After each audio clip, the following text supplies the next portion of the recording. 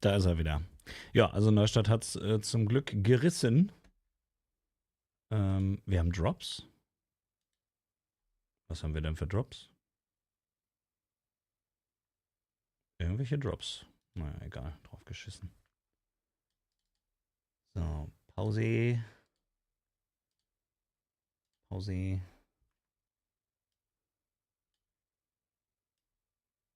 Ja, keine Ahnung, was das war. Das hatten wir lange nicht. Muss auch mal sein, wahrscheinlich. Du sind wir wieder da. Achso, für die, die jetzt das YouTube-VOD einschalten und sich fragen, hey, was labert der? Wir waren eigentlich schon live und dann ist einmal alles abgekackt. Also eigentlich nur die Cam, aber ja, irgendwas ist ja immer. So, kann ich jetzt hier gefahrlos auf den Desktop switchen? What the fuck? Natürlich nicht. Das ist so geil, Digga. Das ist die richtige? Nee. Das ist die richtige. Ja. So, und jetzt hat er natürlich auch die Kamera komplett woanders hingepackt, Alter. Nice. So. Bisschen zusammenstauchen den Shit. Und dann hoffe ich, ist das okay. So, hallo. ähm, genau, wir wollten uns eigentlich die CitizenCon angucken, aber ich bin nicht der Einzige mit technischen Problemen, weil der Stream sollte eigentlich seit 10:30 laufen. Und bisher sind noch nicht da. Also, die scheinen da selber auch Probleme zu haben. Ich hoffe, ihr hört mich auch. Ein paar Wochen nicht da schon ist der Bart grauer. Geht mir auch so. Digga, Leute, kraft ihr mal, dass das daran liegt, dass wenn ich mich nicht rasiere, die grauen Haare besser zu sehen sind oder was? Alter, jedes Mal. Digga, ich kann doch nicht seit 10 Jahren immer wieder auf einmal graue Haare kriegen. Das ist so geil. Wirklich andauernd. Oh, du bist aber grau geworden. Nee, Digga, ich habe mich einfach lange nicht rasiert. Auch neulich meinte einer so, oh, hast du abgenommen? Ich denke so, nee, ich habe einfach nur den Bart gestutzt, Alter. Der Bart ist einfach, ich bin einfach der Bart. Es hat gar nichts mit der Person zu tun. Da hängt einfach noch ein Mensch am Bart dran, verrückt. Nee, also das ist nicht grauer geworden. Es ist schon irgendwie seit Ewigkeiten so grau. Außerdem kommt es auch immer drauf an, wie das Licht hier eingestellt ist. Tatsächlich. Ist mir aber auch egal. Ehrlich gesagt, ist mein Problem, dass auf der einen Seite immer grauer ist als auf der anderen. Das ist auch der einzige Grund, warum ich das abmache. Wäre es gleichmäßig, wäre mir das völlig egal. Also von mir kann auch der ganze Bart grau sein. Ich finde, das sieht übel stabil aus mit einem grauen Bart. Aber muss noch warten. Aber gut, wir wollen auch nicht uns abhetzen mit dem Draufgehen, ne? Schwarz-Weiß-Stream, dann sieht man es nicht. Weiß ich nicht, ob man es nicht sieht, ey. Michael, moin. So, ich zeig's jetzt doch mal, weil es jetzt eben gerade am Anfang vom Stream war und vielleicht gar nicht funktioniert hat. Die machen einen Sale wieder zur CitizenCon, die leider noch nicht losgeht im Stream. Die Titan ist 25% runtergesetzt. Da ist das Spiel bei. Also wenn ihr Star Citizen immer schon mal ausprobieren wollt, dann ist das ein sehr gutes Paket. Also mit der Titan kann man viel machen. Ich persönlich mag das Schiff nicht ganz so gerne, aber da ist dann auch noch der Paint-Job bei hier. Der ist auch mit im Paket inbegriffen. Und da ist ein komplettes Rüstungsset bei. Was glaube ich glaube, die Aden, die sehen auch ganz cool aus. Die Archangel, das ist so ein Special-Zeug. Und kriegt man auch eine Knarre? Ja, eine Sniper, kriegst du auch noch dazu. Also das Paket ist topper, da kann man nichts sagen. Also das Schiff selber kostet eigentlich schon 83 Tacken. Der Paint kostet nochmal 3 Euro paar zerquetschte. Ich glaube, die Rüstung kostet auch irgendwas um die 7 bis 10 Euro oder so. Und die Sniper bestimmt auch nochmal 3, 4 Euro. Also das ist kein schlechtes Paket. Wenn ihr den Referral-Code benutzt, dann bekommt ihr auch noch ein Hoverquad dazu. Wenn ihr meinen Link benutzt oder irgendeinen Referral-Link. Warte mal, nee, das kann ich euch hier zeigen. Ich persönlich würde ja eh immer die 100i nehmen, aber da gab es leider kein Paket zu. Genau, hier war es irgendwo. Da, genau. Das Hoverquad bekommt ihr gratis dazu, wenn ihr es mit einem Referral-Code kauft. Jeder, der das Spiel neu kauft. Wenn ihr schon einen Account habt, habt ihr halt Pech. Dann müsst ihr euren Code einem Kumpel geben. Wenn das einer macht von euch, kriegt das Quad natürlich auch. Was auch immer schön ist, das ist ein Lifetime-Insurance-Token. Das kann man auch upgraden zu anderen Schiffen. Aber in dem Fall, als Starter würde ich das behalten. Also ich bin mir nicht sicher, vielleicht haben wir Titan-Besitzer hier. Ich denke, das Quad müsste in die Titan sogar reinpassen. Aber das weiß ich nicht 100%. Es kann sein, dass man dann vielleicht doch auf dem Motorrad noch upgraden muss oder so. Aber ich meine die ist nicht so klein. Das müsste eigentlich passen. Müsste man mal ausprobieren. Aber ja, ist ein ganz cooles Angebot auf jeden Fall. Wollte ich mal zeigen. So, sind die jetzt hier live oder was? Jawohl. Aha. Achso, also geht der Stream doch um 11 erst los. What the fuck. Gut, egal. So, jetzt bin ich mal gespannt, ob sie einen 4K-Stream machen oder WQHD für das bessere Codec auf YouTube oder ob sie wieder nur 1080p machen. Ich hoffe, sie haben verstanden, dass man. Ich meine, die streamen auch immer in besserer Qualität ihre ISC-Streams. Beziehungsweise ihre normalen Dev-Streams und so. Ich meine, die streamen die immer schon in 4K. Aber ich glaube, die letzte CitizenCon, ich weiß gar nicht, ob die überhaupt auf YouTube lief. Ich glaube nämlich nicht. Weil laut Webseite haben sie das letzte Mal vor 6 Jahren gestreamt. Also ich bin gespannt, wie das wird. So, für YouTube mache ich noch ein bisschen Mucke vielleicht nebenher an. Wieder. Wir wurden hier unterbrochen. Ach so, nee, warte mal. Das ist ein ganzes Album, das will ich auch nicht. Ja, scheiß drauf. Irgendwas. Ach so, genau. Wo ist der da? Das pinnen wir mal an. Ich bin sehr gespannt. Also man muss ja sagen, letztes Jahr wurden viele Sachen vorgestellt, die auch reingekommen sind, aber auch viele Sachen, die noch nicht es geschafft haben, innerhalb von einem Jahr fertig zu werden. Weil das war ja, meine ich, die Ansage, dass die ganzen Features innerhalb von einem Jahr drin sind. Also die safe angekündigt waren. Aber, soweit ich weiß, ist 4.0 im Evocati-Test jetzt aktuell. Also, es könnte schon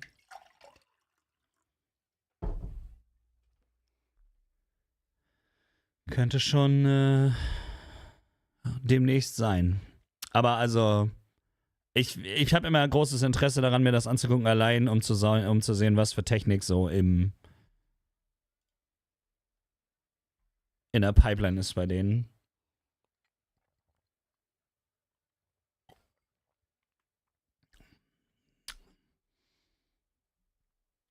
Technisch war das so schlecht? Naja, es lief halt, glaube ich, nur auf Twitch, ne?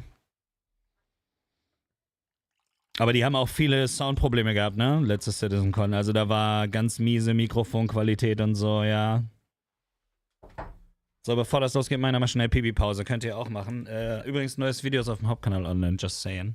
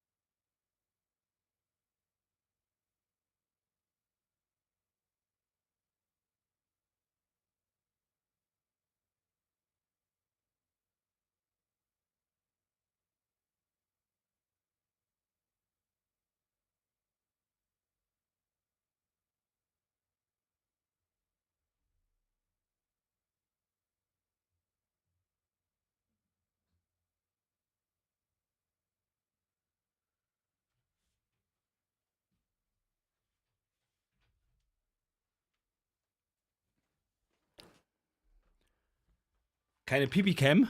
Stell mal vor, der hat noch eine Kamera auf dem Klo. Für alle Fälle. Nee, der verdient nachher so viel Geld, weiß ich, will nicht so reich werden. Das schockt nicht. Die reichen Streamer sind immer so arrogant.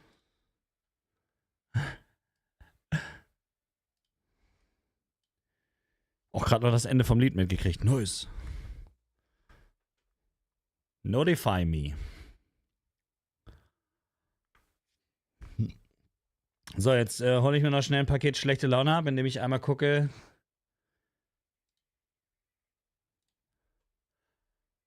Wie groß der Fehler war, um 10 Uhr morgens ein Video freizuschalten.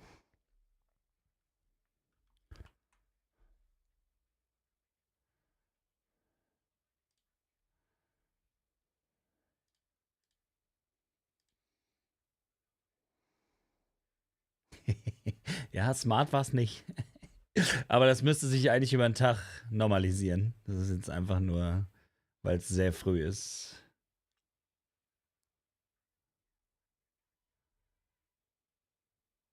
Das ist sowieso total absurd. Die letzten Videos hatten alle super CTR. Also die Leute, die es vorgeschlagen haben, haben es angeguckt.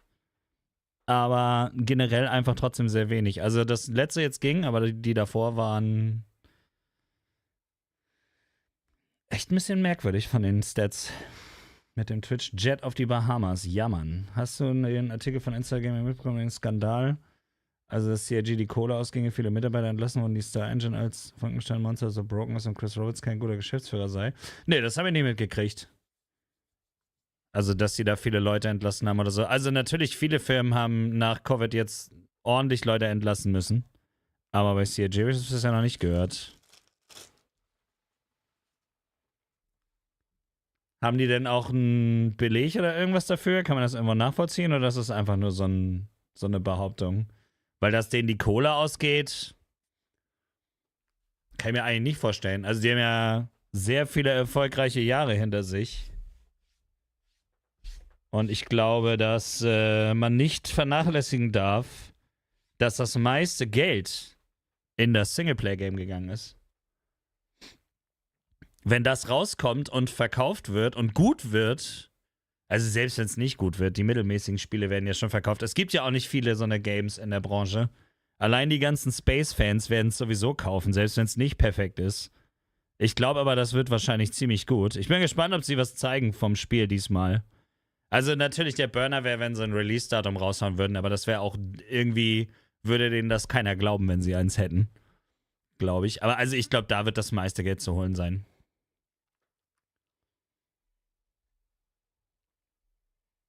Insider Gaming hatte da einige Insider als Quelle. Ja gut, da bin ich immer vorsichtig, ne, mit so Insider-Quellen. Also das ist halt so Leaks, muss man immer vorsichtig sein. Wenn die so viele Leute entlassen, müsste man das aber eigentlich nachvollziehen können. Also das müsste ja in irgendeiner Art und Weise prüfbar sein, ob die Leute entlassen oder nicht. Ist ja eine öffentliche Firma. Hat schon seine Wellen geschlagen.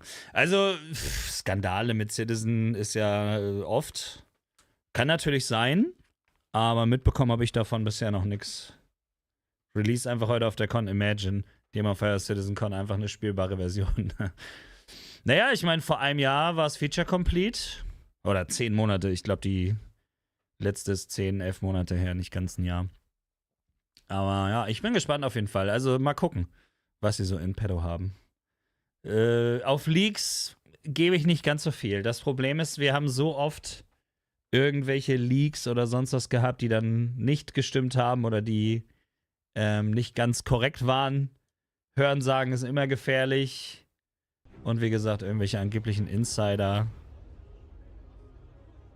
Digga, jetzt noch eine halbe Stunde Pre-Stream? Ach, um 11:30 Uhr. Ach, 10:30 Uhr London-Zeit. Oh, ich dreh durch. Ach, scheiße, Digga. Das heißt, das erste Panel ist um 12. Ja, natürlich, weil hier steht ja auch, hier stand 11 Uhr geht das erste Panel los, aber das ist London-Zeit. Also oh Gott, Digga, da kann ich ja morgen aber viel länger schlafen. Warum bin ich Lappen denn so früh aufgestanden? Ich glaube kaum, dass die Leute im großen Stil entlassen. Aktuell haben die jede Menge Stellen ausgeschrieben. Ja, also ich meine auch, dass die immer noch aktiv nach Devs suchen.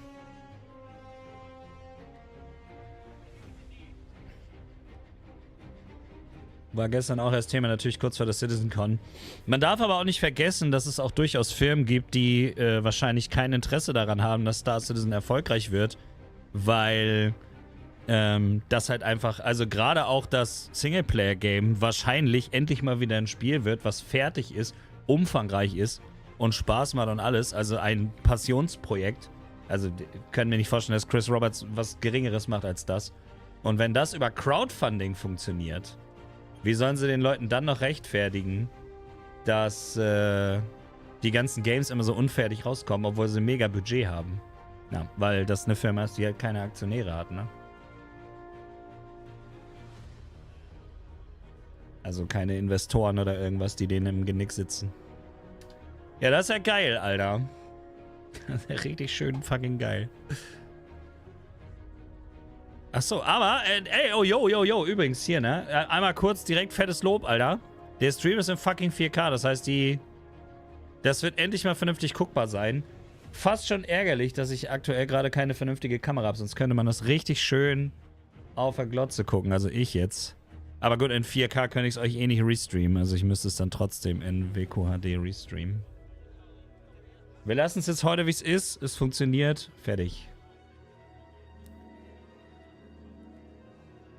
Ich komme aus der Zukunft. Game wird Spiel des Jahres 2028. Ja. Hab das außer am Rande mitbekommen, dass Mitarbeiter schlechtes Gehalt und so bekommen. Gut, ich meine, das muss man aber leider sagen. Ich will das nicht rechtfertigen, auf gar keinen Fall. Aber in der Gaming-Branche werden alle Scheiße bezahlt, Alter. Das ist einfach ein mieser Job, der schlecht bezahlt wird. Die einzigen, die da was verdienen, sind meistens die Investoren. Ich weiß nicht, ob die so schlecht verdienen. Also die Leute, die sie zeigen, sind natürlich scheinbar happy, da wo sie arbeiten. Aber das sind ja auch immer nur eine Handvoll. Also sie zeigen schon eine ganze Menge Leute immer, aber... Ja, aber was... Also spekulieren kannst du da viel. Das ist halt bei allen Firmen so. Man müsste da generell einfach mal was ändern. Überhaupt, was Arbeit angeht. Also Jobs werden im Regelfall sowieso viel zu beschissen bezahlt. Das ist halt leider das Problem. Infos von alten Mitarbeitern immer schwierig. Das können auch Leute sein, die einfach nicht glücklich waren mit ihrem Job, die vielleicht auch einfach keinen guten Job gemacht haben, rausgeschmissen wurden oder so. Man wird ja, also nicht jeder, der gekündigt wird ja grundlos gekündigt. Keine Ahnung. Es ist immer schwierig. Also ich habe mich da bei diesen Themen immer rausgehalten. Also klar, man kann immer mal ein bisschen drüber reden, aber das irgendwie jetzt ein großes Video drüber zu machen. Alle haben Mitarbeiter entlassen in letzter Zeit, weil sie zu viele Leute eingestellt haben. Aber, also, keine Ahnung. Warum hört man dann nur immer von irgendwelchen anonymen Insidern oder sonst was? Es kann genauso gut sein, dass irgendwelche Leute versuchen, das Projekt halt zu sabotieren. Wäre nicht das erste Mal. Das machen sie mit allem. Guck mal, das ist doch aktuell mit X-Defiant auch so. Dass irgendwie Activision da... Mutmaßlich Activision. Ich will jetzt nicht sagen, dass es so ist. Das ist ja auch wieder nur ein Gerücht. Aber dass Activision da versucht halt, das Projekt zu sabotieren mit irgendwelchen Gerüchten und Leaks und so. Und das ist halt in der Branche sicherlich nicht unüblich, dass man versucht, die Konkurrenz da irgendwie auszustechen. Und natürlich ist es nicht okay. Aber... Nun, was willst du machen? Also am Ende des Tages... müssten dann aber von 1000 Mitarbeitern, die haben, oder über 1000 Mitarbeitern, ja eigentlich viel mehr Leute sich dann dazu äußern.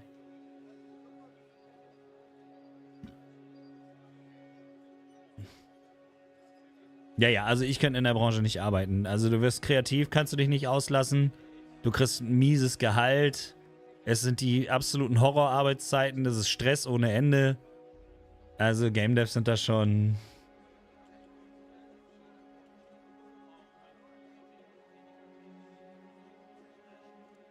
Ja, genau, die Verteilung ist halt schlecht, ne? Klar, es gibt immer, ich sag ja, also nicht jeder, der in der Gaming-Branche arbeitet, hat ein schlechtes Gehalt. Bobby Kotick hat auch kein schlechtes Gehalt. Da bin ich mir ziemlich sicher.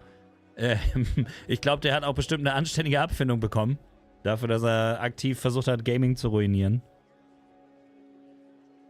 YouTube gönnt wieder nicht. Das liegt aber daran, dass ich das um 10 Uhr morgens freigeschaltet habe. Das wird sich im Laufe des Tages noch ändern. Aber ich wollte das mal ausprobieren, weil das Ding ist, die Videos sind oft so, dass sie am Anfang super krass geklickt werden und dann total abflachen, weil ihr ganzen Fanboys die immer sofort anklickt und so schnell können die Neuen gar nicht hinterherkommen. Und ich glaube, YouTube verwirrt das irgendwie. Ich habe gesehen, also ich weiß nicht, ob das was bringt, aber Echo zum Beispiel lädt seine Videos, glaube ich, um 12 Uhr nachts hoch. Also schaltet die dann frei. Und ich wollte jetzt mal ausprobieren, was passiert, wenn ich es einfach mal früh mache. Ob das dann vielleicht ein bisschen breiter verteilt wird, weil jetzt kommen die ganzen Fans über den Tag verteilt vielleicht rein. Kann auch sein, dass das Blödsinn ist. I don't know. Das ist jetzt einfach nur ein Versuch gewesen heute. Dein Bruder hat sich bei CIG beworben und noch keine Rückmeldung bekommen. Okay. Naja, vielleicht kriegen wir dann ja Infos aus erster Hand. Naja, also du, ich. Für mich könnte es genauso gut ein Gerücht sein dann.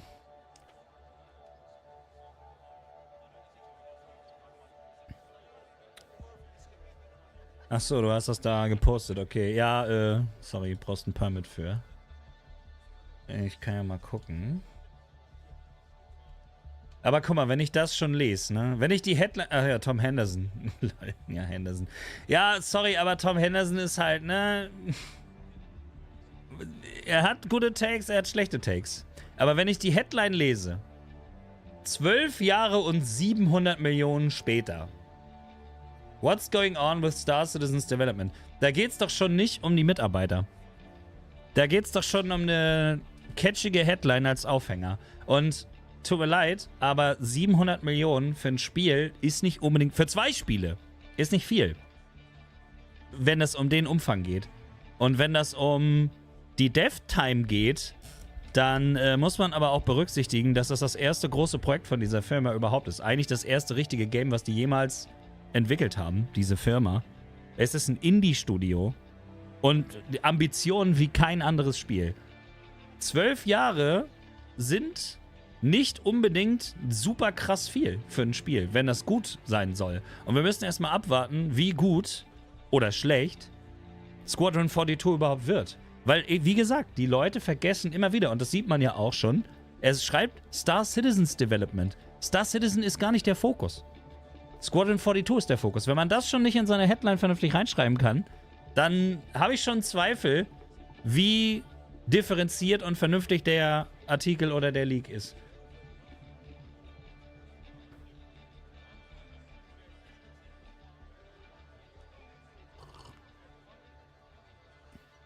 Insider Gaming schon als seriös gilt.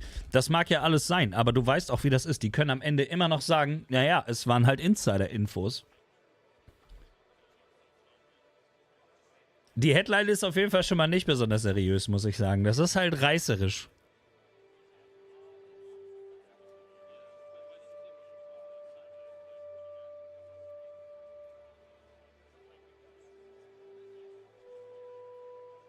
Was sich die Technik in 12 Jahren verändert, wie soll das gehen? Ich weiß nicht, was genau du meinst mit dem Satz.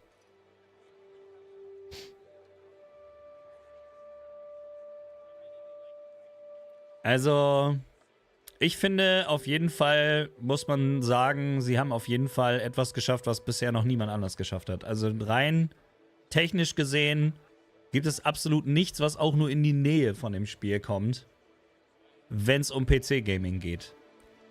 Und eins der letzten richtigen PC-Projekte noch. Was wirklich komplett für maximal PC-Ausreizung gemacht wird. Auch das ist nicht mehr in der Mode. Dann fast alles an dem Spiel musste erstmal neu entwickelt werden. Da konnten sie nicht einfach ein altes Konzept nehmen und es kopieren. Sie konnten keine alte Engine nehmen und sie kopieren. Sie haben es ja versucht, mussten die Engine ja wechseln. Ich glaube 2-mal. Weil es einfach nicht funktioniert hat, so wie sie es wollten. Jetzt haben sie ihre eigene Engine mittlerweile komplett. Da ist nichts Altes mehr drin. Und das merkt man auch. Es läuft schon viel besser. Also, der letzte Patch oder vorletzte Patch war nicht besonders gut. Das gibt immer Patches, die sind richtig scheiße. Da spiele ich auch nicht. Aber overall muss man sagen, hatte man schon auch sehr viele lange Perioden, wo man einfach gut spielen konnte. Wenn sie jetzt endlich anfangen, wirklich richtig Content reinzuhauen. Also wirklich mehr Missionstypen und mehr Möglichkeiten, wie man seine Zeit verbringen kann. Und auch Grind, ohne Frage. Auch Reputation für die einzelnen Fraktionen, was ja alles jetzt noch kommt.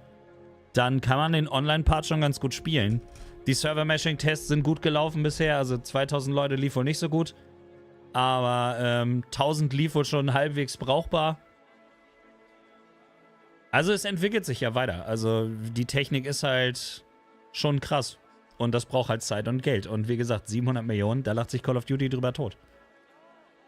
Das verdienen die innerhalb von einer Woche mit Black Ops 6. 100%ig wieder. Und da sind die ganzen Shop-Sachen nicht mit drin. Hier ist das nur der Shop. Hier wird es nur über Pledges finanziert, über Crowdfunding. Da ist kein Publisher hinter, der erstmal Geld vorstreckt. Das darf man auch nicht vergessen. Die können ja nur mit dem arbeiten, was sie haben. Das heißt, sie können nur mit dem Geld arbeiten, was man reinsteckt. Das verzögert die Dev-Time ja auch. Wenn du natürlich ein Publisher wie Ubisoft oder Activision bist, der erstmal 700 Millionen vorstrecken kann, dann kannst du sofort anfangen, das komplette Game zu entwickeln. Die mussten es ja aufeinander aufbauen. Also man kann dieses Projekt einfach mit fast nichts in der Gaming-Branche vergleichen. Man kann davon halten, was man will, man kann das gut oder scheiße finden. Aber man muss einfach sagen, das ist einfach Das kann man nicht mit irgendeinem Starfield vergleichen oder so, was ja auch 20 Jahre angeblich in der Entwicklung war. Und ehrlich gesagt würde ich jederzeit lieber Star Citizen spielen als Starfield. Weil was nützt mir die tollste Story, wenn die einfach kacke ist? Also die ist einfach lame. Tut mir leid, das ist einfach langweilig und einfallslos. Dann nehme ich lieber keine Story. Dann mache ich mir lieber meine eigenen Stories in der Sandbox.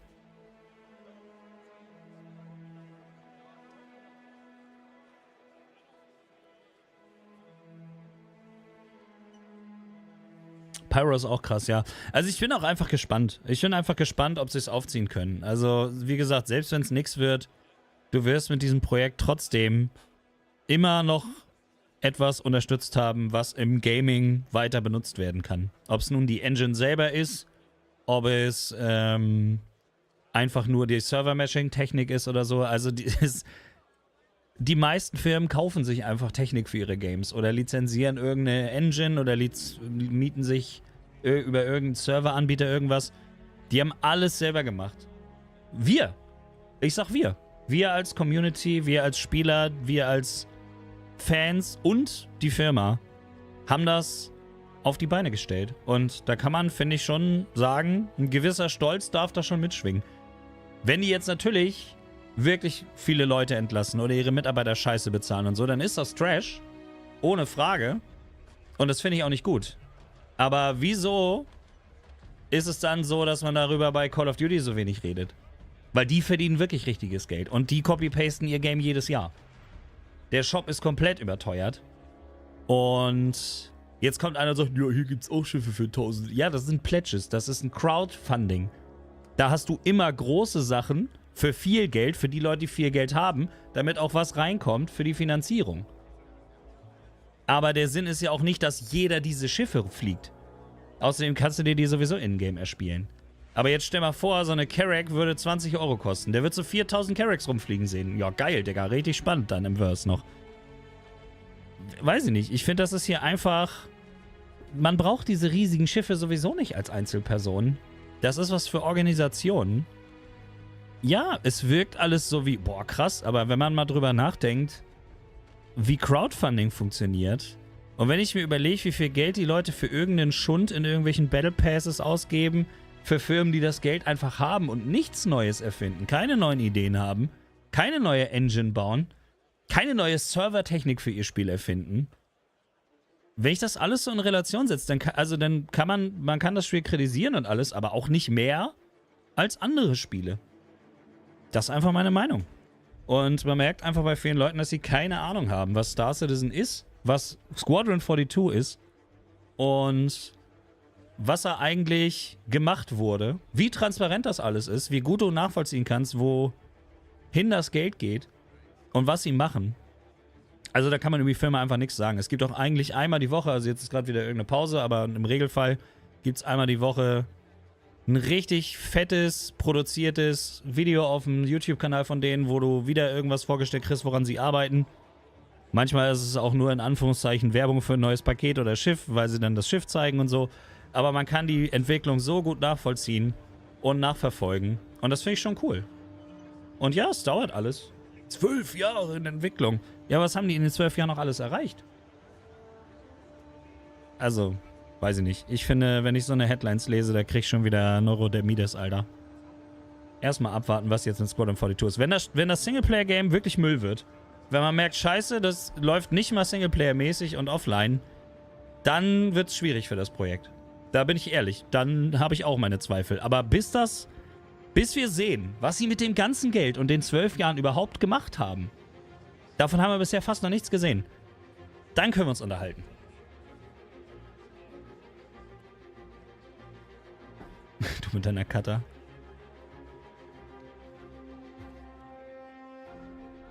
Nee, klar, vor der CitizenCon ist keine ISC, weil die viel zu beschäftigt sind. Das ist ja auch klar. Wie gesagt, der Crunch ist übel. Mit Sicherheit.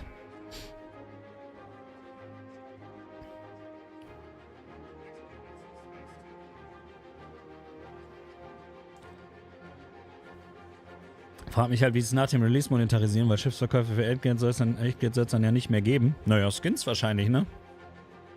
Waffenskins, Rüstungsskins, Autoskins, Raumschiff-Skins. Das ist ja auch jetzt das Einzige, was du dir nicht komplett erspielen kannst. Es gibt eine Handvoll Skins, die du dir im Spiel kaufen kannst. Das finde ich aber auch okay. Weil die, wie gesagt, die Paints sind nicht so teuer für so ein Schiff.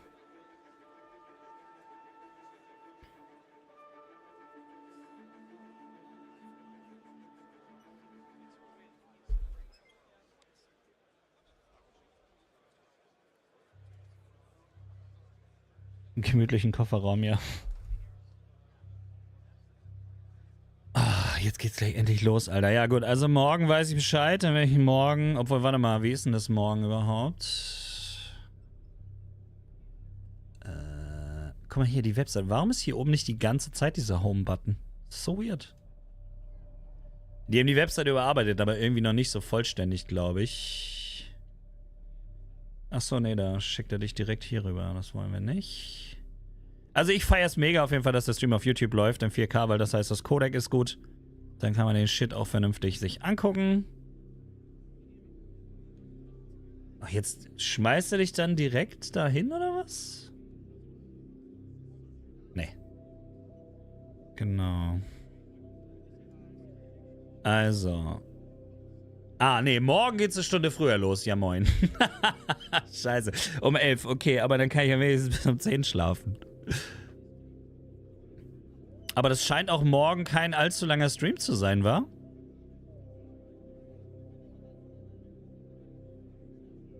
Okay. Ja, krass. Also letztes Mal war es ja 2 Tage, 6 Stunden oder 8 Stunden. Diesmal ist es ein bisschen kürzer. Auch 2 Tage lang, aber... Also der Interesse... Na gut, wer weiß, Alter.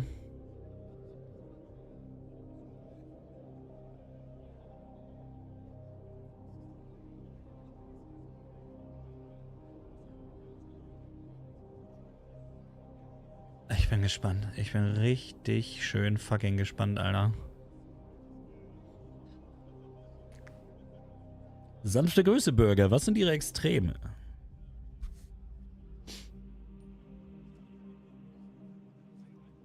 Erwartest du auch Squadron 42 unter Redacted? Also ich erwarte auf jeden Fall, dass irgendwas zu Squadron 42 kommt. Wenn gar nichts zu Squadron kommt, dann würde ich das als kein gutes Zeichen werten. Der Punkt ist, ich fand persönlich den Trailer zu Squadron übertrieben geil. Das war ja ein Bäcker-Trailer. Das war ja kein Trailer, der das Spiel eigentlich promoten sollte, sondern das war ja für die Leute, die das supporten, damit sie was bekommen, das sie sehen können. Ich fand den mega geil. Ehrlich. Ich krieg schon Gänsehaut, wenn ich nur dran denke, wie die Mucke so langsam im Hintergrund anfängt zu, ne, mit den Streichinstrumenten und so, und dann kommen die, F7A da angeflogen und es ist einfach geil. Aber, da genau, der Track kommt. Wenn sie denn fliegen, perfekt gerade mit der Mucke.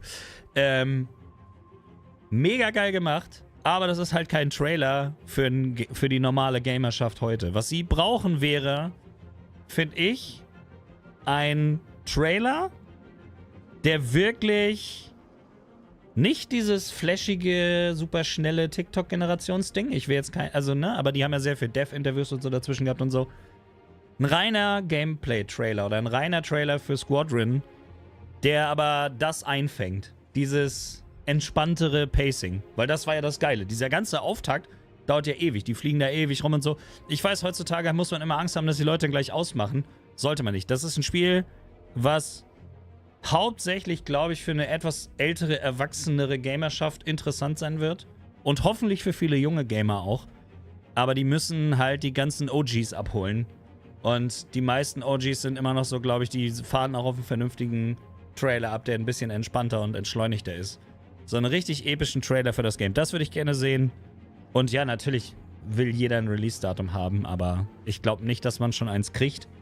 Aber irgendwas zum Zustand von Squadron muss kommen. Also das wäre super weird. Das wäre so ein Bethesda-Move. Vor 4 Jahren oder so sagen sie, hey, Elder Scrolls 6 kommt. Und dann hörst du einfach nie wieder was davon. Das ist halt... Das ist schon strange. Der Star Engine Trailer ist mega gut, ja.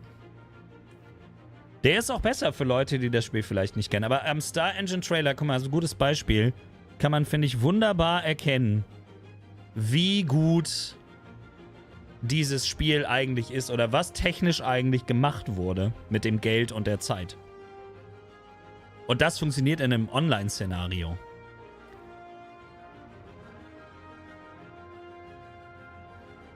Wird das Game nicht spielen, aber zurücklehnen und zuschauen, gibt mir irgendwas. Ja, kann ich mir gut vorstellen. Also, selbst wenn man es sich selber spielt, das ist, finde ich, auch immer recht interessant zum Zugucken. Aktuell natürlich eher fürs Meme-Potenzial, aber ja.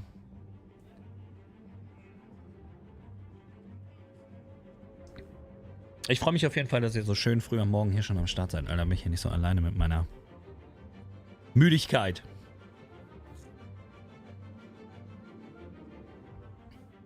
Ach, ich hätte gestern echt nochmal nachgucken sollen, wann das genau losgeht. Ich sitze hier seit 1,5 Stunden jetzt.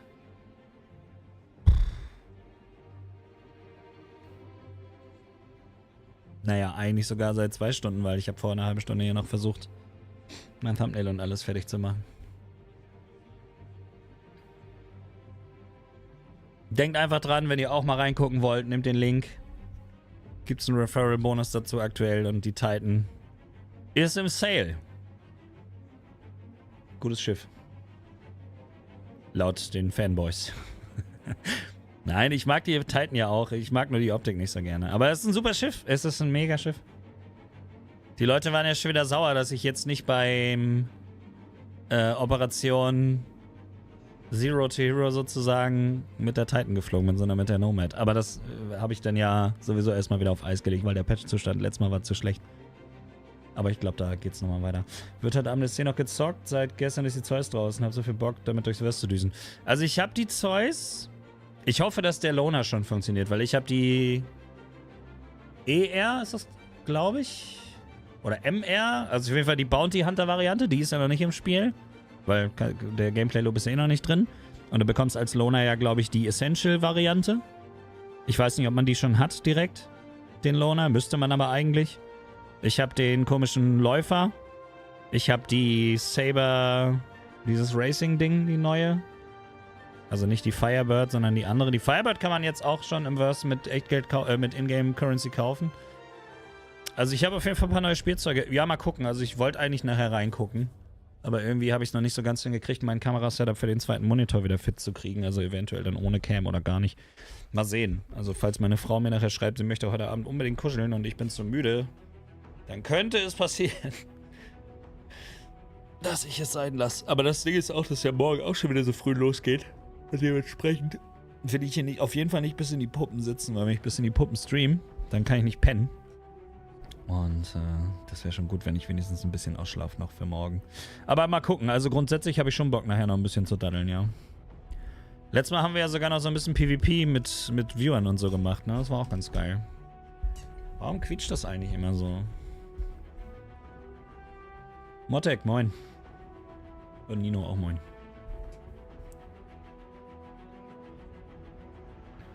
Was glaubt ihr denn? Was ist das große Announcement? Also irgendwas muss ja kommen.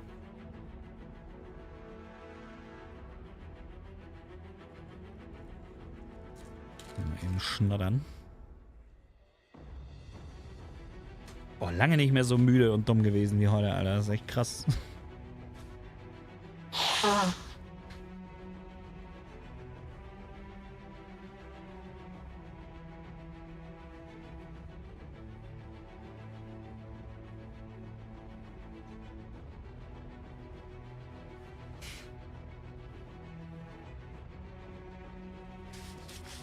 Du glaubst, Squadron wird nächstes Jahr im Oktober released? Also so weit hergeholt ist das tatsächlich nicht. Wenn das letztes Jahr Feature Complete war, ich meine, es ist ein verdammt umfangreiches Game. Aber könnte schon sein, dass es nächstes Jahr kommt, ja. Ist halt die Frage, ob sie unbedingt auf der CitizenCon den Release announcen wollen. Das würde ich CIG zutrauen. Die sind ja immer oft so, dass sie das so alles aus allem so ein Ritual machen irgendwie. Ich finde, wenn sie clever sind, dann kündigen sie es 3 Monate vor Release an, wenn es schon fertig ist. Wenn da gar nichts mehr dran gemacht werden muss. Und dann machen sie für die Bäcker so eine Art Alpha-Test oder Beta-Test noch.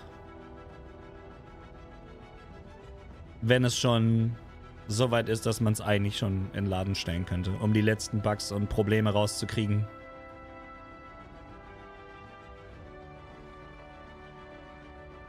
Das Nix-System wird auch gezeigt. Das wäre ja krass, auf jeden Fall, ja. Ich meine, jetzt wo Pyro quasi fast im Game ist, sollte man meinen, dass das nächste System auf jeden Fall zumindest irgendwo auf der Roadmap auftauchen müsste, ne?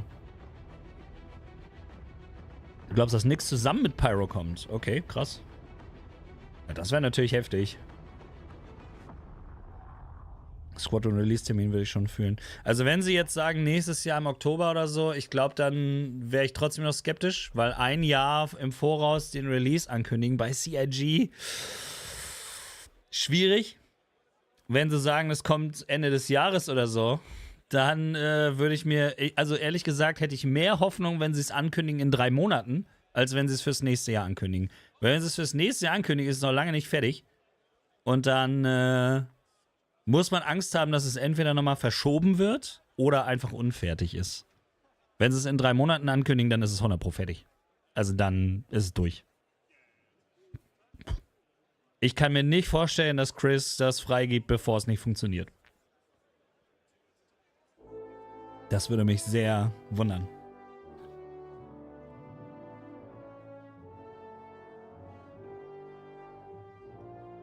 Ich habe aber auch richtig Bock. Also wenn Pyro rauskommt, werden wir das auf jeden Fall auch wieder höchst regelmäßig spielen. Und dann macht es halt auch Sinn, die Flotte einfach auch mal wieder zu benutzen. Gerade so die ganzen größeren Explorer und so, die wird man da gut verwenden können. Ich hoffe, dass wir nochmal ein paar neue Features für die Star Map bald kriegen. Also so Marker setzen und so. Weil dieses ganze Navigieren funktioniert ja immer noch nicht richtig. Wenn du dein Schiff irgendwo parkst und mit einem anderen Schiff wegfliegst, was weiß ich, wenn ich mit einer Carrack unterwegs bin, ich lasse die irgendwo schweben, steig in eine, keine Ahnung, in irgendeinen Pisces oder so, flieg weg. Ich finde meine Carrack ja nie wieder. Also das ist halt, solche Sachen müssen in der Star Map halt funktionieren. Bevor das nicht funktioniert, wird auch so eine richtig geile Pyro-Erkundung immer nur halb geil sein. Mittelalterspiel, ja. Wer weiß, vielleicht gibt es eine Medieval-Faction dann auf irgendeinem Hinterwäldler-Planeten. So, jetzt geht's gleich los. Oh, Alter.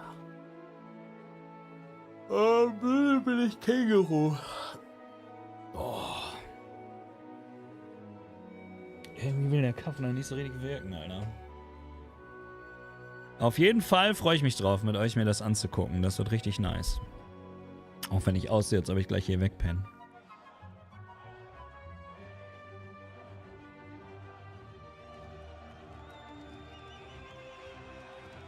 Ja, genau. Imagine. Das wäre der größte Troll-Move ever, wenn jetzt nochmal eine halbe Stunde... Warte mal, hä? Also entweder verkacken sie es gerade mit der Technik oder... Ja, dann mache ich aus, glaube ich.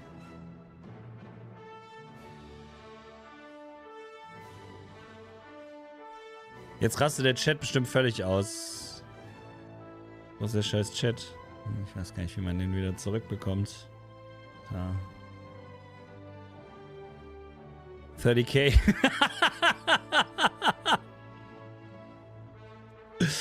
Irgendwas in den Chat-Spam, Alter. Zack.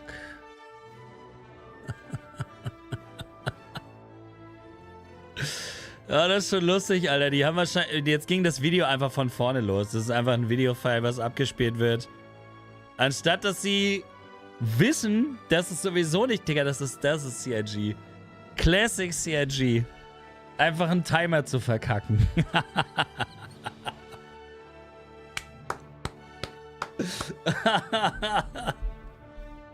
Geil. Habe letztes Jahr deine Reaktion zum Held the Line Trailer gesehen. Ich fand's geil. Bin gespannt auf dieses Jahr. Jo, ich auch. Schön, dass du dann auch bei der CitizenCon dabei bist. Spiel denselben Song nochmal. Allein, dass jetzt nicht irgendeiner wenigstens hier ein neues... Stell dir vor, jetzt kommen gerade Leute rein, weil sie das sehen, keine Ahnung haben, was es ist, denken, oh, in einer halben Stunde komme ich zurück und die vergessen das einfach. Das ist einfach so schlecht, sowas zu verkacken. Also, ist oh. Ist das eigentlich zu laut? Ne, so ist, glaube ich, gut, ne? Die Mucke war, es war einfach sehr leise gerade die ganze Zeit. Hallo, was soll der Scheiß?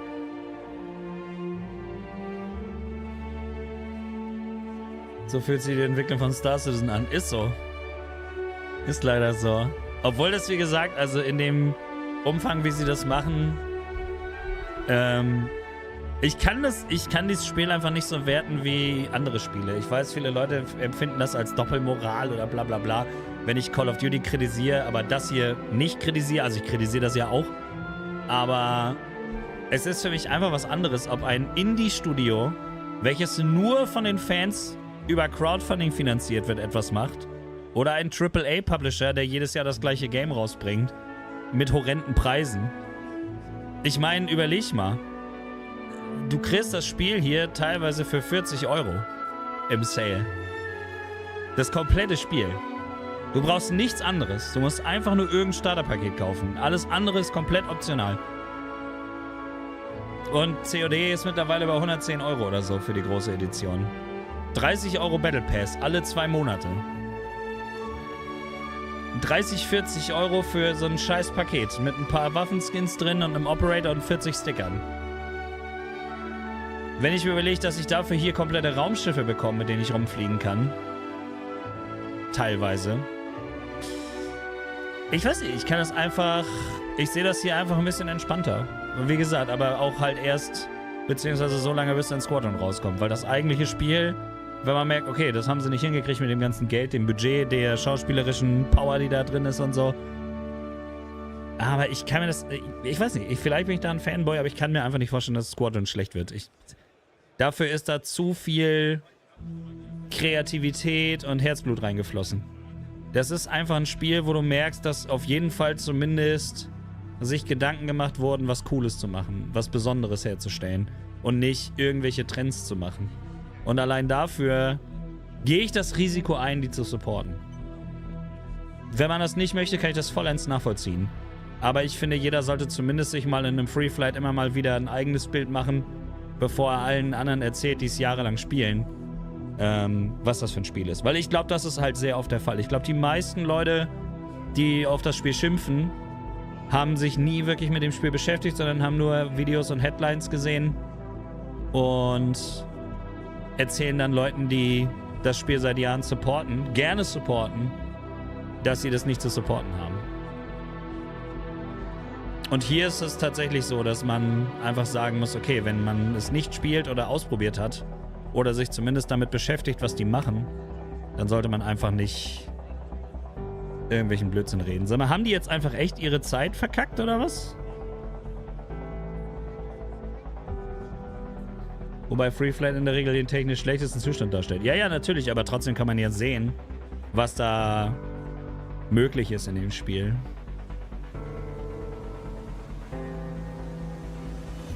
Einer ist vor Ort bei der CITIZENCON, diese Leute sind noch nicht in der Halle, vielleicht deshalb die Verschiebung. Bestimmt Knebel. Knebels Leute sind, glaube ich, da, ne? Bestes Spiel EU-West. Nee, ich bereue das auch nicht. Also, wie gesagt, ich habe jetzt auch ein paar Monate nicht wirklich gespielt. Aber das ist auch für mich kein Spiel, was ich täglich spielen muss. Wenn ein guter Patch da ist, mit viel Content und so, der wieder Spaß macht, dann spiele ich das wieder richtig viel. Und wie gesagt, am besten ist es sowieso einfach ein paar Kumpels, einfach ins Verse und da kann man immer Spaß haben.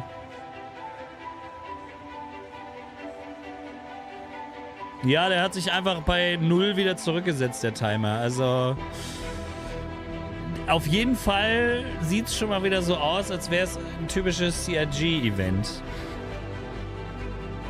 Wollte hinfliegen, habe aber keinen Urlaub bekommen. Also ich würde auch gerne mal auf die Con fliegen. Aber das ist halt einfach momentan gar nicht drin. Auch zeitlich nicht. Das ist immer ein Verdienstausfall, wenn man auf Events fährt oder fliegt. Und gerade bei so einem Game kommt nicht viel dabei rum am Ende, wenn man da ein Video drüber macht oder so wahrscheinlich. weil das Interesse einfach nicht so groß ist, gerade auch bei der Shooter-Community, die ja doch sehr viel bei mir unterwegs ist. Das kann ich machen, wenn der Kanal quasi von alleine läuft oder ich genug Videos immer vorproduzieren kann oder wenn es einfach mal nicht so schlimm ist, wenn mal eine Woche keins kommt oder so. Wobei, das ist eigentlich immer schlimm als YouTuber. Gab wohl ein Server-Error, ja. Die 30k-Jokes waren auch schon wild im Chat gerade. Also das lese ich halt auch richtig oft, was ihr schreibt gerade. Also richtig viele Leute schreiben immer wieder so, Alter, ich bin von Anfang an dabei, hab nichts bereut. Und die meisten Leute, die drauf schimpfen, haben entweder ganz am Anfang reingebackt, einmal, und sind sauer. Das habe ich oft gelesen, dass die Leute damals halt reingeplätscht haben für die Idee und dann sauer sind, dass es noch nicht fertig ist. Das kann ich zu einem gewissen Grad nachvollziehen, aber da muss man halt einfach ehrlich sein. Wenn man einen Kickstarter mitmacht, dann muss man damit rechnen, dass man sein Geld nie wieder sieht und gar nichts bekommt. Und hier bekommt man ja schon was. Also es ist ja nicht so, als würde man nichts bekommen.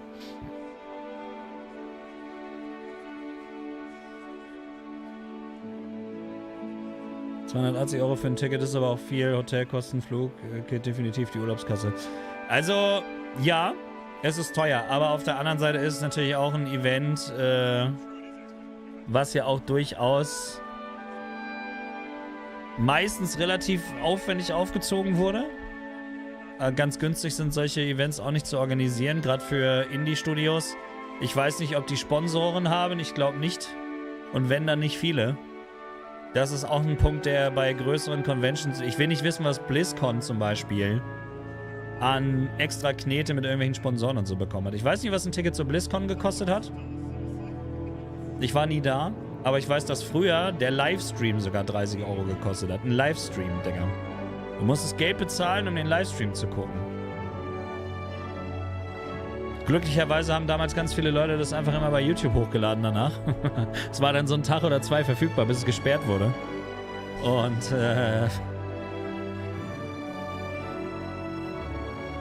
Dorfkind, du Spinner.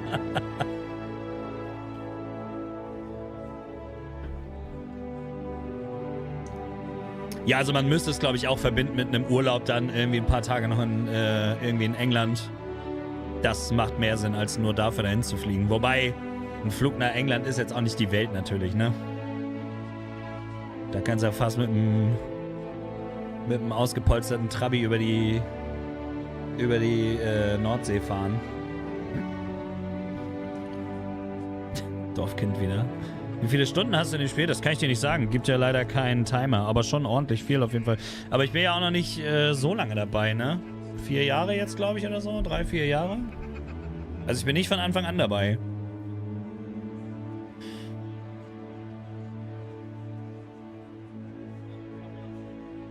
Aber ich habe schon viel gespielt. Wir haben es auch viel gestreamt. Das habe ich auch relativ viel Offstream gespielt, tatsächlich. Was ich zum Beispiel richtig gerne mache, ist so Mining oder Salvaging. Irgend so eine chillige... Machst dir ein bisschen Mucke an und farmst ein bisschen Credits. Das macht richtig Bock. Ey! Jared! Hi, everybody.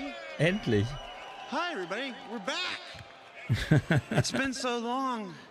Hi, welcome to CitizenCon Und sie haben wieder so ein 2954. Echo. I'm Jared Huckabee. If you're in Hall A, let me hear you scream. Okay, aber sie haben es gleich gemerkt. If you're in Hall B, let me hear you scream. Ich hätte die Jacke gerne. I'm gonna take this off. Ich glaube, ich muss mal ein Cappy mir kaufen. Here, George. Come on, Dude. That's George. Say hi to George. All right, you didn't see George. Welcome to CitizenCon 2954. I'm Jared Huckabee. We are live from Manchester Central here in beautiful, sunny Manchester, United Kingdom. This is the, 11th CitizenCon? 10th CitizenCon? I should have counted beforehand.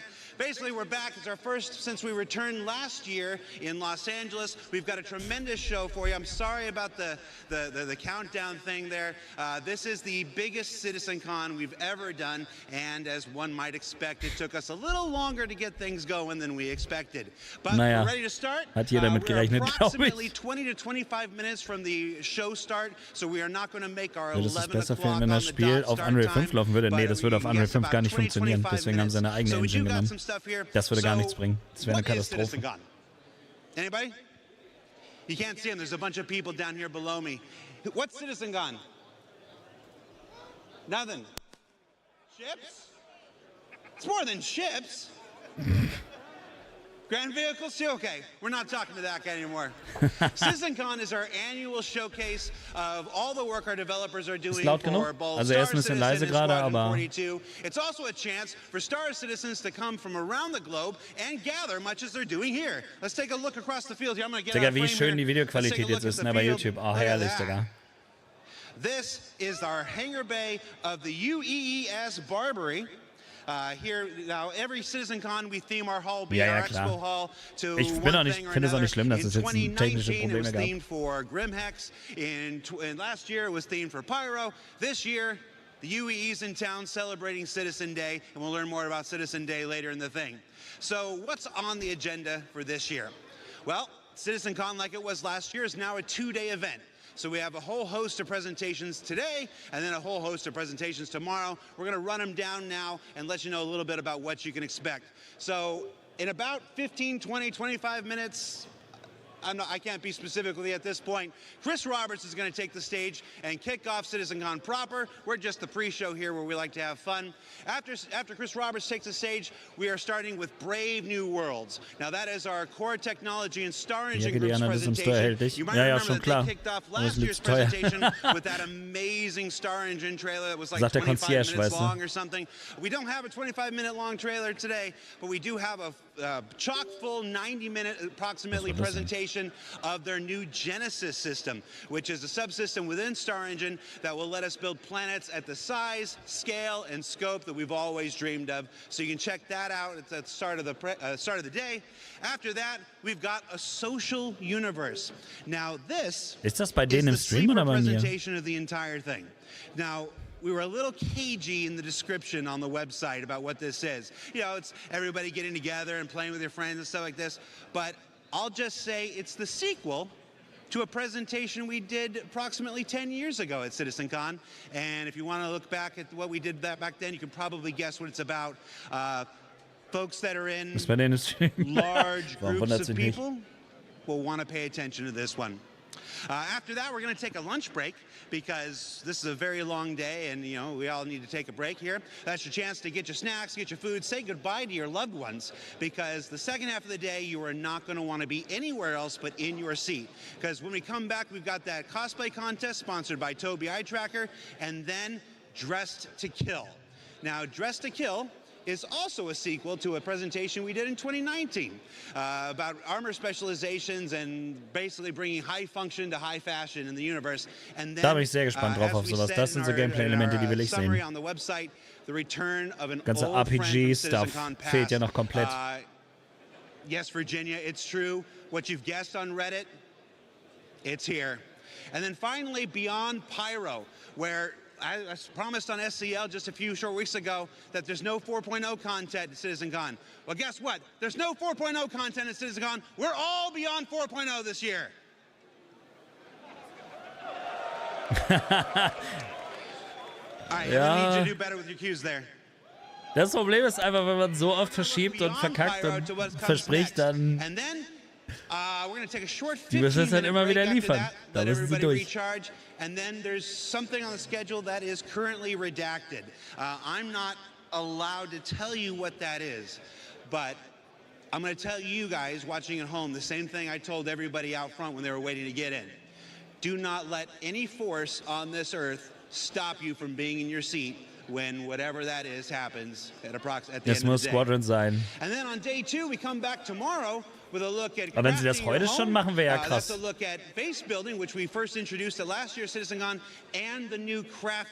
bin ich gespannt, wie weit das im Vergleich zum letzten Jahr sich verbessert hat. Ich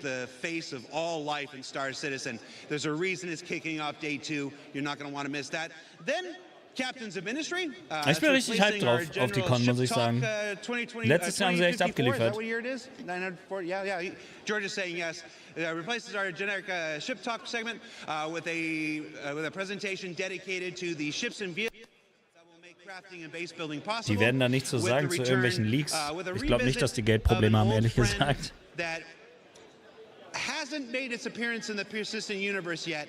but it's getting a big blow up before it does. So you're going to want to check that Server out. Meshing Update, naja, gibt's ja gerade jede Menge Infos, so war doch gerade erst wieder ein großer Test. We got a tight zoom. You got a tight zoom? Yeah. Ich glaube, der war sogar für alle. The Star's my destination. Star Citizen Alpha 1.0. If you're an old school sci-fi head like me, you'll recognize that title.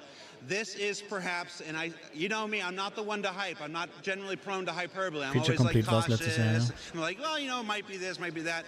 I'm going to tell you right now, the most important presentation we've ever done at CitizenCon. Mark it, be there for it tomorrow. Now, that's enough for me. We're going to throw it down to Dan, down on the floor of the hangar here, and we're actually going to explore a little of what's here in the UEES Barbary. Dan, are you there? Thank you, Jared. Welcome back to CitizenCon 2954. War das nicht der Cringe Master vom letzten Jahr? I'm the community producer here at Cloud Imperium Games, welcoming you all back to Manchester, home of the previous CitizenCon 2949. Although, unlike then, things look a little bit different than they did before. Wie geil, da haben sie da hinten sogar die Gone is the grit and grime of Grimhex, and now we have the spick and span floors of a UEES Bengal-class ship. That's right, we are aboard the UEES Barbary, just locked in orbit above Manchester. That's right, this entire CitizenCon is themed and brought to you by the UEE Navy. Why, you may ask? Well, you'll just have to keep watching to find out.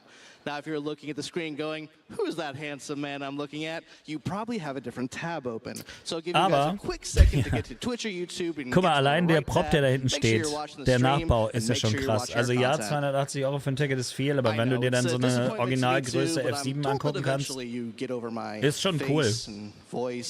Everything about me. But in case you don't, this year I'm joined by Manchester's very own Da steht mein Privatjet, oh, das wäre schon nice. Here on the show floor at CitizenCon. Sam Haley is one of our QA supervisors here at the Manchester studio. She also has some impressive street cred. She was the pilot of the Carrick in the 2949 CitizenCon demo, and I literally found this out yesterday. She's also the voice of the ASOP terminal. Das wäre geil, wenn Chris Roberts damit reingeflogen wäre. Later today, as we're going through. Now, I know Jared just went over this. Also ohne Scheiß, ich hoffe einfach, das wird was, das Projekt. Ich wünsche es mir so sehr, einfach auch für die Branche, dass sowas noch machbar ist. Das würde mir Hoffnung geben, verstehst du? Wahrscheinlich wird die Hoffnung komplett zerschmettert werden, aber es würde mir wieder Hoffnung geben, wenn sowas erfolgreich wird. So ein Projekt. Und ja, auch ein bisschen, um den Hatern einfach den Finger zu zeigen, zu sagen, hättet ihr einfach mal abgewartet oder euch mal mit dem Projekt beschäftigt. Weil wenn das verkackt wird, dann werden die sich alle im Recht fühlen, obwohl man das jetzt einfach noch gar nicht sagen kann. Also es ist einfach literally nicht möglich, das vorauszusagen. Das ist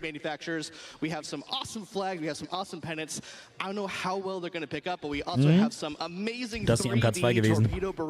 Sieht man an der Form. Ich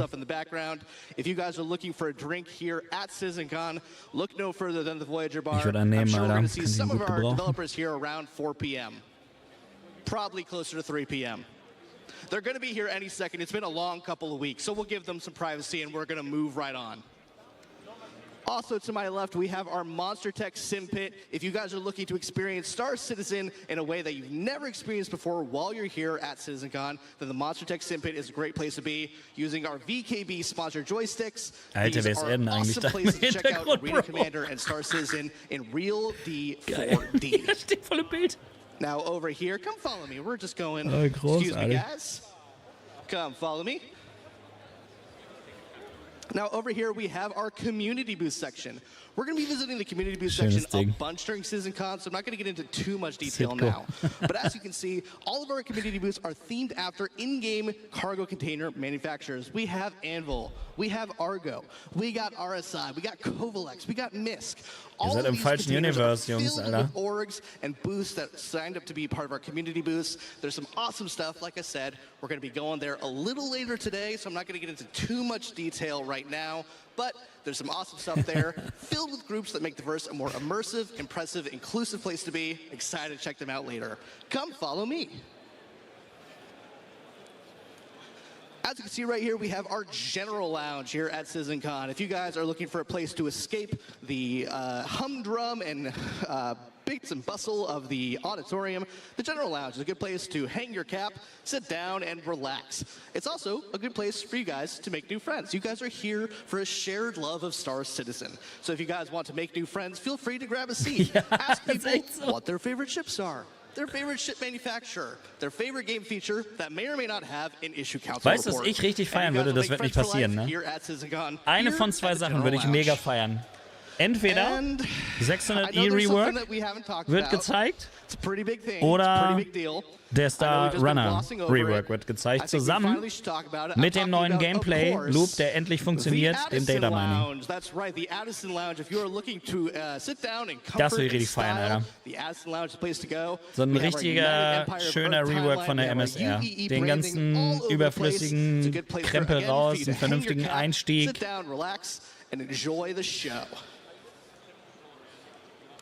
Das wäre richtig nice. I think that's it. I mean, Sam, I don't know where my co-host Sam is. Sam, ich würde halt gerne in Pyro mit der 600i rumfliegen, hi, Sam. I don't think wenn there's die reworked anything ist. else that I'm missing on the show floor, right? I don't think there's any major stuff I glossed over, nothing big or exciting that I didn't talk about, right? Dan, I know the most big thing in the room is your ego, but other than that, there is one thing you haven't mentioned yet. Yeah, let's talk about the Hornet in the room, shall we? We have an amazing set piece here at CitizenCon this year.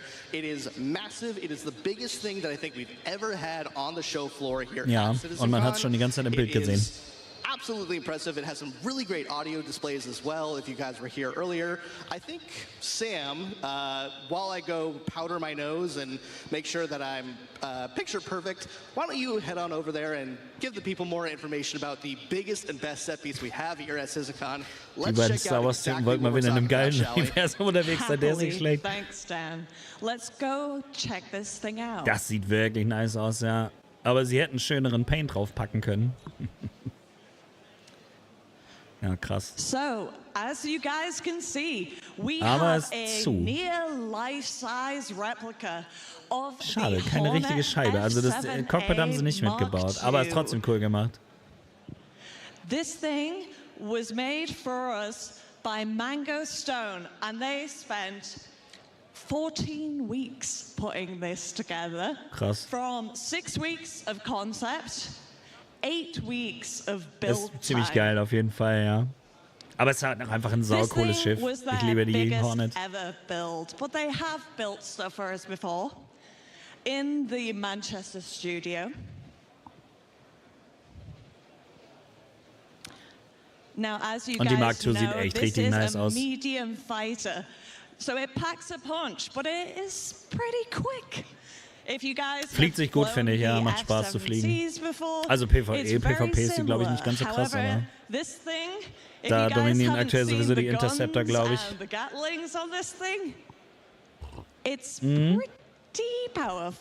Ja, wenn man sich überlegt, dass das die kleinsten Schiffe im Verse sind, das ist schon lustig. Well, yes, this is my now second favorite anvil ship. Dare I say it?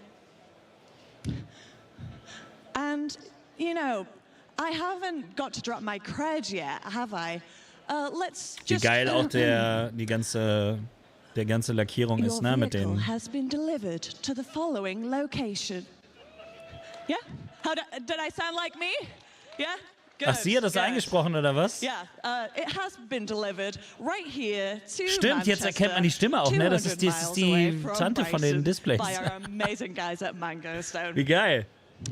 This thing was built with a huge Und nach der Con landet sie im Müll? Das glaube ich nicht. Ich kann mir nicht vorstellen, dass die im Müll landet. Also erstmal werden sie die für jedes CitizenCon da wieder hinstellen können. Außerdem würde sie 100% irgendwer kaufen. Aber krass, ne, muss abgestützt werden, würde sonst einfach auseinanderbrechen. Weil die Schiffe gar nicht funktionieren würden, so wie sie sind. Just look at everybody's social media for the next 5 years. I'm pretty sure this is going to be people's profile pictures, cover photos, whatever it might be. So yeah, if you're wenn Squadron gut wird, kann auch Star Citizen sogar verkackt werden. Das wäre egal. Weil sie dann immer noch die ganze Entwicklungszeit und die Knete rechtfertigen können für dieses großartige Singleplayer-Game. Ich bin gespannt. Aber machen wir uns nichts vor, die Hater würden irgendwas finden. Finden sie immer. But before that, I'm gonna hand you over to Jared. Jared, over to you. Back to the Jared. Thanks, Sam. Look, there's Sam. Hi. And there's me. And there's Sam. There's me. Now, what Sam was far too humble to tell you. Weißt du, Jared ist einer der wenigen Leute, der cringe sein kann, ohne dass ich ihm das krumm nehme. Ich weiß nicht warum, aber der Typ ist mir einfach mega sympathisch, Mann. Vielleicht liegt's am Bart. And you might remember Sam from CitizenCon 2019. She flew the Carrack through the very first jump point to the very first visit at Pyro. So let's give Sam a round of applause, please. Heckfilm ist auch schon gebrochen. Nee, ich glaube nicht, dass er gebrochen ist. Ich glaube, das sind Einzelteile, die sie zusammengesetzt haben. Man hat einfach die Naht gesehen. Hall A is where the magic happens. It's where everybody needs to find their seat and get ready for the start of the show. So hey, if you're here in Hall B, let's all move over. Aber ich muss sagen, die Pre-Show ist dieses Jahr auf jeden Fall angenehmer als letztes Jahr gewesen. Everybody in Hall A. All right. So look, I'll show you how. Follow me. Hey, what you got? Ich warte nur darauf, dass man irgendwen sieht, den man kennt da im Hintergrund. Oh, that way. There you go. Hi. Oh, you have a timer on it. I don't got that kind of time, man. Okay. You want to? I'll take. Wer macht denn Timer-Selfie? Let go. Oh, you got a battery. Yeah, I have to. I'll do it. Oh, now you push the button. Yep. There you go. I'm a professional. Ready? Stand over there. Yeah. Hey, I gonna be.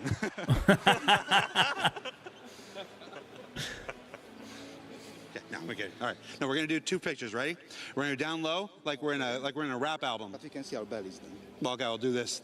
Good call. And then up high, like we're teenage girls. And then one that's really awkward. Ready? Okay. Yeah, How's that look? All right. Aber mutig, so ein Telefon in einem Livestream zu zeigen, wenn in dem Moment irgendwer anruft oder eine Nachricht kommt. Slice of pizza? What is that? Just cheese? Yeah. All right, thanks. Everybody in the hall.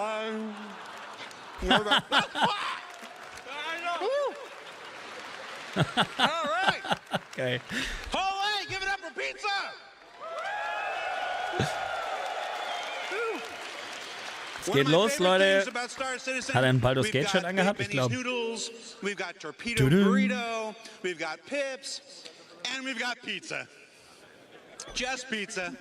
Wow. There's a lot of you in here. This Jared is ist the super. largest Ich audience finde, der we've ist ever cool. had for CitizenCon. 4,200 people, plus a bunch of employees, plus a bunch of crew members. Over 5,000 people in this room. Nicht schlecht. Ja, ist cool. Aber es ist schön zu sehen, dass das so ein Following gibt, auch für das Game. Einfach von Leuten, die sogar einfach zu so einem Event fliegen würden. Und dann sollen die Leute mal sagen, guck mal, die haben alle Merch an und so. Guck dir an, wie viele Leute total glücklich damit sind, das Spiel zu supporten. Also dann sollen die Leute doch mal, die das noch nie gespielt haben, nicht erzählen, dass das so eine Katastrophe ist. Wobei natürlich so eine Vorwürfe wie mit den schlecht bezahlten Mitarbeitern und grundlosen Kündigungen und so muss man natürlich mal verfolgen wahrscheinlich und gucken. Aber solange da nichts irgendwie klar und bewiesen ist, sondern nur Gerüchte von Leuten, die solche Headlines schreiben, bin ich da einfach vorsichtig. Es ist cool, Star Citizen zu haten.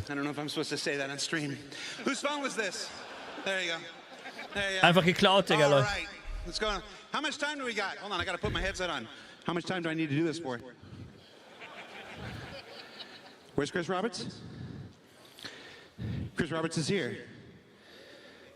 Does he have his mic on? Okay. All right, sure. I mean, if that's what he wants.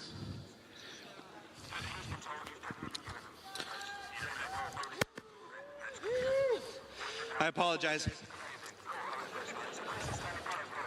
You ready? Er hat was verloren.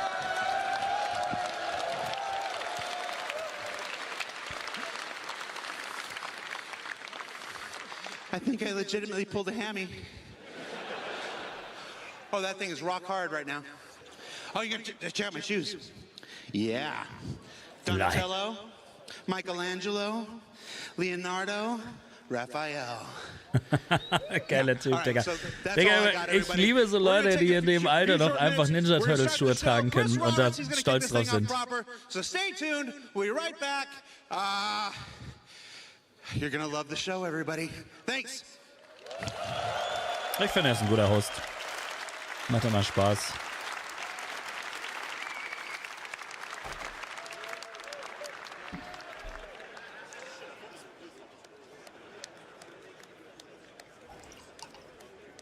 Mit Jared würde ich echt gern mal ein Bier trinken, glaube ich.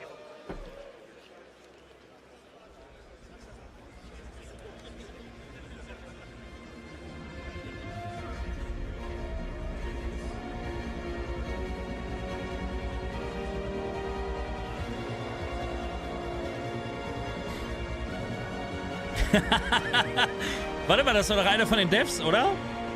Der immer bei ISC auftaucht. So ein richtiger Brite ist das, so ein Junge. Ich glaube, der war das. Heißt er nicht Dennis? Ich weiß es gerade nicht. Jared hat einen großen Anteil am bisherigen Erfolg von der SC, wie ich finde. Ich glaube auch, also allein diese ganzen Streams und Videos, die gemacht werden, wenn du das nicht gut präsentierst, dann gucken das längst nicht so viele Leute. Absolut. Und man muss auch sagen, selbst wenn man das Spiel feiert, in dem Moment, wo du eine gute ISC bekommst, hast du wieder direkt mehr Bock drauf. Also es macht schon was aus. Der Shit hält dich halt bei der Stange. Ich liebe Jared und er das Dope in Netherlands, ja. Na, wer liebt das Dope in Netherlands nicht? Der Vibe gefällt mir sehr. Ich finde auch, dass das cool gemacht ist. Also was ich halt immer finde ist, letztes Jahr zum Beispiel hat man gemerkt, die meisten Developer-Cons oder Publisher-Cons oder überhaupt Panels, die du irgendwo siehst, sind dieses öde, schnöde, bekackte We are thrilled and excited, bla bla bla. Und hier ist, das war so nerdig, weißt du?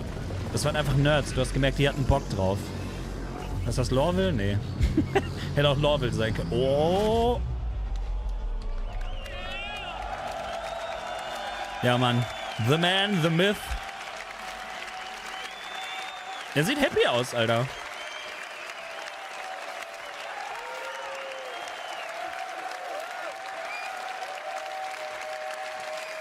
Hat er letztes Jahr auch eröffnet? Ich glaube nicht, ne? Hello, CitizenCon 2954.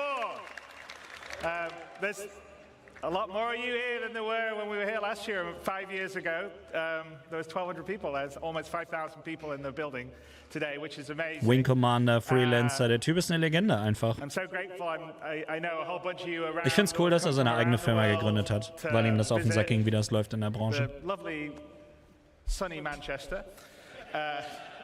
Und ich finde, er sieht auch immer noch aus wie der Typ von nebenan. In this up-and-coming presentation, you may see a few things inspired by the Manchester weather. Anyway, so like the first title of our first presentation, Brave New Worlds, we're on the cusp of a new era for Star Citizen because server meshing is finally a reality. People are making their first jumps to Pyro in Evocati testing right now, which is pretty awesome. We're going to have it out at the end of this year. So I think it was going to be a great new phase for Star Citizen. And over these next 2 days, we'll talk about the new tech and tools in Star Engine that will help us craft those worlds that you're going to be flying around to. And you'll hear about our plans beyond 4.0 and how we get towards Star Citizen 1.0, which is out of alpha and for everybody to play. And a little later this evening, I've got a special surprise for you, so you definitely want to stick around for the 5:30 show. Anyway, the team has worked really hard on the lead up to CitizenCon and this year to work on, first of all, what you've been playing in live, what you're going to be playing, what you're going to see here.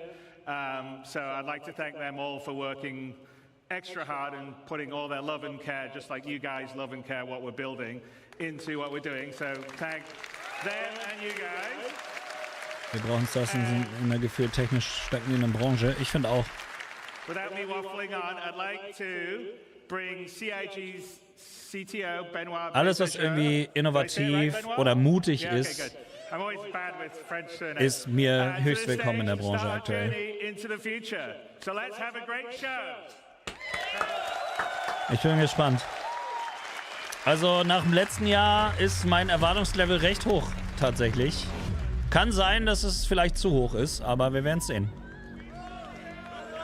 Und jetzt mal gucken, also letztes Mal war es so, dass du wirklich, finde ich, gemerkt hast, das sind Leute, die an dem Projekt arbeiten und Bock drauf haben und nicht irgendwelche Anzüge, die dir nur das Spiel verkaufen wollen. Guten Tag, CitizenCon! Guten Tag. Hola, CitizenCon! Ni hao, CitizenCon! And hello, Manchester. I'm not gonna need this anymore. Cool. I am Benoit Beauséjour, or as some of you know me, I am Balt on Spectrum. Today, we will talk about Brave New Worlds. This is Pyro 2, Monox. It's a barren planet, not really habitable. Now, since the advance of our Seit wann drehen sich die Planeten we've so? always allowed players to circumnavigate planets and move from orbit to ground seamlessly, explore complex areas in intricate detail. Now, with server meshing, we're going to need a lot more locations for missions and destinations for more life. But there's a major question that has always followed this project since the beginning of Alpha 3.0. How are we going to make a large number of planets and systems? Zeitraffer, ja. How are we going to meet the fidelity benchmark we've established? In this technology update, we bring life to lifelessness, even to Monax. We take the physical representation of the terrain, the geology, the atmosphere, the climate, and the environment to create accurate biomes that spring naturally from the collision of all these environments. Coherent, denser biomes that follow the laws of nature that we encode into data. Data that we then leverage to place flora and fauna, yes, but also settlements, buildings, alien and human life in a planetary context. Krass. This creates worlds that are scientifically plausible, richer in gameplay opportunities. Zuchthausmusiker, auch dir danke für den We Plan, want den habe ich von you nicht to find gemerkt und Blaze da adventure glaube ich auch just nicht. by going around the planets without a quantum point. We want you to find actions along your path. For this, we are changing how we made the game. We are scaling how we made the game in all areas. This is not just a Planet Tech update. This is a collection of systems that we call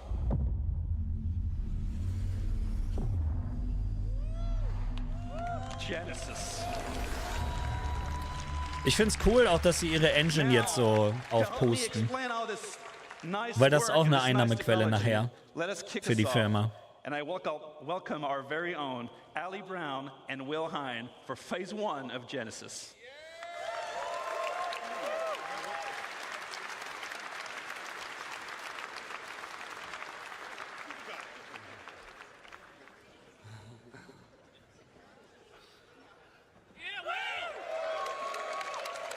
Ich bin gespannt, was das genau ist. Hello, Star Citizen. Es hört sich interessant an. CitizenCon. Yeah. So let's start with some introductions. This guy over here is Will Hine, aka Water Guy or River Guy. And this lovely gentleman is Ali Brown, pusher of pixels extraordinaire. And we're here to tell you about Phase 1 of Genesis, which we're entitling The Laws of Nature. And this revolves around the fundamental approach we use to build our planet and is the literal foundation for everything else we're going to talk about in this talk today. Now, it centers on data-driven, physically based rules that we aim to realistically emulate nature and its incredible diversity. Before we dive in a bit deeper, let's just recap on some of the things we already have on our planet. So here you can see our lovely atmosphere and our cloud rendering, which can provide some spectacular views. Also ich glaube, dass ziehende Wolken bald eine Sache sind. Which is no loading screens in our game, which we're very proud of. Ja, das ist wirklich immer noch, finde ich, das Krasseste überhaupt. Can populate these planets with many different diverse biomes. And we've been setting quality benchmarks for each of these biomes as we come across them one by one. But what we have isn't perfect. This scene on Microtech, it looks great, but it's not getting the same density that you'd expect from a real pine forest. Jetzt bin ich gespannt. That's one of the things we want to solve. The other, if I take you to the other side of Microtech, you'd be excused if you thought we'd just turned around and looked at a different part of the forest. Why is that? Well, this is because currently our artists create slices of biomes in great number, and then they distribute them across the planet using humidity and temperature properties. Each slice looks great in isolation, as you've seen, as you've explored. But this is not the solution to give us varied and natural biomes across an entire planet. Additionally, just using humidity and temperature Genau, es sieht überall gleich 2 aus. degrees of variation. And that's not enough for the sorts of planets and worlds that we want to create and for you to explore. So how are we going to scale up our planet generation? Well, as I said before, we're going to start with physically based rules that drive everything. We want nothing to feel random on these planets. We want no limitations on the number of biomes. We want infinite biomes that are continuously changing across the planets. And we want extreme density, and we want to maintain or exceed all of the quality levels we've set with our existing biomes. Digga, allein diese Ambition schon wieder macht sonst niemand. Scheiße, ich bin immer voll im Bild. Ne? Content that the designers are expecting. And from your perspective, we want you to be able to truly explore and find unique playing opportunities everywhere on our planets. So to start this, we're going to need more data. So if we see here some of our existing data sets on our planets, we have temperature, which we define locally and globally, and humidity, and that's it for now. With Genesis, we add many other data sets, such as the geology type, also Höhe vom Terrain, the soil type, krass. And then we also go for things like the soil depth and the quality and the nutrients, and many other properties all drive this complex data set that we use to build rule sets on that each individual asset can describe how it should work. Ja, welche Spielefirma würde solche Sachen überhaupt in Betracht ziehen?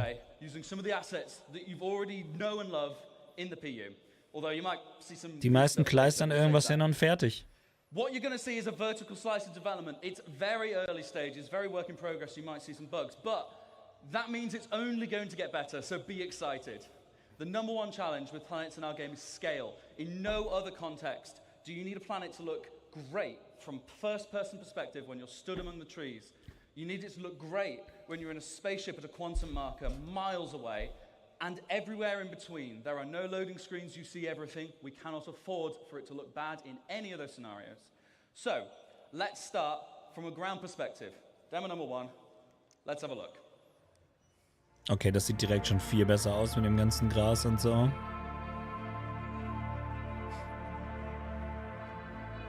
Ja, weil genau das ist nämlich das Ding. Wenn du da durch den Wald aktuell gehst, sieht es nicht wirklich wie ein Wald aus.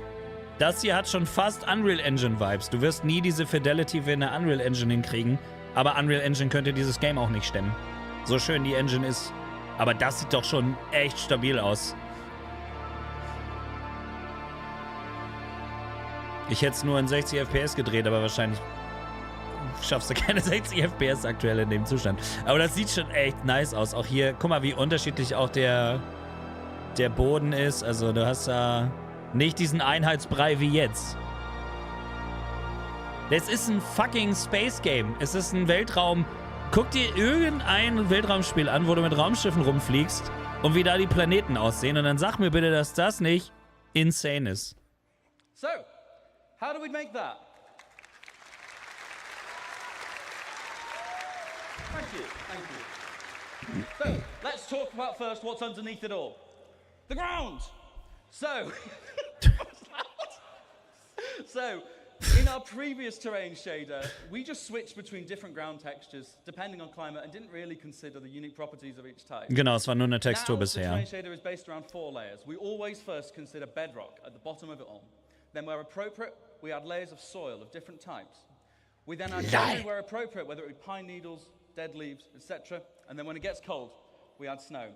Each of these layers has unique shading properties and unique transitions between them. Because we do this all in one shader, we're able to achieve that as well as being performant. We can also use things like water saturation to darken and tint the soil and other. Das heißt, der Schnee ist nicht nur eine Textur, der liegt auf den Gerümpel wie Zweigen, welche auf der Erde liegen, welche auf dem Steinuntergrund liegen. Und danach entscheidet sich, wie die Landschaft aussieht und wie viel da wächst und so.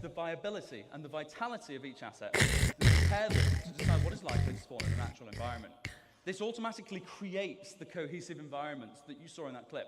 Not handcrafted anymore. No one has told those ferns and those pines to be like that. They each want to. Sie müssen es nicht mehr handcraften, ja, es wird generiert. Das ist schon krass. Weil dadurch geht dann auch alles schneller natürlich. Vorher mussten sie jeden Planeten handcraften. Same thing. They have a larger requirement for space. They have a larger requirement for nutrients. That's how you see the distribution and it's how it all works. Die simulieren halt das Wachstum von einem Planeten. Je nachdem, wie gut die Wachstumsbedingungen sind. Deswegen hast du Ecken, wo viel Wald ist und wo wenig ist. Das ist schon krass, ja. common grass, medium amounts of sunlight. We had ferns, see as a much lower requirement for sunlight. We had salix bushes forming our undergrowth. And we had pines, of course, and multiple variations of pines. Diversity is driven by competition. Everything has ideal conditions, which affects its competitiveness. We also have additional control over this in the form of dominance, which allows us to make one asset more competitive and more dominant than another, which is just what we see in nature. Everything is constantly fighting for resources and, of course, light. Because we spawn these assets in a hierarchy, selbst das Licht ist entscheidend, wie es wächst. Also das wächst jetzt nicht in Echtzeit, aber es wird halt simuliert. Das ist schon heftig für ein fucking Space Game, wo du mit Raumschiffen rumfliegst.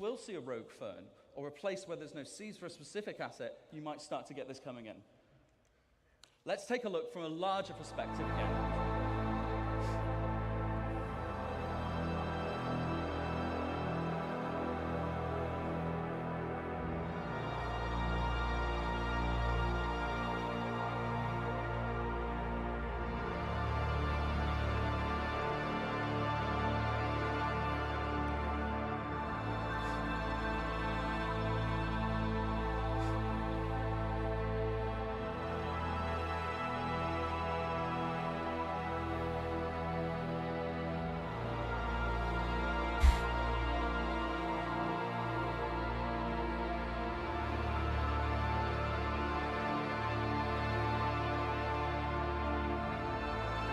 Wenn du dir überlegst, was Call of Duty mit dem ganzen Geld macht, was die verdienen, viel mehr als die jedes Jahr. Und die sitzen da und hauen die Knete, die sie verdienen, einfach direkt wieder ins Game rein. Das ist halt eine Sache, die ich schon mehr respektieren kann, auf jeden Fall. Einfach von der Sache. So, to take you through some of the things we saw in that clip, let's talk about rocks first. So anyone that's done a lot of ground driving and ground vehicles might have seen that our rocks sometimes feel a little bit randomly scattered and can be quite an obstacle sometimes. So in this clip, you saw that the rocks are no longer randomly scattered and they're now placed based on physically based rule sets. And this logical grouping is achieved by die meisten Teile von Spielen laufen ja aktuell schon mit 60 FPS. Mit einem brauchbaren PC auf jeden Fall.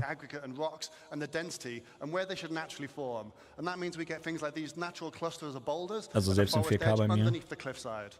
And on that note, you might have noticed that the cliffs have been dramatically improved in how they shade.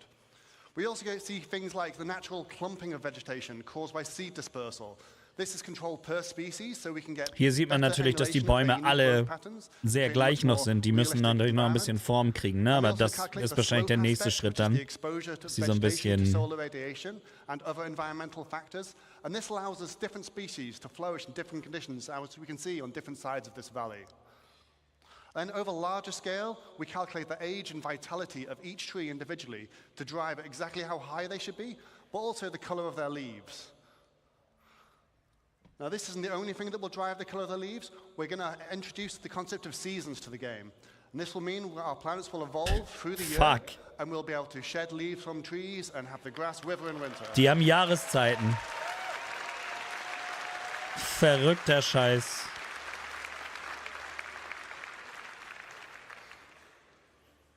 Okay, das ist nice. All these rules, all this data, it's all coming together to create what we call truly emergent biomes. Let's have one more look at how this varies. Wo lassen die das ganze Geld? Das war unnötig. Das Geräusch.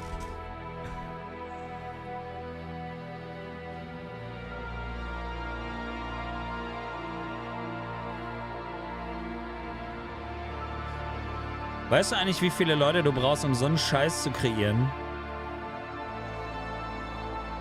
Und dann kann, wenn sie Jahreszeiten haben, werden sie bestimmt auch so eine Wassermechaniken haben, dass das Wasser gefriert und so viel Wasserphysik, wie die da jetzt schon drin haben.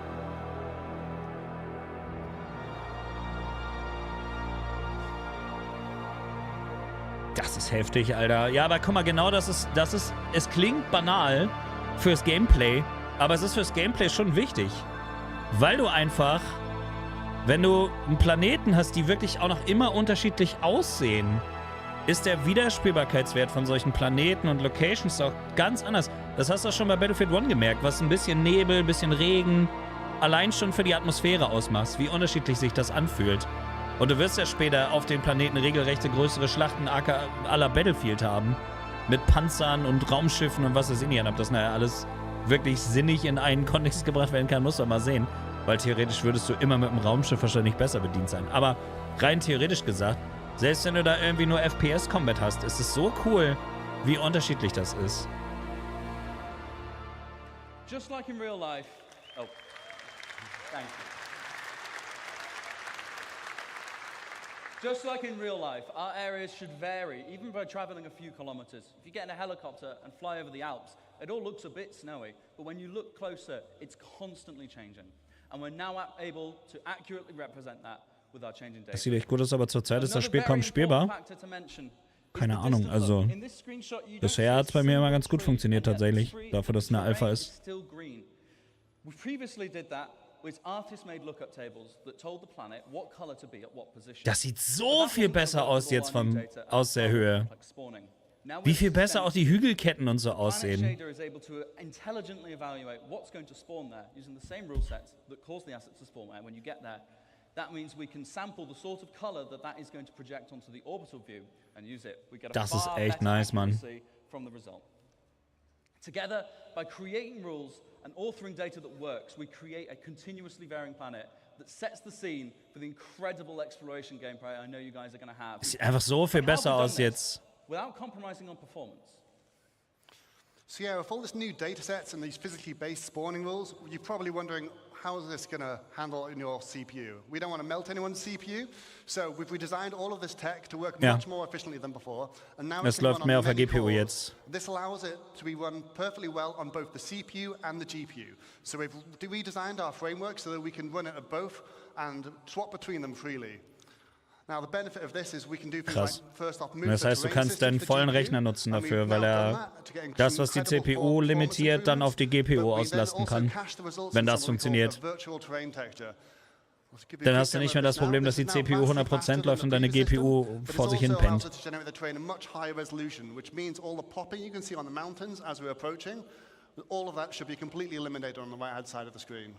Da sieht man den Unterschied, ne? Das Clipping, das Reinpoppen und so. Ja, da sieht man es links wunderbar, wie es reinklippt und rechts gar nicht. Heftig. Weil das ist ein Punkt, der wirklich auffällt. So geil die Grafik ist, das hast du natürlich in jedem Game. Aber das... Oh, Alter, also jetzt schon das erste Panel ist schon wieder... Proper blending between surface types and of course better tiling. If you're familiar with any of our planets, we've taken off all the assets so you can see the issue. And now how it looks, you don't see those lines going at all. Ja, der Übergang da hinten sieht so viel sauberer aus. Ja, da hinten sieht man richtig, ne, es wirkt wie so ein... Oh, guck mal, links siehst du, das sieht aus wie so Striche und rechts sieht es aus wie eine vernünftige Landschaft. Das ist ein riesen... Und seht ihr die Lines? Und da sind sie weg. Absoluter Unterschied. Das ist subtil, aber das macht es nachher fürs Gesamtbild aus. Boah. Also wie gesagt, allein das erste Panel ist schon krass.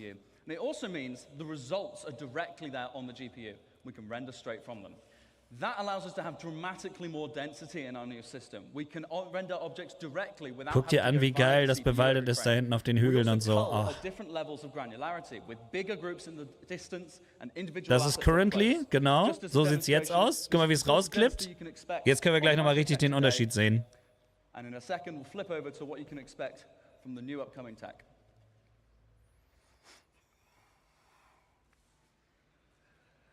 Boah, Alter.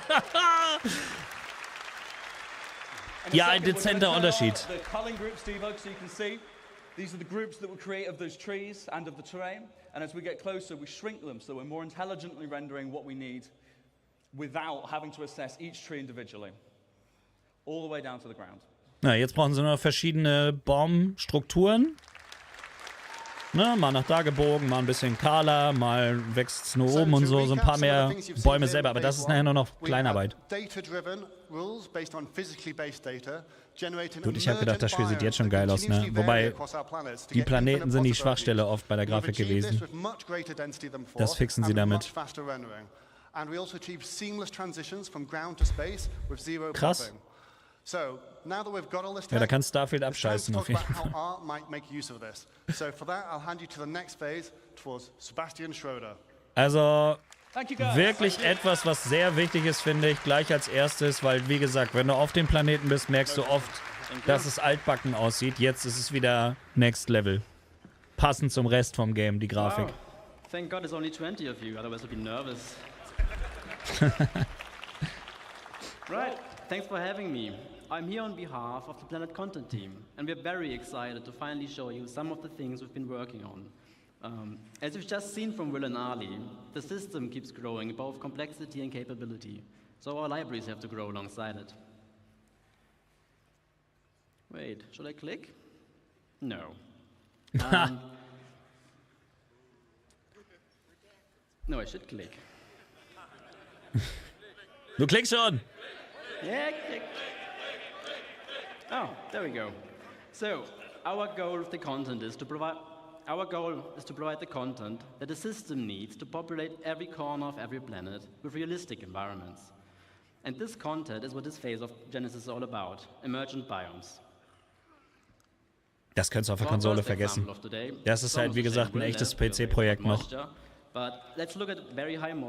Und sowas gibt's fast gar nicht mehr. Allein dafür plätsche ich da gerne rein. Sümpfe, Digga. Oh! Wie geil. Variation. Und das sieht sogar richtig gut aus. Sehr schön. Das ist nice. Das freut mich richtig, Alter. Das sieht richtig gut aus. Man darf nicht vergessen, das ist kein Singleplayer-Game irgendwie, was so, ne? Also es gibt Games, die sehen besser aus, aber nicht mit Raumschiffen, ohne Ladebildschirme, wo du auf dem Planeten einfach landen kannst, wo es keinen Ladebildschirm gibt, wo du alles im First Person erlebst. Das gibt's nicht in der Qualität. Das ist ein MMO. Das ist heftig. Das ist das, was ich so heftig daran finde. Welchen Film spielen sie da nur an? Ja, sehr gut. Ah, das sieht gut aus. Das gefällt mir. Ja, Mr. Fukuhila steht auch da, sehr nice. Ah, schick. Doch, sehr, sehr schön. Also Sümpfe. Und das heißt also, wenn sie... Das ist nur eine weitere Variation. Da muss ja noch mehr kommen. Thanks. That did look really good. Könnt ihr das mal... Das ist mein Timer, den ihr da hört. Entschuldigt bitte. Ich dachte, das ist bei denen. Allow me to give you a quick primer on our approach to authoring plants. Most species can survive in a fairly wide range of climate conditions, but will only thrive if the conditions are ideal. Ich habe mir so einen Timer für die Clips gemacht, damit ich nicht 200 Clips habe, die alle zu lang sind. My bad. Habe ich ausgeschaltet, den Ton jetzt. Ich dachte, das ist bei denen. Ich wollte die schon blamen dafür. For the water's edge, we made plants like this Alternatera and the iris. We also need the aquatic ones to float on the water surface, like the water lily or the pickerel weed. This willow and the one after, a Chinese tallow tree, while comfortable near water, we can also use to replace some of the more aged assets used to seeing elsewhere in the game. The last one, it's taking a bit longer now, but the last one, I'm gonna wait. The last one, you may not see used much in other biomes, but it's a very iconic one for the swamp, the bald cypress. Sehr cool. Und wie gesagt, die können ja jederzeit einfach ein paar mehr Bäume kreieren, die dann automatisch generiert werden. Also selbst jetzt sieht's gut aus, aber sie können natürlich relativ einfach das in kurzer Zeit viel abwechslungsreicher noch machen. So naturally, we wanted to make a biome that highlights those advances. Let's have a brief look at what it's like being inside the swamp. Macht ja auch Sinn. Ja. As you walk or swim through the water, you may come across obstacles like logs or debris floating on the surface. They will react to the player character and can be pushed out of the way. Das ist nett. Klar, er wobbelt noch so ein bisschen durch die Pflanzen durch aktuell. Das müssen sie dann noch in den Griff kriegen, aber... How the water simulation systemically affects assets floating on the water surface, making for some really immersive moments. Das ist schon nice. Also das muss man schon sagen. Das sah jetzt nicht so mega stabil aus wie der Rest. Aber ist ja auch alles noch Work in Progress. Aber wie gesagt, sowas machen schon die meisten Games nicht. A quick disclaimer. Obviously all the things you're seeing here today we're still actively working on, but this one in particular, it's a bit early in the process. So let's have a look at extreme object density next. With the data saying we should have high rainfall and sunlight year-round, it's the perfect condition for our next biome to appear.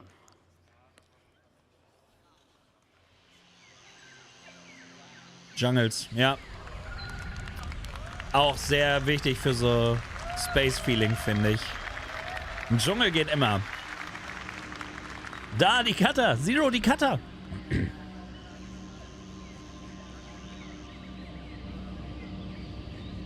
Ja, wie gesagt, das ist ein Space-Game, ne? Guck dir mal in Elite Dangerous die Planeten an. Oder in Starfield, was ein Singleplayer-Game ist.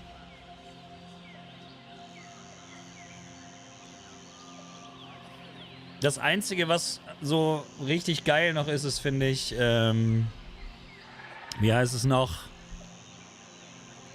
No Man's Sky. Aber das hat natürlich auch einfach nicht so eine Grafik, ne? Aber das ist auch so ein Space-Game, was echt abwechslungsreich auf den Planeten ist und cool. Aber das hier ist natürlich einfach echt Next Level, Mann. Und wie gesagt, er hat ja auch gerade gesagt, das ist super early. Na, man sieht's auch. Das ist längst nicht so weit ausgearbeitet wie der Dschungel. Aber es sieht trotzdem schon ziemlich cool aus. Sieht besser aus als das, was sie jetzt aktuell im Game haben, auf jeden Fall. Absolut cool. Das wird richtig Spaß machen, solche Planeten zu erkunden. Allein die unterschiedlichen Bäume, Baumhöhen und so. Hat was. Ist cool. Bin gespannt, wie viele wir in der nächsten Zeit sehen werden, wie viele verschiedene Biome. Considering everything you've just seen is still very much work in progress, the gameplay capture team really did a great job showing our work in the best possible light. With jungles, we wanted to explore the concept of vertical stratification, as they are the prime example for that. What it means is that you have horizontal layers of microbiomes Predator feelings, yeah. Defined by the species that thrives with the amount of sunlight and rain that still reaches there. The floor, herb and brush layer, we could almost do before, obviously missing the density. But now we also have the option to add variation to the tree layer by dynamically spawning epiphytes like lianas, orchids, or bromeliads, attached to trunks and canopies of other assets. Krasser Scheiß. Also das, was andere Spieler halt immer nur am Boden machen, machen die quasi selbst in den Baumwipfeln. Variationen von generierten Lianen und so. Is what will finally allow us to make convincing jungles. And the best part is, we don't even need a lot of different species to create what we refer to as a canvas of a biome. The idea being that we can vary what kind of forest you're in by adding or replacing the plants that ich hätte mir mal eine Punika-Flasche mit runternehmen sollen, Digga. Now, to get us started on our certification, we made epiphytes like the Epiprenum and the bromeliad, including a potted version for your hab. Then obviously you need jungles for lianas for a jungle. And we also made the grias, which add character to the herb and tree layer. For tall trees, we decided on the fairly generic rubber tree, as its different growth stages serve as a nice foundation for all height levels. And that's pretty much it, what we need to make a pretty good base for jungle. Stabil auf jeden Fall. Wie gesagt, super früh noch. Now, for our third and last use case, let's pretend the data indicates regular rainfall and... Wäre geil, wenn man sich hin und her schwingen könnte, ja. This climate would support a lot of different forests, but we also wanted to use this opportunity to explore extreme scale. And they're just really cool.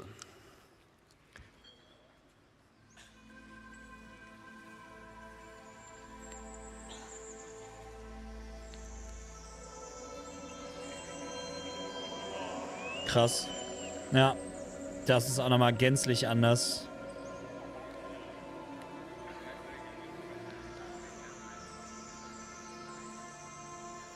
Krasser Scheiß, Alter. MSR! Nice. Ja. Ja, man merkt schon, dass sie auch ein bisschen Star Wars-Fans sind, ne? Hier, das Quad kriegt ihr, wenn ihr das Spiel aktuell mit meinem Referral-Code kauft. Ich will es nur noch mal sagen. Das gibt's als Referral-Bonus dazu. Einfach den Link benutzen, günstig eine Avenger Titan kaufen, mit schönen Paint und Rüstung und Sniper und dann selber mal reingucken. Die Frage ist, wo ist der Dschungel? Stand und Pyro scheinen ja keine zu haben. Das heißt ja nicht, dass sie den Dschungel nicht auf dem Planeten in Stand oder Pyro noch hinzufügen können. Ein Planet kann ja, guck mal, die Erde hat ja auch verschiedene Biome, also aktuell sind ja alle Planeten quasi ein Style. Also ich glaube schon, dass man das überall einbauen kann. With this understanding, we then decided on the following plans to allow for a fairly universal redwood forest that will easily support variation across continents and planets. Ach scheiße, jetzt habe ich zweimal gespeichert. A fairly common family of species for the ground levels of all redwoods are ferns, in our case a sword fern. We also made a huckleberry variant to provide some visual density for the shrub layer. To add some Jurassic vibes, we made tree ferns as they can be found in New Zealand's redwood forests. The most important one though, obviously sequoias. And they ended up being one of our most complex sets yet. As it turns out, they can grow to be fairly ridiculous in size. Ja. It keeps going. Nice.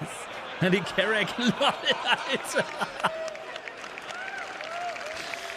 Größer als eine Carrack, Alter. Nicht schlecht, nicht schlecht. Now, one thing our game's foliage is sorely missing is the ability to properly react to what's happening around it. The goal here is to unify all forces from all sources. Sorry for the horrible rhyme. All forces from all sources. Wind, characters and creatures, ships, explosions, and whatever else, and have the vegetation behave accordingly. Now, as part of our tech improvements, we will be implementing a GPU-based simulation that's fit for our game scale. For now, we've set up the ferns with our existing CPU-based one to better visualize what it will feel like to walk amongst those giants. Also, with the biomes on our planets now being defined by where an individual object wants to appear, you can expect a lot more happy accidents by having species invade different biomes, making for some unique locations, hopefully. Surely. Das ist echt fucking nice, Mann. Also das erste Panel ist schon echt wirklich super stabil. Now, before I get to disappear off stage, I just want to say a big thank you to everybody involved, especially my team in Frankfurt for doing such amazing work and being all around great people. And also all of you guys. I really hope you have a fantastic. Wenn man sich ein Schiff kaufen möchte, was sollte man ausgeben, um was Gutes zu bekommen? Das ist egal. Also wirklich, die Starterpakete haben schon gute Schiffe. Aktuell würde ich tatsächlich sagen, sich das Avenger im Sale zu holen, ist 25% runtergesetzt. Die Avenger Titan ist ein super gutes Starterschiff. Den Rest würde ich mir einfach mit der Avenger dann erspielen. Thank you. Hello, CitizenCon. Ich finde immer Hosenträger geil. Also Leute, die Hosenträger benutzen, kann ich schon mal appreciaten. But it's time for phase-free civilization to give you some stuff to do. So, let's talk about location density. Wichtig ist nur, dass ihr euren Account mit dem Link gemacht habt, weil ihr könnt den Code nicht hinterher eingeben. Ihr müsst euren Account mit dem Reflink machen. Sonst bekommt ihr das Quad nicht. But it's time to start populating the verse. Because where there's people, there are their lives and the structures they build. So it makes sense that whenever you go and explore these planets, that you find their lives. Nomad ist auch geil, ja. Aber die ist schon ein bisschen teurer dann. Aber kannst immer noch upgraden. Also du kannst dir ein kleines Schiff kaufen und dann auf ein größeres upgraden. Also ich würde einfach am Anfang einfach das kleinste Paket kaufen und dann gucken. Oder in dem Fall jetzt halt eine Titan, weil das halt für 60 € völlig fein ist. Und von der Titan ist nachher der Sprung zu einer teureren auch dann nicht mehr so hoch, weil du ja 25% schon gespart hast. Das ist alles noch aktuell. Mal gucken, was jetzt kommt. Going forward, this doesn't really scale with how we want to go forward with the game. Server meshing is about to arrive, and we're going to have a way higher player count. So those 73 bunkers across Stanton just won't cut it. But in general, it's also pretty barren. There's not much for you to explore and find stuff out there. Das ist halt das Problem, ne? Das ist noch sehr kahl. You haven't really put your character to use for the way that you should. So this means we need to go bigger, which means we need to change our workflow.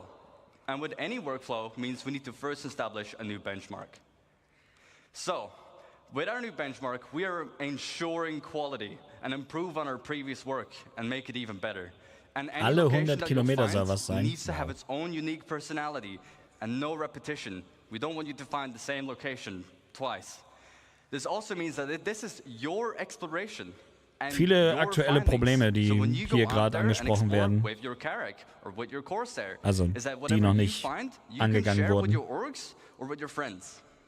As for density, if you fly down to the planet, we want you to find something, let's say, every 100 clicks, but also improve the mission experience. So when you stay more on the planet, you're more immersed, and you go from location to location. Just keep going. So going forward, we are modularizing all our existing Module sind so wichtig für sowas. We're basically making a library of buildings and layouts that will be used. Weil dann musst du nur nämlich deine Module immer mehr erweitern und du hast immer mehr Variationen in den Siedlungen und allem.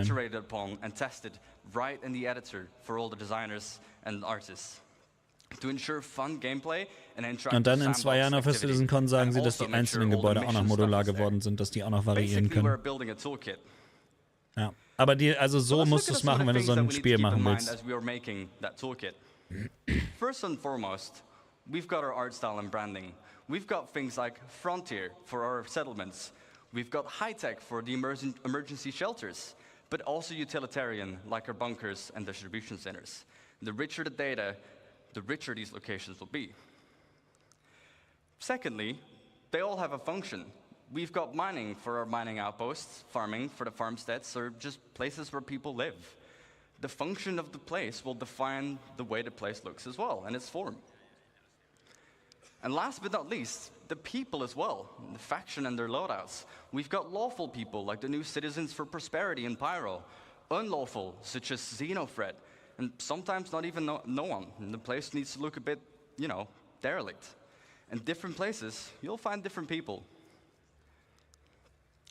So, now that we've made our toolkit and we've defined all this new stuff, let's start building thousands of locations. Yes, I said thousands. So, to avoid the same issue of working on directly in the planet, I'd like to introduce to you Starchitect. Krass. What Starchitect allows us to do is directly on a planetary scale scatter all these new libraries and modules and assets and no longer work directly on the planet. Krass. Ja, das ist natürlich eine mega Arbeitserleichterung für die, ne? And it also gives us full control over the data that we set on these locations. Starchitect ist so guter Name, ja. Locations in places where they make sense. Let's kind of look at all this new Genesis data. Weil das ist ja die große Frage, wie wollen sie so ein Riesenuniversum füllen mit Content? Da brauchst du solche Tools für. Das ist halt das A und O für die Entwicklung. And they will look completely different based on where you'd find them. The layouts are controlled by the rules, and it will reflect its place in the verse. We've got farms, mining outposts, but even our older locations, such as the bunkers that you find. Da klitzt noch ordentlich rein. Aber das ist schon auf jeden Fall, das sieht schon viel besser aus. Und guck mal, da sind sogar noch, weil das ja alles gleichzeitig entwickelt wird, hier hast du noch die alten Planetenoberflächen sogar.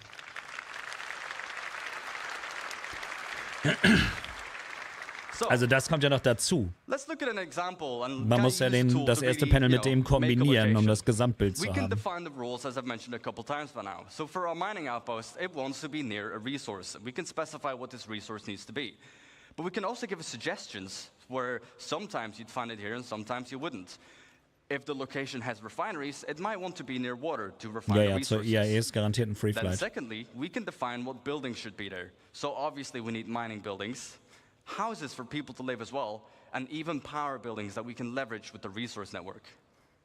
Starchitect will intelligently figure out where the Ich muss jetzt mal fragen, weil ich habe folgende Idee. Ich denke mal, ich bin nicht der Einzige, der zwischendurch vielleicht mal eine kurze Pipi-Pause braucht oder sich noch einen Kaffee holen muss. Man kann auf YouTube Pause drücken beim Stream und dann zeitversetzt gucken. Es wird ja eine Mittagspause bei denen geben. Wenn wir jetzt nach dem Panel zum Beispiel kurz einmal Pause drücken würden Jeder geht Pipi machen. Wir gucken den Stream zeitversetzt und wenn dann die Pause anfängt, können wir einfach zu live skippen und überspringen dann schon mal wieder einen kleinen Teil von der Pause. Ich glaube, das wäre vielleicht eine Idee. Was meint ihr? Ist das gut?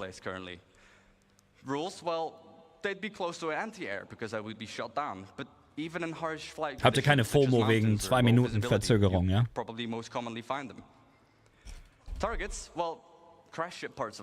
Weil ich muss definitiv irgendwann gleich mal meinen Kaffee wegbringen, Alter. Super. So, let's talk about coherency. Sure, we can scatter all these locations. Genau, also einen Account über den Link kann man sich auf jeden Fall schon mal machen, also falls bei der IAE wieder Free Flight ist. You don't just want to find an outpost completely on its own, right? We want to make sure it really feels like people have built their lives here. So, let's talk about some missing bits. So ein schönes Spiel, ne? Krass. We want to tell tighter stories, such as the people's lives, but also logical exploration. Das ist Spielgrafik, ne? Man kann es nicht oft genug sagen.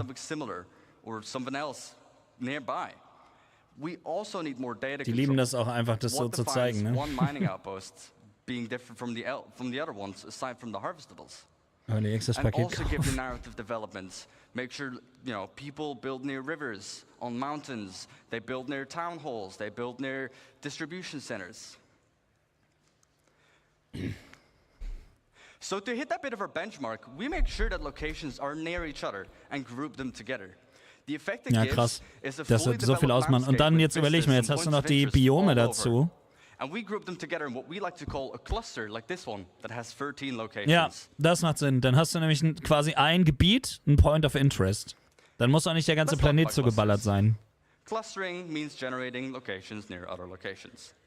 So, for example, if you find a distribution center, just like in the verse currently, I would find forward operating bases next to them. Genau. But if you go even further out, das macht ja auch viel mehr Sinn, dass ein Center da ist, wo es produziert auch wird.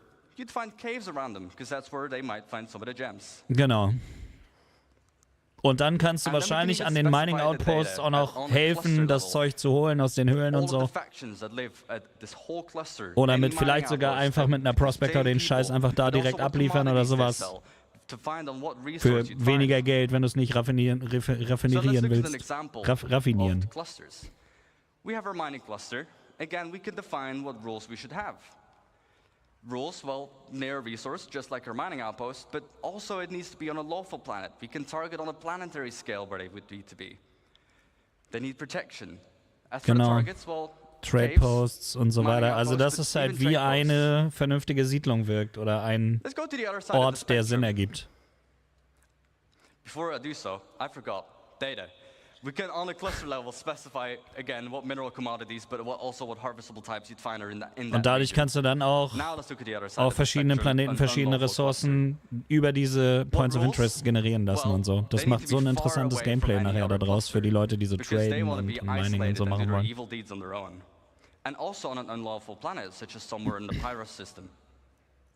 Und dann noch mit Straßenverbindungen. Ja, auf jeden Fall. Weil es keinen Sinn macht, überall mit dem Raumschiff hinzufliegen, weil das viel zu teuer wäre mit Spritverbrauch und so. Man will ja effizient arbeiten, dann machen auch Ground Vehicles mehr Sinn. Kommt noch technischer Teil mit Bugfixes oder mehr über Server Machine? Also über Server Machine kommt bestimmt noch was, könnte sein. Bugfixes, das machen sie nicht auf der CitizenCon. Das kannst du dir jeden Tag im Spectrum durchlesen oder in den ISCs und so. Also da kommunizieren sie ja permanent. Warum soll man damit Panels belasten?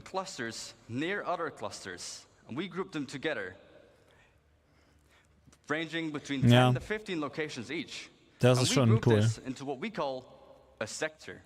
Ja. So Sektoren. Aber guck mal, wie clever das jetzt gemacht ist. Das ist so viel besser. Guck mal, jetzt hast du irgendwo ein paar Gebäude und das war's. Der Rest ist einfach, ja, guck dir das an. So macht's Sinn.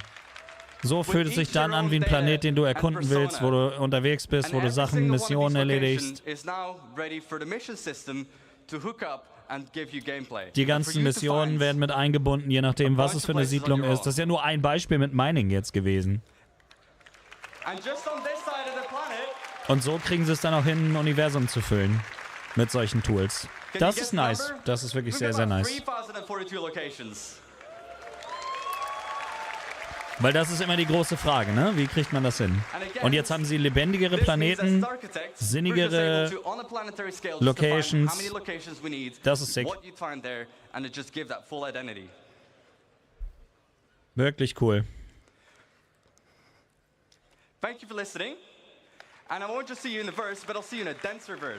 So, genau. Ich mache jetzt Pause. Wir gehen alle schnell Pipi-Pause machen und dann gucken wir zeitversetzt weiter, damit wir nachher in der Mittagspause ein Stück überspringen können. Übel smart. Bis gleich.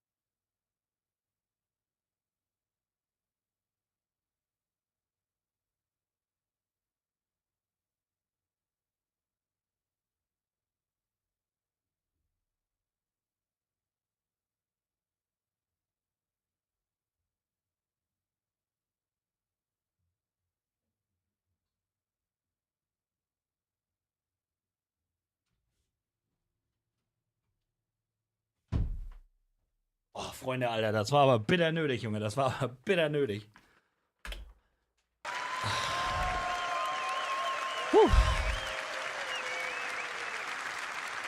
However, this was only the first phase of civilization. Let me introduce you to the stage, the person who will introduce life at these locations. Ja, das ist richtig dumm mit Diablo dann.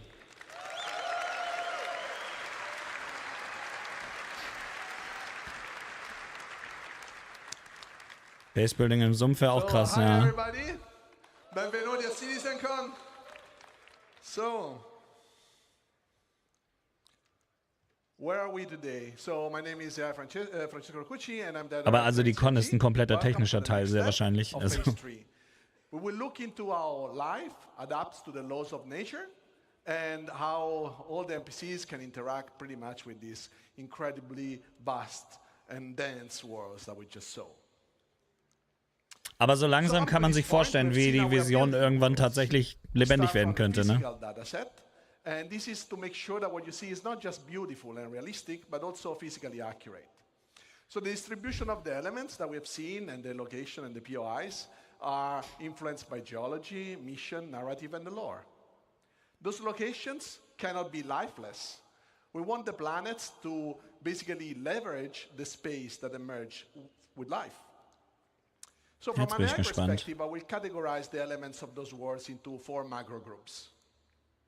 Emergent environment, that is everything we have just seen being built out of the physical data set. Users-made locations. So this includes everything that our designers or you players will create in the world. So something that is mankind-made and not predefined in the environment.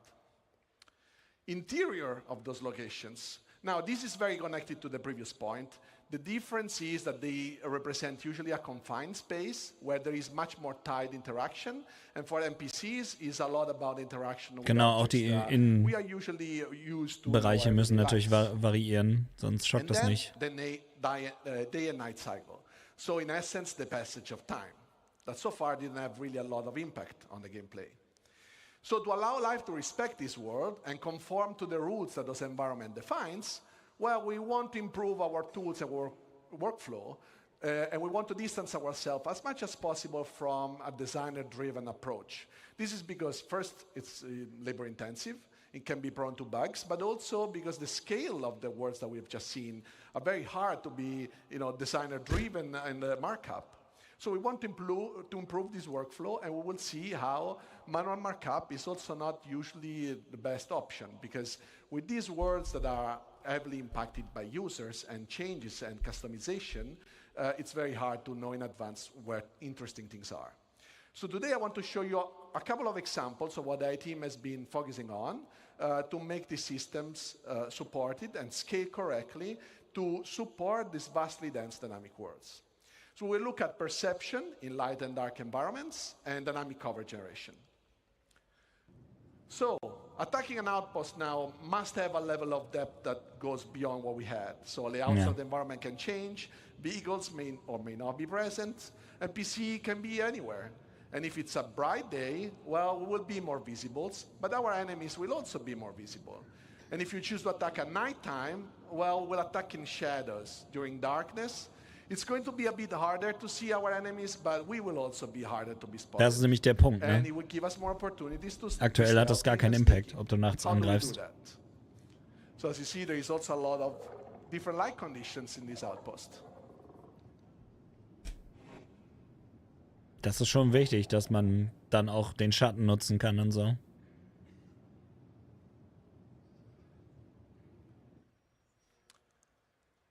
So in this scenario, we will start look at how perception is impacted by the day and night cycle. On the planetary surface, as we've seen in the outpost, natural and artificial lights are the two elements that will impact vision. And knowing that, you can use this to leverage your gameplay style to exploit basically all the environment. So what is perception? On the NPC level is the combination of data that we collect out of the senses. And vision is one of the senses and just tries to, in a way, simulates the human side ability. So designers can already tweak the perception in different ways. And one way is defining how quickly NPCs can understand what they're seeing. And the light condition have a direct impact how quickly an NPC will fully understand, for example, if there is an hostile in front of them. And obviously, there is condition of light that designers can control and some others, like the day-night cycle, that they can't. Ja, wichtig ist, dass man Lampen zum Beispiel ausschießen kann. Ne, das macht auch noch viel aus. Oh lol, die haben sogar einen Fokus und dann noch so die periphere Sicht. Verrückt. To speed up or slow down the NPC perception and understanding. The two cones instead represents the primary and secondary FOV. The red color means that if you stand in that location, it will result in NPC reacting the slowest to you, and the green color instead represents the quickest response. So during the night, NPC will have a hard time to understand and foresee and see things, but if they have flashlights on their helmets, they can turn it on, and this will impact their primary FOV, making still the peripheral vision a bit more uncertain. Also, die laufen im Dunkeln rum, dann sehen sie vielleicht was, von dem sie glauben, sie haben es gesehen, machen die Lampe an, können mehr erkennen, so wie es eigentlich sein soll. Das ist halt auch, das sind alles Sachen, die fehlen im Spiel halt. So, we will now look at the cover system. That is the next dynamic things that I want to show you. So when we introduced planetary navigation mesh the first time, our goal, ja, die müssen nicht außer Sicht verlieren und so. Wobei, das machen sie jetzt auch schon, dass sie da hingehen, wo sie dich zuletzt gesehen haben. Our planets are just way too big to statically export them and process them, first of all. And then their regions only exist when somebody's there and the NPCs are there. So essentially, environment has its purpose only when life exists. Also, let's keep in mind that even if we could export dynamically and statically those planets, so processing dynamically all a static version of the planet, this would be, first of all, wasteful and on the memory side and time-consuming. And also because we have a lot of runtime modification of the terrain, this would require us to still reparse it at runtime, and pretty much that will be almost all the time. So to generate the cover data, we want to leverage the navigation mesh system. And what we do is, as you see here, the blue polygons are basically where NPCs can walk, and the green ones are what we call cover surfaces, that are our simple representation of the environment, what NPC uses to understand if they can hide behind something and if they can shoot from some positions. So up to now, we have an approach where designer would be a designer-driven approach. Designer can define in the locations where cover was interesting. They could mark it up, either the location itself or prefabs. And then with a special entity that would just sample dynamically the environment, but would still be designer-driven. This is obviously a good approach it's also a standard approach in gaming industry. But what about all those organic and inorganic elements that get scattered with a new system? Like if designers want to iterate. Das ist natürlich die Frage, ne? Weil alles so viel jetzt generiert wird, muss ja trotzdem funktionieren für die KI und für dich. Will just change completely the layout. And what we want is that designers can do this change without being afraid of doing it, because the gameplay was, predefined and controlled, and now they can just make something beautiful but also fun. Besides that, yes, we did have a prefab approach where you can build stuff out of small building blocks. This is obviously a good approach because it's, in a way you can build stuff out of smaller version, but this creates a lot of unnecessary data. Imagine a crate, and we can say that the crate can generate cover. Now we stack 100 crates, and what happens? That we have a lot of data to generate cover that we have to process, throw away. This would just waste CPU cycles for nothing. This is why, until now, you also couldn't find an NPC in a forest like this one and see them hiding behind a tree or a rock. So enabling the dynamic generation of covers on the planet allows us to exploit all the elements of the environment. Whenever navigation mesh generates, NPC can now have a chance to fight with you hiding behind available elements. Boulders, selbst Autos können sie dann als Deckung benutzen, die KI. Das ist nice, ja. Die Kämpfe so viel dynamischer dadurch werden dann. But also vehicles can be used for cover. And as you can see, this is dynamically generating while the vehicle moves. Das ist krass, ja. So be careful where you park your Ursa, because now it can become a source of danger for you as well. Last but not least, these systems can be just used on all the different type of navigation mesh we have, so not on the planet, but also, for example, the interiors and everything you guys construct. Because obviously you guys will build your naja, es geht auch darum, dass halt, hat er ja gerade gesagt, dass dass die ganze CPU-Auslastung runtergefahren wird. Es muss sparsamer sein und besser funktionieren. Ja, das ist schon cool auf jeden Fall. Weil das muss ja alles mit so einem prozedural generierten Welten funktionieren. Das ist jetzt, wie sie die Technik gemacht haben. Ich finde es mal cool, dass sie das zeigen. What that means is we process the geometry, the physical representation of the geometries, that is a little bit simpler than usually the render mesh, and we construct it in a voxelized approach. This is also using different types of agent definition. Why so? Because obviously where a human can move is not the same as where a vehicle can move. So we can define different type of precisions and then speeding up the process where we have to, or be more precise where we cannot be to. And we can also create overrides based on different things. For example, if you crouch, you can enter into smaller locations than where you stand. This process is basically common between navigation mesh and cover. After that is generated, then we can evaluate the voxel in different ways. For example, defining where we can walk. So can we make the step with our foot over a specific voxel? Or is there something in front of that hole in the NAM mesh so that we can actually cover behind? And then we can basically decide where to generate cover surfaces. And after the cover surfaces are generated, we can process where the cover locations are.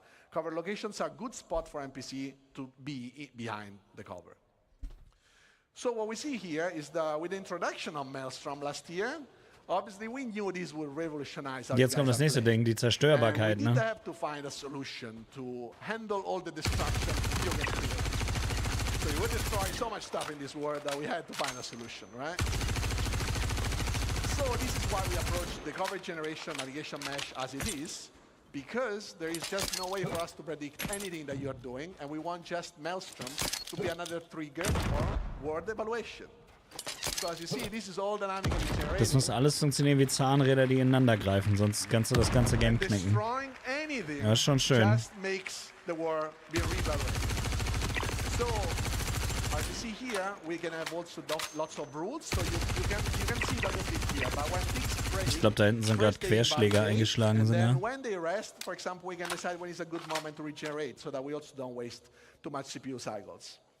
The color that you see is mostly cover quality. So you see the light green is high cover, the dark green is low cover, and then we have the red that we introduced some time ago that is basically not really good cover, but if there is nothing better, well, it's better to be behind something than being, in open space. Krass, ja. So let's just recap. What we want to do is nicht schlecht, also das war natürlich jetzt deutlich trockener als das andere Panel, aber trotzdem wichtig, finde ich. Weil genau das sind ja die Sachen, die zusammen funktionieren müssen, sonst kannst du die ganzen Gefechte vergessen. Also nicht nur gegen KI, auch gegen Spieler ist das ja relevant mit dem Maelstrom und dem Cover. So we want the life to adapt, and this is all for making the game fun for you, so that everything comes together. So thank you all. This was phase 3. And now, let's welcome Ben Parry, that will introduce you guys to phase 4 of Genesis. Ah, das ist alles noch das Genesis-Panel, ne? Das ist so krass. Thank you. Aber das ist so ein wichtiges Feature, Junge. Ohne Scheiß. Krass.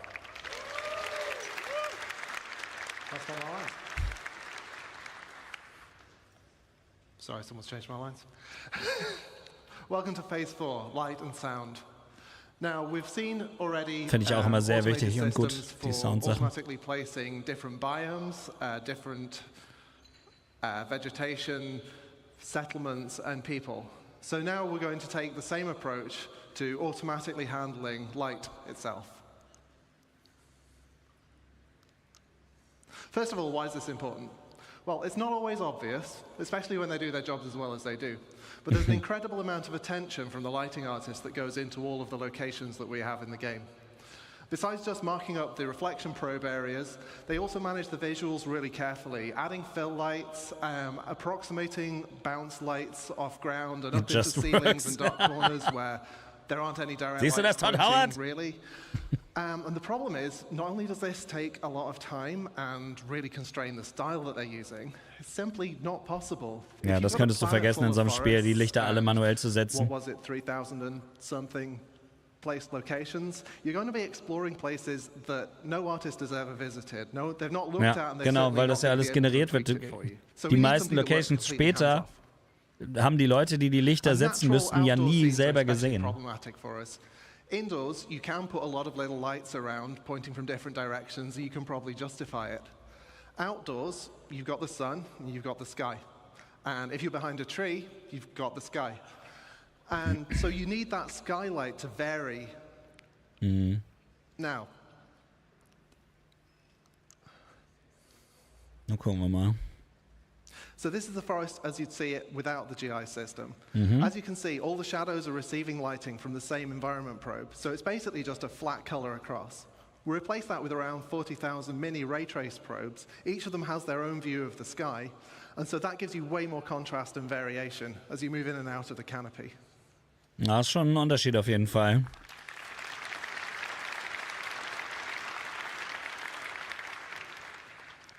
Now, there are a couple of other pieces of the puzzle that we've been working on over the last year.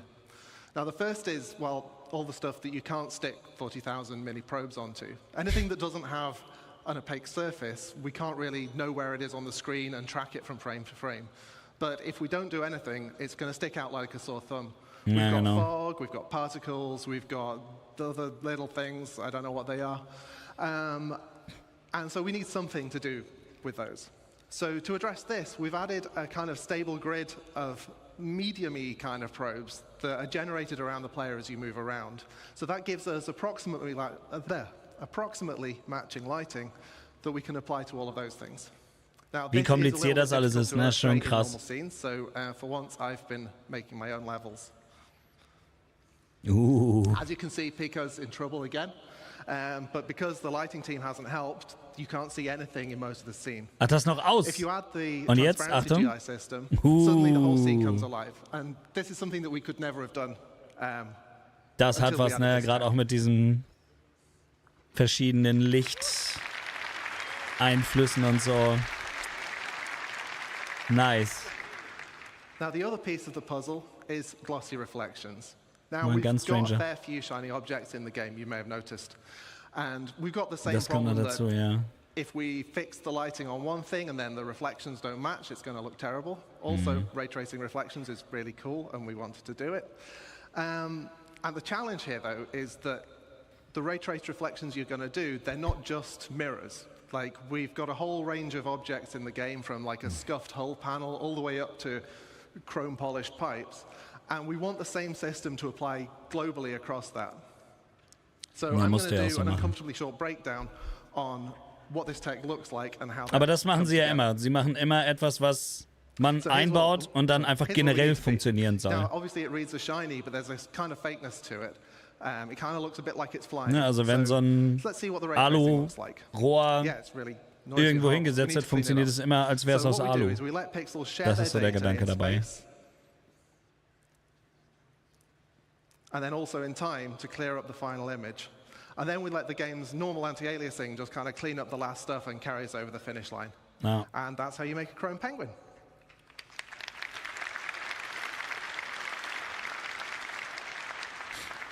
Now I'm going to derail for a moment away from the topic of Genesis, because this isn't actually just about automating the lighting for new environments. This is also about pushing quality in areas that have already had all of that work done by the lighting team.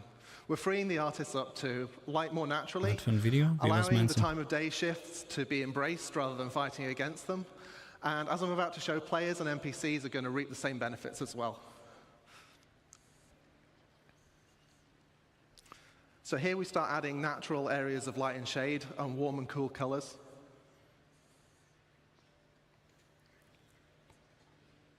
These open areas benefit in the same way as the forest scene did, adding areas of shade and areas of open. Es sieht einfach viel realistischer aus, ne? Es ist subtil, aber es macht echt viel aus. So sieht's jetzt aus und so sieht später. Das ist krass, allein weil du das Gefühl hast, dass es Sonnenlicht ist, ne? Nicht schlecht, also muss man echt sagen, das sieht schon wirklich verdammt gut aus. Vor allen Dingen, ich bin da schon 1000-mal lang gelaufen, das sieht, oh, herrlich. Finally, let's see how the new GI system can brighten up your character's day. Ja, der im Hintergrund ist super, ja. Ja, das ist schon heftig, also das macht schon einen Unterschied. Also jetzt aktuell hast du halt, es ist ein Licht, es sieht aus wie ein Computerspiellicht und jetzt sieht es aus wie ein natürliches Licht. Das ist sehr nice. Okay, ab zum Sound, nice. Das ist auch eine Sache, die mich immer sehr interessiert, der Sound. Good afternoon, CitizenCon. Ich bin auch ein Soundtyp. I've been at CIGE nearly 10 years, and this is the first time I've done this. Very exciting for me. So, do you want to make some noise? Du machst das schon, Digga.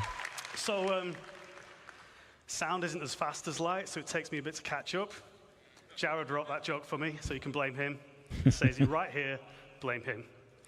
Jared, ja, das klingt nach einem Jared-Joke. So now we have a huge amount of visual and interactable content. Locations, biomes, populations, planets, and systems. And now they're all beautifully lit too, thanks Ben. But how do we paint this world with sounds? It's a challenge. It's a challenge of scale. We need to support multiple star systems, and it's a challenge of quality. We want the highest quality possible. We also don't want implementation to hinder creativity, and we want a seamless experience. Da siehst du schon ganz schön viel von nix. But with Star Audio, we can rapidly implement audio for entity classes, brushes, or audio sweeteners, all of which can be reused and reflected immediately across the game, including all of those emergent locations we talked about earlier. So again, this is Genesis data driving what happens in-game. And we can do all this without breaking flow. So here's a fairly dry video. It gets more exciting later, I promise. Showing you our rapid workflow. Das gehört ja dazu. Ich finde es aber geil, dass sie das immer so super technisch machen. Nicht jedermanns Fall bestimmt, aber ich mag das. The Wise editor, that's where all our sounds live. In the middle, we have Star Audio editor, and on your right, we have an entity that needs some insect sounds on it. So we can very quickly drag from Wise to Star Audio. We can mark up very quickly a bit of logic, and we can re-trigger this entity's spawn sound so that it immediately makes a sound. I assure you there is a group of insects. Ja, das fehlt natürlich auch noch, ne? So richtig gute Environmental Sounds und so. Es macht viel aus. Es macht so viel aus, solche Kleinigkeiten in Anführungszeichen. But there's a little something missing. So to add some realism, sounds respond to how they move, how you move in the world and how they move relative to you. So we need to change the frequency as the velocity relative to the listener changes. This is known as the Doppler effect. In simple terms, the pitch dropping as something whizzes by. Or, in even simpler terms, Now, sound designers traditionally needed to implement their own Doppler sounds. But given how fast we can travel through these rich, dense locations and the sheer number of them, we can't afford to be doing that any longer. So we've created a systemic Doppler solution. And I'm going to show you that now, the only way I know how, by putting a big Benny noodle machine on top of a mountain.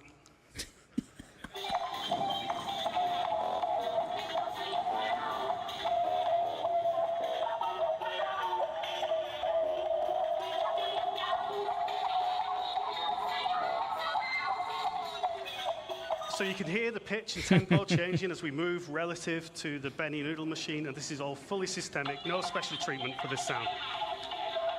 Ja, das ist genau das, ne? Diese systemischen Sachen, dass es immer gleich funktioniert, egal was du benutzt.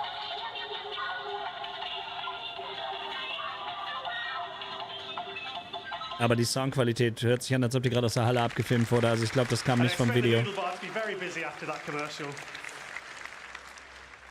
So, how does it work? Well, the listener is surrounded by variable time delay buffering, not the horrible kind of buffering. Aber das ist interessant, wenn du in einem Raumschiff jetzt daran vorbeifliegen würdest, zum Beispiel, ne? An einem Geräusch oder an einem Gefecht. Das müsste ja mit jedem Gun-Sound und so dann funktionieren, wenn es systemisch ist. Das heißt, wenn du über so ein Schlachtfeld ballerst, hast du diesen Doppler-Effekt. Und die haben das von dir, wenn du vorbeibretterst.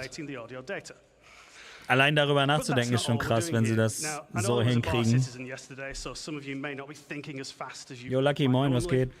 But you may have realized that by buffering the data in this way, we're not just creating a speed of sound, we are not just creating a Doppler effect, we are indeed, and I just spoiled my own line, creating a speed of sound effect.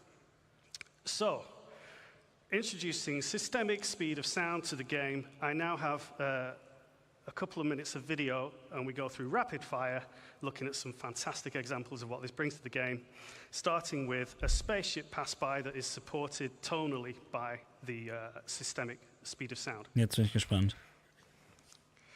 Hauptsache, sie haben diesmal auch den In-Game-Sound.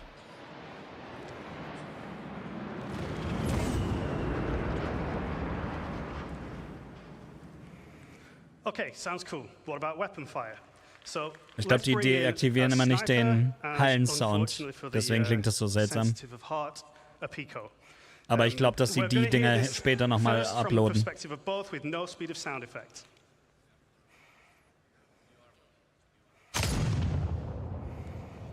Okay, so that's, if you were at the Pico perspective there, that's how you'd hear it in game right now.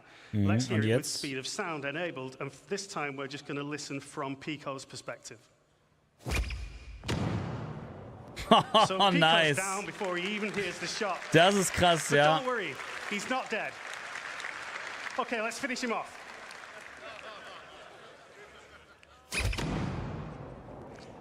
Now he's dead. Das haben sie in Hand jetzt ja auch. Pips power up, I need to get some proper placement in. So there's one more example for you. Genau, du würdest erst die Explosion sehen und dann kommt der Sound auf dich zu. We have ship weapons, so listen to the fire rate as the ship approaches the camera here, giving you a bit of a sense of threat.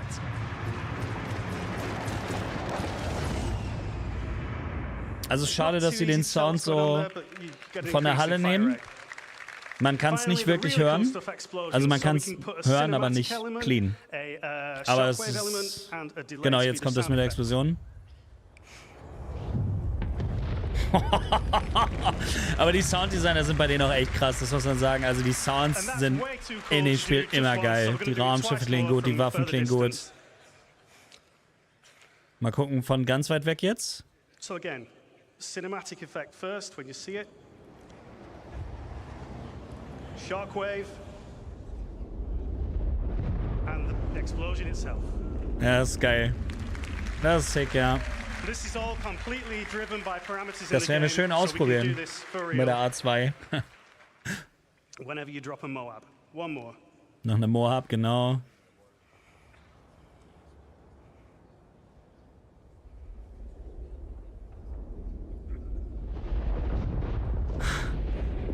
Das ist cool. Vor allem, wenn man sich mal überlegt, wie weit das weg ist. Ich meine, das sind alles Berge da, ne? Das ist eine Atombombe. Cool. So, the speed of sound simulation gives you a better sense of distance, it improves the sense of speed, and it supports those amazing cinematic moments. Ach so, du guckst zeitversetzt, Stranger. Auf dem Hauptkanal. In summary, war heute Morgen we're Video. trying to make the game more immersive and respond to all this Genesis data and make it feel more real. And that's not all we can do. We can make sounds respond differently to changes in atmospheric pressure and resultant changes in temperature. So, for example, falls du den Hauptkanal nicht kennst, der ist auf der Hauptseite verlinkt auf dem YouTube-Kanal, wo du gerade guckst. We really look forward to getting this in game for you and getting you enjoying it at home. Ja, das ist auf jeden Fall wichtig, weil wie gesagt, dadurch wirkt das alles viel größer auch. Du kriegst halt ein Gefühl von Distanz allein durch sowas, wenn du hinten was siehst und dann kommst du auf dich zu. Das ist ein mega geiler Effekt. Sehr, sehr geil. Das sind alles Dinge, die dieses Spiel einfach nur cooler machen. Wichtig ist nur, dass auch Gameplay dazu kommt. Ne? Bisher ist das alles immer noch Technikkram. Bisher ist wirklich 80% Engine, 20% Gameplay. Aber ich finde es trotzdem mega geil. First off, let's start talking clouds. So clouds have got an atmosphere, have got to be one of my favorite visual features of our game. Ja. And they're truly awesome, but they're also completely static. Nothing has changed. Was habe ich gesagt? Es kommen ziehende Wolken. Genesis is the evolution of clouds over time. But this isn't just some simple scrolling animation. Jetzt die Frage, ziehen sie nur oder verändern sie sich auch? Dann flippe ich aus.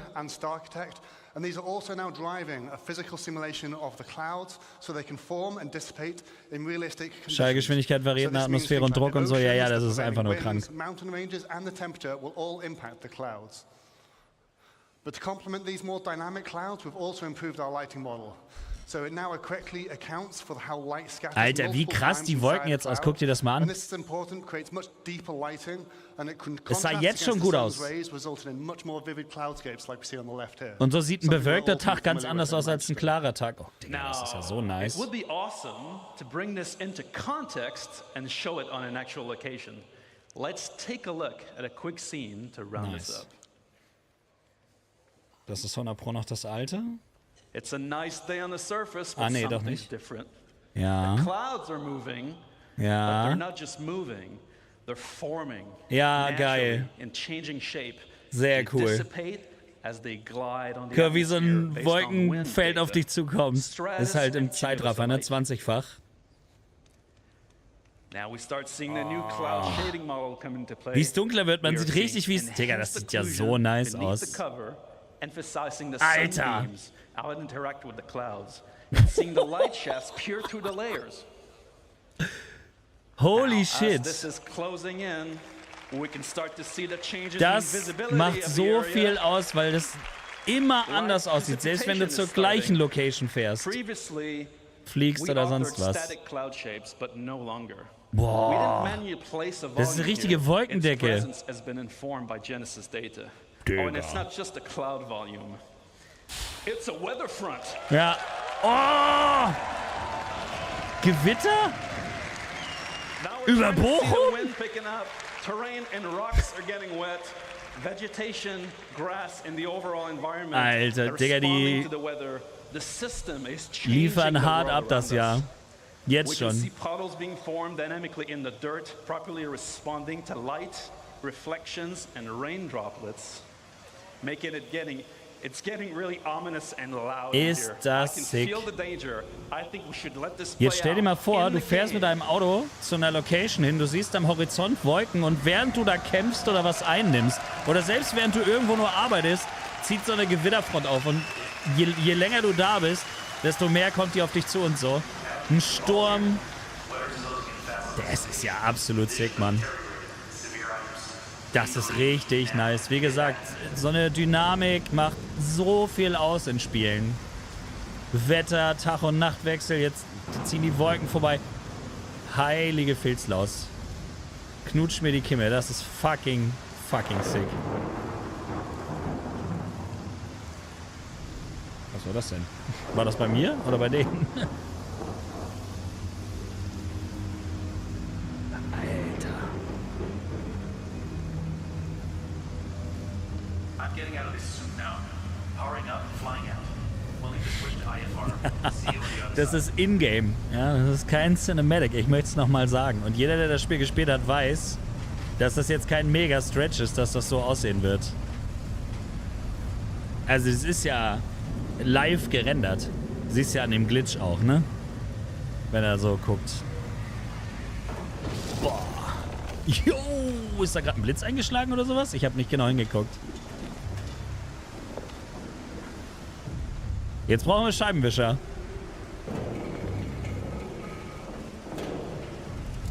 Die Dosen da lang rollen, Junge.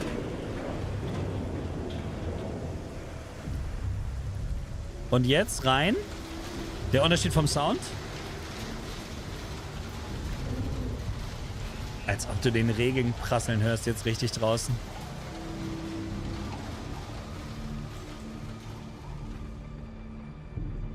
Man hört ihn immer noch ein bisschen. Alter. Das ist echt abartig.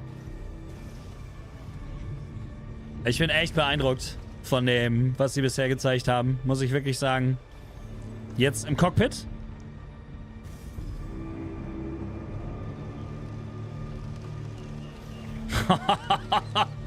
Das ist wirklich sehr beeindruckend. Also die Atmosphäre ist gaskrank. Und jetzt abheben. Das ist die Beauty of Star Citizen, Alter. Das ist jetzt einfach mal... Jetzt kannst du gleich sehen, wie er nahtlos da durchs Gewitter fliegt wahrscheinlich. Wenn sie es noch zeigen. Aber das ist... absolut sick. Übrigens mag ich das Cockpit von der Zeus sehr gerne. Und Abfahrt, Alter. Ist das cool. Und das ist noch so ein bisschen Renderpixel. Wenn du das nachher nativ auf dem Bildschirm hast. Fick dich, Alter.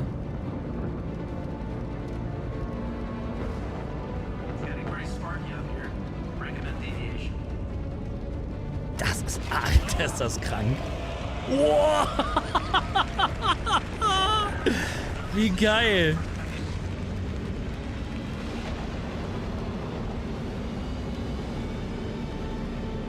Und raus aus dem Wolkenfeld, Alter. Ja, wie cool. Allein, dass es natürlich auch die Zeus ausgerechnet dann ist, die durch das Gewitter fliegt, ne? Absolut beeindruckend. Also, holy shit, wirklich. Das ist eine der beeindruckendsten Sachen, die sie bisher gezeigt haben, finde ich. Diese Kombination aus Wetter, Wolken, Sound. Das war also Hammer. Absolut next level. Und das war in-game. Das war kein Cinematic oder sowas. Also es war hundertprozentig irgendwie vorgeskriptet, weil... Aber alter Schwede, ey. So we started with the cloud simulation, which Heftig. wasn't really a cloud simulation, it's a weather simulation.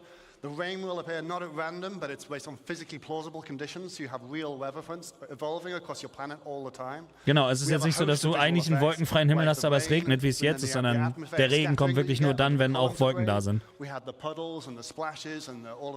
Wichtig.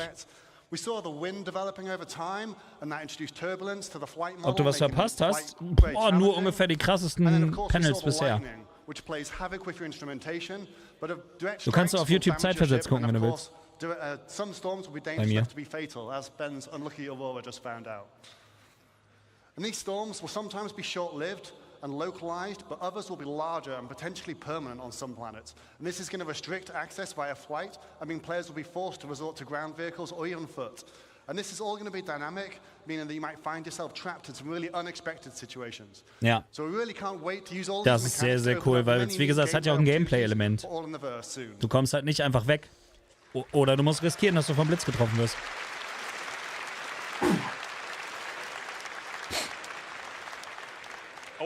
Und dann machen Bodenfahrzeuge auch viel mehr Sinn.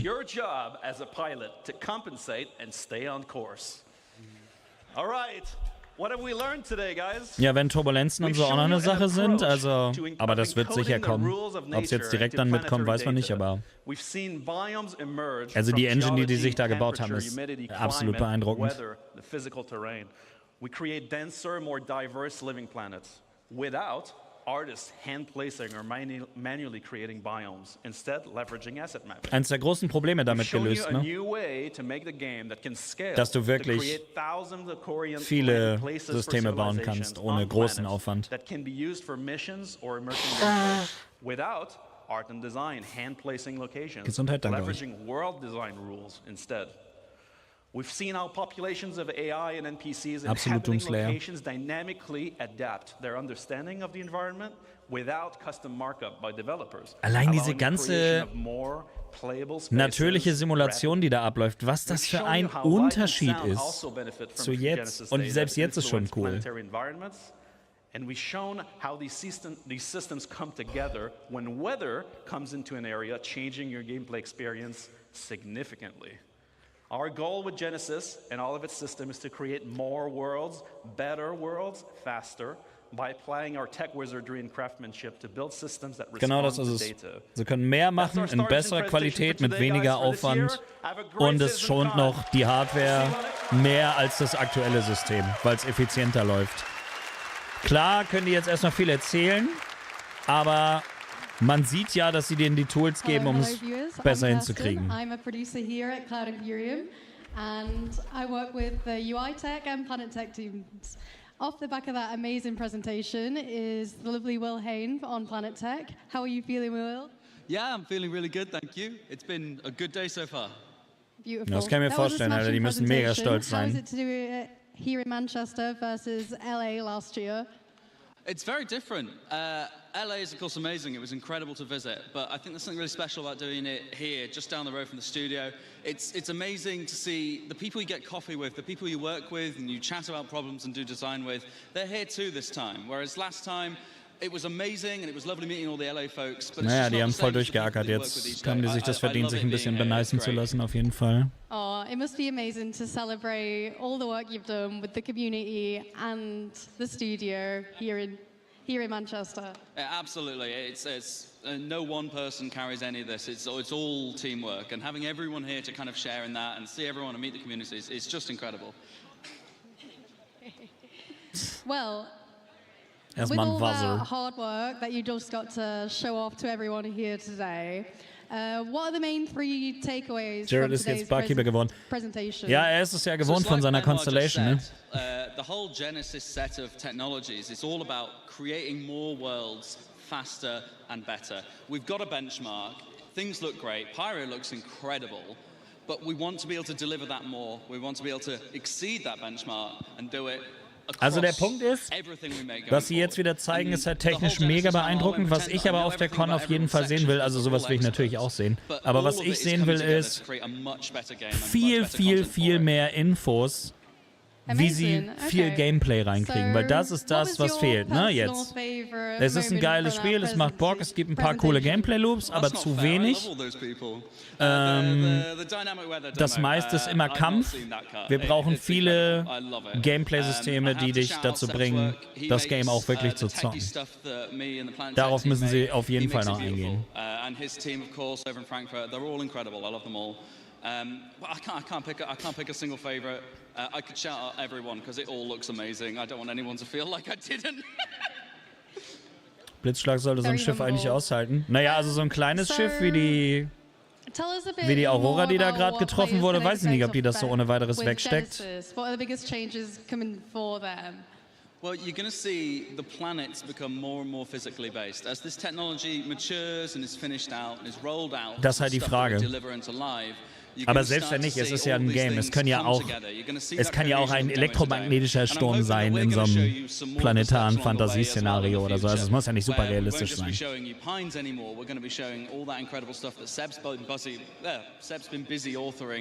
Together, it's just going to look amazing. I'm so excited to get this into people's hands. Beautiful. A personal highlight for me was seeing the water interaction with the biomes. Is that something you're excited for players to interact with? Absolutely. The swamp demo with the water interaction, I kind of knew it was coming, and I'd seen like the clip in the background, but seeing it there and it just working is great.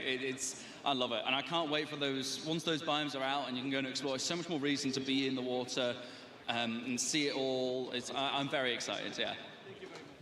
Immersion's obviously very important to our community, but I would just want to touch on the work you and the team have done. Is there anything you want to say to anyone in the studio? Ich klick mal auf Live und wir gucken mal, wie weit sie da sind, ja? Genau, ist jetzt gerade jetzt nicht so wichtig gewesen für mich. Ich hoffe, das ist okay, dass wir da ein paar Minuten geskippt haben. So sieht's bei mir auch aus, ne? Also ich sitze auch vor so einer Glotze, 4K OLED, das ist mega. Sogar die gleichen Kopfhörer. He's trying to figure out how to fly again. You have to figure out how to walk before you can run, in a sense. We have a huge crowd of people here, so it might take you a little bit to get in, but this is awesome. And as you can see, continuing the branding. Ich glaube nicht, dass wir jetzt groß was verpasst haben. Außerdem ist der Streamer bei denen hinterher noch auf YouTube, wenn ihr das Stück noch nachholen wollt. Aber lieber schnell wieder zu den guten Sachen kommen. Da macht die Pinkelpause durchaus Sinn. Now guys, we also have some awesome stuff we're about to show you. We're going to head over to the community booth in a little bit. But first, I want to take a quick moment to also thank one of our other sponsors, ScanPC. So for those of you who are attending CitizenCon, you didn't even know this, but all of you are actually entered in a competition right now to win a free themed Star Citizen ScanPC. If you check into your bags, you have a challenge coin. Every single challenge coin in every single one of your bags has a unique number on it. At the end of the show, we'll be pulling a random number that matches one of those unique challenge coin numbers. So make sure you have your challenge coin on you. If you don't, you're going to miss out because we have an awesome themed Kovalex box themed scan PC. I'm actually going to throw it over to Sam, who's going to check out that PC over in our interactions booth. Sam, why don't you show us what that looks like?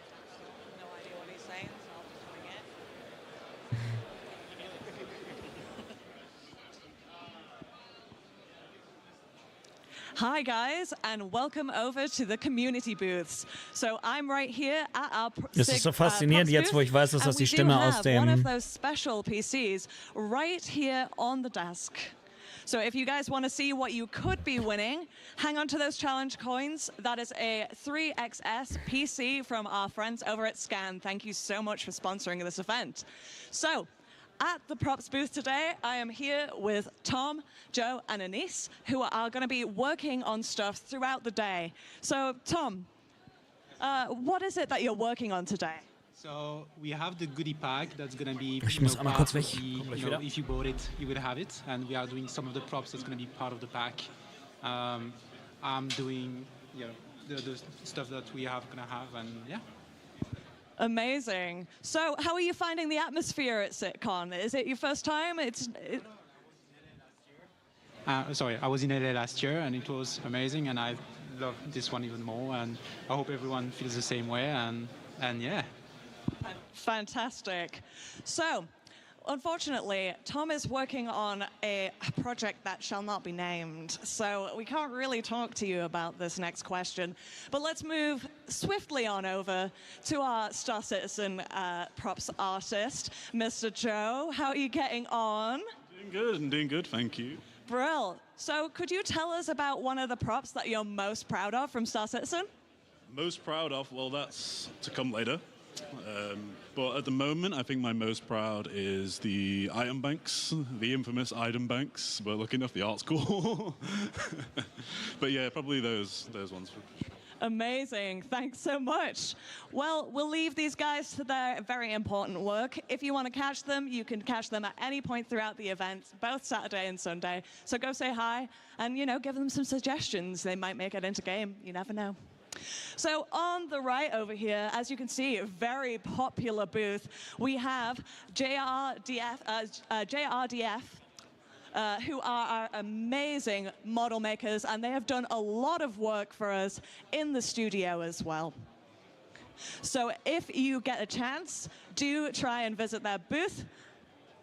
They will be happy to show you guys all of their amazing work. And next, we'll take, imagine bumping into you here. Just happy to be here, as always. I think I'm going to take over for a little bit. There's a lot of stuff that I want to talk about because I'm a narcissist. Ja, lol. Erstmal ein 10er Gift-Sub. So we'll catch up with Sam in a Guardians bit. of Hellheim, danke für den Sub und für nochmal 10 weitere Subs an die Community. Ehre. One of my favorite bits is getting to interact with you guys, the community. And one of the best parts about being part of the Star Citizen community is being part of an org. And one of our first orgs we're going to look at today is Nova. Now, Nova is one of our awesome orgs that has a community booth here today. You can see they're giving a ton of stuff out. Let's take a quick look at some of their theming of the booth. Schon krass, wie groß manche Orgs auch einfach sind. Ne? We've asked them to turn it down a little bit because it's a little noisy here. But as you can see, they have some awesome giveaways. They have some awesome stuff. They have some merch, which we'll be looking at the merch in a second. But let's make our way behind the booth. Is there a good way? That is a terrible idea if I try and do that. We're not even going to worry about it. If you can come on down and join me, though. How's it going, man? It's going all right. And you? Great. Ich dachte gerade, der Typ ist ja riesig, aber der ist... So tell me all about Nova. What's the history of Nova? Well, at the moment, Nova was established in 2948. Nova is a lawful and independent, self-sustaining organization where citizens from all origins can come together and create a better future for themselves and the people around them. Nova has quickly grown to become one of the biggest and most active organizations in the game. Our goal is to provide an inclusive environment that allows all of its members to have fun. Theatralischer Effekt, aber das sind Schiffe, die zumindest ein paar Treffer von Hochenergiewaffen aushalten sollten. Random Blitz da schon eher nebensächlich. Also ich bin mir ziemlich sicher, dass ein Blitz mehr Energie hat als jede Waffe, die du an ein Schiff bauen kannst. That's awesome. So both new players and old players alike. Das ist schon ein bisschen was anderes als einfach nur eine Laserkanone, würde ich sagen.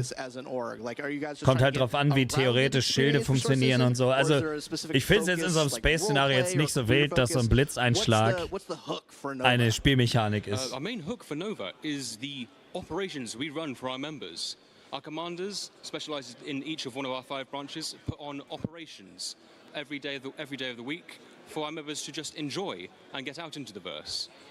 Last year we had over 2,500 operations that we ran for our members, and hopefully they enjoyed that, and hopefully that continues to have them stay in the verse and enjoy it. So how many ich glaube, eine Org ist der aktuelle Way to go. Gerade so PvP-Orgs und so. Just over 13,500, and we hope it steady, keeps on to keep on climbing. So 13,500 people. That is awesome. What do you guys have here? Let's take a quick look again at their booth. There's some really cool stuff they have here. Right. On the booth, right. Aber ich muss schon sagen, also jetzt haben wir ein bisschen Zeit zu quatschen. Das war so ein starker Auftakt. Ich liebe das. Ich liebe wirklich alles, was sie gezeigt haben. Alles, was sie gezeigt haben, sorgt dafür, dass diese Planeten lebendig wirken. Und das ist das, was dem Spiel noch gefehlt hat. Right, our 5 branches. We have Nova Relief, which is our sehr, sehr, sehr begeistert davon.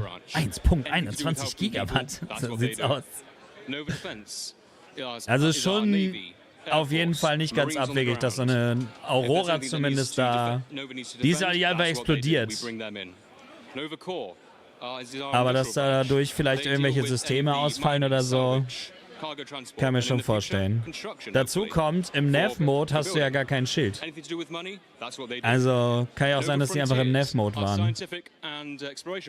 Was man dann wahrscheinlich nicht macht. Vielleicht hältst du einen Blitzschlag mit dem Schild aus. Die Zeus wurde übrigens auch getroffen und ist weitergeflogen. Die war vorne rot. Also ich würde sagen, die hat auch was abgekriegt. Aber müsste man sich in Ruhe nochmal angucken. They're the ones that do the races with Atmo Esports, Anzio Racing League, and the Fleet Faithful Knights with their race across the verse. They also help build the booth for our community events. And it's a great looking booth. And that was all of them, right? Ja, die C1 ist aber auch echt mega nice Schiff. Amazing. So, aber ich will die Zeus auf jeden Fall mal ausprobieren als Daily Driver. Aber die Zeus hat das gleiche Problem wie die anderen Schiffe, die jetzt kamen. Theoretisch hinten viel Platz, aber eine zu kleine Rampe. Also die Öffnung ist kleiner als der eigentliche Frachtraum.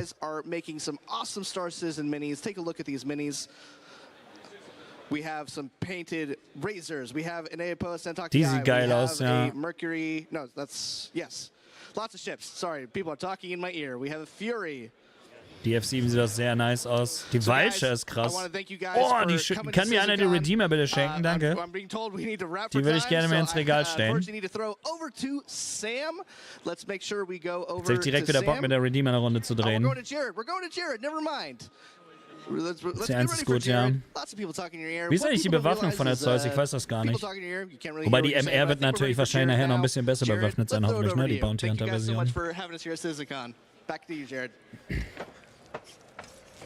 Hey guys! Oh! 2x4er. Und was hatte die C1?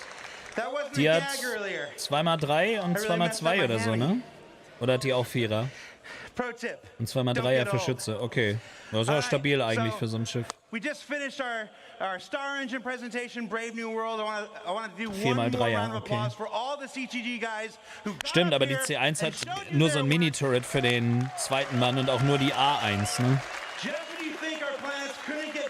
Also mit 2 Mann bist du in der Zeus auf jeden Fall krasser unterwegs, ja. Aber wenn die Bounty Hunter Version kommt und das Gameplay drin ist, dann würde ich mich schon da sehen mit einem Buddy. So 2er Crew. Bounty Hunting, das mal bestimmt Bock. That's CitizenCon worthy. All right, so our next presentation Jetzt geht's weiter. A group of Nice. several dear friends of mine and Sean Tracy. You know I love you, baby. 13.000 Leute in der Orks, schon krass, ja.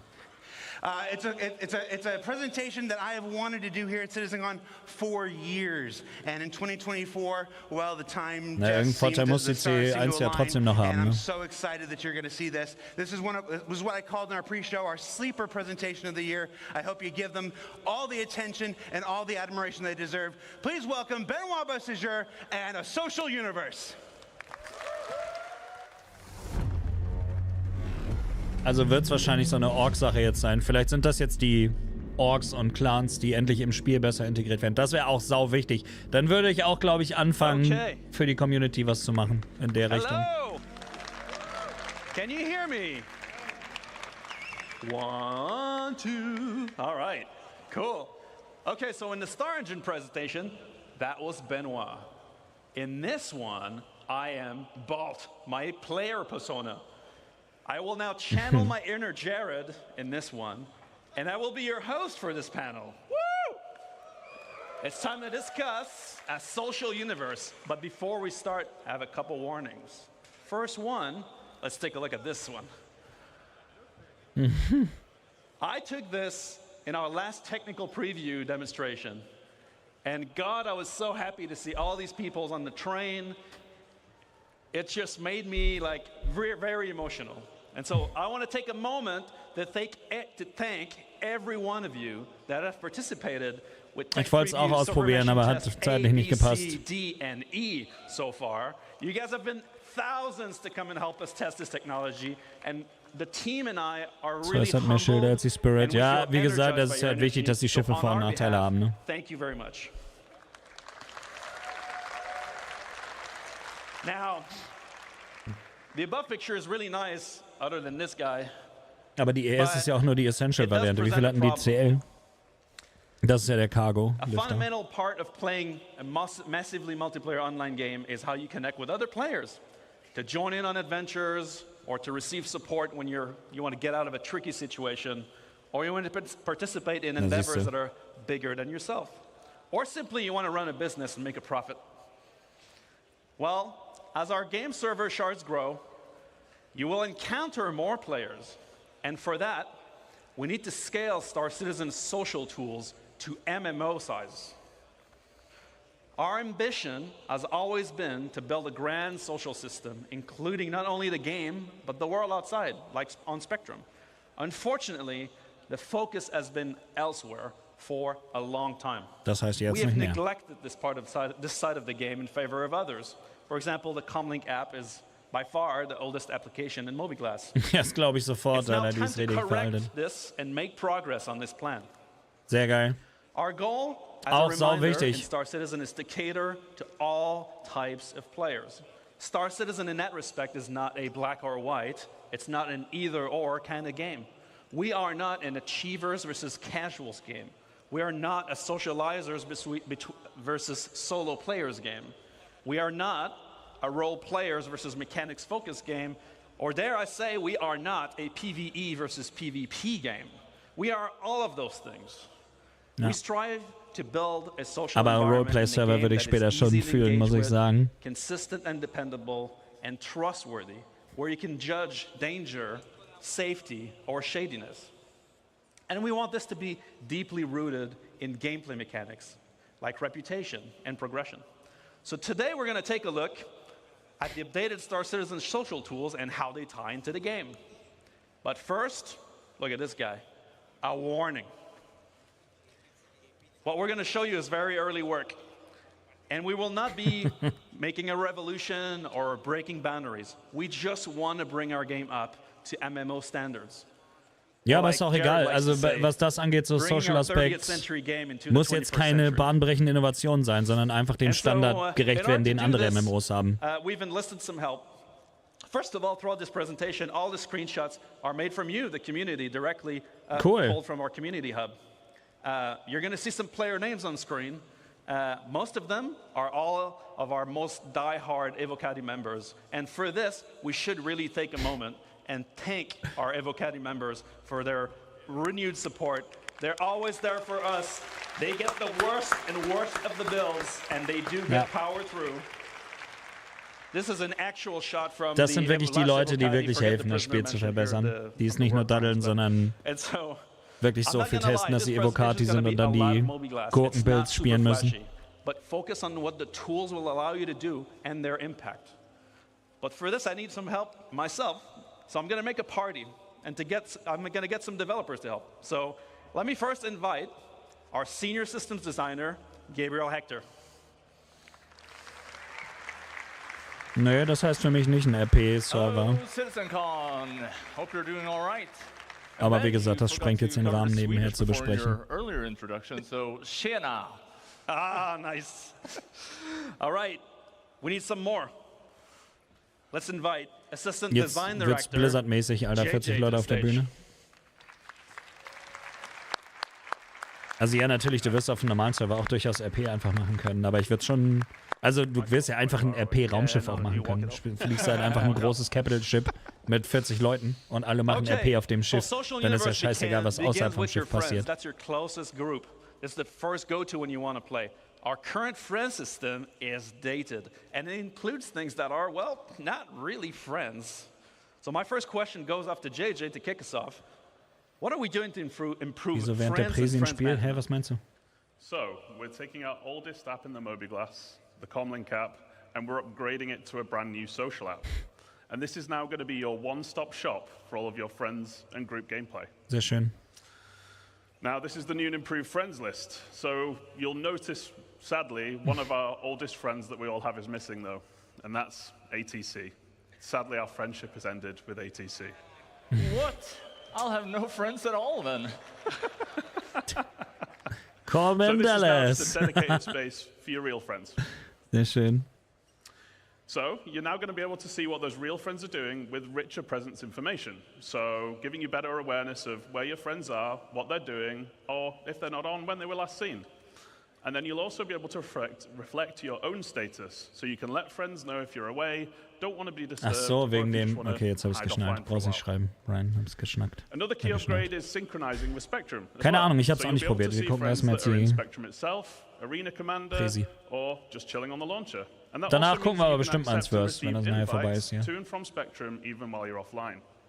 And throughout this presentation, any functionality that is shared between the game and the web and the launcher, we're aiming to synchronize across all. And speaking of synchronizing, when we have multiple characters, your friends will be shared across all of them too. Geil. Ja, da freue ich mich auch schon drauf, verschiedene Charaktere zu haben. Some people are real socialites. I know, I've seen them. They have a lot of friends. I'm talking multiple pages and pages of friends. What are we doing to help management of huge friends list? Nice humble brag. Ich muss aber sagen, bei UI-Features bin ich immer nicht so gehyped bei denen. Die kriegen sie nie komplett vernünftig hin. Selbst die neue Star-Map ist so lacking noch. Hey, this is that cosplayer that I met at CitizenCon 2954. Also kannst du den, wie bei Steam, eine Benennung geben. Ja. you can add Also das ist schon cool, gerade in so einem MMO. Lange nicht mehr das spielen sehen, einfach keine Zeit gehabt.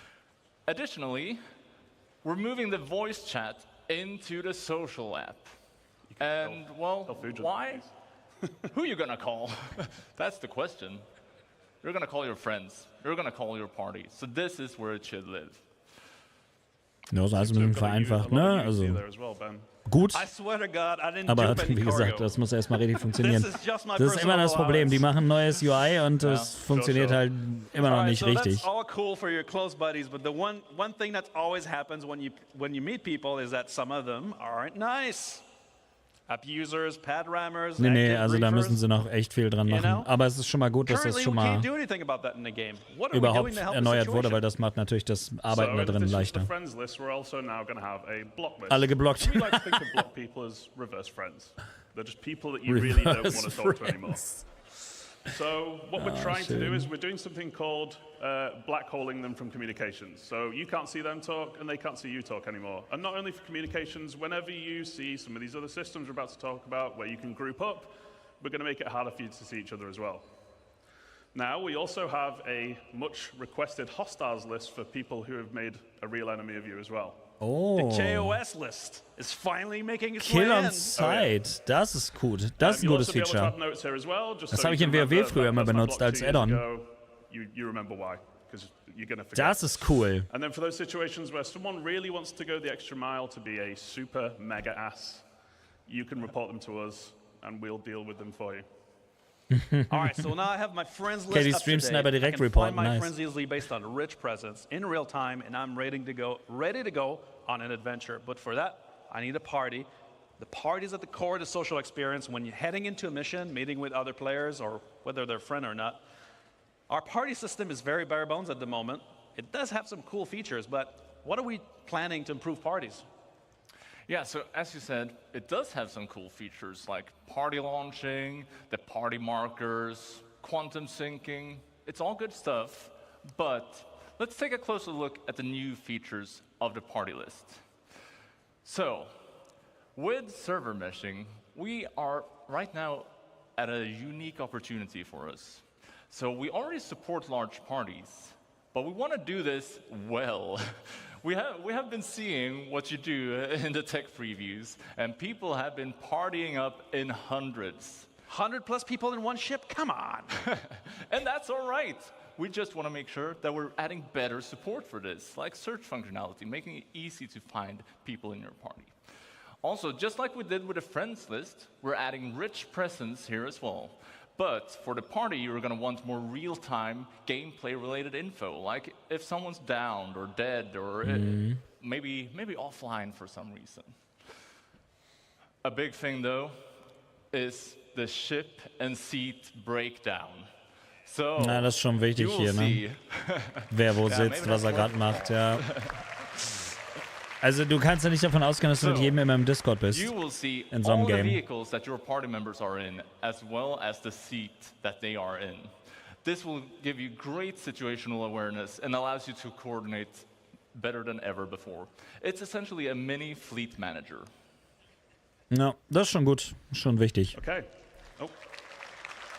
Aber wie gesagt, also wenn ich das UI sehe, dann denke ich mir schon wieder, okay, du wirst auf Seat klicken und es wird nicht richtig funktionieren. Also was das angeht, müssen die noch richtig viel machen. Es ist Alpha und so, aber and we're adding an absolute MMO staple as well, which is Guilds. The ready check. Ach so. So as we add more and more challenging group gameplay, you're going to be able to coordinate a lot better. And while we're talking about group play, and maybe it's unwanted group play in this case, we're improving the quality of life for our streamers as well. Oh, geil. So we'll no longer have a shared player list. We're going to be obscuring things like your on-screen name and location and so on, schön. just so you're a bit harder to find while you are streaming. Nice. Finde ich gut. That's the full friends and party tab. Pretty cool. It's a party for the eyes. It's a party for the eyes. Aber das ist halt übersichtlich, ne? Also das ist schon okay. Man kann das alles gut lesen, ist schön groß und trotzdem ist der ganze Bildschirm genutzt. Shop to manage all your real-time interactions with other players or access your comms channel. That's cool, but as we navigate the verse, it's always very difficult to find people We have a single channel. People are blasting, looking for groups. It's a bit awkward. You never know what you're going to find. Naja, es gibt nur einen Global Chat, ne, bisher. I know I'm the bigger shards guy now. But we're going to have a lot more players in there. There must be a better way. Well, Ben, we have given this some thought. So, the second tab in the social app, introducing the Party Finder. Nice. Das ist wirklich cool. So, ja. The Party Finder, it's a dynamic system that's Gerade bei so make it Events. easy for you to find interesting and engaging gameplay. Sehr cool. It's basically player-powered matchmaking. So, if you are looking for more players, just go in here, advertise your party. Das ist so wichtig, dass es einfacher ist, Gruppen zu bilden, einfach zu zocken mit Leuten, bestimmte Missionen zu machen, die man solo nicht schafft. You could even set things like a specific contract that you want to play. Or roles that you're looking to fill. Ja, Maybe das ist sehr stark. Gunners, engineers, pilots. Meat shields. Maybe that. Ja, aber ist ja so. You could also limit the number of members. You might want to do some, again, specific content. So you Du kannst wahrscheinlich auch sagen, hey, ich brauche Geleitschutz für irgendwas. Or you might want a tight-knit group. That's something that I would like very Und dann much. brauchst du so ein Reputationsding, dass du weißt, das ist kein Pirat. Contract rewards, right? So once you have that information, then it's time to list your party.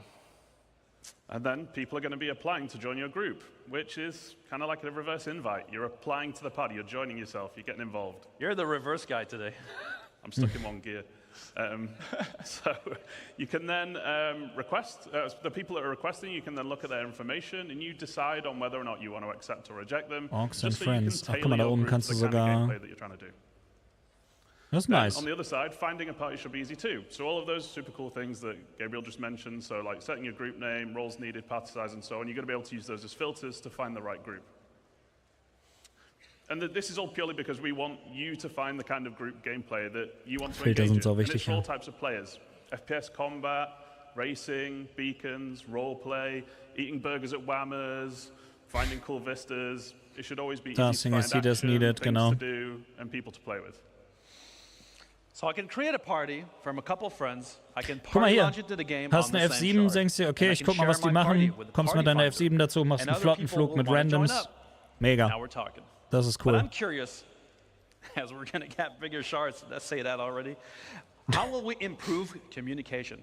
It's very much of a Hat der mess right now. 4,5 Billionen UAC oder bin ich blind? And voice comms, we never really know if they work. Well, let's chat about chat. Gib mal was ab vom Speck, Digga. So, we're adding options for you to customize the chat window. Sehr schön, auch nice. Ja, Standard eigentlich in MMOs oder Games, aber ja, den Chat vernünftig irgendwo hinzupacken, ist super.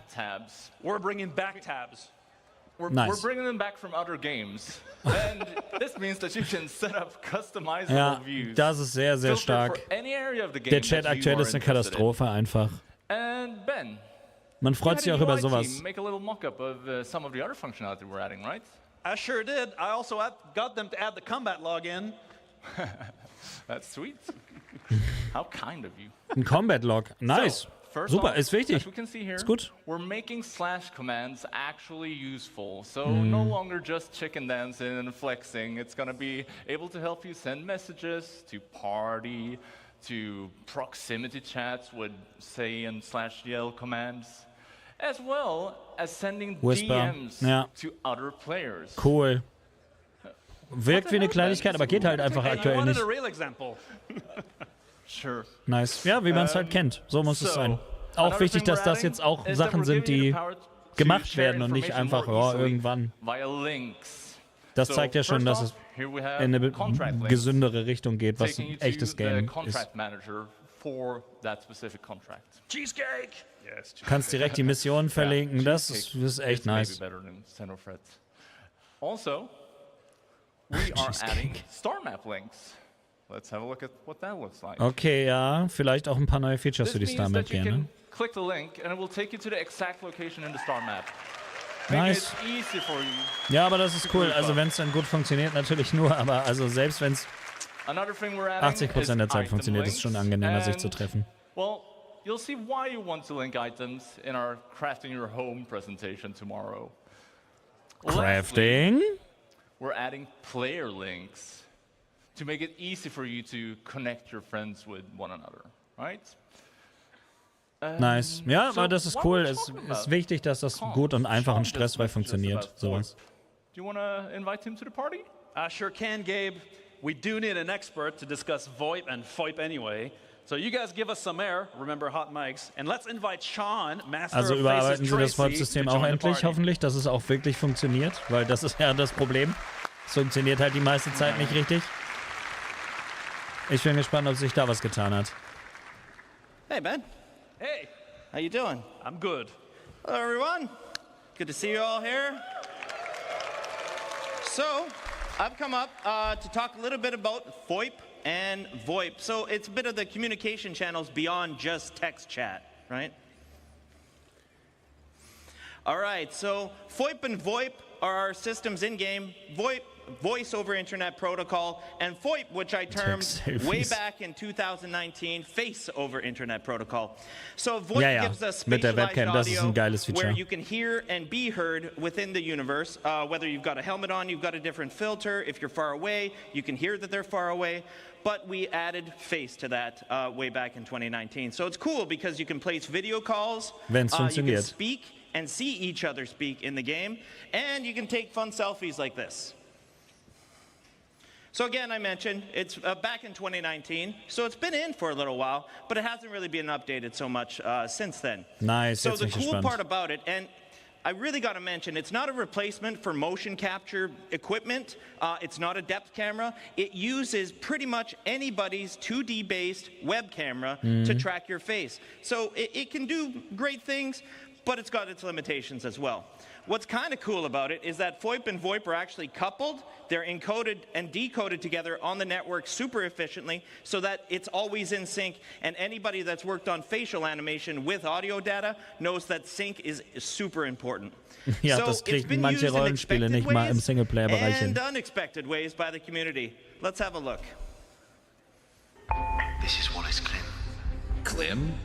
What is it? Seems someone's on our case. Das sind Spieler, die vor ihrem Monitor sitzen und den Mund so bewegen, ne? Also das ist schon eine coole Technik.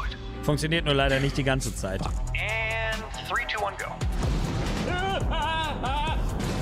Aber ich finde, das ist ein mega lustiges und cooles Feature. Alles mit einer Webcam. Subject has crossed the perimeter. Most people don't associate ladies like us with salvage, do they, Shell? That's right, Mel. Also es gibt eine, die macht das auch die ganze Zeit, die macht das komplette Streams damit, mit so Außenkamera und so. Ist mega witzig. Ist super geil. No, you're up there in what? Your underwear just drinking hooch or something and just singing away? Wait, we have hooch? Hi, I'm Natronics. And you're watching Redline, your source for adventurous stories throughout the verse. The name's Brad. Agent Davina Brad. Extra Brad. I'm Aaron Baxter. We topped off yet, Aaron Baxter? Just about, sir. Good. I don't want to spend another second on it. Something we have in common, sir. Hey. Yeah. It was that day when I met Mr. President that my life changed for the better. Eat that apple.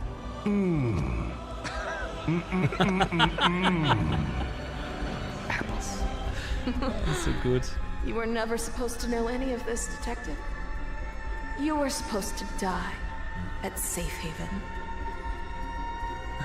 Rachel. Rachel's dead. Hey man, I'm back again. You have any hats? Robbers macht noch Videos? Den habe ich früher immer geguckt, Mann. What are you looking at, sir? Go away. Wie cool. Ich glaube, ich muss bei Robbers mal wieder reingucken, dass er Star Citizen Videos macht. Wusste ich gar nicht. Das ist so einer, den ich früher immer geguckt habe, der mir nicht mehr vorgeschlagen wird. Irgendwie, manche Kanäle werden dir irgendwann nicht mehr vorgeschlagen, dann vergisst man sie. By the community, and I love it. I love it. Das war lustig, ja. Bugs and all. But there's probably some improvements that we can make for that. Genau das, ne? Man sieht, das ist schon that we've made is head rotation tracking. It's actually something we were already doing to do head tracking in first person, genau. but we never could move the head around. Ach, jetzt funktioniert dann der Head Tracker auch damit? Das wäre natürlich absolut krank. Some cool stuff like range of Jared? Yeah, John? Can we just, let's just do a fake video call. Can we do a fake video bitte, call? jetzt bin ich gespannt. You know we can do a fake video call, Sean. All right, cool. So let's call one of my guys, Oliver Cook. He's been working on some new tracking updates.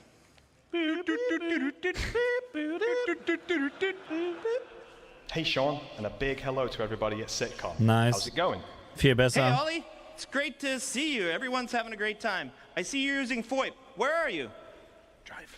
That's correct. I'm sat here in the Guck mal, wie der Kopf sich mitbewegt. Digga, wie realistisch es aussieht, wenn so einer vor dir steht in einem MMO. We've been working on VoIP recently, and we're starting to see some improvements to the quality of the tracking in game.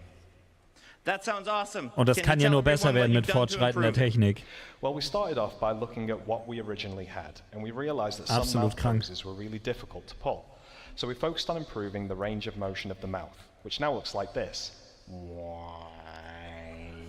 Ja, man hat es eben in den Videos gesehen, ne? Das war längst nicht so gut wie das. You can see there's more of a one-to-one relationship with what's going on in my webcam.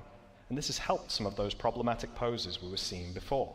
One of which being a closed-lipped smile, which was quite difficult to achieve previously. Ja, ja. Oh, jetzt kriegen sie es hin. We've Digga, also fett. started to add in secondary motions that happen naturally when pulling combination face shapes, like squinting in the eyes when smiling or frowning. Wo haben die das ganze Geld gelassen? Ich weiß es nicht, Leute, Alter. With the wrinkle maps, it really goes to show just how much work has gone into these heads. Macht Call of Duty sowas? Let's see how many wrinkle maps we can trigger. Die verdienen mehr. Jedes Jahr. Wow. Großartig. And finally, one other thing we noticed was the tracking quality could be quite noisy in environments where the lighting is less than ideal. So to combat this, we've introduced tracking stabilization, which helps to reduce the amount of noise we get from the webcam. We're seeing positive results in low light conditions, but we're also seeing a small quality boost in optimal lighting conditions. The result is a more expressive and stable face, which is great for using in-game or making videos in the verse.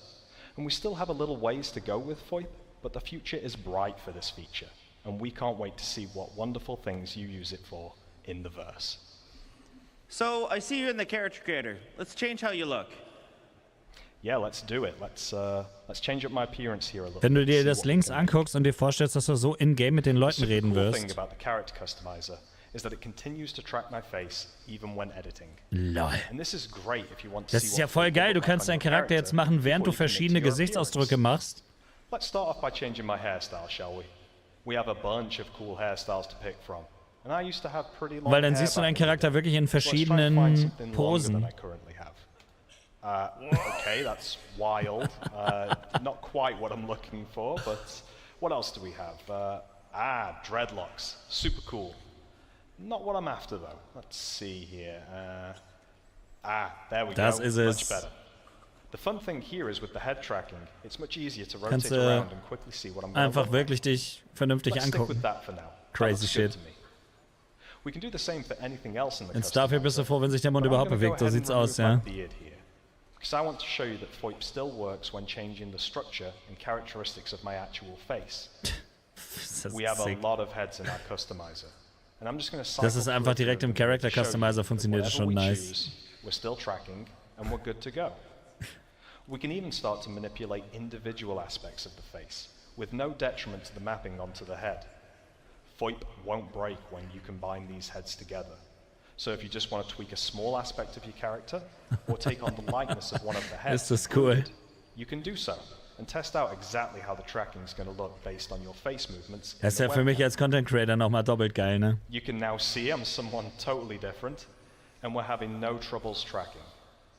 And if I don't like what I've picked, I can always just randomize here, which I think is a great way of not only showing the countless combinations of heads that we can make, but also that VoIP will continue to work with anything that we throw at it. Das ist krass. I think I'm looking pretty good here, Sean. What do you think? Yeah, good. I think it's pretty unique to Star Citizen. Thanks a lot for showing it. Anytime. Sick. Sehr geil. Wirklich cool. See you later.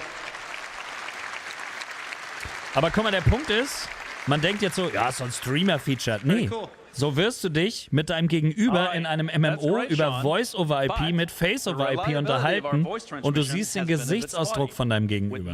Das ist absolut nice. What are we doing to improve the overall infrastructure behind VoIP and VoIP? Well, first of all, we've heard you. Das We know. Eclipse-Shirt brauche We've ich. tried it. and it sometimes works and sometimes doesn't work. Genau, das ist das Problem, ne? What Mit we're going to VoIP. be Mal doing geht's, mal geht's is we're nicht. going to be updating the voice service and a total overhaul of the voice server. Sehr geil. This is actually important. Wichtig. We need to do this anyways because we have to update the voice infrastructure for the much larger shards that are coming. So this is going to improve reliability and the voice quality. So one of the biggest things that we're going to be doing for you guys is to make sure that you have feedback in the game for when this is working and when this is not working. When you're transmitting, when you're receiving, you really have to know. So whether that's picture-in-picture, whether that's an icon telling you you're transmitting, these are all going to be things that we're adding as we go forward with these features. Cool. Good stuff. What? Am I done? Die Leute tun immer so, als wären 700 Millionen viel für ein Spiel. Hey. Okay, there's room for 4. Yeah. There's a lot of people on stage now. It's a bit crowded, right? Can we kick Sean? Yeah, we can. I think we should kick Sean. Die haben ja auch 1000 Mitarbeiter. Bye, Sean. Bye, Sean. Sean has been kicked. Tschüss, Sean. All right, now we've made some friends, we've joined parties, and we even kicked some people. That's super great. But what if you're new to the game? Ben, behind you. Oh! The guide system. So we've introduced the guide system on the web a while ago. Ist ein cooles Feature, aber leider nur über die Webseite. Das heißt, das geht jetzt auch ins Game. Sehr gut. Match up, basically for a new player to get training and learning the ropes. Wait, are we bringing it in the game? Yeah, of course we are. Nice. Das ist cool, dann werden es auch viel mehr Leute machen. Das ist, wenn du als erfahrener Spieler neuen Spielern das Spiel beibringst, ne? Dann kannst du sagen, ich will das lernen und dann sagst du, ich zeige dir, wie das funktioniert und dann wirst du im Game zusammengepackt und kannst es dann zeigen. It's irreplaceable to have another player by your side showing you the ropes. So we want to keep the guide types from the website because there's already a lot of good ones there, and they already cover a very wide variety of gameplay. And as we add more game systems, more guide types are going to get added too. And base building's a great example of that, which is a little teaser there for tomorrow. No, teaser. Your tease. Oh yeah. But now, how do you become a guide? So now there's going to be a list of requirements that you've got to meet.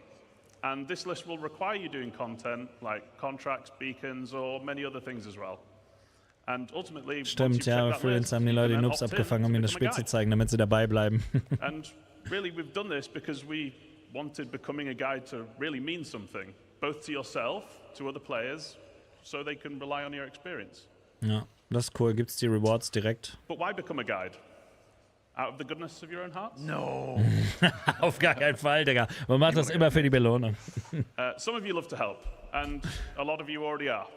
But while I don't have time to get into specifics today, there are going to be rewards available for those of you that do put the effort in. Because we like to get paid. Hoffentlich nicht nur so FOMO-Timed-Events, sondern einfach dann dauerhaft. Sodass jeder Bock hat, das auch später nochmal nachzuholen, wenn er selber das Spiel kann. And I've reached a guide level in a field that I like doing tons of content on. Or I'm a new player and I need training in a key area. How does this all tie together? Let me answer my own question. Ja, das ist wichtig. It ties into Beacon's trust and rating system. Dass du siehst, okay, das ist ein Guide, der ist gut bewertet und kein Troll. Yeah. So beacons have been in the game for a while, but we are juicing them up. Yeah, so let's look at how we're juicing them Neue up. Beacons. So first off, tying into the guide stuff, we're adding a new type of beacon. So guide beacons. It means that if you are a guide, you'll be able to respond to them. If you need a guide, you broadcast them. And if you need a guide, you can be certain that whoever responds to them knows their stuff. So this is obviously good for new players needing to learn the game, but even seasoned players like yourselves, you're going to have a great use for this because there's always something new to learn in the verse. No. So you just post your question, you broadcast it out, the guides get alerted, they can accept it, contact you, and once you have the information you need, you take the beacon down, get out there, and use your newfound knowledge. So obviously, there's many different types of guide beacons here, but we're also adding more categories to service beacons. Now, all this beacon stuff sounds fine, but let's be honest. I have a friend, not me, but every time they use a beacon, they get ganked. How are we going to do? What are we going to do to make sure that whoever is answering my call for help is trustworthy? Are you sure that's your friend and not you? Genau, das, was ich eben meinte. Nice. Okay. Also wird es ein Reputationssystem geben, auch für normale Spieler. One of them is actually subsidizing the beacons. So guilds contribute rewards to the payouts on service beacons, and we'll get to guilds shortly. But that could be money, reputation, or potentially other rewards as well. Because we like getting paid. And ultimately, that keeps the cost down for the people that need help, but rewards the people that are helping. And this actually finally makes it viable to do beacons for whatever profession you like to do. Medics, refuelers, and repairers, just to name a few. But if you misbehave and you fail the beacon, there's no payout for you. So that's one incentive. Genau, und dann kommt das Rating. Ja, nice. Das ist so wichtig, dass du eben nicht auf einmal einen Piraten am Hals hast.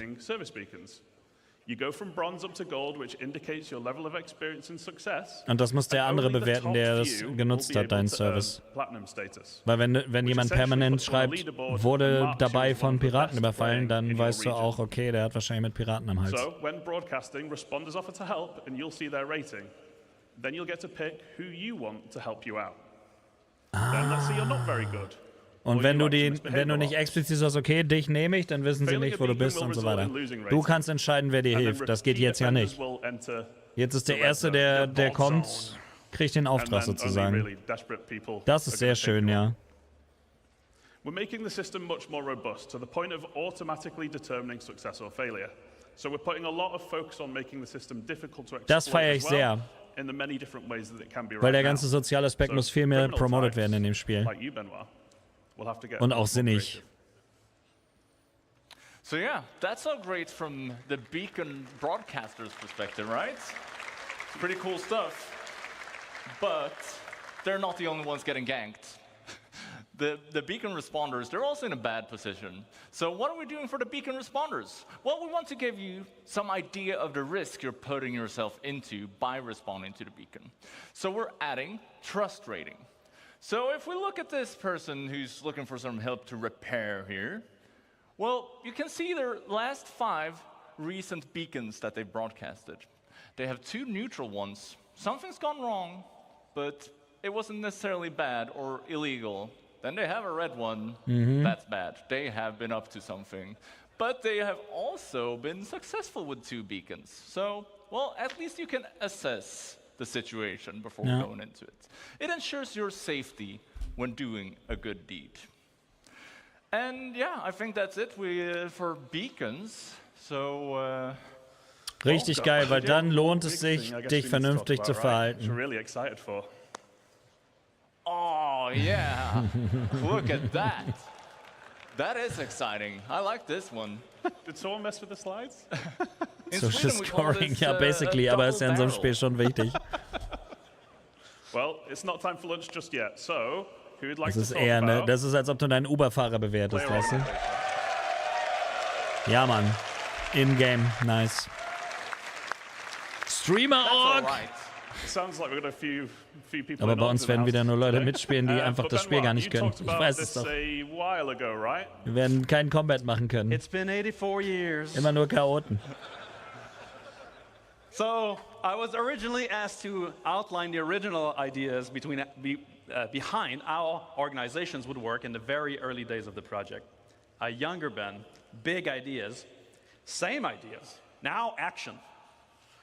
You have no idea how happy I am that we're finally tackling this task and this design in the game to truly give you all the tools you need to make your empire. Also ich werde 2 Orgs haben, eine organisiere ich selber, eine macht irgendeiner aus der Community.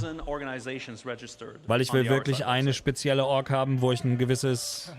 69,999 of them. Alter, 70.000 Orks. Ich will eine haben, die wirklich ein Ziel hat und ein gewisses Thema und auch ein gewisses Spektrum nur abdenkt an Missionen, die wir machen. Also das ist wirklich die ernst gemeinte Orga. Und dann können wir gerne so einen Community-Clan machen, wo einfach jeder rein kann. Aber das, was ich vorhabe später mit meiner Org, da kannst du nicht einfach jeden reinnehmen, der irgendwie das Spiel sich runterlädt und einfach bei einem Streamer dabei sein will. Das wird nicht klappen. Also die Leute müssen sich dann entscheiden, in welche von den Orks sie wirklich aktiv mitmachen wollen. Should you choose to join or create an organization, we want this social aspect to be part of your progression. Also so viel kann ich euch gleich schon mal sagen. Don't let me spoil it. Let's get a real designer to cover this stuff. JJ, you are a self-proclaimed big MMO player yourself, so why don't you give us the details? I didn't realize I went around. Gerade wenn das auch bewertet wird, wie du deine Missionen fliegst zum Beispiel, brauchst du natürlich Leute, die ihren Job verstehen und die sehr speziell auch für ihre Tätigkeit in der Org trainieren. Also wirklich ernsthaft spielen. So orgs, as many of you know, the players coming together to achieve a goal, whatever you want your goals to be. We give you the framework and you set it up and drive it forward. And we were going to shout a few of them out, but I was actually told we couldn't play favorites, so we actually ja klar, viele haben einfach so eine One-Player-Org, absolut. And the Boltzfall Buccaneers. Ich glaube, bei mir sind auch nur 2, 3 Leute bisher drin, weil das noch gar nichts Konkretes ist. Yeah, we kind of left you out. Sorry about that, James. We also have NPC factions, and they're already in the game, and you can earn or lose reputation with them. Now, contracts and doing nice things will earn you rep. And killing and stealing and all that horrible stuff. Ich glaube, das haben die meisten Leute gemacht, einfach erstmal eine Org gemacht. Ling and Redwind and the ones that you can see on there are just a few examples, and there's going to be a lot more to come going forward. Now, there are also guilds, like the Interstellar Transport Guild. Das ist natürlich auch richtig cool. These are essentially collections of several factions, and we're putting them in a position to be more prevalent. What? You're saying there's something bigger than factions? Oh yeah. So they're going to be something you interact with a lot. And they essentially handle contracts for the factions. But you will earn rep with both still, but as the bigger entity, the guild will be much more important. And you'll find out a lot more about guilds tomorrow at the Stars My Destination presentation at the end of tomorrow. Again, a tease. But now we can dive into some of our new org systems. Yes. Let's start with the basics. I want to find, or I want to recruit for an org. Yeah, so welcome to the new app for everything orgs. Die aktuell dran ist. With the mask. So, orgs can be big and complex, and as we said, some of them have thousands of members. So when we designed that, we made sure that we took this into account, but it's also something that we can expand on moving forward. So, let's have a look at it. Now, I'd like to point out that the Fellowship of JJ, like every designer-based org, is really focused on things like progression gameplay and mission and crafting and leveling up.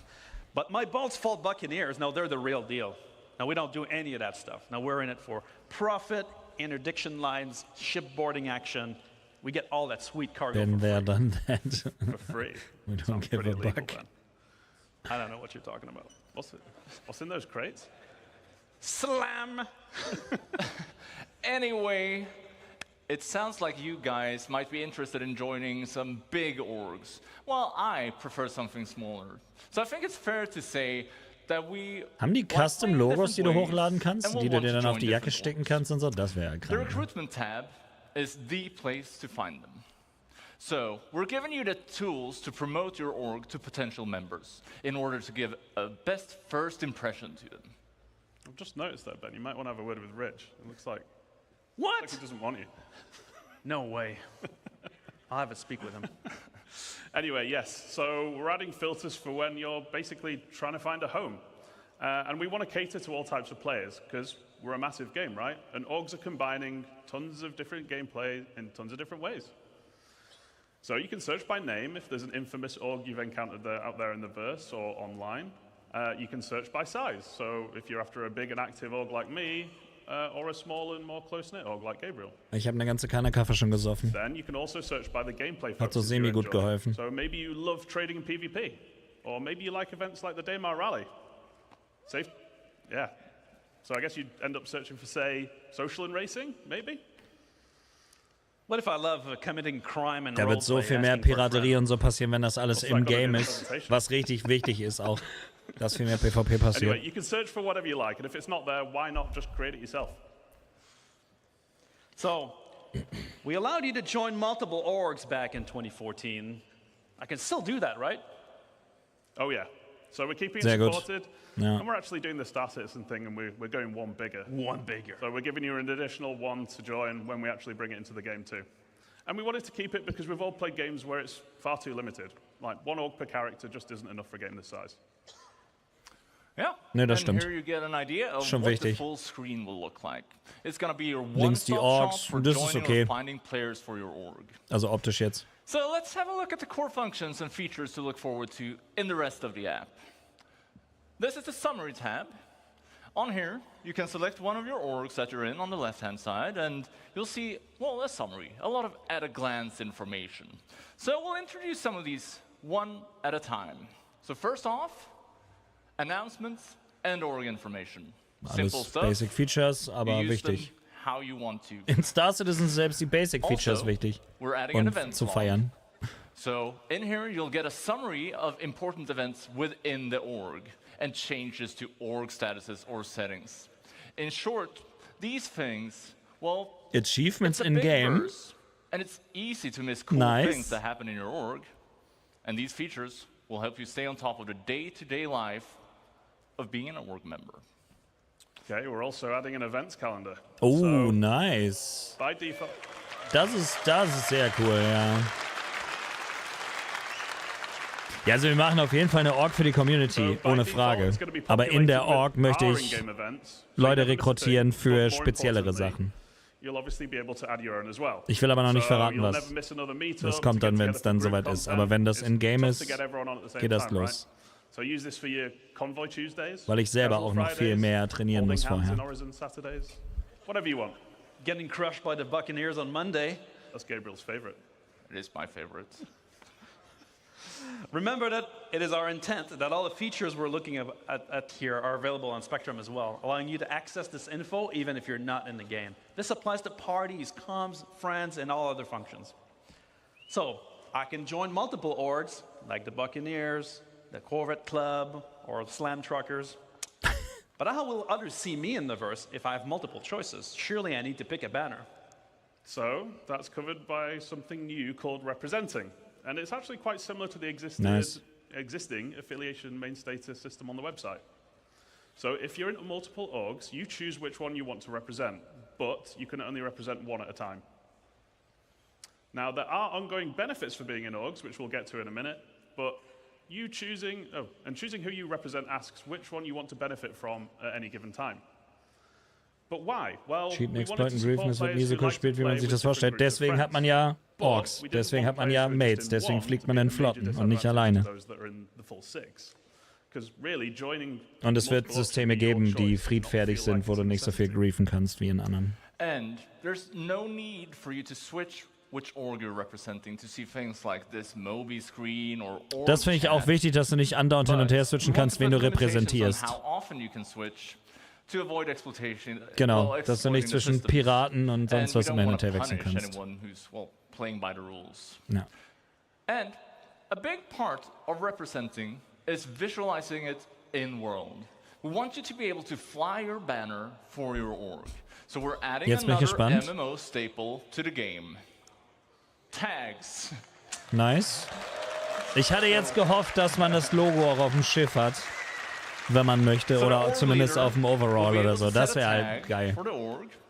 And this gets appended to the name while you're representing. So you can easily see who is in which org at a glance. So we'll have it in chats, in world, and if you're not interested in this stuff, well, you have the option to turn it off as well. How novel! We'll be able to identify people around us. Wow. JJ, I'm curious. You mentioned guilds before, and I'm guessing they fit into Finde ich cool, dass das ins Game kommt jetzt. Die wenigsten Leute nutzen für sowas dann die Webseite, weil das zu getrennt vom Game ist. So, it's your opportunity to form a relationship between org and in-game guild. Ach, cool. Now, just as you in personal rep with the guilds, you can with your org now as well. So your org leaders pick which one you want to align with, and while representing, org members doing specific actions. Deine Org kann mit einer Gilde zusammenarbeiten, sodass du auch bei der Gilde siehst, okay, die sind sauber, weil du die Reputation ja gar nicht bekommst, wenn du mit Piraten zusammenarbeitest. Sehr cool. So a combat-focused org, like the Fellowship, might want to align with themselves with the Mercenary Guild. Or one that enjoys making cash through trading and hauling, they'd probably want to align with the Interstellar Transport Guild. Yeah, Auf jeden Fall macht ein zweiter Account trotzdem Sinn, wenn man Pirat sein will oder so. Es sei denn, du kannst wirklich einen anderen Charakter nehmen, einfach der wie ein zweiter Account funktioniert. Was ich schon gut finden würde. Aber da gehe ich von aus, dass du mehrere Charaktere haben kannst, die alle in unterschiedlichen Gilden sind.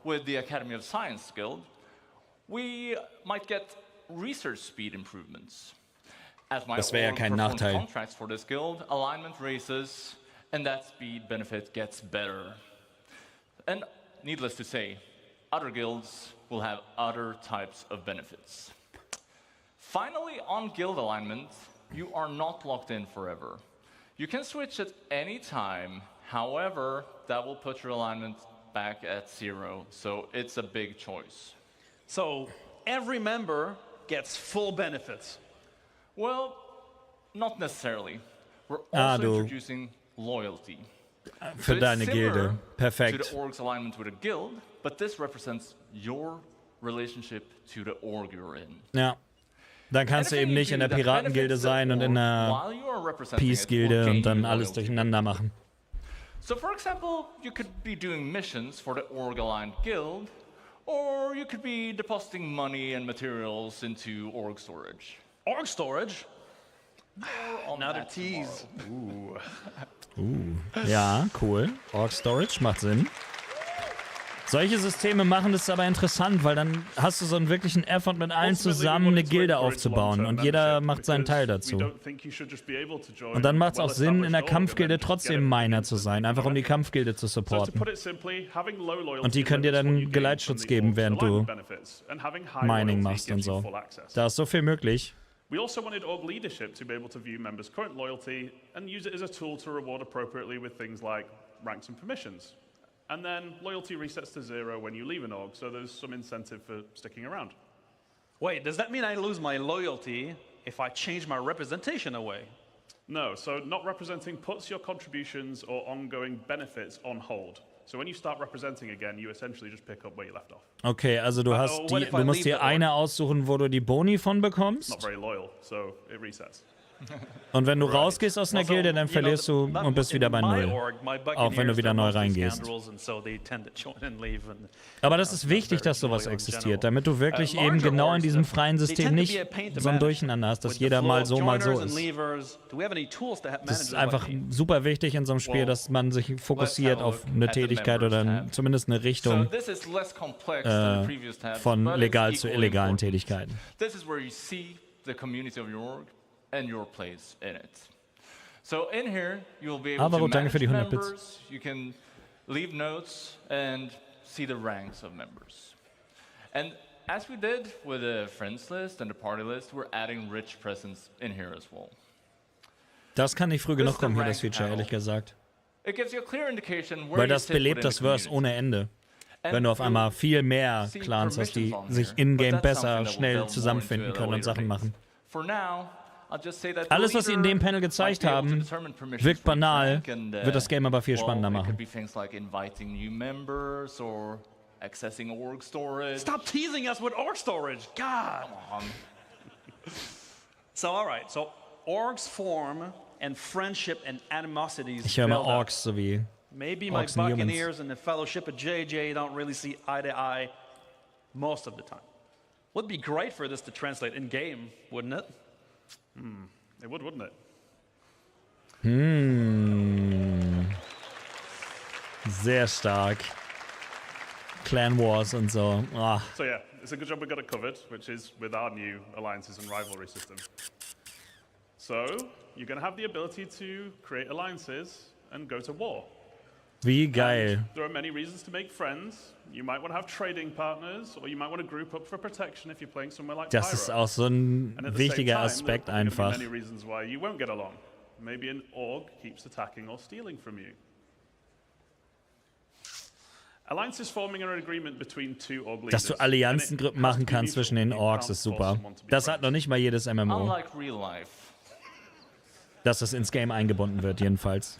Requests are sent from the das ist screen cool. If you have permission, and you can respond here as well. And as a bonus, allied orgs are going to have additional lines of communication. like Alliance Chat, or being able to share Alliance events on the calendar, just to name Ja, nice. Kannst du alle deine Alliierten auf einen Tag im Kalender, kannst dich mit denen gleichzeitig abstimmen.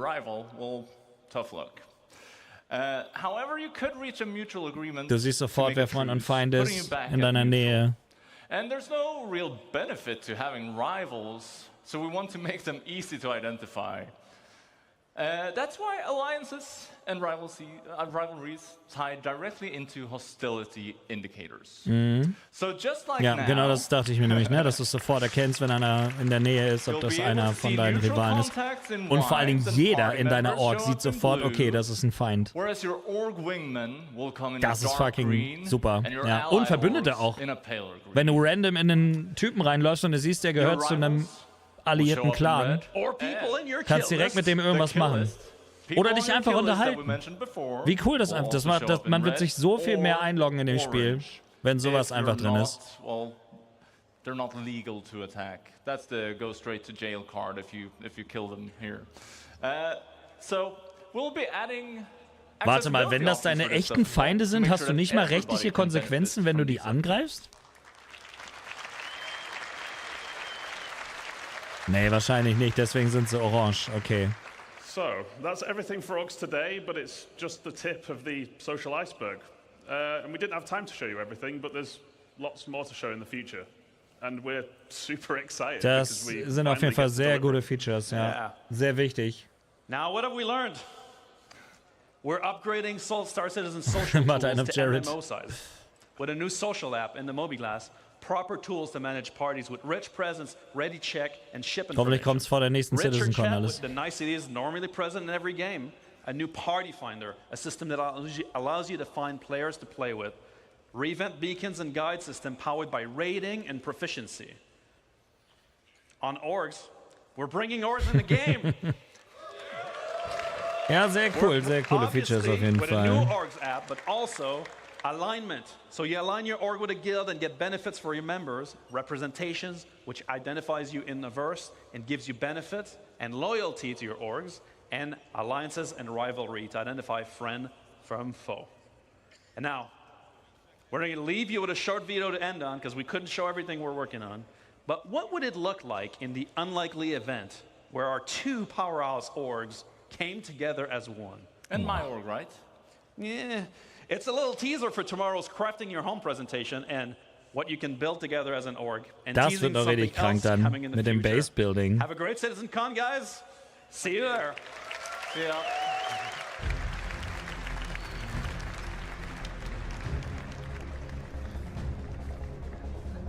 Ja, wie gesagt, ne, das ist wichtig, dass du halt so eine Merch-Sachen hast.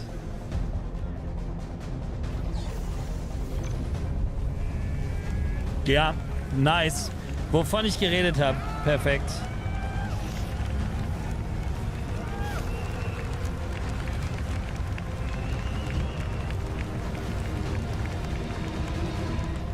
Sehr, sehr geil. Yes! Ja, das ist so cool. Wirklich. Das ist mega gut. Sometimes it's just the simple things, isn't it? Let me put that crap in a shirt.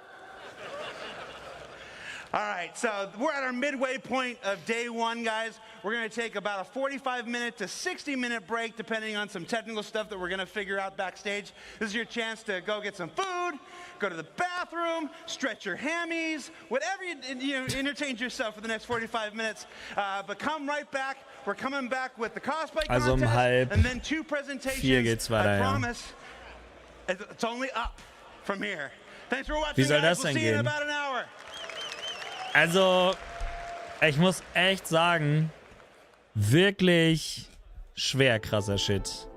Okay, das heißt also, jetzt ist 45 Minuten Timer. Das heißt, wir können labern, wir können vielleicht ein Ründchen sogar ins Verse hopsen.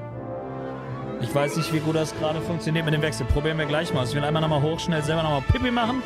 Holt euch auch nochmal einen Kaffee. Und dann können wir gleich so einen kurzen Recap erstmal machen. Krasser Scheiß. Also wirklich ein paar sehr coole Sachen gezeigt. Einkaufen ist angesagt, alles klar. Ja, macht was immer ihr machen wollt. Lasst einfach am besten, wenn es geht, den Stream an. Würde natürlich helfen, aber müsst ihr natürlich nicht. Und bis gleich. Also ich bin auch nur ganz kurz einmal weg und dann können wir weiter labern. Pippi machen. Übrigens das neue Video könnt ihr in der Zwischenzeit natürlich theoretisch jetzt auch gucken auf dem Hauptkanal. Das geht ja, glaube ich, nur irgendwie 20 Minuten oder so. Das ist ein bisschen abgekackt im Algorithmus heute.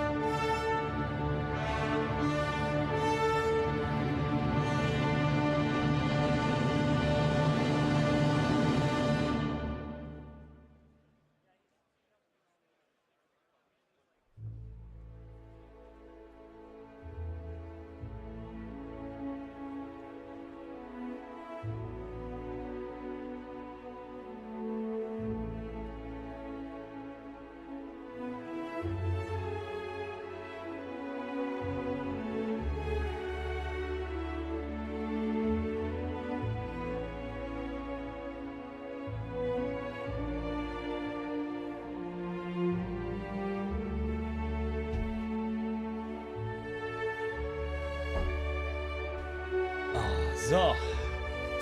Ja, der Punkt ist, ich würde theoretisch ins Verse hopsen für eine halbe Stunde. Aber ich habe ein bisschen Angst, dass der ganze Stream dann abkackt. Weil ich immer nicht weiß, wie sich das verhält, wenn ich auf den zweiten Monitor switch. Wir könnten das mal testen. Ich will euch nur vorwarnen, dass eventuell der Stream dabei abkacken könnte. Erstmal was zu essen machen und so. Ja, auf jeden Fall. Also jetzt ist auf jeden Fall Pause. Aber, also, am krassesten finde ich persönlich einfach dieses Wetterzeug. Also, dass die Wolken jetzt wirklich Impact haben auf das Licht, das Wetter. Das ist für mich persönlich einfach das Coolste an der ganzen Präsentation gewesen.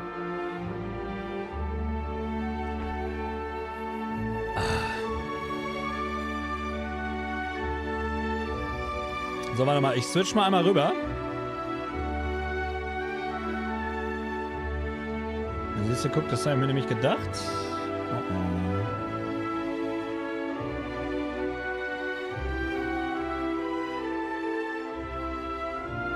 Also ich weiß nicht, was momentan mit OBS los ist. Es ist so langsam.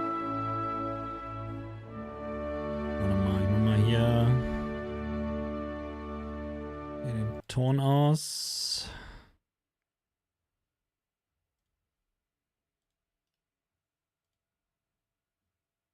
Wir können ja mal gucken, ob es klappt.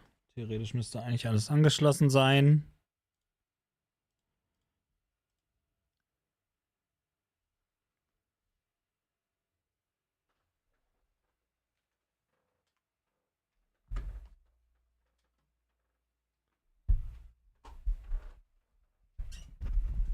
Ach so, jetzt sitze ich drüben.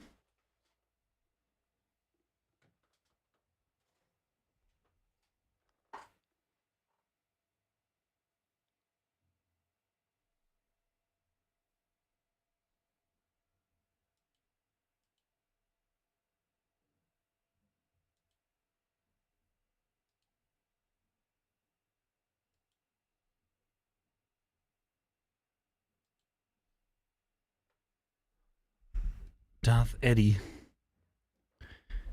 So sieht's aus. Also Kamera habe ich hier jetzt nicht. Ne, falscher Monitor. Moment. Den wollen wir. Wir probieren's. Ich war in 242 noch gar nicht drin. Ich weiß auch ehrlich gesagt nicht, ob ich den Loaner für die Zeus schon habe. Ob der schon so im Game ist. Müsste aber eigentlich. Normalerweise haben sie den immer gleich drin. Wenn du eine andere Variante gekauft hast.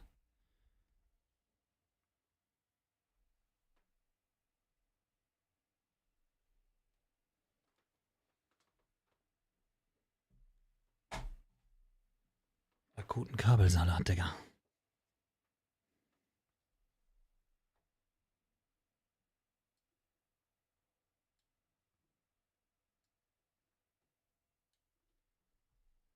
Und vielleicht einen Timer stellen.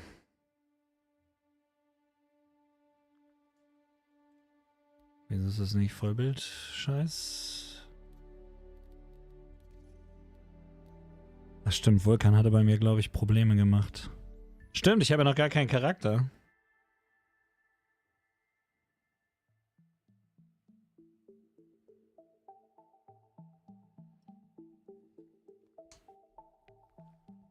Funktioniert der Shit?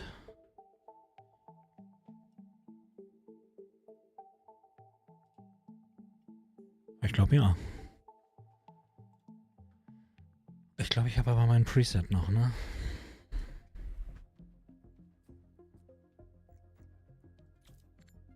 Jo.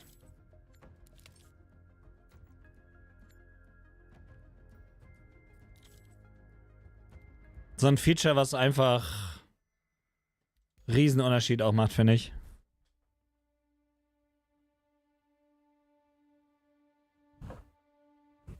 Jetzt habe ich natürlich meinen Head-Tracker nicht an, aber ist jetzt egal. Ich glaube, ich nehme diesmal Area 18 einfach wieder. Weil New Babbage natürlich auch echt immer nice ist.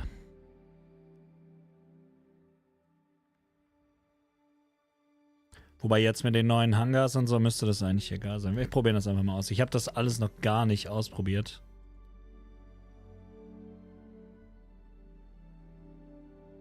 Bei dir geht live seit gestern nicht mehr und Kollegen sind alle im PO unterwegs. Okay, aber da muss ja irgendwas bei dir sein, was man fixen kann.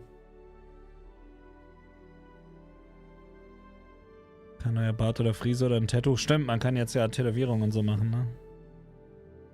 Ja, aber dann ist die halbe Stunde vorbei. Das können wir nachher machen. Nach der CITIZENCON.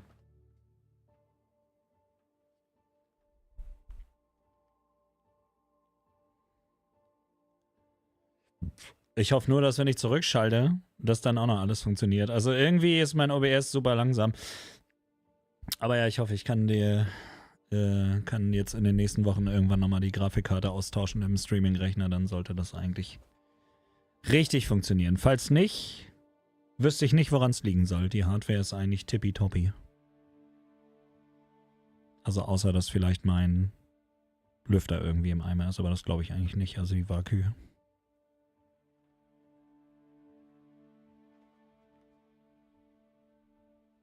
Aber kann natürlich auch sein, dass wir gar nicht reinkommen. Dann sammeln wir so einfach.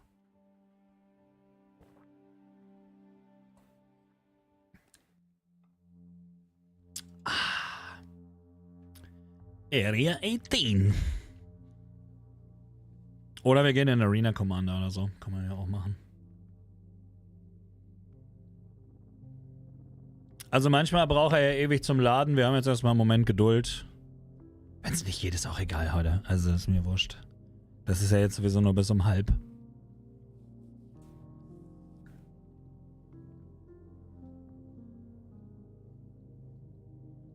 Warte mal, ich muss mal einmal... Genau, mir das auf dem zweiten Monitor aufmachen, damit ich auch noch sehe, wie weit wir da sind.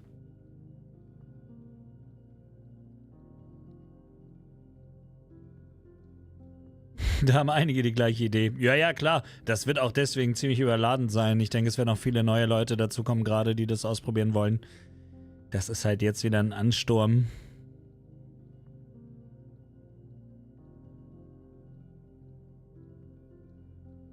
Der Trick ist, bei diesen Loading Screens manchmal wirklich einfach massiv Geduld zu haben, siehst du?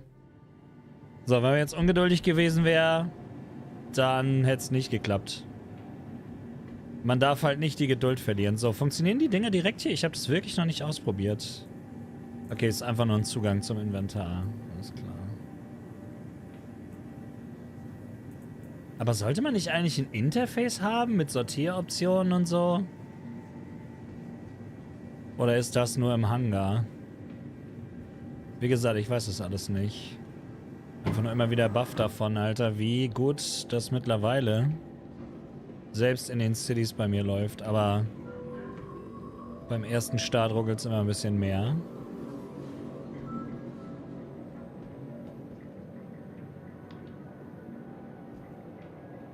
Warte mal. We got weather, guys. Ah, we get vielleicht lieber. Warte.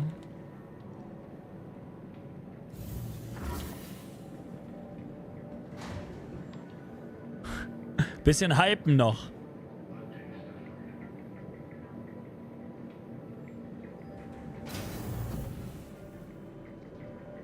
Alter, wie viel ist hier los?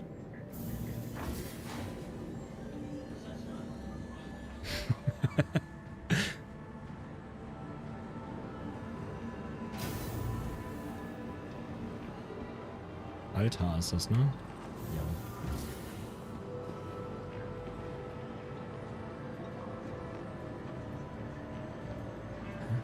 Dann das nochmal mit dem Scrollen. Achso, F4 gedrückt halten, ja. Na, hier kackt es gerade ganz schön ab.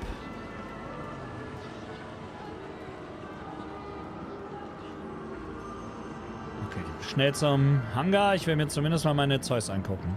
Also erstmal gucken, ob ich sie überhaupt habe. Und dann nichts wie runter von dem Planeten. Ne?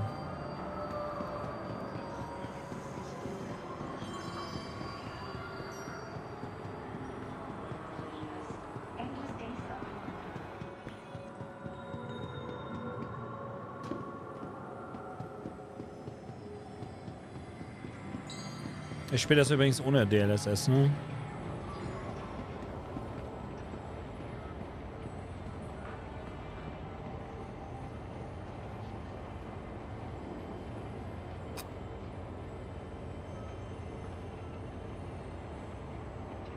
Und jetzt stell dir dann so einen verregneten Gewittertag in Area 18 vor. Wie fucking geil das ist.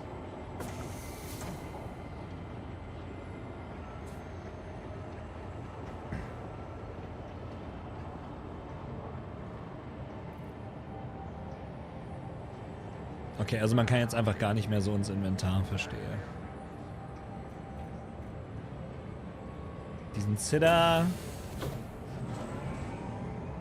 Mauszeiger haben sie immer noch, ne? Das wäre auch geil, wenn sie dazu was sagen würden.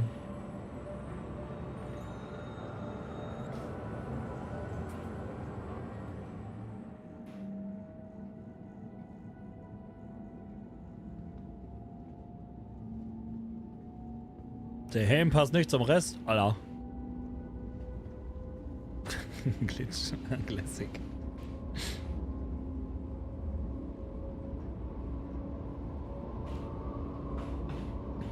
Ah, okay, alles klar. Also mussten sie nochmal zurücksetzen. Danke für die Info.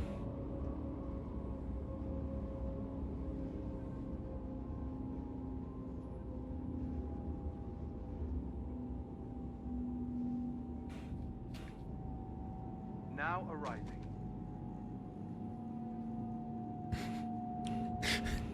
Alles klar, Bruder.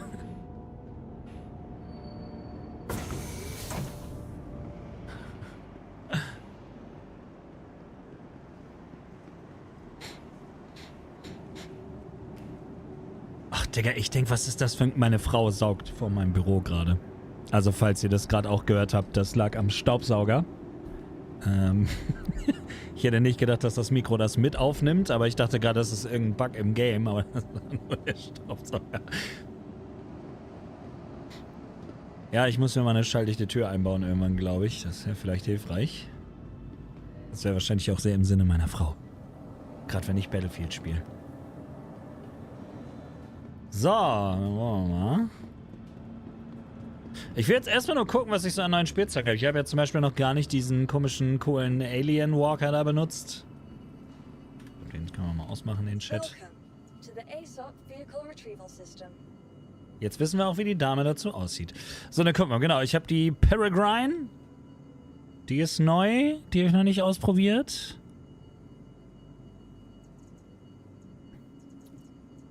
Das kennen wir alles schon. Die Schiffe sind zum Glück noch da hier. Ich hatte schon Angst, die sind wieder weg. C2. Leider ist meine M2 weg, aber die ist beim letzten Patch schon verschwunden. Ich weiß nicht genau, warum ich eine Razor habe, aber ich freue mich drüber.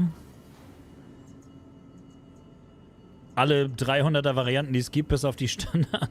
Wieso habe ich 315p? Keine Ahnung. Da, die 600i und die Touring. Eine davon habe ich pledged, die andere ist Ingame. Phoenix da. Okay, also man bekommt die Essentials und die ist auch drin. Also ich habe ja die Bounty Hunter Version, die ist noch nicht im Spiel. Also der Loner funktioniert auch direkt. Sehr nice. Dann nehmen wir die doch direkt mal. Ach ne, Quatsch, F1. Ne? Vehikel des...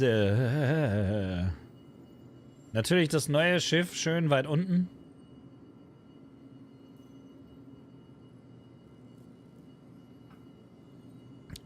Also ich hätte ja normalerweise den Concierge-Skin drauf gemacht, aber ich glaube, wir nehmen einfach mal den Purple Haze, einfach für die Memes.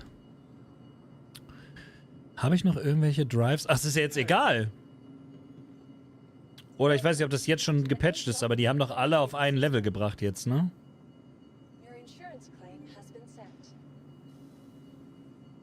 Die sollten jetzt völlig Wurst sein. Alter, wie viele Schildgeneratoren hatten das Ding? Wow. Okay, 4 Schildgeneratoren? Krass.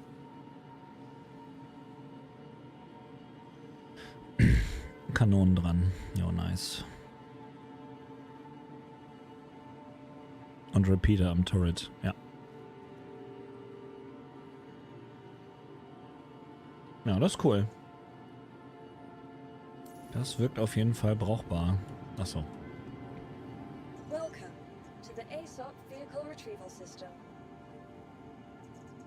Ja, also, weißt du was? Das würde ich feiern. Und ich hoffe auch drauf. Okay, das ist meine Prediction für heute. Okay, CitizenCon? Das hier wird überarbeitet. Ein vernünftiger Manager für deine Schiffe, dass du Favoriten hast oder dass du auch welche einfach rausnehmen kannst aus deiner Liste, die gar nicht angezeigt werden, die du zum Beispiel gar nicht benutzt. Na, zum Beispiel hier die Auroras. Benutze ich nicht. Weg damit. Ich habe so viele Schiffe, die man hier ausblenden könnte. Guck mal, ich habe eine 325A. Ich habe eine 315P. Ich habe 2 315P aus irgendeinem Grund. Mit der race ich eh nicht, die könnte ich rausnehmen. Da ist so viel drin, was man wegklappen könnte. Es reicht auch eine Krüger, eigentlich. Sowas. Cutlass benutze ich einfach gar nicht momentan. Das wäre das würde ich feiern, wenn sie das hier noch zeigen, dass das überarbeitet wird. Und zwar bald. Hoffentlich. So, wo war das Ding jetzt? Da. Das kann ja eigentlich auch nicht so ein Riesenproblem sein. Gut, in Star Citizen ist alles ein Riesenproblem, aber... Extra Large Hangar. Achso, ist ja egal jetzt dann, ne?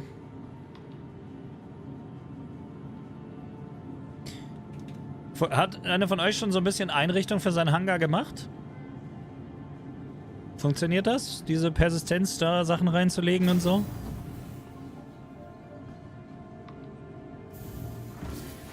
Oder wie viel habt ihr schon an Zeug verloren dadurch?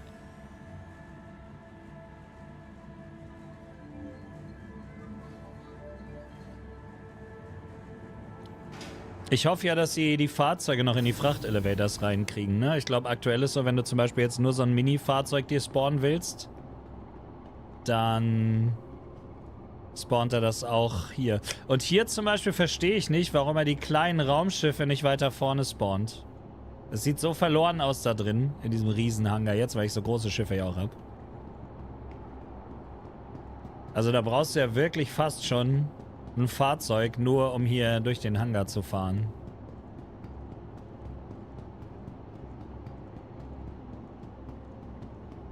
Kein Geld dafür, um den Hangar zu dekorieren. Weil ich meine ja nicht nur diese Kaufsachen, du kannst da ja alles Mögliche reinpacken.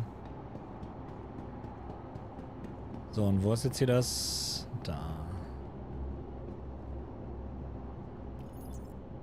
Okay, hier haben wir es. Ah, da sind die Sachen und hier gibt es eine Suchfunktion. Ja, nice.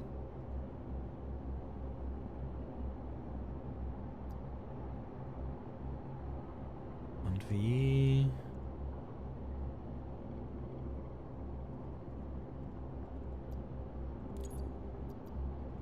Ah, okay, alles klar.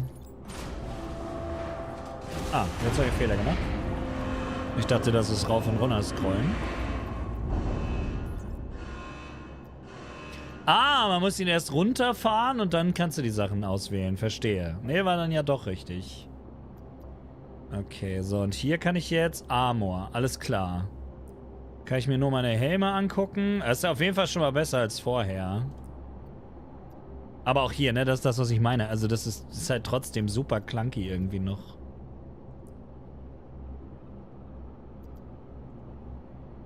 Ja, und wo ist jetzt der eine Helm? Das ist, genau das meine ich, ne? Das ist halt scheiße. Also, ist trotzdem nicht gut gemacht. Jetzt hat er beide darüber gepackt. Ach so, du kannst... Ah, okay, das ist aber nice. Das ist natürlich eine coole Sache. Das heißt, dann kann man hier sagen Core, Arms, Legs. Dann kann ich sagen Defiance. Und das funktioniert nicht. Classic. Classic.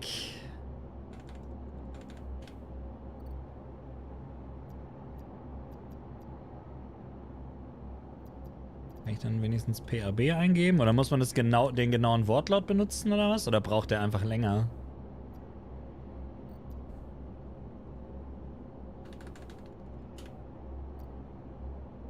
Ja, genau darauf hatte ich ja gehofft, dass man hier einfach dann sagen kann, okay, dann sehe ich mir nämlich nur diese eine Serie an. Aber das funktioniert irgendwie dann leider nicht. Okay, naja, egal. Gut, das ist ja jetzt auch nicht so wichtig.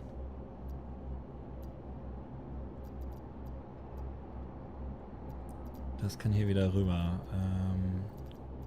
Aber hier gibt es nur Zeug, keine Fahrzeuge. Also es wäre natürlich geil, wenn man... Okay, also das ist natürlich cool, dass das nebeneinander ist hier. Das ist praktisch. Man müsste halt im Fleet Manager die kleinen Fahrzeuge auch im Elevator spawnen können, finde ich. Also dass er dafür jedes Mal das Ding hoch und runter fährt, ist ja Bullshit. Vor allen Dingen muss ich jetzt ja eigentlich dann die Zeus da runterholen? Wenn ich mir jetzt ein Fahrzeug spawnen will? Sehe ich das richtig? Ich würde halt gern mal den Walker ausprobieren. Das war der Frachtaufzug gerade, ja. Aber der Paint sieht cool aus. Ja, wir haben eh nicht so wahnsinnig viel Zeit, deswegen versuchen wir das lieber nachher. Ich experimentiere da jetzt mal lieber nicht so viel rum. Ich bin nur einmal kurz im... Hier, das meine ich, ne? Das verstehe ich nicht. Das machen sie andauernd. Warum sind die Streben hier und nicht außen? Da ist genug Platz, theoretisch, wenn man die so ein bisschen schief macht. Aber dass du hier eigentlich ein so breites Fahrzeug reinkriegst, aber die Tür so künstlich klein gehalten wird. Das machen sie irgendwie andauernd momentan. Das muss nicht sein. Also ohne den Wetter-, Regen- und Gewittereffekt ist es einfach nur halb so cool, das Schiff, ne?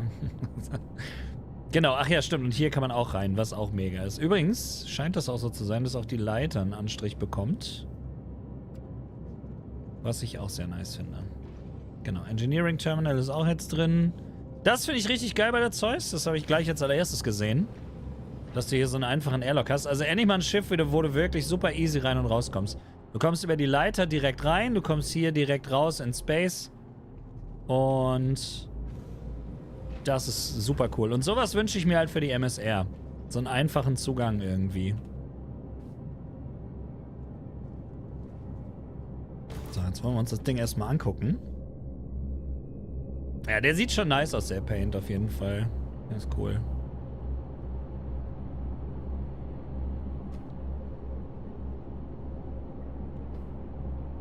Ah, cool, mein Stream Deck funktioniert gar nicht.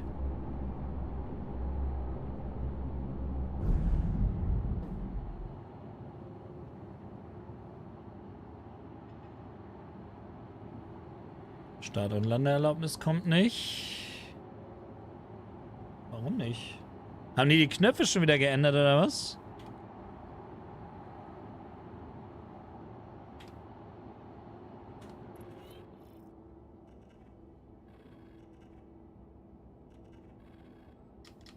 Ups. Was war denn jetzt der Standardknopf? Steuerung R? Alt R? Shift R? War es nicht irgendwie R für Flight Ready?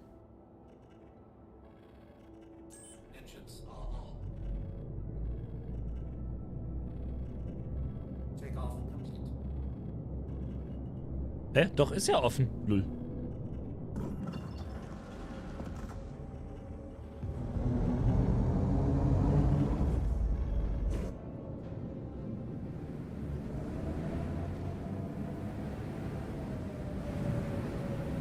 Das ist schon ein schickes Schiff, muss man sagen, ne? Wobei mir ist der Paint ein bisschen zu shiny. Ist aber cool, weil das Schiff ansonsten nicht so shiny ist.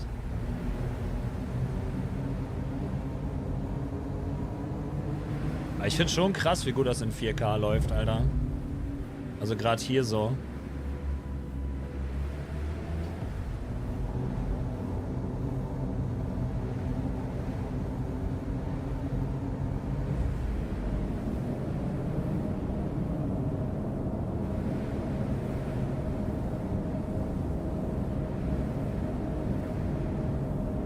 Die Knöpfe haben sich schon wieder komplett geändert. Okay, also muss ich es nochmal neu belegen. Gut zu wissen.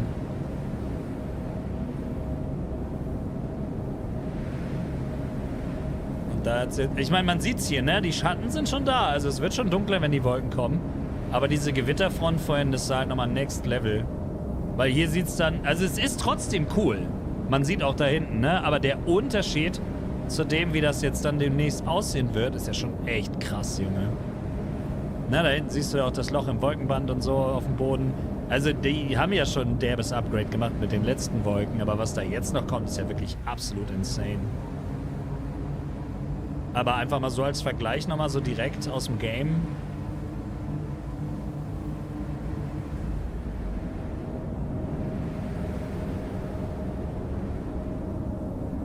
Ja, ja, auf jeden Fall. Also vor allen Dingen, also die meisten Schiffe kannst du dir ja relativ gut erspielen. Du kannst ja auch eine Prospector mieten, einfach Mining machen zum Beispiel. Das ist schon höchst exzellent. Aber ich mag das Schiff wirklich sehr. Also optisch gefällt mir das echt gut.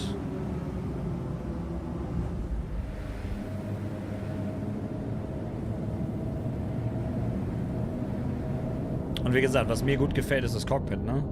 Jetzt habe ich natürlich meinen Head-Tracker gerade nicht dran, leider.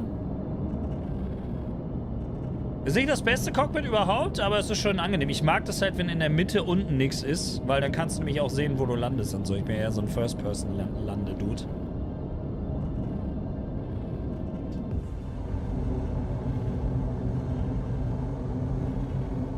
Ja, man merkt in der Atmosphäre nicht so schnell. Wobei irgendwie ist auch nicht jedes System an, irgendwie gerade.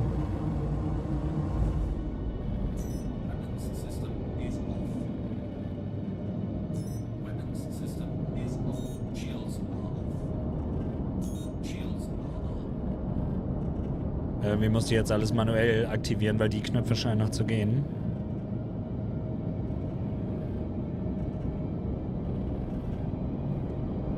Ob die Stadt begehbar ist? Nee, nicht vollständig. Also die Gebäude sind alle noch nicht... Also die meisten Gebäude haben kein Innenleben. Aber du kannst natürlich in die Hauptstadt Area 18 rein. Und es gibt auch noch so ein paar andere Bereiche, wo du hin kannst. Bin mir ziemlich sicher, dass wenn man hier landet, ist es verboten. Aber es gibt viele Dächer, auf denen man landen kann zum Beispiel. Vorne zum Beispiel sieht man, glaube ich, auch ein Landepad. Ja.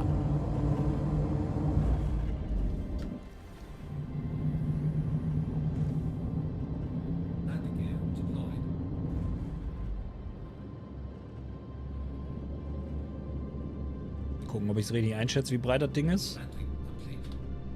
Oh, ziemlich gut, Alter.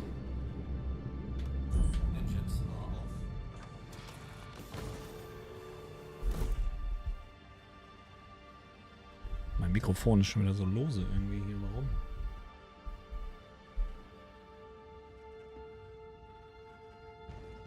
Wie viel schneller das geht, wenn man im Arena Commander ist mit den Türen. Also da merkst du dann halt die Server-Lags und so. Achso, ich hätte auch durch die Treppe runter können. Ne? Durch die Leiter muss ich mir mal angewöhnen. Ist ja ein cooles Schiff.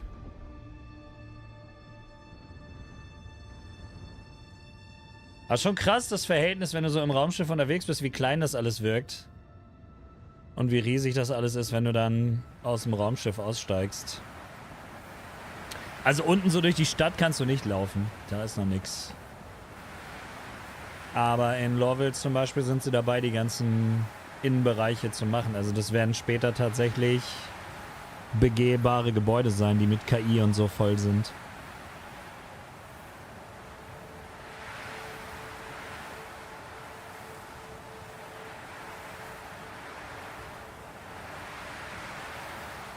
Genau, also du kannst halt hier auf die Dächer, es gibt eine Stadt selber, wo du rein kannst, da sind wir eben schon von gestartet.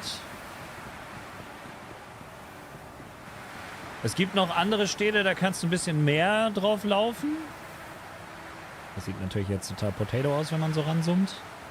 Aber ich weiß gar nicht, wie das ist, wenn man dichter ranfliegt, aber ansonsten... Und so sieht der ganze Planet aus, also der ganze Planet ist Hochhäuser. Was ist das eigentlich da? Da kann man auch rauf.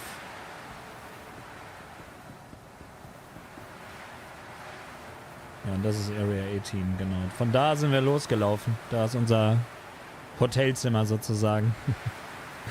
Dann fährst du da mit dem Fahrstuhl runter und da unten kannst du dann durch die Stadt laufen.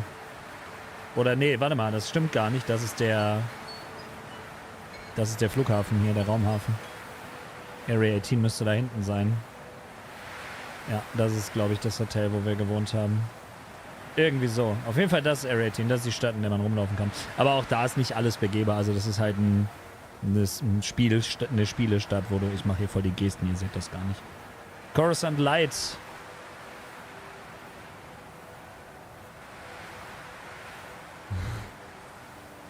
Otto, wenn ihr das mal ausprobieren wollt, wie gesagt, ist aktuell im Sale. Nehmt einfach den Link.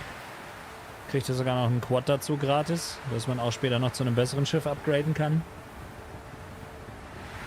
Ist stark. Aber jetzt geht's gleich weiter.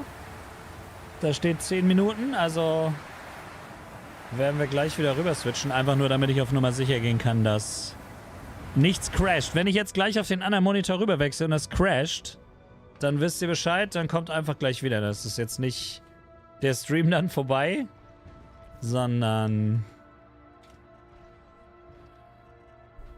dann ist einfach nur der PC einmal gecrashed und ich starte dann neu. Nee, also, ja, dein Kollege, der da vor 10 Jahren 100 Euro investiert hat, der hat auf jeden Fall geholfen, ein echt insanes Technikprojekt an den Start mitzufahren und Man merkt immer wieder, wie viel Fortschritte das dann doch gemacht hat. Also 10 Jahre oder 12 Jahre Entwicklung hin oder her. Wieso ist die Klappe noch auf?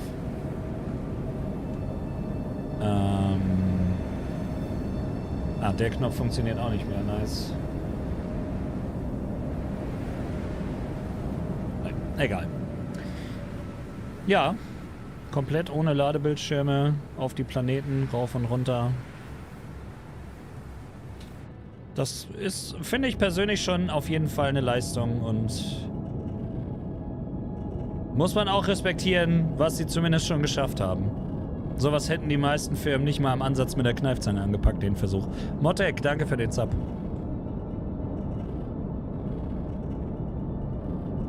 Fake- und Scam-Vorwürfe, ja, gibt's auch heute noch, aber die Leute beschäftigen sich halt mit dem Projekt auch gar nicht, ne?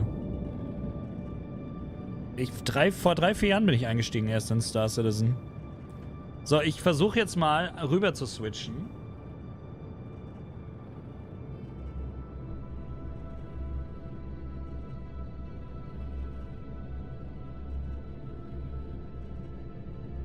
Und das habe ich mir nämlich gedacht. Ah, funktioniert. Okay, nice. Ja, irgendwie ist OBS super merkwürdig momentan. Okay, also das scheint noch zu funktionieren. Sehr schön. Okay, also haben wir kein Problem.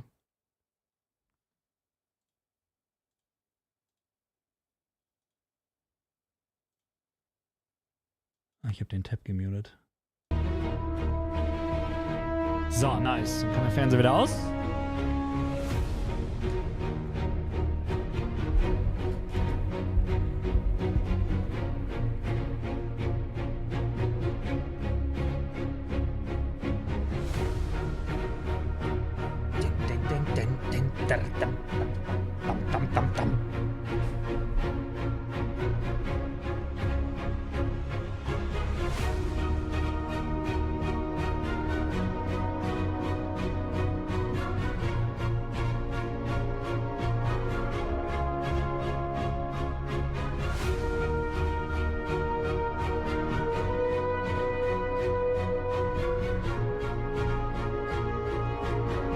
Ja, vielen, vielen Dank.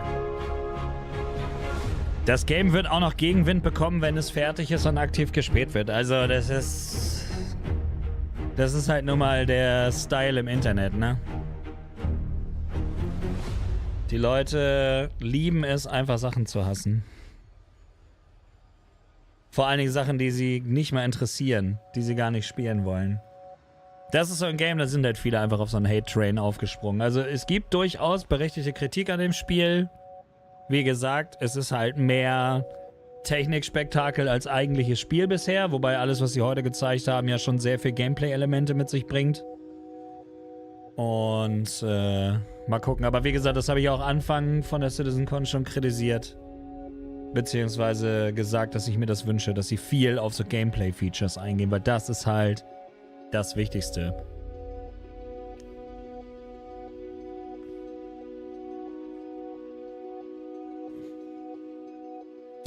Du Spinner.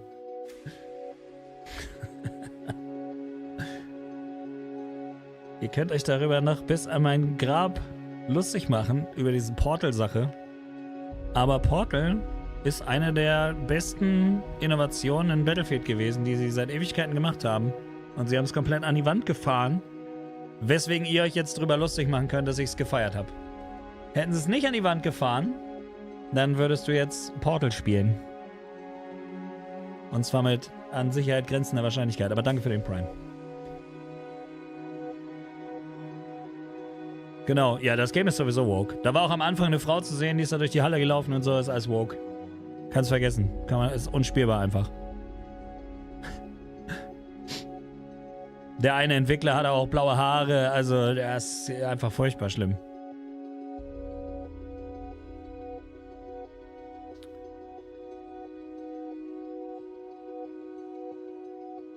Ja, aber genau das ist der Punkt, ne? Also mit diesem Hangar-System eben gerade. Man hat gemerkt, es ist auf jeden Fall besser als das alte System, es geht schneller als das alte System, aber es ist halt immer noch nicht geil. Es ist nur weniger beschissen als das davor. Und das ist so das Problem, glaube ich, was sie am meisten haben einfach. diese Problematik, dass sie immer, wenn sie was Neues machen, ist es trotzdem noch nicht so richtig gut und wie es eigentlich sein sollte. Oft, nicht immer. Und da müssen sie halt unbedingt mal Gas geben. Das muss einfach, Features, die reinkommen, müssen einfach jetzt dann auch endgültig gut benutzbar sein. Das ist, glaube ich, das größte Problem. Ich meine, man kann sich mit allem arrangieren und sich auch dran gewöhnen. Das ist, also ich würde es auch spielen, wenn es so ist. Ich habe ja auch Arma gezockt. Das ist auch eine Katastrophe eigentlich. Aber ich würde mir nicht wünschen, dass das Game hier ist wie Arma, sondern dass es richtig schön und gut und spaßig auch zu benutzen ist.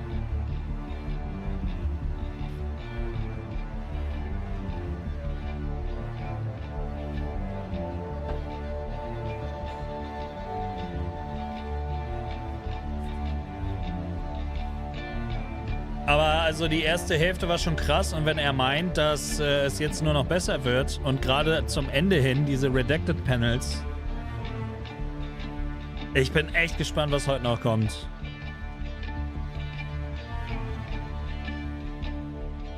Das ist nicht nur schade, finde ich, dass Portal so ein Mist war. Das war einfach für mich einer der größten Fails, die EA überhaupt jemals gemacht hat. Weil die einzigen Leute, die Battlefield 4 gerettet haben, nämlich fucking Ripple Effect, die damals auch DICE LA waren. Wenn du denen so einen Spielmodus gibst, den zu machen, nur um die dann direkt wieder abzuziehen, weil sie das ganze Game schon vorher verkackt haben, also die Firma selber. Das war so eine gute Chance wieder für Ripple Effect zu sagen, hey, hier, guck, wir sind community-nah, wir wissen, was die Leute wollen. Wir machen coole Sachen. Und das war einfach sofort gestorben mit dem Release. Und dann diese XP-Abuse da drin und furchtbar. Aber wie gesagt, es ist ja heutzutage einfach so, die meisten Leute wissen es gar nicht zu schätzen, wenn du Community-Features kriegst. Die können damit gar nichts anfangen. Die Leute sind einfach nicht mehr so drauf wie früher. Ja, weiß ich doch. Alles gut. Aber es gibt ja durchaus Leute, die das deutlich mehr noch getriggert hat, dass ich Portal gefeiert habe. Weil sie dachten, ich hype dann das Spiel und ignoriere die Fehler und bla. Dann müssen sich die Videos angucken, wo ich das kritisiert habe. Ich habe es kritisiert und zwar ordentlich.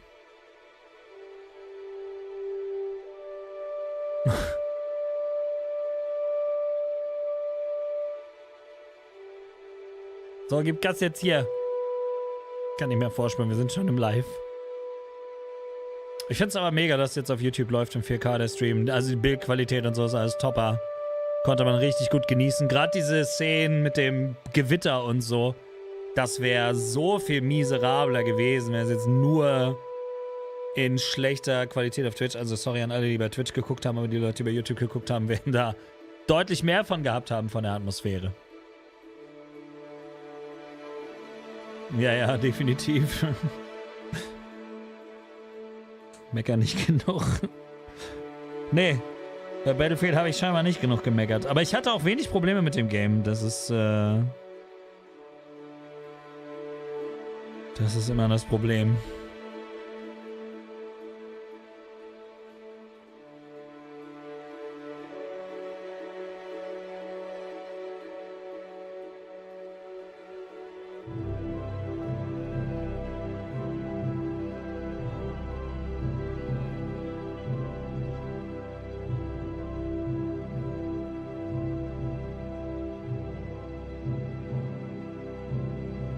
So, nochmal gucken, ob das sich jetzt ein bisschen gefangen hat, das Video. Wahrscheinlich nicht. Na, geht der Timer gleich wieder bei einer halben Stunde los. Das ist ja richtig lustig.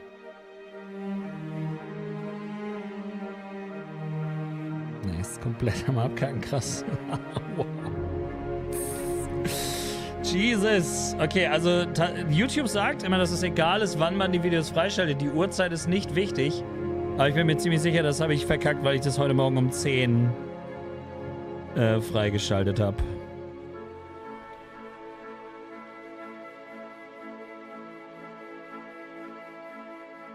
Siehst du, sag ich doch. Oder die haben jetzt gemerkt, dass sie doch nicht klarkommen mit der Zeit und dass es doch später losgehen muss.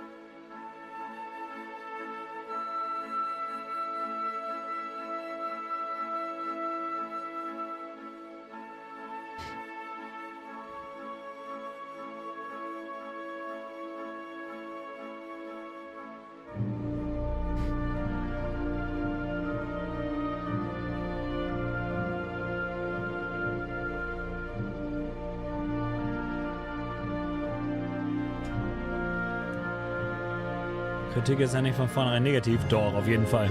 Eindeutig. Ja, die haben das heute. Aber ganz ehrlich, ich meine, nach dem, was sie bisher abgeliefert haben, verzeihe ich denen auch das. Ist mir lieber als so ein super durchgestylter Blizzard-Stream, wo alle nur davon labern, wie thrilled und excited sie sind. Da gucke ich mir lieber ein paar Nerds an, die offensichtlich Spaß an ihrer Arbeit haben und stolz auf ihre Arbeit sind. Und ich finde, das muss man denen lassen. Die können fucking stolz auf das sein, was sie schon erreicht haben bisher.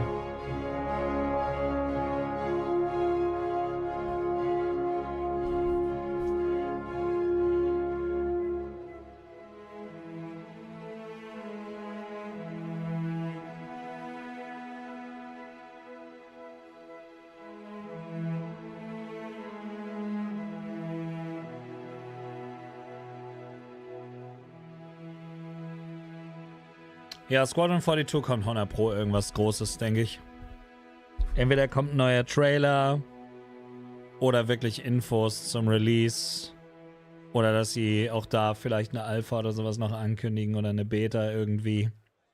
Wobei ich nicht weiß, ob sowas passieren wird. Ich glaube nicht. Ich denke, das werden die einfach rausbringen.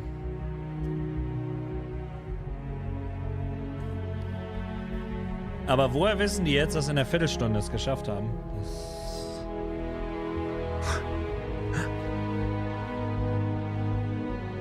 Die hätten sich den Timer einfach schenken sollen. Es wäre sinniger gewesen. Einfach so, gleich geht's weiter. Kurze Pause, wie auch immer. Eine Demo wäre krass, ja, ein Demo-Level. Dann kann auch jeder gucken, ob es auf seiner Möhre läuft. Und dass es ein echtes Spiel ist und kein Scam.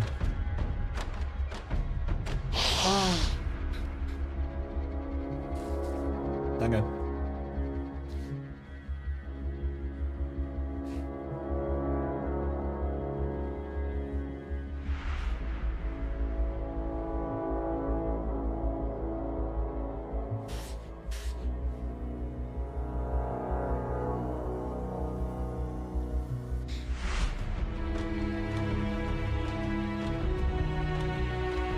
Deswegen hängen in Badezimmern keine Uhren mehr.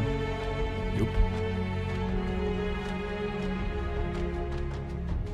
Meint ihr, das dauert wirklich noch 10 Minuten oder es geht auf einmal einfach los?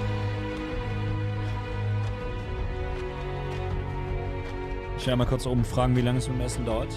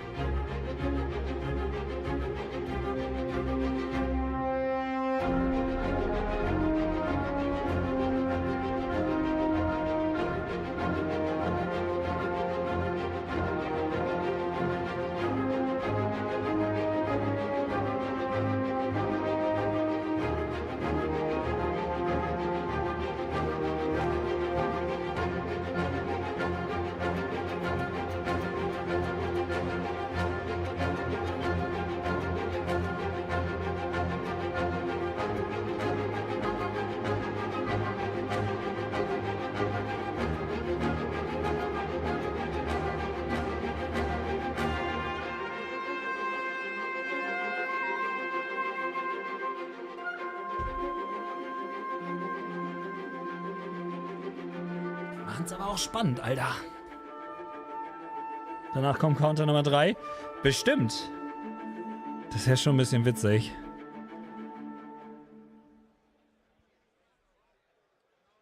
Aber wir hören schon Hallengeräusche immerhin.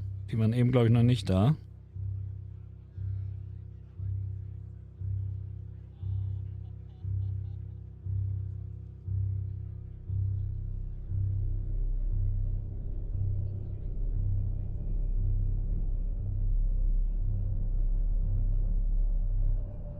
Bis jetzt sieht es ja ganz gut aus. Gibt zum Beispiel auf ArtStation Einträge, was die Entwickler so treiben. Einfach mal Stars insofern eingeben und seht selbst.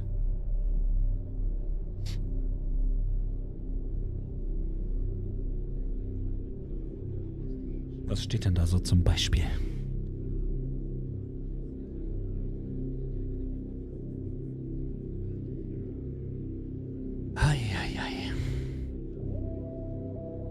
Große Announcement ist, die Ironclad ist eigentlich schon längst fertig gewesen. Die kommt jetzt morgen raus. Das wäre krass. Ich hoffe, ich bin in Rente, wenn die Ironclad rauskommt. Dann habe ich den ganzen Tag Zeit, damit rumzufliegen. Obwohl, eigentlich nicht. Rente kriege ich eh nicht.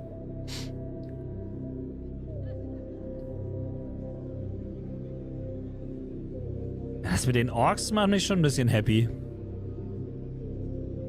Aber jetzt sind wir wieder an dem Punkt, Alter, wo du die ganze Zeit denkst, Alter, ich will jetzt alles, was sie gezeigt haben. Jetzt. Ich will das jetzt.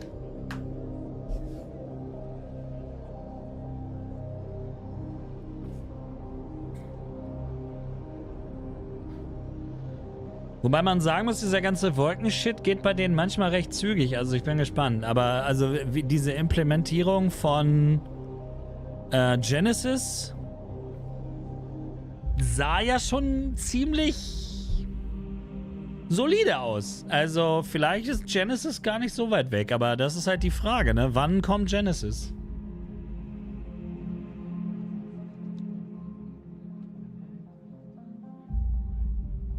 Ja, es kann sein, dass sie nur vergessen haben, umzuschalten. Ja, auf die Polaris bin ich selber gar nicht so doll hyped. Ich habe auch irgend so ein Polaris Pledge-Upgrade theoretisch, müsste dazu aber wahrscheinlich irgendein anderes Ding komplett hochplätschen, nur für die Polaris. Und ich weiß nicht, wo ich von der Polaris aus hinwollen würde danach. Deswegen ist halt die Frage, ob es sich für mich überhaupt lohnt. Ich hoffe ja auf die Perseus, sie macht mich viel mehr an irgendwie optisch. Aber von der hat man jetzt auch lange nichts gehört. Von der Galaxy auch nicht.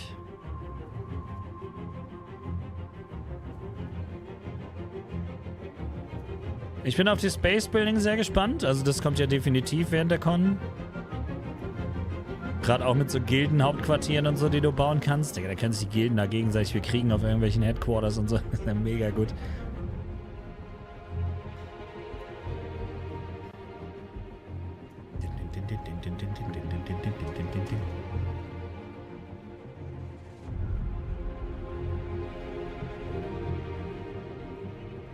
Ja, das UI hat's reingeschafft, aber das ist auch, entschuldige, nur ein UI. So ein bisschen einfacher wahrscheinlich zu machen als so ein komplexes Wetterberechnungssystem. Aber es wäre halt geil, wenn Genesis schon ordentlich weit ist, dass es nicht zu lange dauert. Also wenn das so zum Ende des Jahres so reinkommen würde, würde ich schon fühlen. Das sah halt einfach insane aus. Ich liebe es, wenn Games diese Atmosphäre hinkriegen. Ich meine, die Wassersimulation kam auch nicht so spät nach der letzten Con, oder? Glaube ich. Das war ja auch eins von diesen Dingern, wo man gedacht hat, boah, krass, nice.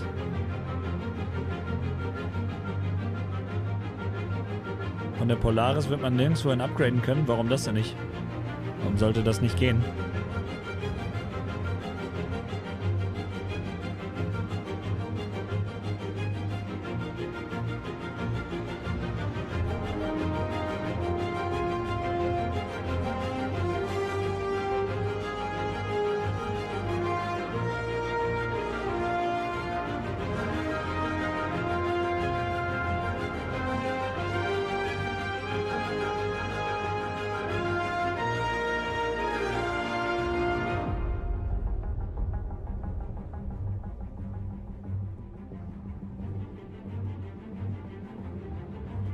halten sich jetzt mal dran.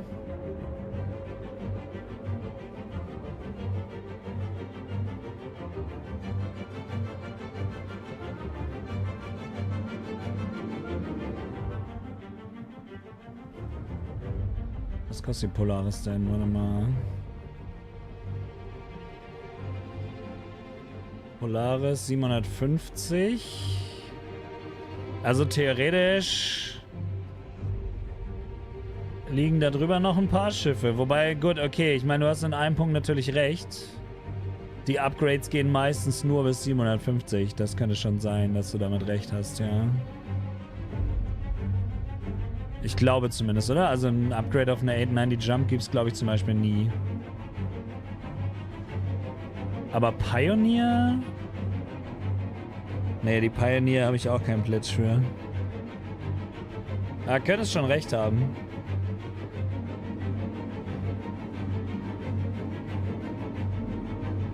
Das sind schon meistens die größten Schiffe da.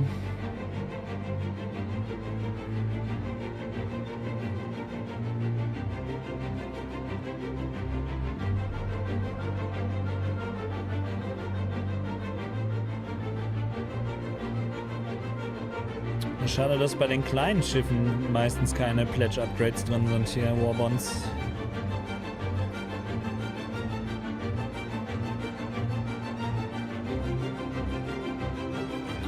Friggin' Blue.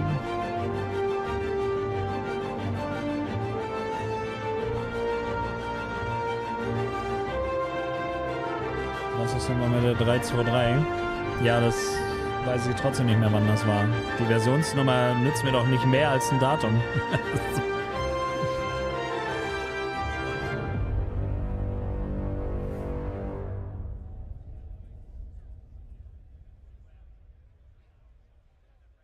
Polaris ist das teuerste Schiff im CCU-Game. Ja, kann sein. Naja, was heißt das teuerste? Es gibt noch 2, 3 andere, die auch im CCU auf dem gleichen Level sind. A2 zum Beispiel. Kostet genauso viel.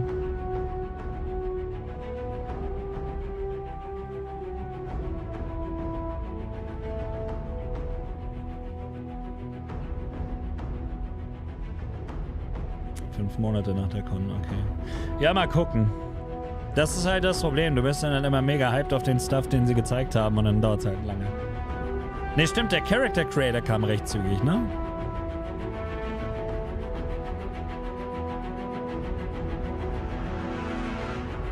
Erstmal kommt das Mobile Game von Star Citizen, bevor alles andere kommt.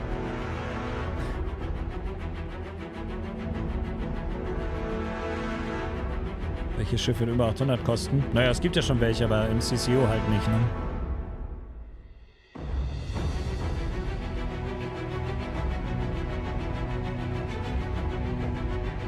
Aber Javelin, Kraken, Bengal sind ja nicht... Gab es ja nicht als Upgrade, glaube ich. Meine ich. Ja, mal gucken, ne? Kann auch sein, dass die anderen auch auf 800 hochspringen. Ja, aber also ist ja jetzt Korundenkackerei, ist ja wurscht. Auf jeden Fall. Es ist eins der letzten Schiffe. Parlez-vous français? Je parle français. That's all I got. I'm gonna do fromage. All right. Thanks, man. Hi, everybody. Welcome back from lunch. Like I said, we added an extra 15 minutes to that to get us on schedule and stuff, because that 5:30 thing has to be like right at 5:30. I'm your host, Jared Huckabee. We are back in Hall B, which is what we colloquially refer to as the UEE Barbary. This is our Bengal hangar here. Let's go ahead and take a look around. Do a spin around. People see me enough. No. Show the thing. There we go. Look at all those people. Say hi, everybody. You're on YouTube. My understanding is that if you're on YouTube, it automatically makes you a better person. All right. So we're going to take another walk. In case you guys missed the beginning of the show, we're going to explore the hangar area of the UEES Barbary. We're going to start over here. We made you wait before, but we're going to take a look at this big guy. Excuse me, everybody. Old man hobbling. Yes, were you going to... No, I'm on... Oh, wait, what do you want? What's going on? What's going on? All right, that's cool. Let's go do this. Where am I going to? All right, we are going to this thing. Now, this is the Hornet F7A made by our partners at Mango Stone. It is fantastic. Hey, let's do another tour of the hangar, of the Hornet here, and I'll talk a little bit about it. Show the people the magic. So Mango Stone is a company down in the south of England. They've been doing all kinds of stuff for us. When we revealed the Manchester office, you know, everybody knows we moved into the new Manchester studio about two and a half years ago. Mango Stone helped decorate a whole big part of it. They've done a number of mannequins and armor sets for us and helmets, and including 3 major ship models. Nothing this size, but they helped decorate the office. And when it came time for CitizenCon, we were like, you know, CIG is. It's like, do you think we could do a Hornet? And we're like, yeah, we could probably do a Hornet. We could do a Hornet. And then we found out how big it is. Do you know the Hornet in-game, like the actual in-game measurements, are 75 feet by 75 feet as a perfect square? That thing is huge. This guy here is 50 feet by 50 feet and still the same size as an F-16. So, oh, das ist sogar eigentlich noch kleiner. And Nate Dearsley, hold on, if you're watching, Nate, if you didn't make the Hornet so big, you wouldn't have had to make the Bengal so big. All right, let's keep looking. So this thing is pretty cool. Mango Stone is one of our trusted partners here. They've done all kinds of work for us. I asked them what we were going to do with the Hornet after CitizenCon, and we've got a lot of ideas. Nothing I can reveal today, but das heißt, für sowas haben die das Geld. Also zum einen hat es ja offensichtlich eine Firma gemacht, vielleicht sind die ja Sponsor. Zum zweiten, selbst wenn es Geld gekostet hat, dir ist schon klar, dass die Convention auch Eintritt kostet, ne? Für irgendwas musst du den Scheiß auch bezahlen. Das ist, als ob du im Freizeitpark sagst, oh, eine Achterbahn, für sowas haben sie Geld. Remnant? This is a Remnant? Oh, yeah. Ja, cool gemacht, Alter. Now, one of the things Mango Stone is known for is making weapon props for major motion pictures. One of the movies that you might have seen their stuff from is The Force Awakens, where they made a lot of the Stormtrooper armor and all their weapons in kit for that movie. Let's get one last Star Wars Hype hält sich natürlich in Grenzen mittlerweile. Shot of the Hornet. See how really cool this thing looks. And then we're going to do something, you know, here's something I can do that other people can't do. I can stand in here. Look, Mom, I'm getting in trouble. And go through here. Maybe go under this thing. I am making Tyler Wicken very nervous right now. I'm going to go under this thing. I may not be able to run, but I can still get low. Hey, where's my camera? Can you still see me? Where'd he go? Oh, he went the long way. Oh, I thought I was going to outsmart you. All right, so we're going to check out the rest of the Also da er so oft erwähnt hat, wer das Ding gebaut hat, vermute ich, das wird einfach gesponsert von denen sein, damit sie quasi Werbung haben. Where are you from? From Florida? Where in Florida? 2 so eine Gatlings, ja. Kontakt! Tampa? Yeah. You got a season pass to Disney?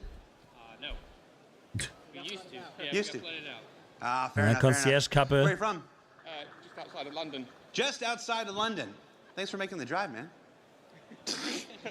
Hey! Oh my gosh, embarrassing. We wore the same thing. Where are you from? Czech Republic. Czech Republic. Wow, what brought you here? Krass, ne? Well, obviously. It wasn't a trick question. I was just setting you up. It's all right. I haven't slept in about 3 days, so I'm like, what the heck? All right. Retty. Hey. No. I haven't slept in 3 days. Is this thing really here? You're seeing this too, right? All right. Ratty, what's your deal? You're like a technician? All right. Hornet technician, I'm guessing? A little bit? I'm thinking about doing something really dumb. Boah, die Jacke kostet aber auch nur 140 €, also ein Schnapper. No, I want to be able to come to work on Monday. Thanks for being here, Ratty.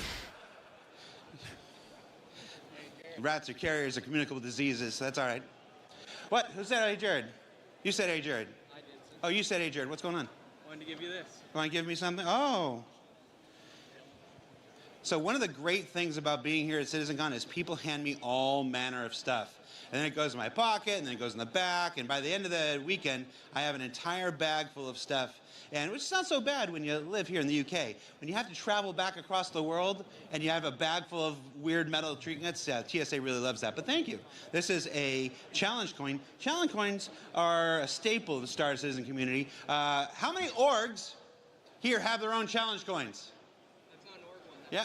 It's 1, 2, 3, 4, 5. So that's a pretty good round. This is a what coin? U.S. Army Aviation. U.S. Army Aviation. Okay, hold on. I am getting older. I got to say without this. So United States Army Aviation. Nice. Well, thank you, sir. Thank you very much. You got your M1A jacket too. Yeah. I like yours. Yeah, it's just a normal flight jacket. Yeah, no, it's the inspiration for the ones we're selling right now. So yeah. Klonk. Digga, wer zieht sich denn Sushi auf einer Con rein, ey? Weird. Dein Mikro ist aus, Jared. Ach, keine Con ohne Probleme mit dem Mikro.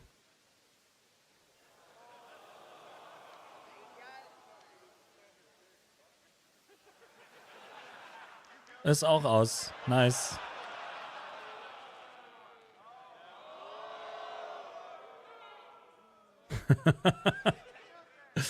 Da ist was kaputt gegangen. Mal wieder. Ah, herrlich. Es ist so schön, dass es ausgerechnet denen immer passiert, ne? Ja, ja. Aber er macht das Beste draus. Hello? Are we on? Ah, nice.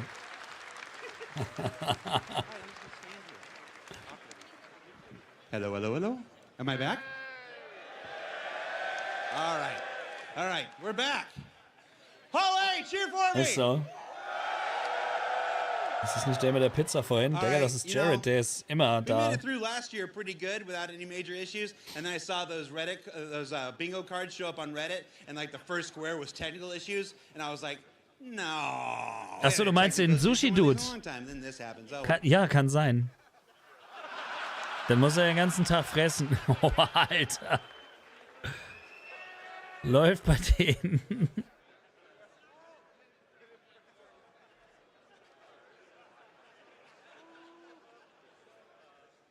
Ist das Ding schon wieder aus? Digga, das gibt's doch nicht.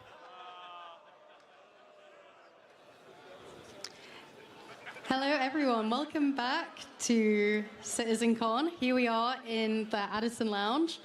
And thank you, Jared, for handing over. I think we lost you for a second there, Jared, from your voice. Thank goodness, is all I have to say.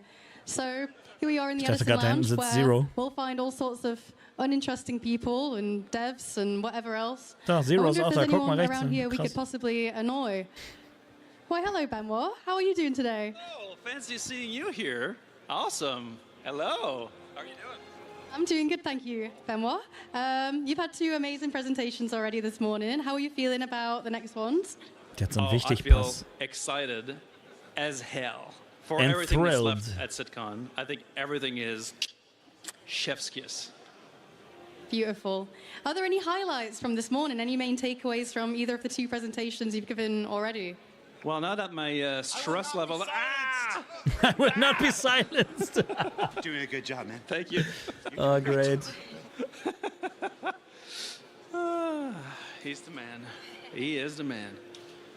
So, highlights. Well, I mean, now that my stress level is down, I think both presentations were just stellar. I'm really happy with how it went, and I'm especially very proud of the teams that Der sah aus wie du, have Alter. content today, either being in the Social Universe panel or in the Star Engine Brave New Worlds panel. I think the teams have been working Und ja, like ich bin ein crazy, Penner. and they deserve a hand. Ich Let's weiß. go, guys. Let's give it up for the teams from the first 2 panels.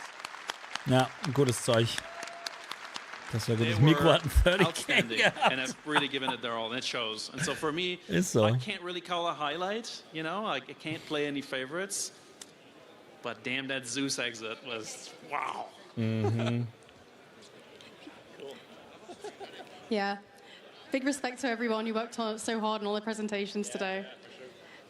So as we mentioned, today's pretty stacked already. We've got a lot more to come. But how does this CitizenCon here in Manchester compare to years previous? I couldn't believe we could do a bigger CitizenCon last year, and this one's one bigger. And so it's absolutely fantastic. It's also great to have the biggest office right next to the venue. Last year was really complicated logistic-wise, right? To get everybody on the same page, flying people over. Now everybody's on site. It's been fantastic. We brought the crews from these other studios in, but overall having everybody here has been great. Plus, I mean, look at this. We have a almost full-size Hornet in the place. This is absolutely incredible. I couldn't believe we were actually doing it when I actually heard about it. And seeing it for real is just completely mind-blowing. And I just want to sit in it. Jared, can I sit in it? Das ist leider hohl. Even I'm not allowed to sit in it. Damn. So, does that mean next year's CitizenCon could feature a whole C in Quebec? Oh my God. Ist klar. That's the #1 question I get all the time is, when are we going to get a CitizenCon in Montreal? I don't know. But I would love a whole C. Or Shadow Strike, danke für den Prime. Maybe Zeus would be absolutely fantastic, Because maybe that's a quick shout out I'd like to give is that the Zeus, I mean, tons of people have worked on it at CIG throughout, but this is really the first ship that is completely done from the Montreal team. And so I feel especially privileged to have, put it in the video and then released it in this patch. It's an absolute fantastic show. So I'm super happy about it. I have a question I'd like to ask Benoit. Yeah. When are we going to be able to watch CitizenCon and ISC and everything in-game? Is that a feature request, sir? It is a feature request. It's a feature request. Okay, all right. Das wäre schon cool. Well, I'm not going to give you dates. We're definitely going to put that feature request to the test and see if CR approves it. We'll see. We'll put it with all the other feature requests in the bin. That's right. No. Beautiful. Well, thank you so much, Benoit. Wonderful to chat. We're going to throw over to Dan. Thanks very much, guys. Catch us after the break. See you guys around later. Thank you, Kirsten, and thank you, Benoit Bassajajaja. Awesome, guys. Welcome back to the Interstitial Hall. Where we are back in the hall here at CitizenCon 2954. Little bit of housekeeping. We just have to give a quick shout out to our sponsor, Release vom Spiel Versa, dann. who helped Da make werden wir CitizenCon definitiv schon im echten possible Weltraum unterwegs Thank you, Versa, for all you do to help make Star Citizen and CitizenCon possible. We also misnamed Scan Computers a Scan PC. Sometimes when you're running around with people talking in your ear and things you have to do, you mix up names. So thank you guys for being awesome sponsors and helping make CitizenCon possible. Now, I was told specifically to avoid talking about that because Jared just did that, so we're going to gloss over the Hornet. So come, follow me. We have some awesome stuff here on the show floor at CitizenCon. We are so happy to have you guys back in Manchester, and we hope you guys are having an awesome show. Now, if you guys haven't been here yet, the General Lounge is filled with people who are excited. Everyone say hi. That was a little lackluster. We'll try again later.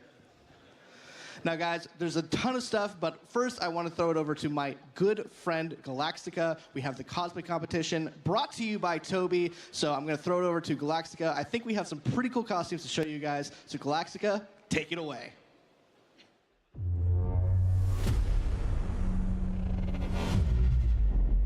Jetzt bin ich mal gespannt. Das hat jetzt natürlich nichts mit dem Game an sich zu tun, aber ich finde so Cosplay immer cool. Und es gibt ein paar coole Rüstungen und Anzüge und so. I hope you all had a wonderful lunch break. How many of you guys had some torpedo burritos? Okay. Da gab es Torpedo Burritos. Ich hätte hinfliegen sollen. All right, clearly we know what the crowd favorite is. Well, welcome to the 2954 cosplay competition by Toby Gaming. For those of you who don't know me, I am Galactica, our senior social media manager, and I run all of our socials for all things Star Citizen and CIG. And joining me on stage, we have our lovely judges, starting with lead character tech artist Armando.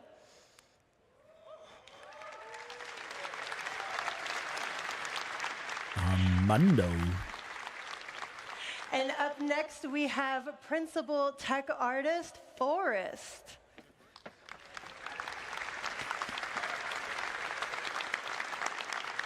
And last, we have our Creative Director, Katz.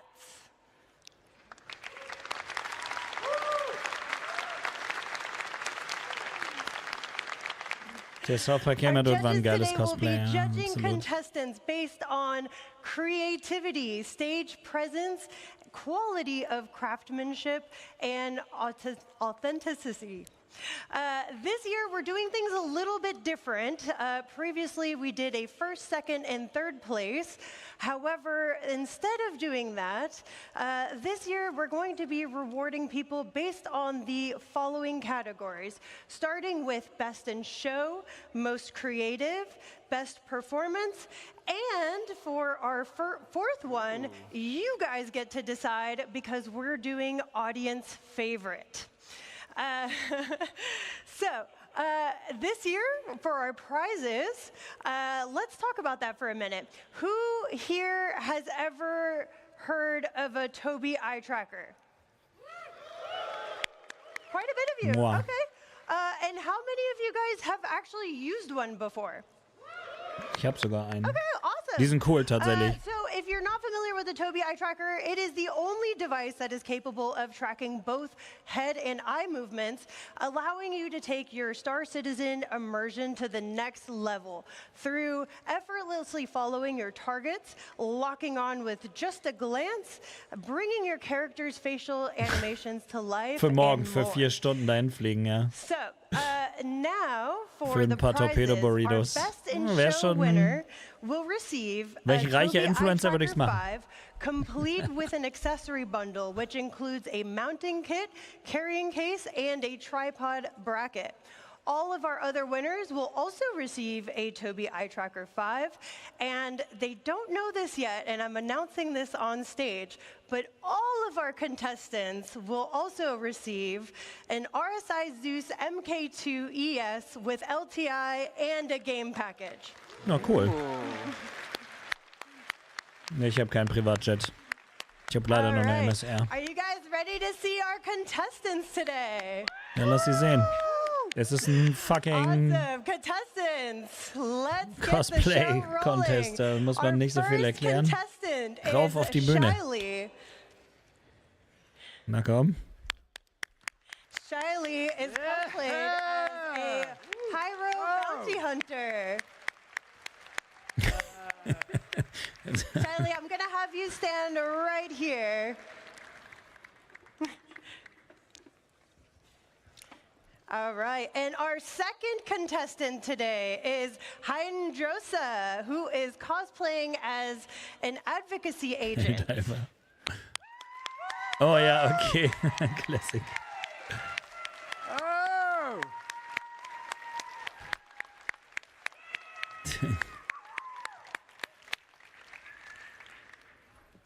Hydrosa, I'm gonna have you come right over here. You were here last year, you know the drill. And our third contestant is Faber Finn, cosplaying as a mining worker. Ja, nice. Den finde ich gut. Yeah! Ja, sehr original auf jeden Fall. Outfit on ISC at one point. All right, and for our fourth contestant, we have Cat Goddess dressed as Molly. If you saw our commercials from last year's IAE, you might recognize her. Ich kann mich tatsächlich nicht dran erinnern. Oh. Oh, lol. Pika. Oh! Who wants a Pika? Das ist Bestechung. The judges are over here. Immerhin Oh, we gibt es had a keine deal. Kloppe um das Ding. Kann man auch bestellen, glaube ich, auf der I Webseite. think. All right, and up next we have Ja, aber das Alan Cape Grass, gibt's in who Game is schon länger a als bei Helldivers Xi'an tatsächlich. Diplomat. Also wenn hätte Helldivers das da geklaut. Wow! Lol. It's a real life character.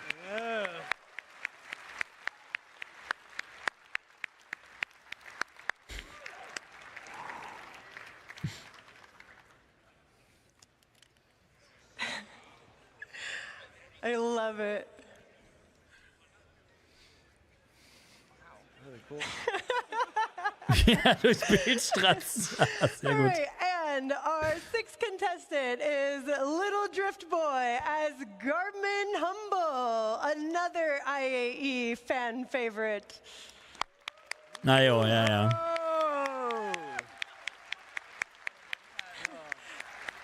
Ist halt die Frage mit dem Burrito. Ob die Helme, nee, die müssen schon gebaut sein, das sieht man auch. Also ich glaube, du kannst die, nicht, dass man die kaufen kann, aber ja, cool. Also ein paar sind ganz nett. Next, we have Dana as Pico the Plushie. Nee. Lol. Ja.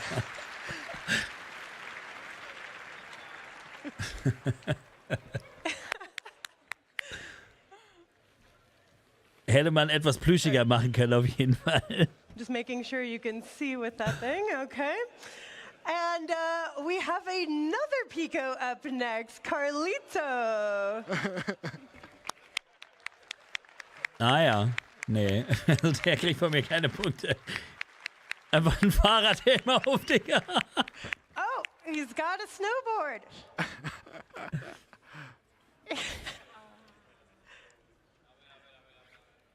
Vor allen Dingen dieses Ding einfach an der Fresse. Was hat er da? Drake. Jawohl. And last but not least, we have Kin Shadow as a duster. Ah, jo. Wow.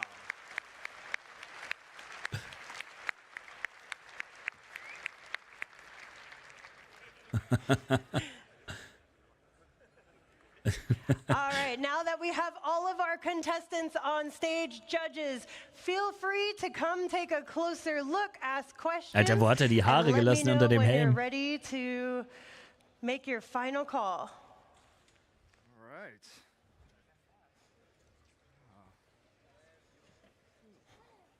Naja, ihr dürft die Dudes auch zeigen, dass man sie nochmal vernünftig beäugen kann. Jawohl. Nice. Good detail. You can fight the crime first, or you can eat the burrito first. Nice. Right. Nice. Kat is asking Garmin No, you cannot. Humble if he fought crime today. All right. Oh, good. That's the best thing. Oh, good to see you. Also How die you Picos been? kannst du voll vergessen. Yeah, doing great. Also er Doing kriegt noch was für great. Effort hier. All right, yeah. Still one of my favorites. Wow. Diese Kackmaske. Oh, yeah. Also ich persönlich finde den Miner am besten. Mining outfit. Also der ist bei mir ganz vorne. That's right. So how'd you do that? Der sieht halt aus wie straight aus dem Game. Oh, that is so cool. Little patch. Let's see, can you turn around for us? Yeah.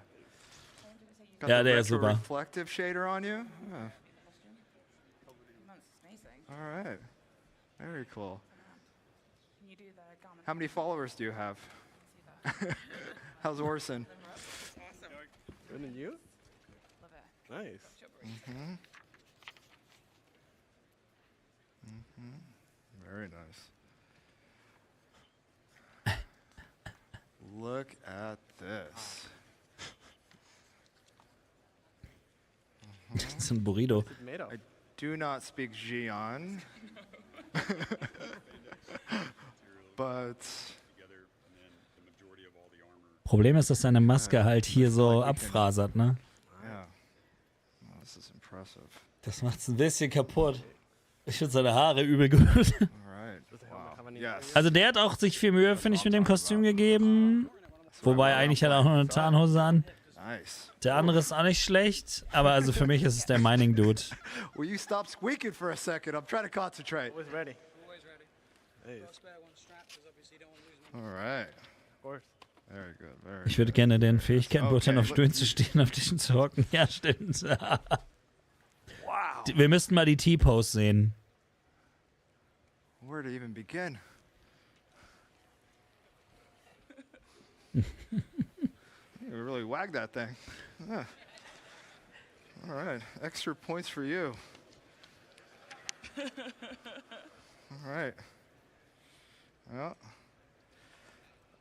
Oh, here we go. Down the snowy slopes. Microtech. Vor allem dieser Bart noch unter der Maske, Alter. Right. Awesome. Yes. Der hätte seinen Helm nicht 3D absetzen. scan you, put you in the game. Wo sind diese langen Zossen im Character Creator? Gibt's die schon? Fantastic. All right. You gonna give that up? Cool. How great were all they? Okay. Real life players, real life characters. Ja, das da? Ja, der sieht auch ganz gut aus, ja. Wobei ich finde die Proportion von der Rüstung... Also entweder hätte sich chubbigere Beine bauen müssen oder ein bisschen weniger chubbige Rüstung. To turn your mics off. Yes. All right, if we can turn the mics off for our judges while they Ob das klappt? decide who our winners are going to be. SC und Mikrofone. Ja. All right, I think the mics are off. All right, cool. In the meantime, Hydrosa has given me a tiger claw to give out to the audience. Cool. And, are you giving me one too? Okay, let's do this. So I don't want to chuck this thing because it's quite heavy. But if you have not gone to the community booth section yet, there might be a device that you can put this into that will maybe redeem a prize in game. How do we want to give this out? Let's see. All right, I want you guys to make the loudest noise.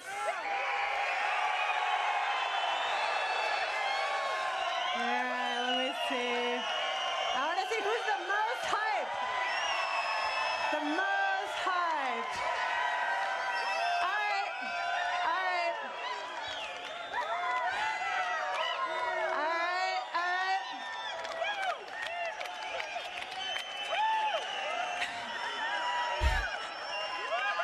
Einfach der Dude, der so casual vorbeiläuft. White shirt over there. Come to the front of the stage. Der eine kommt direkt vom Wacken. He knows who he is.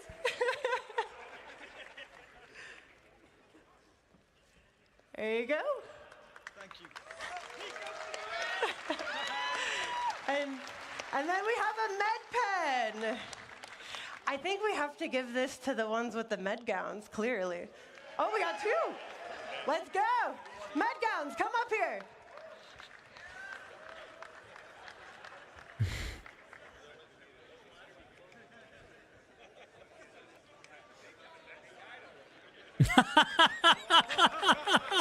Warum waren die denn nicht auf der Bühne? Er hat sogar so eine Schachtel. Hä, warum sind die nicht auf die Bühne, Alter? Die gehören da oben hin. Dreh mal den komischen Pinguin da runter. All right, judges, how are we looking? You need more time? Oh, wie geil. Die waren super. All right, so starting with our Best in Show, Forrest, let us know, who is our Best in Show winner today? Well, everyone's a Best in Show winner. Ja, ja, es gibt ja auch von euren Teilnehmermedaillen, Alter. Es gibt auch Gewinner. Shoot this. The Xi'an Diplomat. Also die Kutte und so ist cool auf jeden Fall, ja. Er hätte die Maske reinstopfen sollen hier, wäre wahrscheinlich besser Can you gewesen. tell us who is our Best Performance winner? Yeah, it was pretty hard, but we're gonna go with Pico. Naja, wenn es um die Performance geht, war der Einzige, der irgendwie swaggy auf die Bühne gekommen ist. Das stimmt schon. Congratulations. And Kat, what do you got for us for most creative? Anyone that stops crime and eats burritos in armor that good a quality is the most creative. So it's Garmin Humble, guys. Awesome. Aber wieso ist er der most creative? Ist das nicht eigentlich die beste kreative Idee. If we can have you guys step forward. Now we're going to do you as Da well. hätte ich ja eher noch Pico den Award gegeben, weil das we got you. so ein komplett eigenes Ding ist. Okay, so Der Miner hat nichts bekommen, we have frech. to decide our audience favorite. So let's do this. We're gonna come over here with our judges, and we're gonna go one by one to see how much hype you guys can give our contestants to find out who is going to win our audience favorite. Sound good? Cool. All right, so let's give it up for Duster. Der nicht gezeigt wird, weil der Kameramann pennt. That's a lot of hype.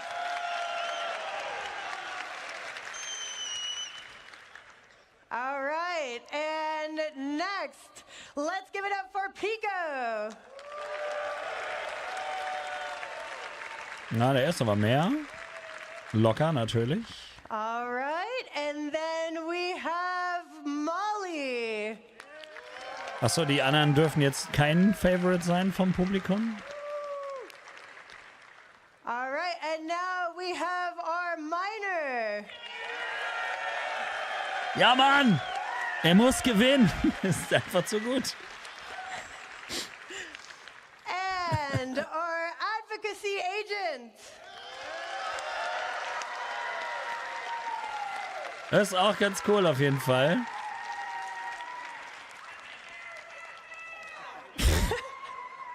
And last, our Pyro Bounty Hunter. Nein, der Miner war es, ganz klar. All right, judges. Let me come back over here. Ja, der This is a Kameramann very ist sehr long fokussiert stage. auf sie, ne? Who are we thinking?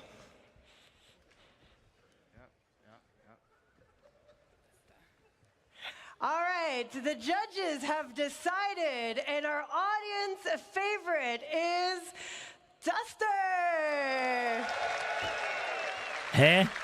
Es klatschen jetzt weniger als bei dem Miner-Dude. Awesome. And as I mentioned before, our prizes today are Das ist ja supplied Scam. by Hä, wieso? Toby, who's Die actually Audience here entscheidet with und dann us. entscheiden die Toby? Judges doch wieder? Was? Welcome, Toby, on the stage, everybody. Das ist wirklich Scam, Alter.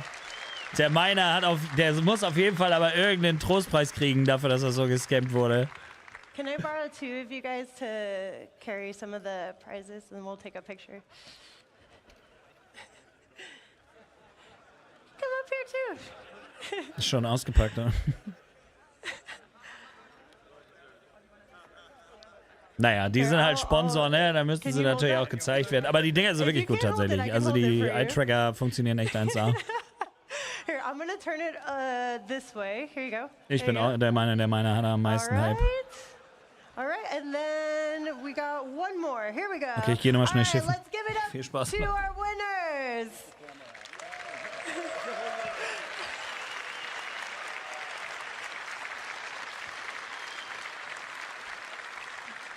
All right, thank you, Toby, so much for supplying the prizes. As I mentioned before, all of our contestants will be getting an RSI Zeus. And all of our contestants, if you don't mind coming together so we can all get a picture together.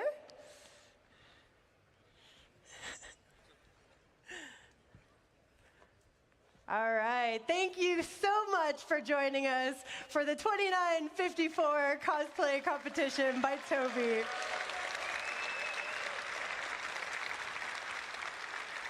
Please leave, sorry. You need to move, sorry.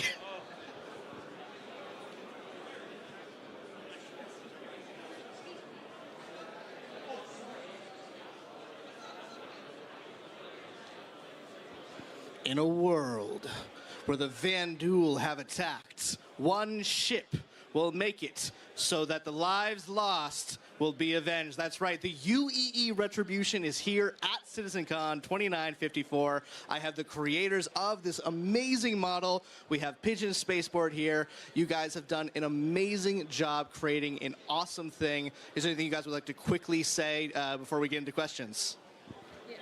Yes. Yes. Okay, great. Thank you guys so much. I quickly ran down here, so I forgot to grab my note cards. Let me do this off my phone. Quick question, how many total pieces is the UE Retribution?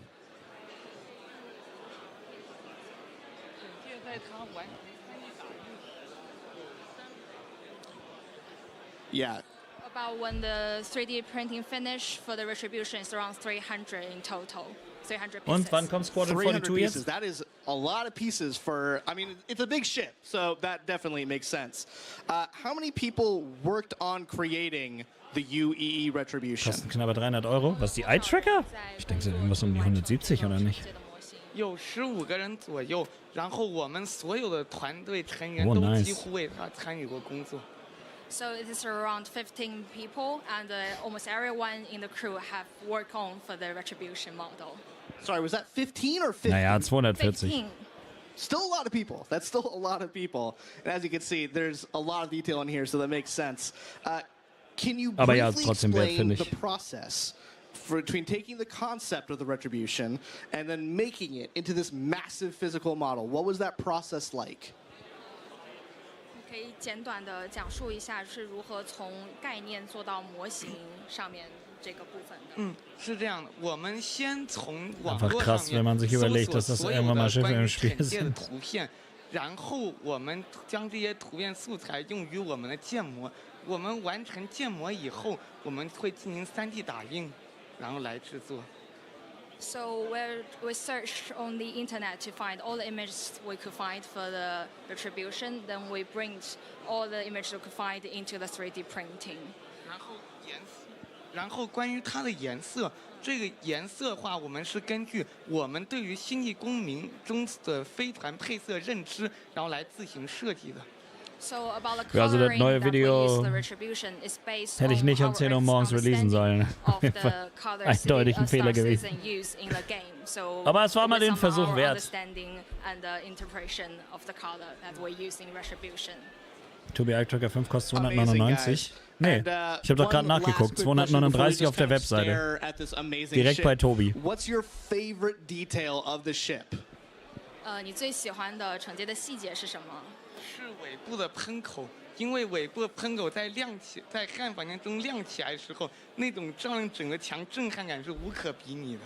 So his favorite part of the Retribution is the main thrust lightening of the ship, because when you light it up, it will lighten up the whole room, the whole wall, and it's very amazing and beautiful. Well, thank you guys. Let's take a look at that lighting. We'll get you guys into position for the next bit right now. So let's take a quick look at the Retribution. This thing is amazing. It is massive. Cooles Modell, ja. It's probably over, I would say, 10 feet long. This thing is huge. It's been at previous bar Citizens that we've had in Asia. It's awesome to have it here at CitizenCon. We're really, really happy that this thing made it to Manchester. It is so much detail wie in such a transportiert man das small Ding, ey? amount of space, but it's not that small. It's massive. So yeah, we're really, really happy to have it here. Now we're going to follow me. We're going to go to the next thing they brought. I don't know if anyone's really seen this before. I'm going to throw it over to Sam. Sam, why don't you throw us Digga, Tobi to ist this immer im awesome bit Sale. right over Außerdem, here. also ich habe meinen bei Amazon auch nicht für 300 Euro damals gekauft. We have an amazing model of everyone's favorite Gekauft schon im Sale. Zum Beispiel die Avenger Titan, die gerade im Sale ist. Mit meinem Referral-Code inklusive einem Hoverquad. Easily and quickly getting to the ASOPs and buying things and getting rammed off of my pads. Ich will einfach nur wieder meinen LTI-Token haben. Brauche eigentlich gar keine mehr. I have a couple more questions for you guys about this build, if that's okay. Na, aber ich hätte gerne die 500 voll, weil dann habe ich nämlich eine schöne Hurricane. 奥丽莎它主要的结构是由3D 打印所制作，但是在其中我们加入了一些金属梁，用于增强稳定。 So mainly the port all is made by 3D printing, basically the resin, and we also add the main metal structure to make it more solid. Wow, that's really cool. So do you know roughly how much does it weigh? 你知道它大概有多重吗？大概在700公斤左右。 So it's roughly around 700 kilograms. Wow, that must have been a challenge to get over here to this country. So when you were building this, what would you say was the most difficult part of putting this build together? 700 Kilo. Ja, die ist richtig geil geworden hier, finde ich. Port Olisar. Wir wollen Port Olisar zurück. Ah, die bauen sie 100 Pro irgendwo hin. Der wird zurückkommen in irgendeiner Form. Das wäre sonst völliger Waste. Fliegen sich alle wie ein Potboy. Es sind halt große Schiffe, Digga. Was erwartest du denn? Dass sie wie eine Titan fliegen oder was? By the scale we are using to make for the Olisa, we have to make it not bending. Mach doch einfach ein Upgrade zur F7. With like just a few millimeter to dafür, make ja, it still solid. Schon klar. Ja, ich möchte, dass meine 890 Jump sich einfach fliegt wie ein Kampfjet. Das wäre schon geil. 这对于我们建模的工作量来说是个非常大的工程。 So also the bottom part of the landing pad, because Echt heftig detailliert, Mann. Structural intersections, they're so complex, so it was Vor allen Dingen das ist einfach so Fanart, ne? No, I can imagine. It is a really interesting kind of station, and I'm sure everybody was just as sad as I was to see it go. Do you hope to see Port Olisar return to the verse someday?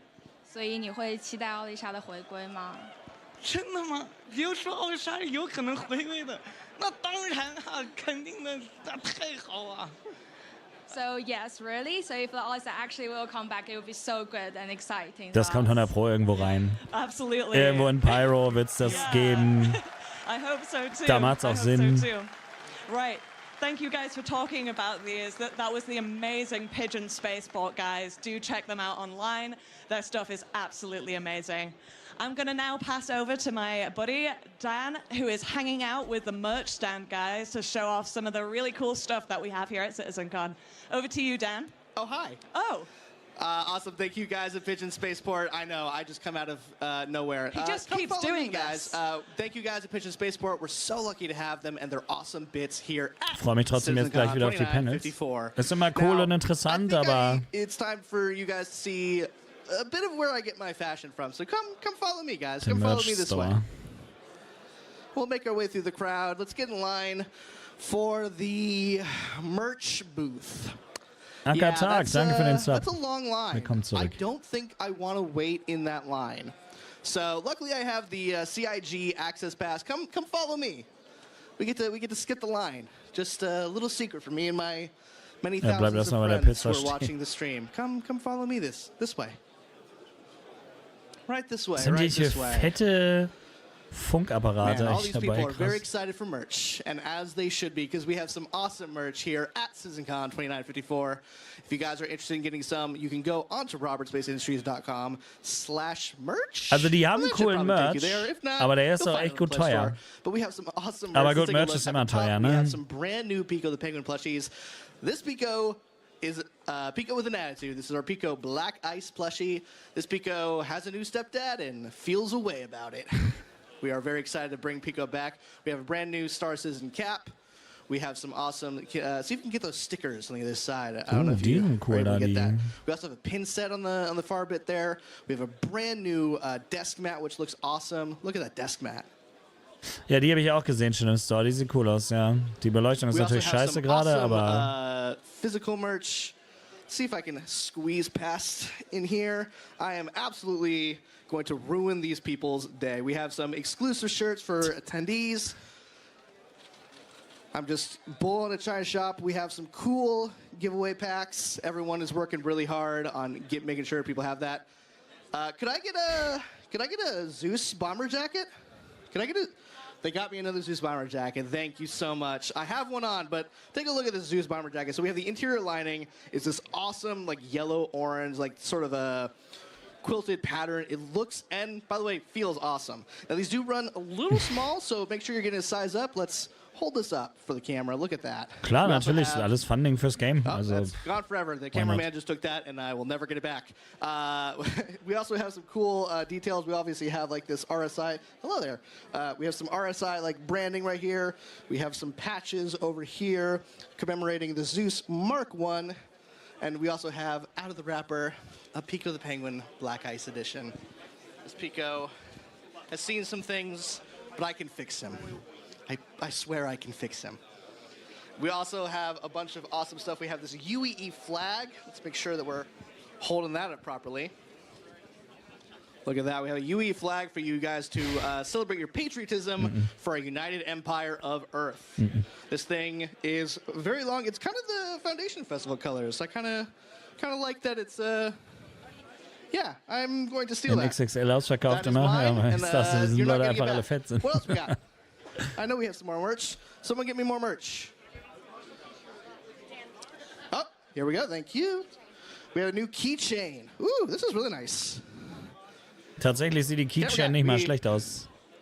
Das ist der Star Citizen-Kunde, der Standard. Der ist Concierge 5, Alter. I am being told, however, that I think that's all the merch that we can show, because we want you guys to be here at CitizenCon getting it. So I think that's just enough time we have here at CitizenCon. I'm going to throw it back over. We're going to continue the show. We'll see you guys back here later. Take care.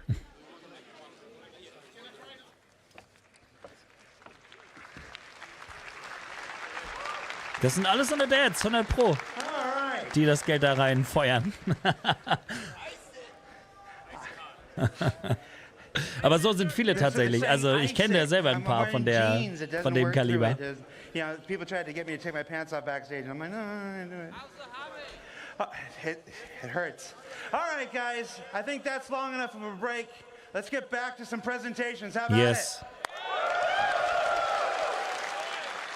Und manche stehen immer noch da und kaufen lieber Merch. Two amazing presentations. This next one, Dress to Kill, is, well, what can I tell you? Ist das so? Who remembers CitizenCon 2016?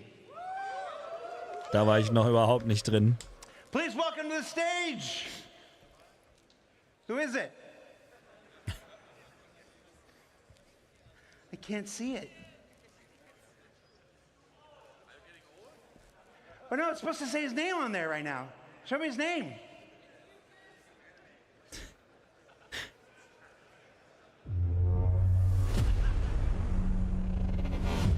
Nick Pierce! Nick und Zach Pierce. Ah ne, Priest. Lol, Pierce und Priest. Dress to Kill. Okay, jetzt bin ich gespannt. Thank you. How's it going? Das ist ja dieser RPG-Stuff wahrscheinlich für Rüstung und so. Dass die Stats kriegen. So my name is Nick Pierce, like Joe mentioned. It's das könnte spannend werden. CitizenCon, but it's my first time presenting, so I'm very excited to be here. And just on behalf of myself and the team, thank you so much for coming to this presentation. Thank you. With that said, I'm here to talk to you about an initiative that was first introduced right here at CitizenCon in 2019, and that's adding distinct purpose and specializations to armor and clothing in our game. So let's get started. So, Star Citizen is a game about almost everything where you can do almost anything. With so many different options of gameplay, whether that be mining, piloting, FPS combat, or even a captain of industry. Unlike other traditional MMOs, we don't impose rules or classes onto the player. In real life, people are not just one thing. I'm sure you can all relate. I've had many different jobs. I've not always been a game designer. In fact, it was only a week ago that I found out that Jared used to do tech support for prosthetic legs. It's true. You can ask him. Krass. That said, if you're like me, you like to excel at whatever you're doing. So that brings us on to the concept of specializations. This is about bringing more purpose, more considerations, and more decisions to armor and clothing you wear beyond just looking cool. So, what are they? Specializations are the focus of your current daily adventure. That could be a daring racing, a cargo hauler, or a first responder. Specializations are a series of attributes assigned to each piece of clothing Dann and kommen armor hoffentlich in aber the auch die verse Schränke, wo du so to like Presets make speichern informed kannst. decisions on both how you want to look and how you want to perform. What are they not? Specializations are not assigned classes. There's no magic toggle where suddenly you're forced into a role like a cleric or a wizard or even a pizza delivery person. They also do not limit you. You can still do almost everything in any armor and clothing you want. You just won't do it as well as you could have. Ja, das macht am meisten Sinn, finde ich. Why are these necessary? Well, specializations enhance gameplay depth. They add a level of roleplay and immersion. Specializations can provide a sense of ownership of your playstyle. At its core, SC is driven by choice, with specializations offering a deeper layer of player options. And that's the option to excel, to fool around, to min-max, or give yourself a unique challenge. Specialization allows us as developers to make gameplay experiences that are deeper and more complex. So whether you're a salvager, a bounty hunter, or a medic, there will be specialized suits that will help outperform your peers. So at this point, you may be asking yourself, okay, well, how do I specialize? It starts by determining your playstyle. What do you want to do today? Are you going to be a trader, a smuggler, an assassin? Is there a void in your organization that needs filling? This is a decision you get to make and remake every single time you log in. Or, if you're like me, perhaps several times in a single play session. Once you know what you want to do, it's time to start hunting for the right gear. Specialized items are not intended to be found in any old store. You're going to have to do the legwork. You'll have to align with some of those guilds and factions that JJ and Benoit just talked about in the previous presentation. You'll have to explore the galaxy, find hidden stashes, and rare opportunities for better gear. Specialized items are meant for those who are willing to put in the work to exceed at your role. Ein Gameplay-Vorteil durch Gear, den du in der Welt aktiv suchen musst und den nicht einfach im Shop kaufen kannst, also im Ingame-Shop. Der hat kein Undersuit an. Armor and Clothing mixen. Krass! Das ist nice, man muss nicht mehr einen Anzug drunter ziehen. Sehr cool. I know you guys have wanted this for a long time, so yeah, great. And to tell you even more about this new system that we do called Starware, please welcome to the stage lead character technical artist Armando Lira. Oh. Watch it, bro.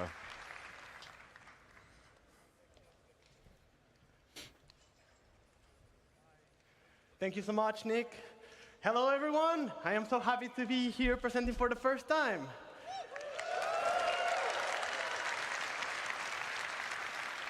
How cool are specializations? We are sure you'll enjoy finding the best combinations for your playstyle.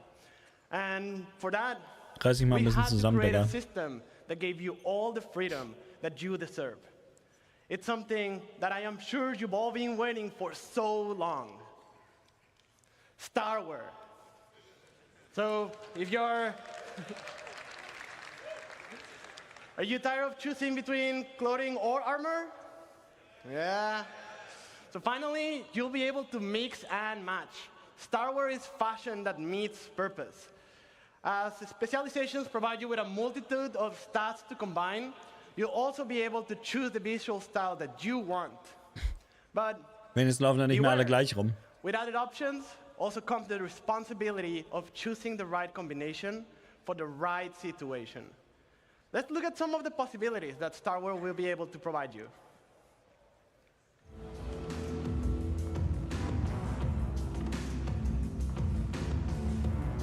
Nice.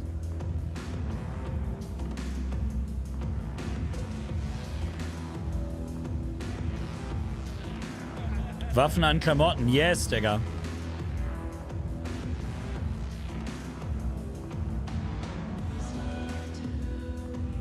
Alles durcheinander mischen ist aber wirklich sehr cool auf jeden Fall, ja. Endlich Fashion, Citizen.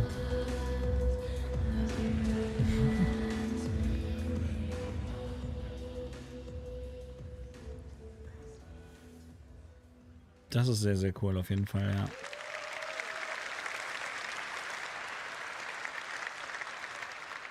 As you all saw, the possibilities are huge. Like, have you ever wanted to put on a jacket on top of an undersuit? Yes. Yeah. How about an armor on top of a sleeveless shirt? Or even without no shirt at all? Like backpacks on clothing? Yeah. So Starware allows more einfach ein Rucksack bei normaler Kleidung, ja? But be careful, certain gameplay implications will still be true. You won't be able to go into the vacuum of space without a space-worthy undersuit and helmet. Logisch. And in certain planets, you'll need a breathable mask or helmet to survive. I hope you guys are excited about this as much as we are, and we've heard what you all want, and we're making a system to bring it all to you. Sehr cool.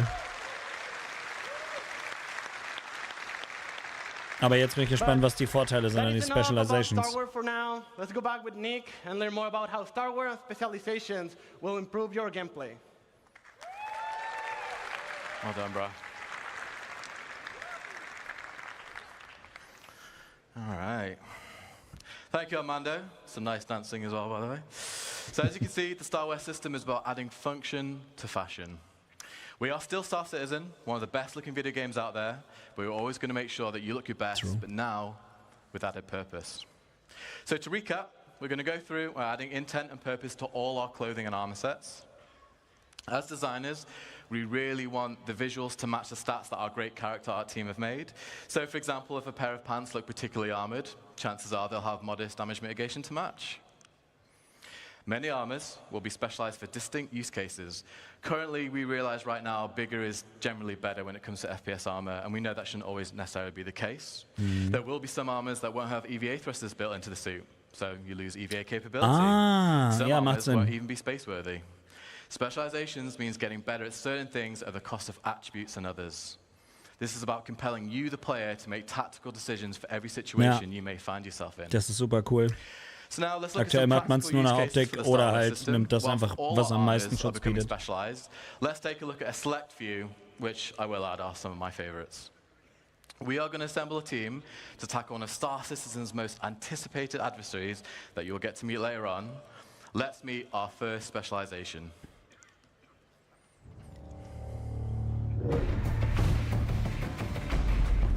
Zero rastet jetzt aus wegen der Cutter.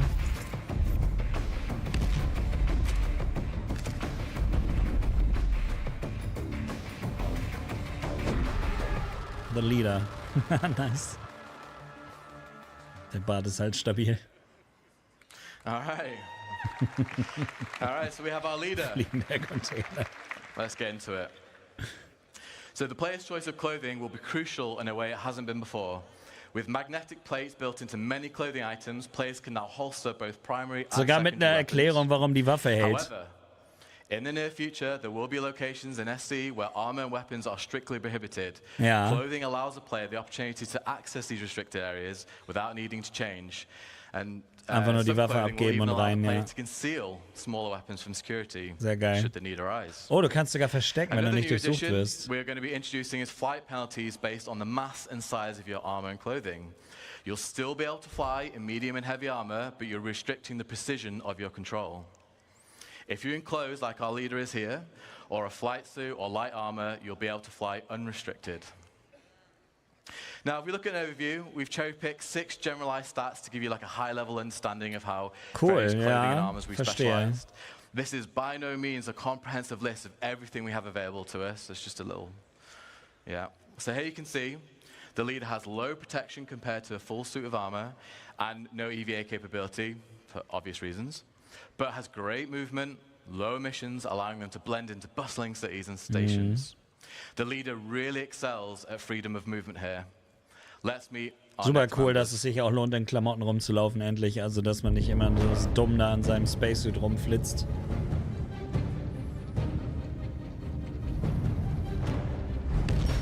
Der Pilot, ja klar, das ist dann Light Armor mit Spacesuit und so. Wobei natürlich die Frage ist, ob du den größten Vorteil dann mit sowas hast.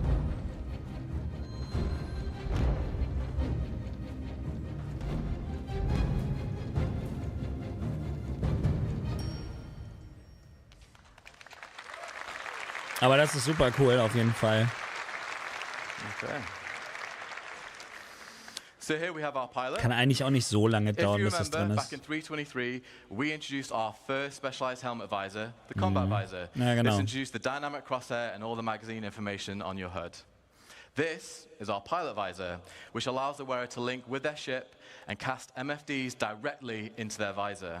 This provides the pilot with all the essential data like ship health and shields, so no longer will the pilot need to break concentration during an intense situation to look down at their MFDs. Das sind dann die Pilotenhelme, wo du dann die ganze Zeit deine MFDs drin hast. No penalties to flight. Plus, with added G-force resistance, the wearer will be able to get the most from out of their ship. Okay, du kriegst also noch die G-Force Resistance oben They have drauf. fantastic mobility. Like I mentioned, great G-force resistance when combat takes them to the limit of human endurance. And finally, Das this suit finde ich comes so with the cool, best EVA capability dass in das its jetzt class Impact dann hat. for when remaining in your ship is no longer an option. Sehr, sehr stark. Here's another variant in our flight suit class, the racing flight suit. Die Friese, This is Alter. what our driver will be wearing. Erstmal Bierchen. This suit, unlike the pilot flight suit, has features which are more streamlined, which allows it to have truly unmatched G-force resistance for the hardest corners on the most challenging of racetracks. It also offers great oxygen capacity and thermal protection for those planets with hostile environments. So as you can see, this flight suit excels at G-force resistance, but it loses its protection and has much weaker EVA capability. Let's meet our next team members. Dass der überhaupt EVA hat, wundert mich. Jetzt kommt der FPS-Shit. Ja, Mann.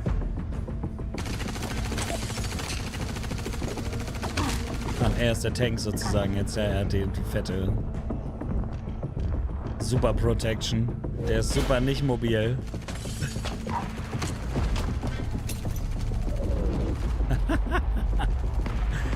Das ist cool.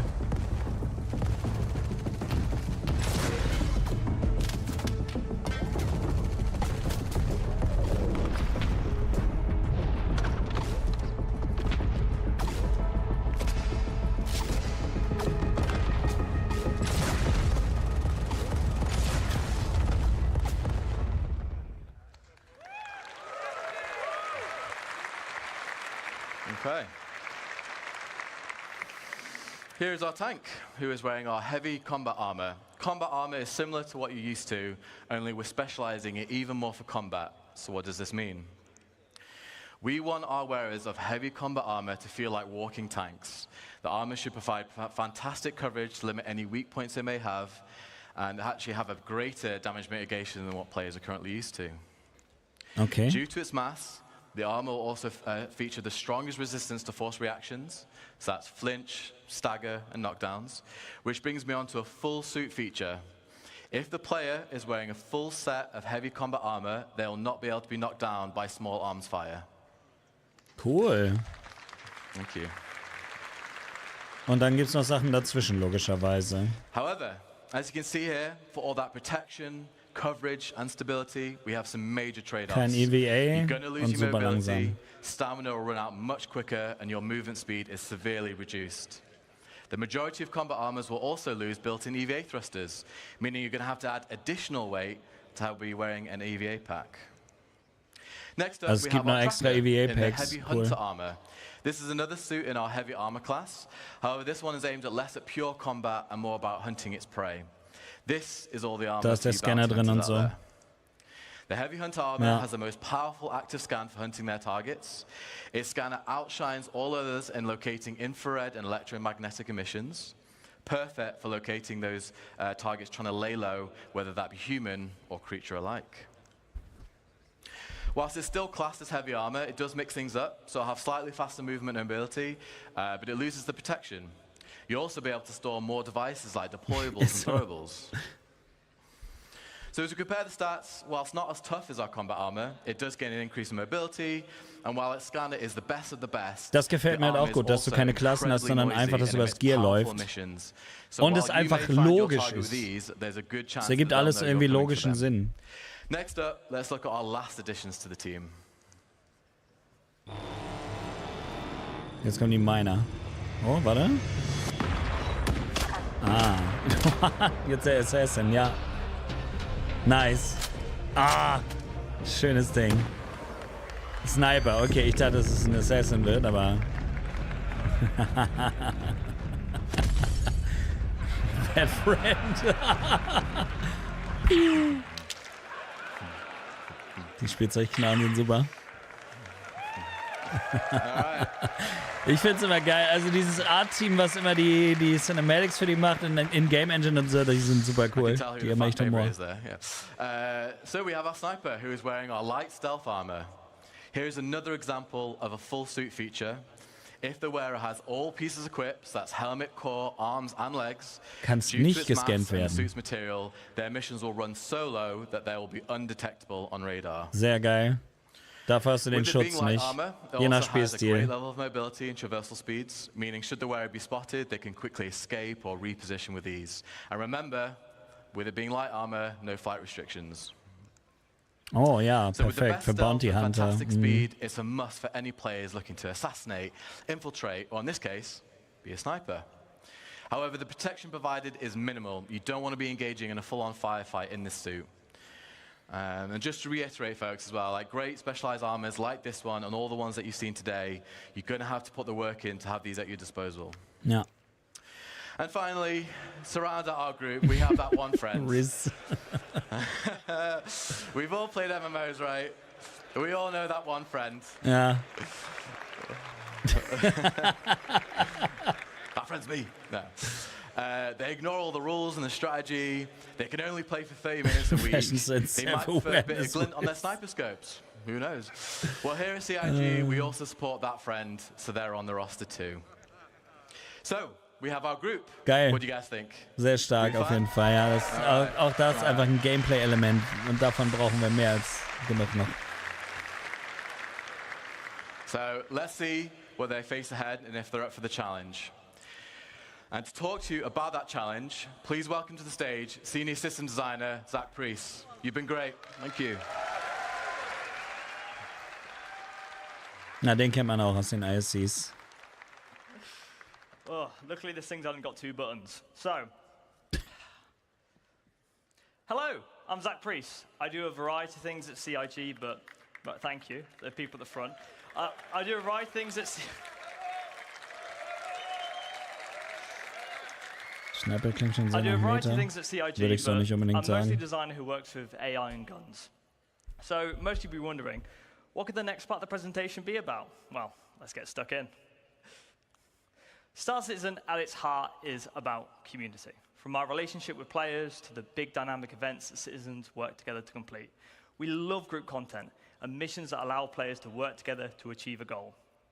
But for our group specifically, you do have to wonder, well, now our crew is assembled, and in a universe as big as Star Citizen, who knows what trouble they could run into? So let's find out what they're going to face. Now, they're heading to the planet Monarchs, which is in the Pyro system. So without further ado, let's find out what they're up to.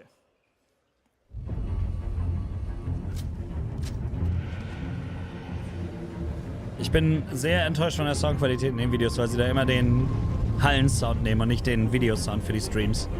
Das sollten sie nächstes Mal noch besser machen. Ich muss sagen, die Valkyrie finde ich auch echt super cool.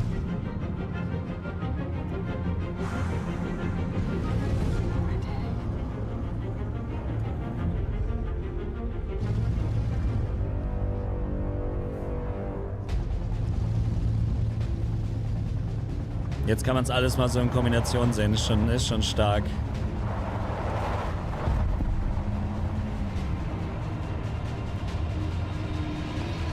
Staub aufwirbeln, verstehe.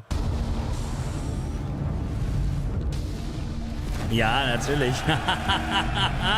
Lange nicht gesehen.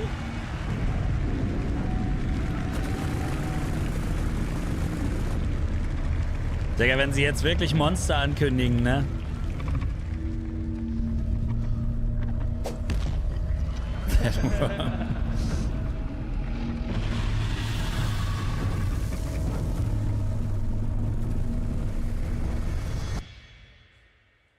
Naja, Medium Armor wird ein Allrounder sein. LOL! Ingame-Footage vom Wurm. Boss-Encounter. Cooler Shit.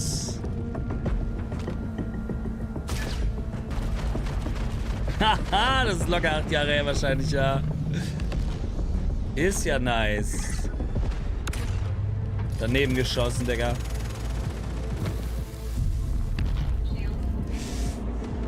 Tschüss.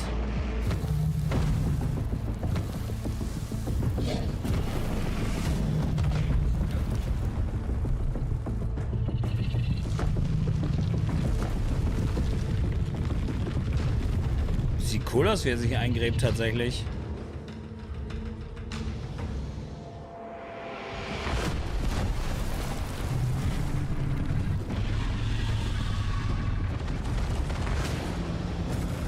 Ist ja abgefahren.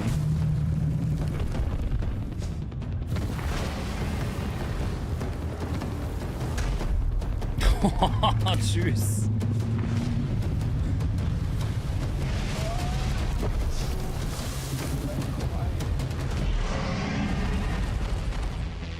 F8!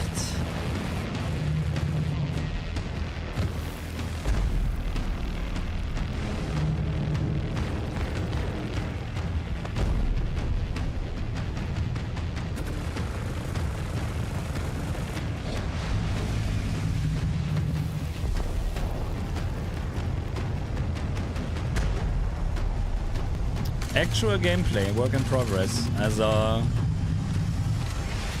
Nice.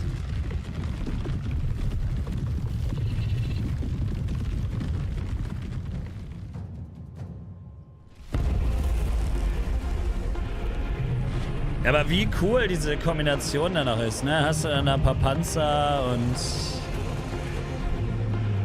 und Raumschiffe und so, die alle zusammen da fighten. Das ist schon sehr nice, also die Leute werden so ineinander krachen. Oh no! Ja, genau.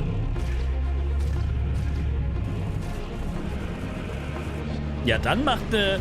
Das ist ja das erste Mal, dass eine Cutlass Steel dann endlich Sinn macht. Nice.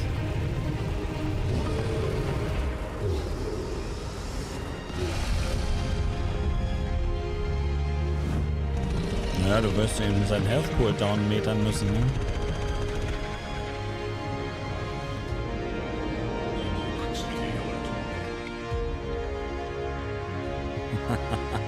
Ja, das ist wirklich stark. Aber wie gesagt, allein, dass es mal einen Grund gibt, eine Cutlass Steel zu besitzen, ist schon sehr nice.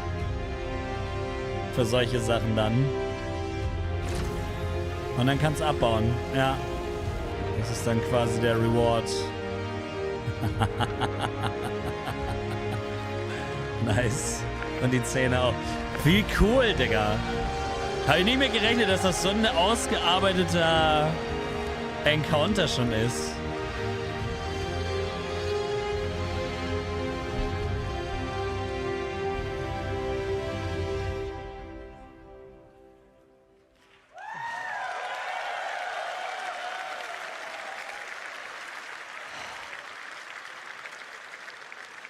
Oh, that was cathartic. Absolute cinema as far as I'm concerned. Naja, die Sniper-Sache ist halt das Ding, der hält halt nichts aus. Du erwiderst das Feuer, wenn er sich nicht bewegt, ist er tot.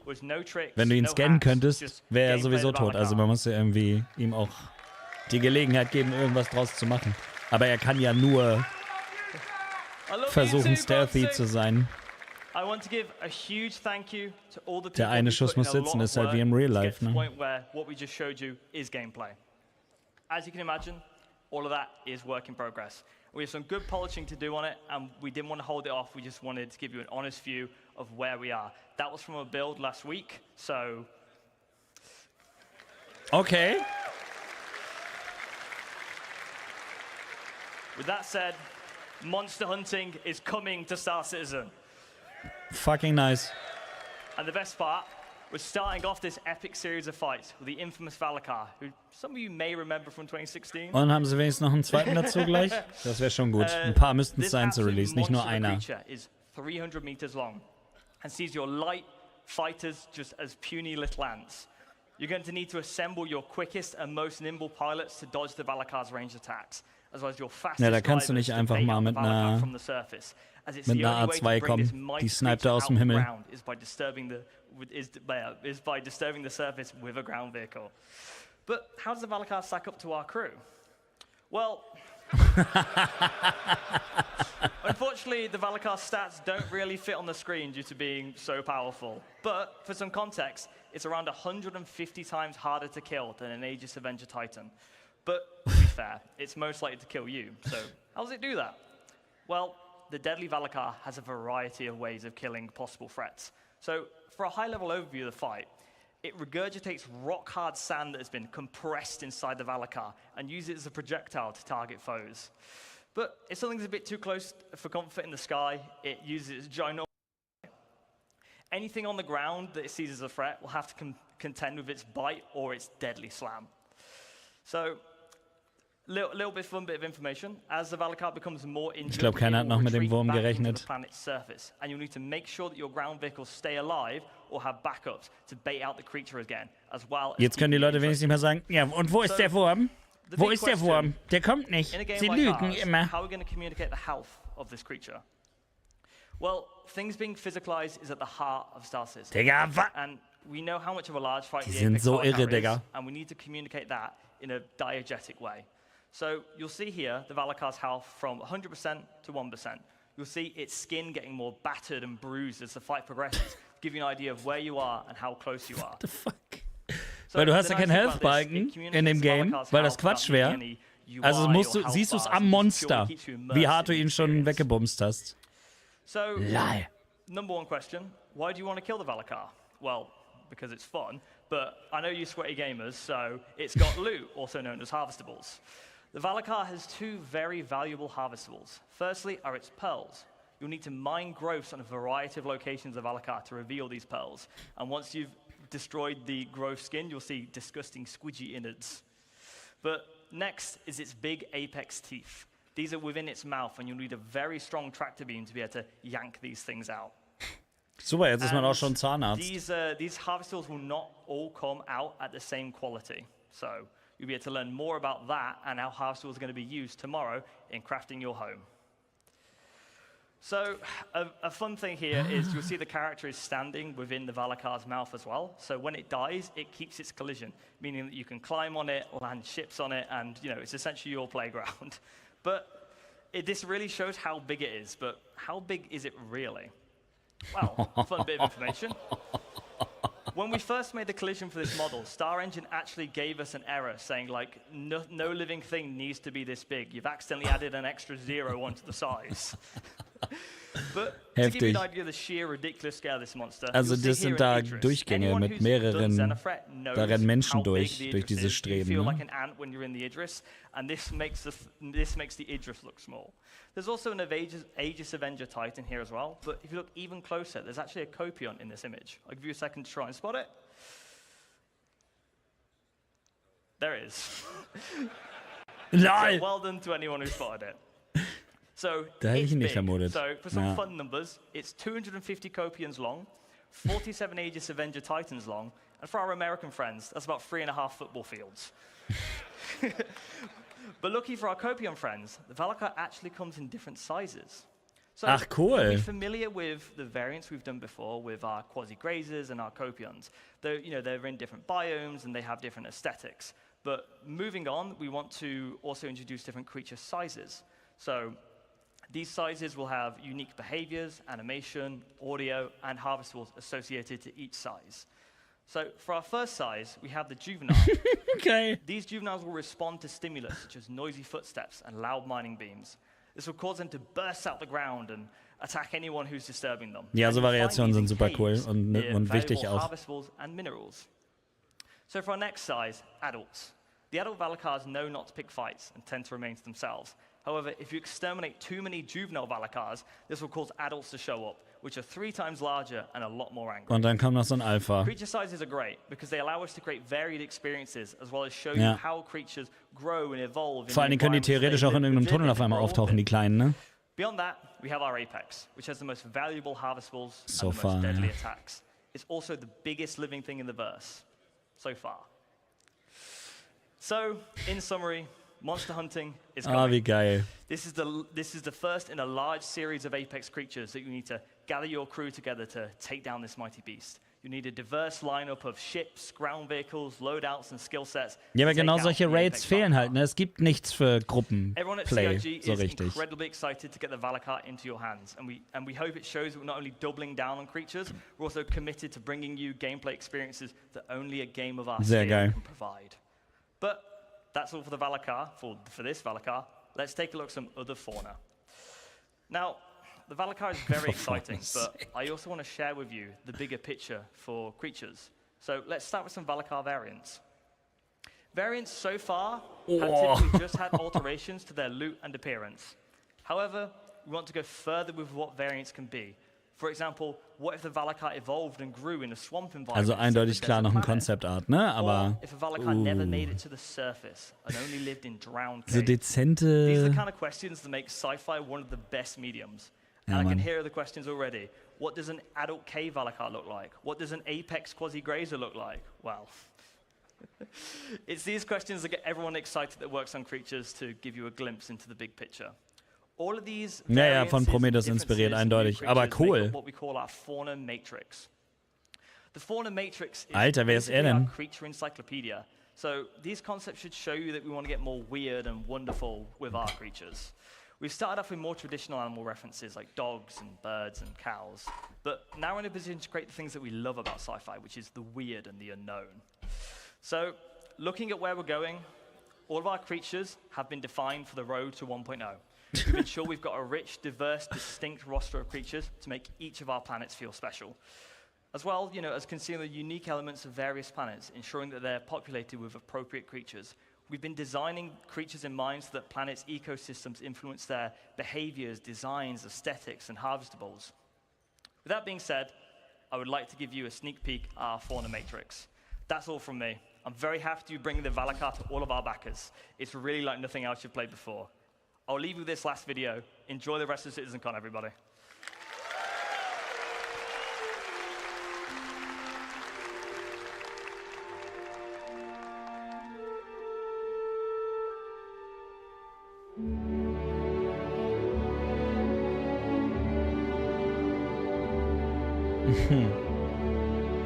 Cool.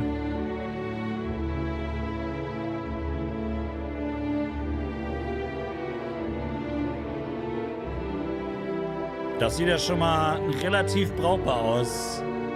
Klar, alles Konzepte, ne? Aber also, das ist halt sau wichtig, dass viele Creatures reinkommen. Schick, schick. Nicht schlecht. We have some amazing creatures, but we also have some even more amazing ships. Let's give it up really quick again for that Dress to Kill panel. That was amazing. Everyone there did an awesome job. Now we are back here at Polakis Workshop. We got cut off for time earlier, so I want to give these guys their due. As you can see, they are makers of awesome Star Citizen miniatures. I mean, just look at the Retaliator, look at the Razor, look at all the Hornets. We have some awesome miniatures here, hand-painted, hand-created by these guys. These are works of art, and if you guys haven't come over to the Polakis Workshop booth yet, if you're at CitizenCon, come check them out. And I'm here with the people behind Polakis Workshop. Let's ask them a couple questions. How's it going, guys? How's your CitizenCon so far? Good? Amazing. Amazing, awesome. So my first question is, how long have you been making models? How long have you been making miniatures? ¿De cuándo estás haciendo miniaturas? Llevo haciendo las miniaturas alrededor de 3 años. Around 3 years ago, you start to do the designs and the 3D printing. So 3 years ago, you started making models, and were you always making Star Citizen models? Or if not, what made you want to make Star Citizen models first? ¿Directamente con los modelos Star Citizen o estuviste primero haciendo otras cosas? Desde el principio, empezar en modelaje 3D por las naves de Star Citizen. He started in this hobby because Star Citizen, he loved the design of the ships, and then start to working on designing, on blending and printing. Do not let Ben Curtis or John Crew hear you say that. They will never get over their egos. Now, these guys are so great, but how long do they take to make? I mean, how long does it take to, just these works of art that I'm looking at, how long is that process? ¿Cómo es el proceso y cuánto te lleva más o menos hacer? El proceso primero es el modelaje 3D de las naves, después se imprimen, después se pintan. Y depende de la nave. Esta, por ejemplo, alrededor de 2 semanas o 3. The first step is prepare the modeling for the printing. They need to do the design, but he is working to have a proper printing. Then after put on the print, assemble, and then working on the paint. Then depend of the paint that he's using is taking more or less. But for example, this one here, this Redeemer is taking around 2 weeks to have the complete process. Sorry, I moved the mic away. That is 2 weeks from concepting to creating that fully painted. Fully painted is 2 weeks. That's a lot quicker than I would have expected. That still is time. But that's honestly amazing that it only took 2 weeks. Ist sogar die besten Showskin drauf. Finally, my last little question for you guys. Obviously, I do minis, I do D&D stuff, but nothing to this scale. What is your advice for people who are just looking to get into hobbies like this? What would some good advice for people who are just starting out? ¿Cuál sería tu consejo para alguien que se quiere iniciar en la impresión de modelos 3D?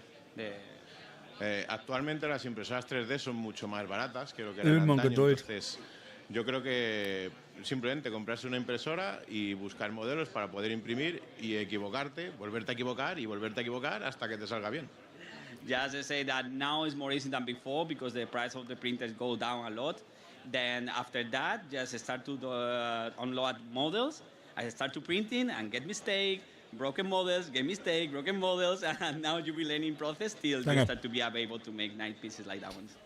So try again, and eventually you too will be able to make models just as good as Palakis Workshop. Thank you guys so much. It was awesome to have you guys here. I'm going to cut it over to my good friend Sam, who was at the Xi'an Workshop. Let's get a little out of this world and see what she has right here. Sam, over to you. Hi again, everyone. I'm over here at the Xi'an booth, and I'm going to introduce you to a very famous guy in the Star Citizen scene. Been around for a while. Would you mind introducing yourself and a little bit of your background with the game? Okay. Jason, Chris the Hero Noah. This was Xi'an for, hi, I'm Chris Hero. Nerd. And in my booth, I translate the names of the attendees into Xi'an and write it with a calligraphy brush on a special calligraphy paper, and for everybody free to collect, free of charge. That's amazing. I can see that as the day has gone up, you've kind of done a few more different kind of calligraphy on the wall, and I can't wait to see this kind of grow as the convention goes. So how would you say that a beginner could kind of get started with learning an alien language? I think the easiest way to learn Xi'an is as a primer to watch the videos Britton Watkins made. These are available on the Star Citizen or Star Citizen YouTube channel. And then after this, we have our Xi'an Linguistic Institute. You can learn the language. We have experts even for Banu and other languages, and you can find everything you need, tools and learning materials we created. Yeah, so this is the way to go. Amazing. So, yeah, you mentioned that you've got a few folks kind of coming to your booth. You're doing a little calligraphy for them. Are you just mostly doing people's names? What kinds of things are you doing with your calligraphy? Yeah, just the people's names. Sometimes, mostly phonetic translations. So because the alphabets doesn't match, there's no F in Xi'an, for example. They do have a little bit translations, but yeah, it's very interesting, and I think it's a very cool service for the community for me. Absolutely. Well, it's an absolute honor to have you here yet again at CitizenCon, and I hope we'll catch you at more CitizenCons going forward. I'll pass you back over to Dan, who is going to go check out one of our other community booths. Dan? Auf ihrer Webseite. Also der Citizen selber. Thank you so much, Sam. Now, guys, it's been a long week. I think most of us here could use a drink, and no one does drinks better than Bar Citizen International. Now, you guys have been killing it this week. I don't know if you guys have been here in Manchester this whole week. There's been a Bar Citizen every single night, Monday, Tuesday, Wednesday, Thursday, and Friday. You guys went all out. You had an entire city block takeover on New Wakefield überleg mal, was der Street. Prop I was there. It was vom Black Ops 6 gekostet hat, diese Zombie-Knarre, die so klein war. We had about 2,600 people, 4 times larger than what we had in LA last year. So it's big. So for those who didn't hear, 2,600 people, 4 times larger than the Bar Citizen they had in LA last year, which I was at that as well, was massive. So you guys have been killing it with Bar Citizen International. But what are Bar Citizens? For people who maybe don't know, what is a Bar Citizen? Yeah, so it's really any event that you want to go to, anything can be considered a Bar Citizen. If you got 3 or 4 people with pizza and you're just talking about the game, that is a Bar Citizen. Now, because of all the great things that are coming out in the game coming up and we get to see, we assume that these are going to grow and they're going to become massive. So Bar Citizen International was put together to help coordinators, either veteran, need assistance, or brand new people. And it's been great because the number of people that are here that are like, I want to run one of these. Well, we've got you. Fantastic. Cool. I know you guys have, registered events. Obviously, people can maybe go rogue and do their own. But how many registered Bar Citizen events have you guys had in the entirety of Bar Citizen International? Yeah, so we have about 600 events that have established over the last 10 years. So you could see about 60 of these, and then you guys go through with your Bar Citizen World Tour. But you're right, there are many of these that just happen naturally. And so it's really great to see everyone so excited about this. And for those citizens that are here, they're like, all right, you're saying this, I'd really like to go. Well, we built some stuff. I mean, obviously we built a bar for you. But for any of these citizens here, you can quickly just join these Discords and find all those great experiences that we had last night. You can find it locally. So we're really excited to see how this grows, and we can't wait to do this again. Well, we are always excited to be at a Bar Citizen. If you guys haven't been to one yet, they are fantastic. And yeah, I guess last question is, what's next for Bar Citizen International? Muss ich auch mal mitmachen. What's next for us is working with all the coordinators to figure out that next step. We want to find ways of kind of creating that concierge program for the coordinators that have been doing this for 5 to 10 years, because they put a lot of effort into this. And at the same time, how do we streamline this for new people that just want to raise their hand and say, I'd like to do this? So. Awesome. Well, as a community producer, I can't thank you guys enough. Nick, good seeing you again. Bumping into you mit den yet again Entwicklern here oder at manchmal sogar mit Chris CitizenCon. Roberts ein Bier trinken. I think that, unfortunately, is it for us here at Obwohl, der geht CitizenCon wahrscheinlich nicht mehr hin. today. Don't worry, don't cry. I see the tears forming. Be brave. Be brave and be strong. We will be back tomorrow. But Sam, any last words from you? Yeah, it's just been such an honor to talk with all of the community this year, and I can't wait to show you guys some more tomorrow, so make sure that you tune in then. Yeah, and thank you once again to our sponsors, Versa. Thank you again to VKB. Thank you again to Scan Computers. We could not have had CitizenCon without you guys. Thank you to Toby for your cosplay competition. You guys have helped make the CitizenCon the best one yet. And I think that's it for us. So from Dan and Sam here on the show floor, we'll see you guys again tomorrow. We have one more panel before the very mysterious Redacted at the end of the show. Let's head over to that panel, shall we? Thanks again, guys. We'll see you tomorrow. Bye. Okay. I've almost got full mobility back. You know, when they tell you Chris Roberts isn't ready, go take a run. Don't take it literally. All right. Find also, quite frankly, if I may say so, find someone that looks at you the way that Scrap from Bar Citizen International looks at someone doing a CitizenCon interview. That was just so intense the whole time. All right. As they said, as Dan and Sam said, we have one more presentation left. It's a big one. Beyond Pyro. We're looking at what's next beyond our next star system, which just went to PTU, yeah? Viva Colonel, Cody, danke für 30 I've Monate. been in this world for so long. So please welcome to the stage one of my favorite people at CIG, and I don't say that lightly. A man whose last name took me 3 years to learn to pronounce correctly, and I'm still not entirely certain I did it. Please welcome to the stage Star Citizen's creative director, Mr. Ian Leyland.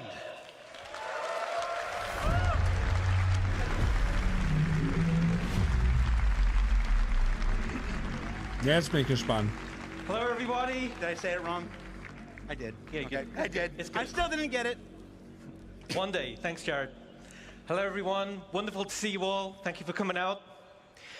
Did you guys see that worm? Really cool. All right.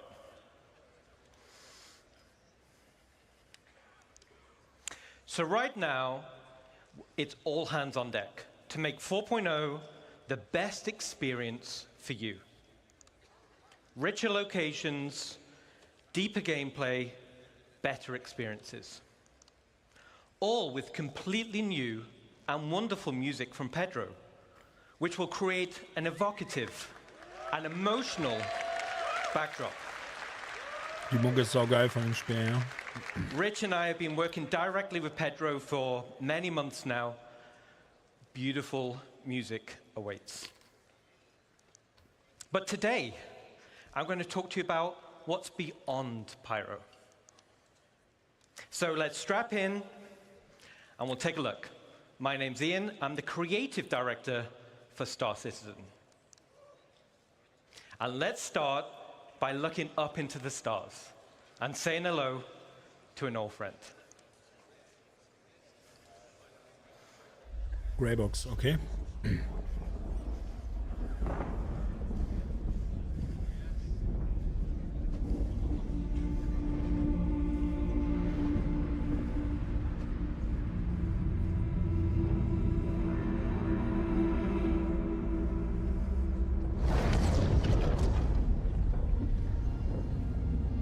Erstmal eine Conny, nice. Ach, die sind am Quantum-Tunnel. Sollte das von außen aus, oder was?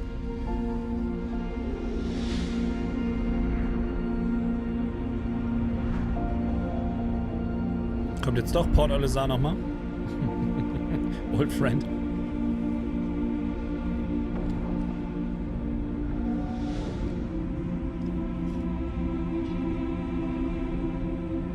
Auf jeden Fall irgendeine Station am Asteroiden.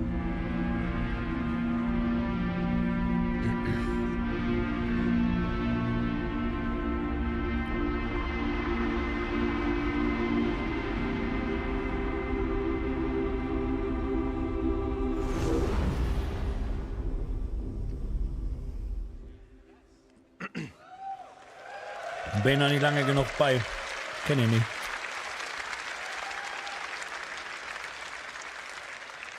Awesome. All right. So this is Nix system. Nix was discovered in 2582 by Carl Larry during the height of the newly formed United Empire of Earth's territorial expansion.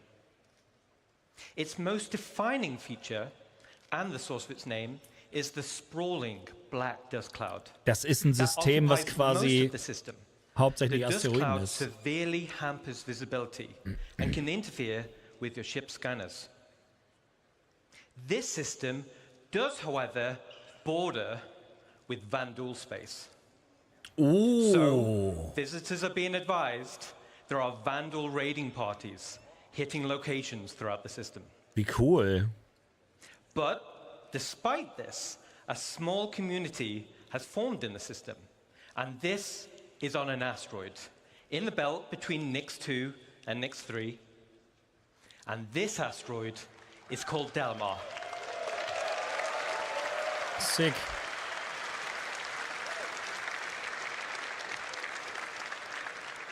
Mit Wendel. Und dann müssen sie auch Wendel-Soldaten haben. Ring. But Alles andere macht keinen Sinn. Delamar should be, and now is, an actual asteroid. And as it's an asteroid, the space is a zero geolocation, giving a unique identity for a landing zone. So let's take a closer look at the main POI on Delamar.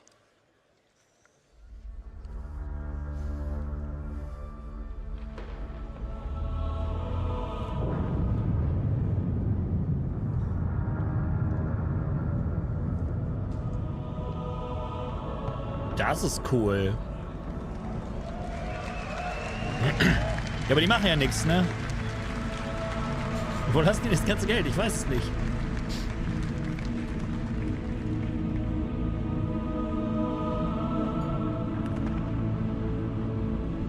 Da hinten steht eine Carrack. Da kannst du sehen, wie riesig das Teil ist. Das ist sehr cool.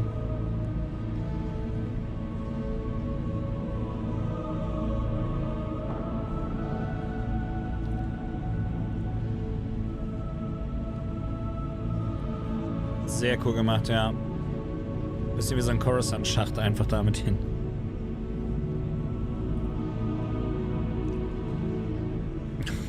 Da fliegt eine Caterpillar weg.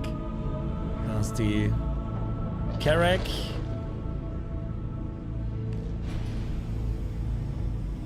Ja, das hat was, Alter. Das ist sehr, sehr nice. Vor allen Dingen auch wieder so gänzlich anders, ne? Es wird sich irgendwie... Da wird nichts irgendwie reinkopiert von irgendwas, was sie schon hatten. Das ist eine richtig schöne neue Location. Alright. Sehr schick. Echt nice. Wurde irgendwann rausgenommen? Okay. Awesome. Awesome. So, for all that remember, it's awesome to be able to say, welcome back to Levski. Ja, wie gesagt, das kenne ich nicht. Also da habe ich noch nicht gespielt. And for new players, let me tell you why it's a cool place. This used to be an old mining facility, which was mothballed and then abandoned. There is an internal network of abandoned tunnels and mine shafts, and these are now populated with refugees, fugitives, and criminals. This is also the home to the People's Alliance, who you'll be doing some work for. And as Levski was made some time back, it needed to be updated so that it can fit into current gameplay features and systems and mission loops.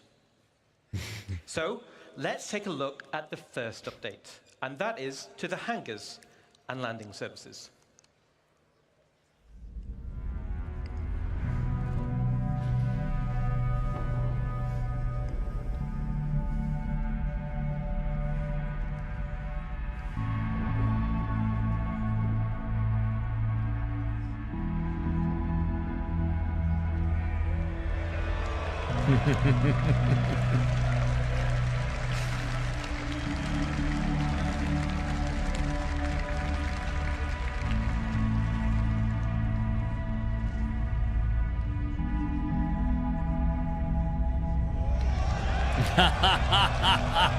Ja, ist klar, Alter, Digga, das Ding ist so krass. Da steht einfach eine komplette Corsair mit drauf. Das ist so sick. Ja, Kraken, nice. Release the Kraken! Ah, geil. Wir sind so einfach zu begeistern eigentlich. Alright, cool. So das war nicht funktioniert, scheiße. Wow, die Kraken! But now has a suite of hangars that are arrayed around and inside the borehole. We're also increasing the quantity of hangars. This is to meet the ever-expanding players per server to remove hangar wait times. And this pass will be done for all landing zones in the game right now. Ja, wichtig. And for players that don't want to store their ship, docking services will be added high upon the cliff walls. Now, other than hangars and docking services, there are other ways to enter the location, which are also getting new updates. Let's take a look.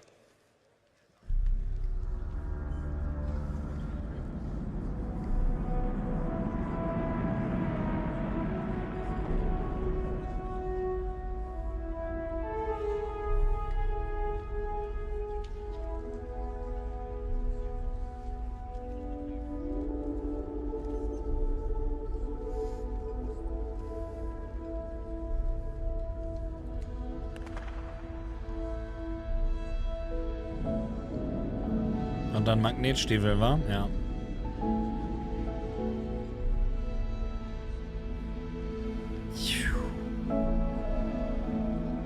Glitch.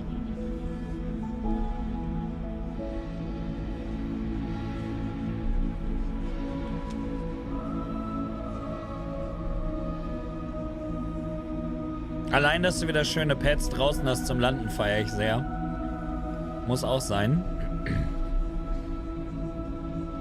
Da müssen sie aber auch mal ihr Interface anpassen für die Landeerlaubnis und so, dass du sagen kannst, okay, ich will nur docken, ich will nur Landepad, ich will storen, Personal Hangar.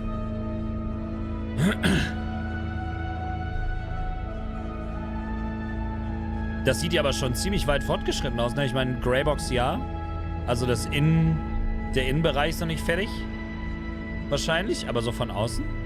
Aber gut, wenn ihr sagt, das war schon mal im Game.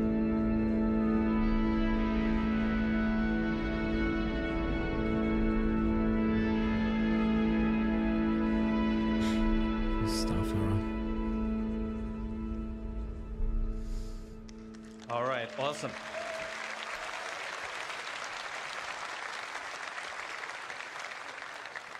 So around the main entrance, there's still gravity plating for on-foot access. And these will lead to open landing pads for quick drop-off and pickup. And we're also adding access to gameplay areas for a variety of local missions and gameplay types. Ganzen Local Missions überall finde ich auch sehr gut. There will be banks of exterior freight elevators. These can be used for quicker gameplay loops without requiring hangar services. Now, as this is a zero-G location, it also gives an opportunity for another type of specialist freight services. Let's take a look. Da kannst du mit deiner Halsey natürlich irgendwo docken, ne?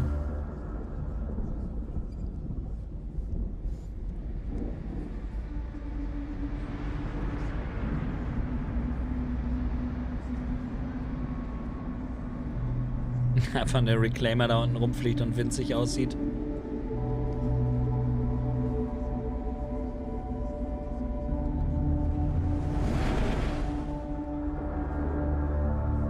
Ob das erlaubt ist, so knapp da vor denen rumzugondeln?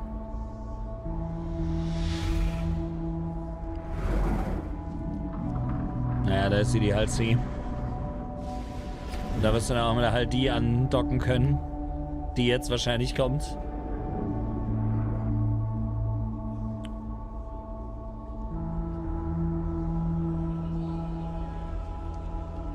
Ne, das ist eine Halsey. Oder? Ah, mit dem Traktorstrahl dann direkt daran. Okay, das ist sehr nice. Direkt liefern. An die Station. Cool. Das ist quasi der Freight Elevator für die extern andockenden Schiffe. Ja, das ist nice. All right. So first off, now the borehole goes all the way through the asteroid, which is awesome to fly through. And down at the base of the asteroid, there will be banks of exterior zero-G freight elevators. These will be priority access for Hull Series ships. Nice. So for all the Hull Series folks, we got you covered. Das ist sehr schön, Alter. Kann man ja leider noch nicht so super viel mit anfangen. The same functionality is also coming to space stations. Nice. Ich habe gerade noch so gedacht, schön, dass es an einer Location ist, aber perfekt, ja. Mihawk, danke für den Sub, Mann. 8 Monate schon? Krass. But wait, there's a little bit more. Let's take a look. Oh, was kommt jetzt?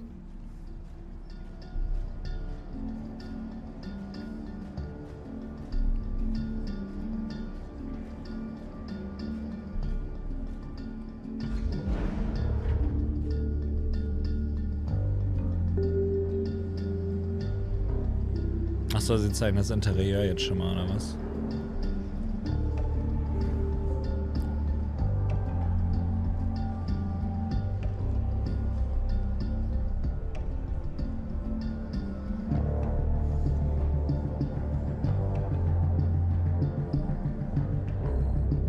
Mir geht's gut, ja. Ein bisschen müde, weil wir heute schon seit um 10 Uhr morgens hier sitzen.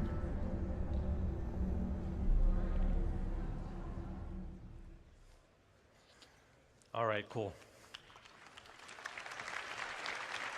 Sieht stark aus, also hab Bock drauf. Kann verstehen, dass die Leute das wieder haben The wollten. external freight elevators will now have direct access to cargo decks.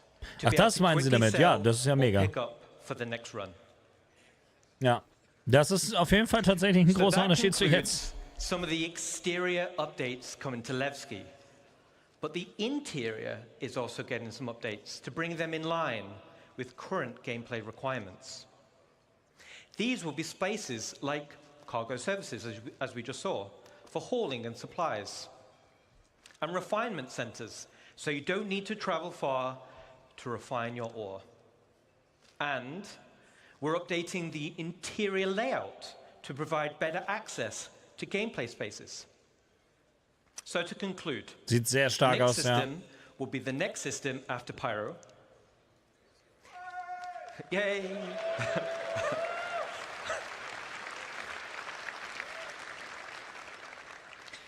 Delamar is now a physical asteroid with a zero-G play space. All right, not so much.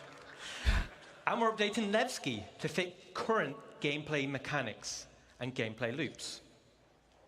And most importantly, we're adding local areas. Naja, geht ja jetzt dann immer schneller mit den neuen Systemen, haben sie ja vorhin schon gezeigt. Ne? Oh, nice. Ja. Mission in Area 18 und so machen. Speaking of gameplay in landing zones, let's leave Levski for now. And let's jump to Rainy Arkop. Er hat ein bisschen zu früh gedrückt, glaube ich nämlich. Which is missing the most gameplay spaces right now.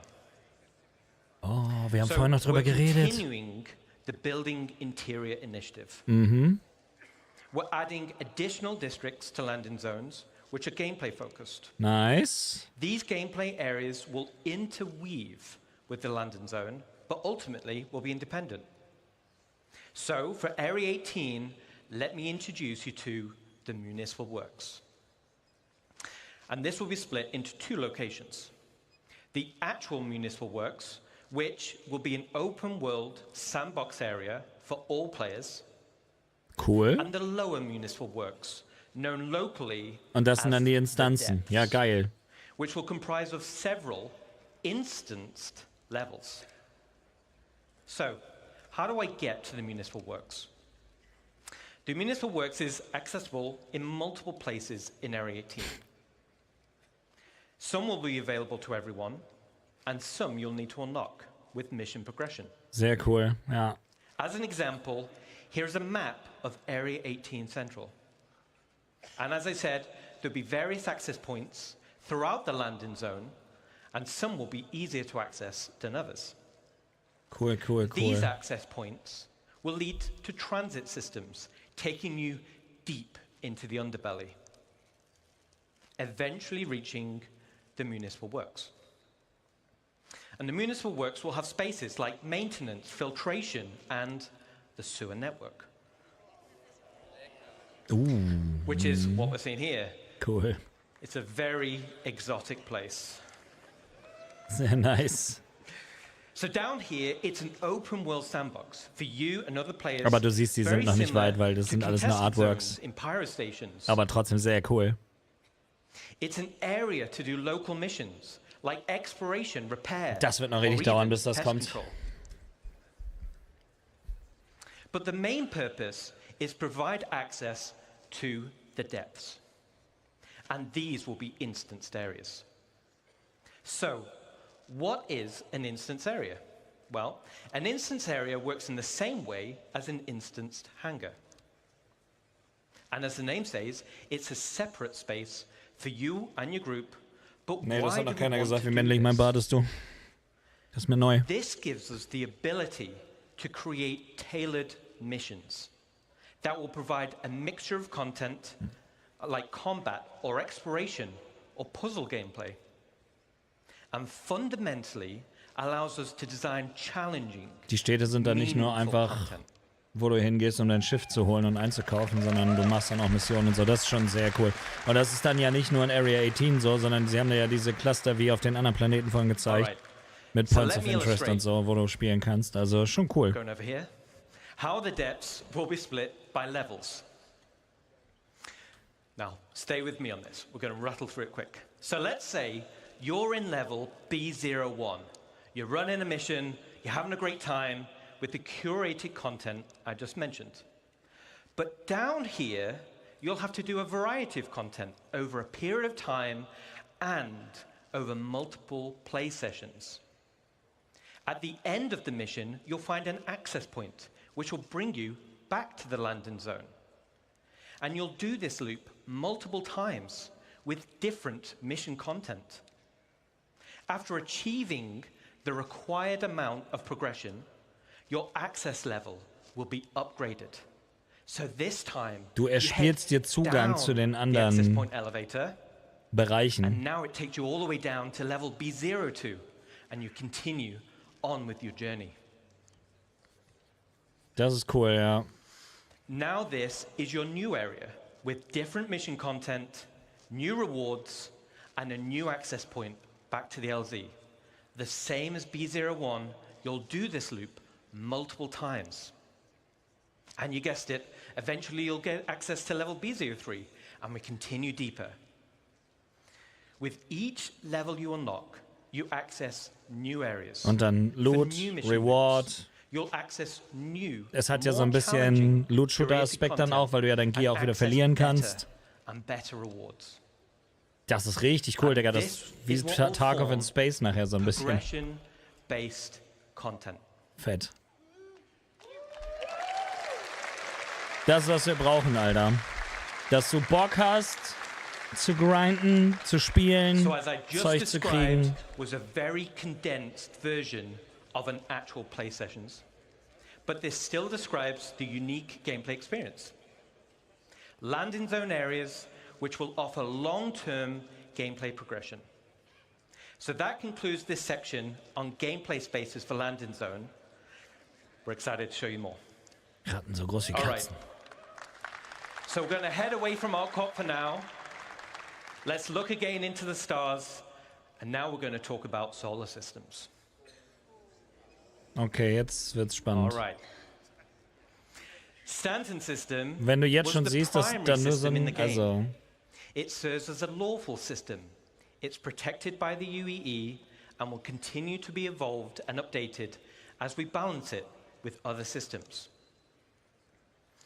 Then we have Pyro system, which we've spoken about at length, and this will serve as the primary unlawful system and is the perfect contrast to Stanton. Ja. Then, as we just saw, we have Nick system. PvE-Bereich wahrscheinlich dann. It's not a totally unsafe system like Pyro, but it depends on where you go, as it borders Vandal space. See that little bit of red? That's Vandal space right there. Ooh. And the UEE does not protect this system. But we've got a little bit of Da space fehlt there, noch haven't was, we? ja.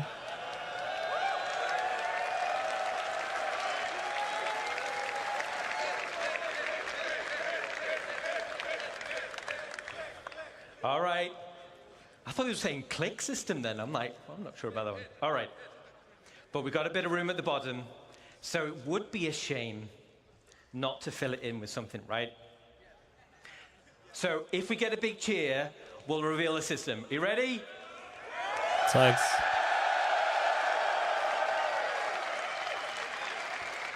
Very cool. Das hätte jetzt keiner gedacht, dass sie zwei neue Systeme vorstellen. Oh, wait. Ne? Ah, Pisser. Niemals. Okay. All right. Aber das kommt ja direkt jetzt. So, let's take a sneak peek at system number 4. Here it is. Well, it's awesome, right? Jungs. All right. Now, in order to reveal the fourth system, let me take you on a little history lesson. Ja, moin. And to do that, we're going to load up our old friend, the Galactipedia. So, we're back in the height of the human-Xi'an Cold War. Tensions were at breaking point. In 2542, Armistead Perry introduced a designation line for a group of 8 planetary systems that marked the borderlands between Xi'an and human Zu viel control zum space. Erklären hast du verpasst. The United Planets of Earth designated the systems as no-fly zones and utilizing them as military staging grounds. But one system on the Perry line offered a key strategic position for a potential invasion into the Xi'an Empire. And that system was Castra. Klingelt natürlich bei mir jetzt nichts.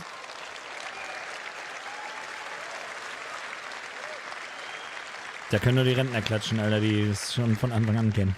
But Die luckily for Lore-Geier. us, war was averted, the Perry-Line Pact was signed, which was a peace treaty between the now UEE and the Xi'an Empire, so the Cold War ended.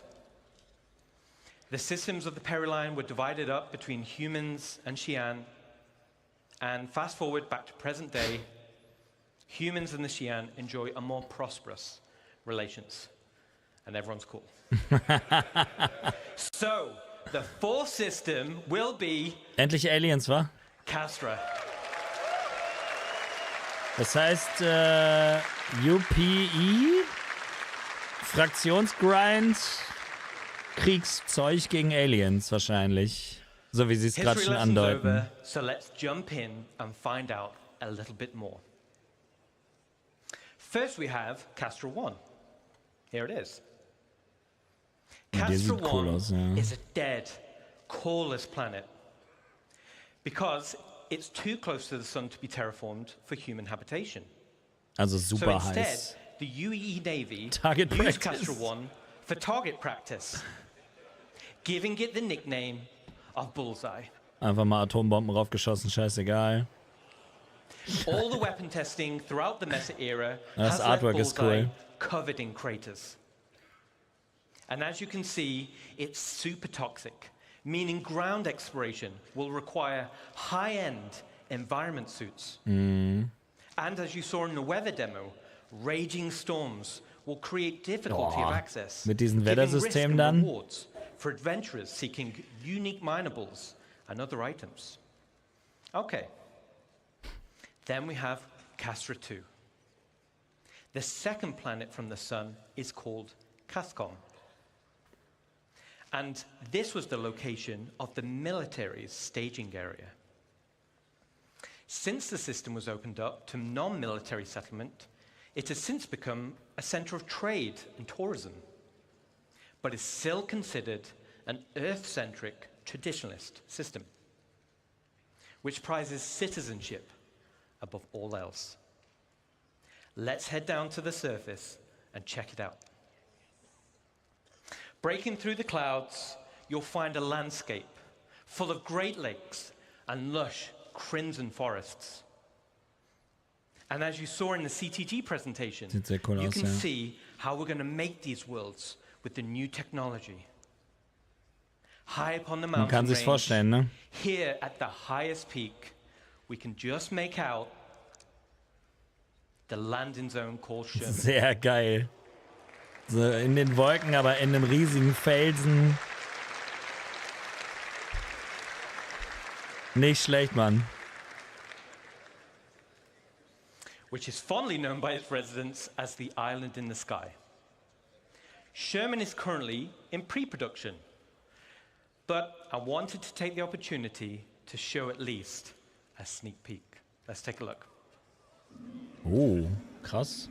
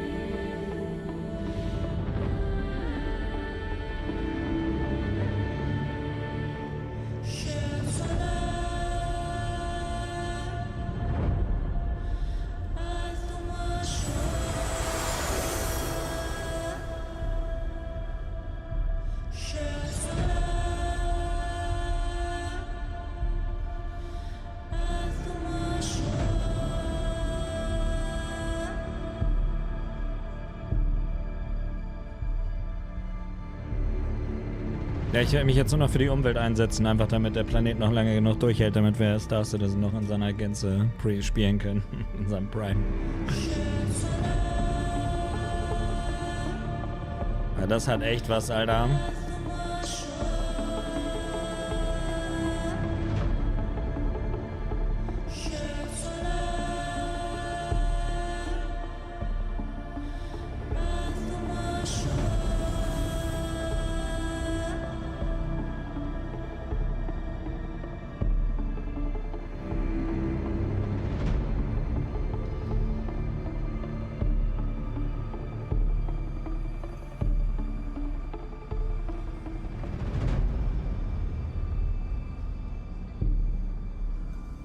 Nicht schlecht gemacht auf jeden Fall, ne? Für so einen Konzept-Trailer.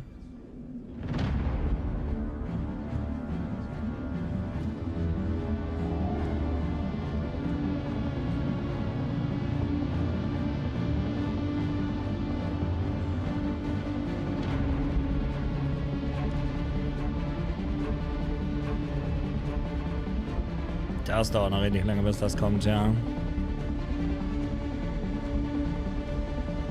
Ich bin ja schon gespannt, wann jetzt wirklich das Space Building kommt. Wenn sie das innerhalb von 1,5 Jahren nach Ankündigung quasi letztes Jahr hingekriegt haben, dann bin ich schon begeistert.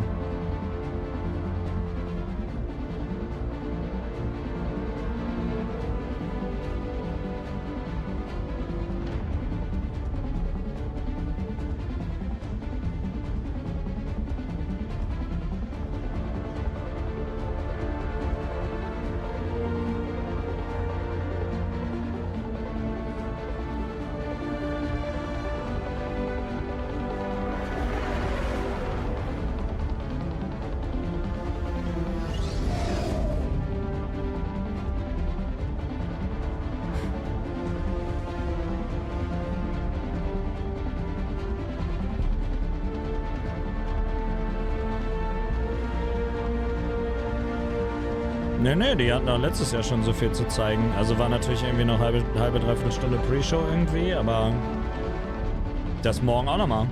Aber morgen nicht ganz so lang. Letztes Jahr hatten sie 2 Tage, 8 Stunden oder so. Ja, voll. Ja, auch schon ein paar krasse Sachen gezeigt. Das ist jetzt ja nur eine Preview fürs 4. System. Die Mucke ist mega, ja, auf jeden Fall. Ja, das sieht echt stabil aus. Also, wenn das nachher im Game ist, mit diesen ganzen Wettersystemen und so, die sie am Anfang gezeigt haben. Eieiei. Echt sick. Aber ja, also das ist auch richtige Zukunftsmusik. Das wird noch richtig lange dauern.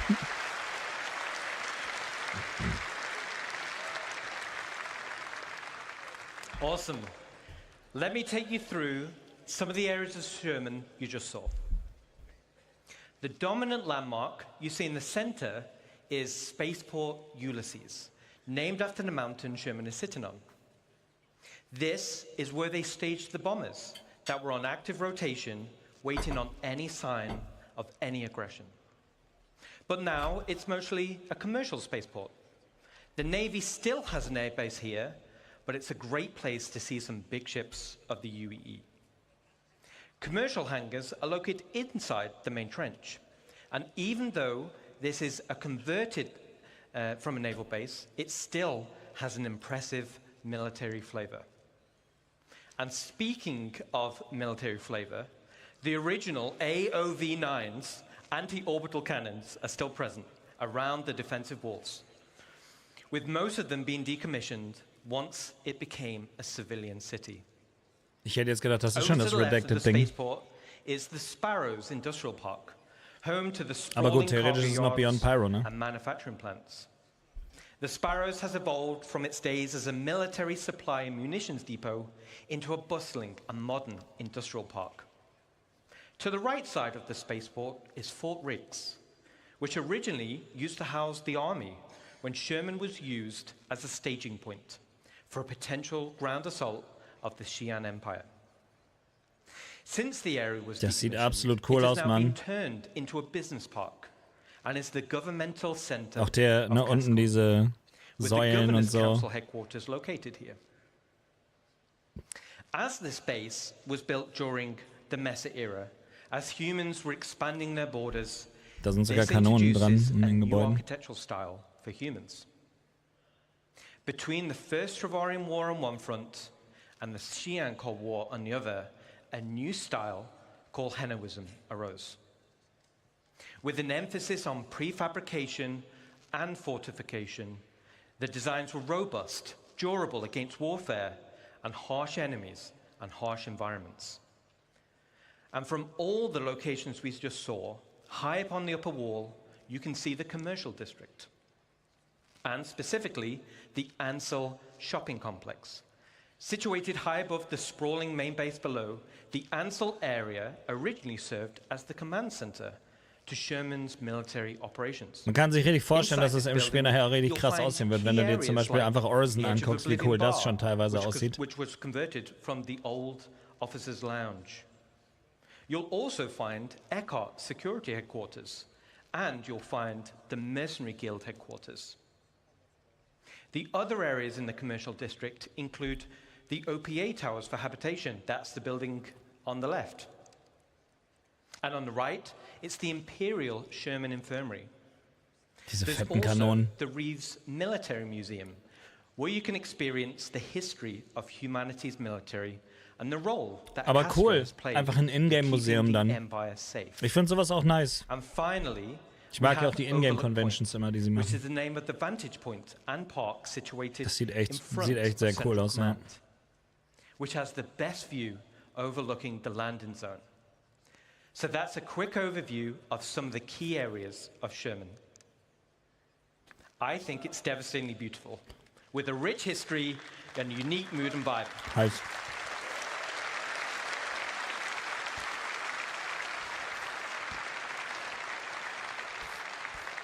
Awesome. So before I go, I want to thank you all. You are all awesome. Na, hoffentlich wird es eine stetige All your Weiterentwicklung. passion, Ist das all nicht your der Sinn von einem dedication MMO? Make our lives as devs so much easier. And thanks to the CIG staff. Was sollen die whose fertig werden? awesome work we're seeing in front of you. Das hat unendlich Potenzial, unendlich groß zu werden.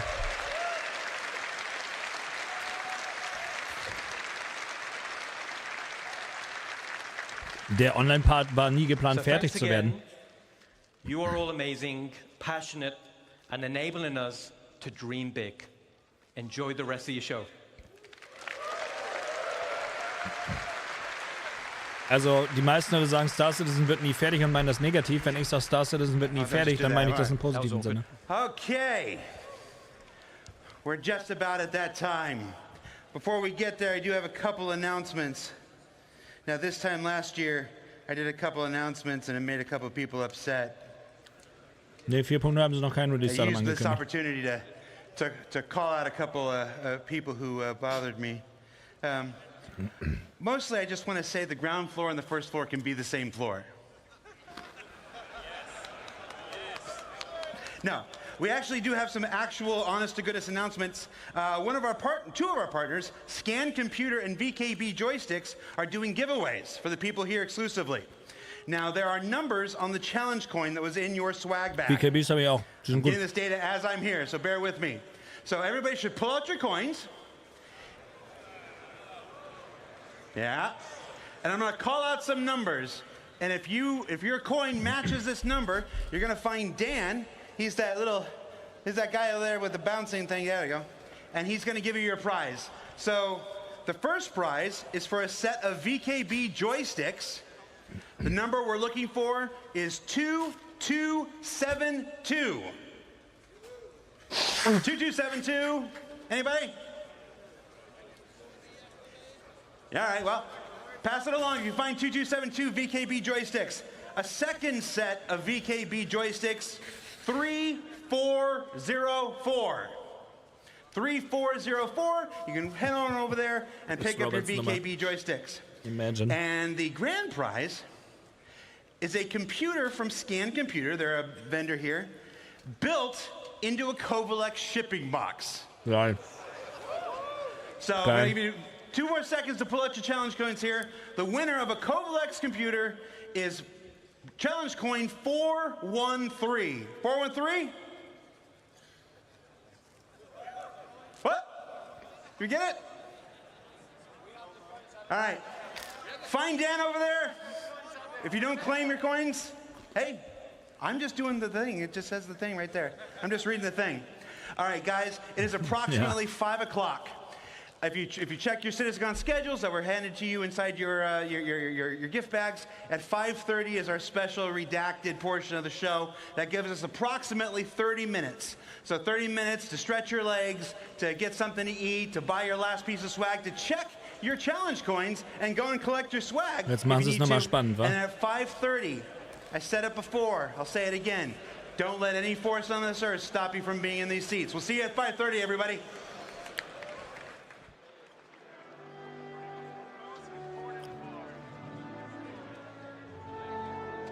Mal gucken, ob sie diesmal den Timer pünktlich machen.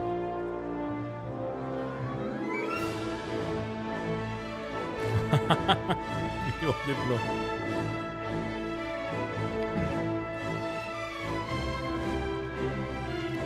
Ich glaube 280 war der Ticketpreis, ja.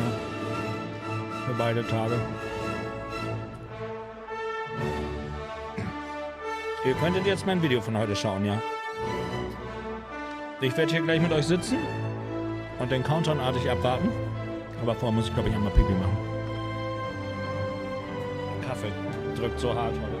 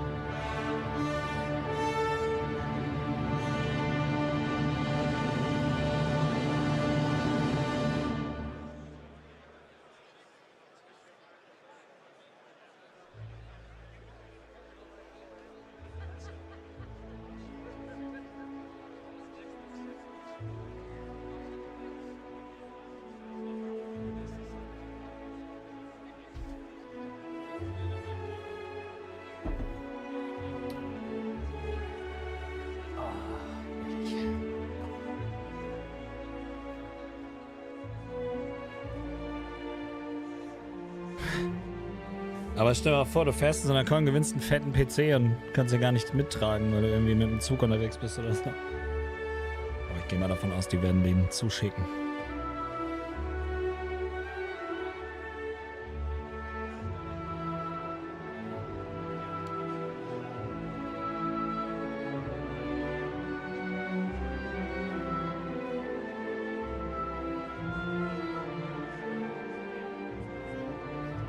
Also das war auf jeden Fall krass. Ich finde, die einzelnen Sachen waren teilweise heftiger als beim letzten Mal. Also gerade dieses ganze Environmental- und Wettersystem ist halt insane, finde ich. Aber also letztes Jahr war es gefühlt richtig so zack, zack, Feature, Feature, Feature, Feature, Feature, Feature, Feature. Dafür waren es diesmal ein paar heftigere Sachen, aber irgendwie gefühlt weniger Panels auch, ne? Aber sehr cool bisher. Also, was sie gezeigt haben, sieht echt mega angenehm aus. Vielleicht haben sie auch einfach wieder Sachen weggenommen, weil sie gemerkt haben, okay, wir wollen nicht wieder zu viel zeigen und das dauert dann wieder ewig. Aber morgen kommt ja auch nochmal einiges. Und ich bin echt gespannt, was das jetzt gleich ist. Also, ich weiß nicht, ob sie wirklich heute schon Squadron-Sachen ankündigen wollen oder erst morgen.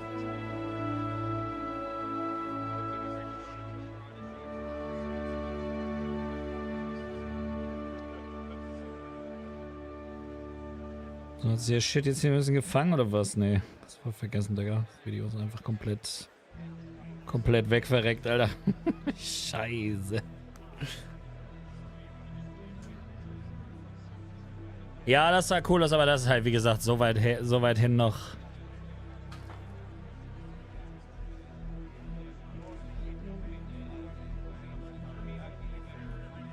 Da hast du das Money Grab, das nie fertig wird und Menschen ihr Geld kostet. Ja, ja, genau.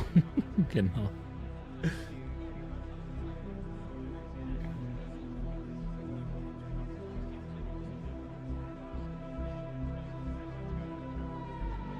Gewinns PC zwar sagt nein. Naja, also du kannst dir schon auch aus England noch Sachen bestellen, so ist das nicht. Außerdem werden die den Versand ja wohl bezahlen. Aber wenn es in so einer Transportbox ist, dann glitscht sie dir zu Hause eher einfach aus dem Schrank, also. Da kriegt man ja ein Tractor-Multitool dazu. Und dann wäre es kein Problem. So, am Flughafen.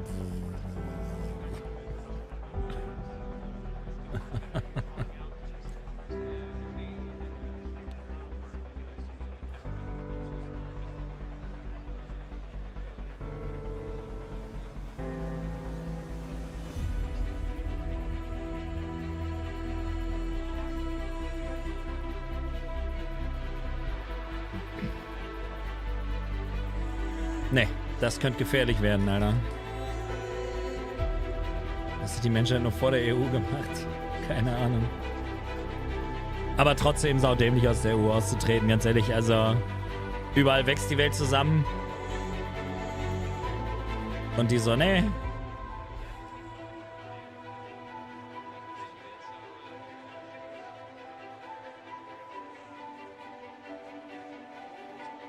Ich glaube, manche Leute haben einfach immer noch nicht verstanden, dass alles zusammenhängt und Grenzen einfach relativ unzeitgemäß geworden sind in der heutigen Zeit.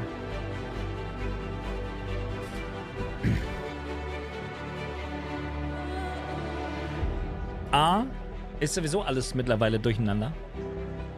B, haben wir Globalisierung. Wir haben ein Informationszeitalter.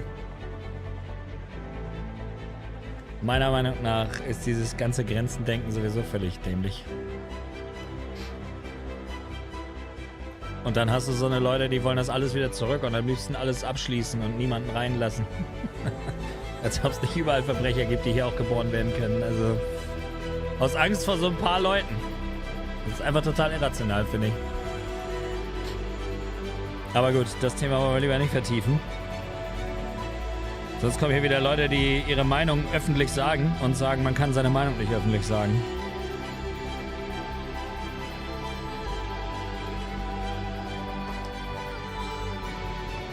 Du möchtest festhalten, dass du als Österreicher den braunen Schmutz nicht gewählt hast. Sehr gut.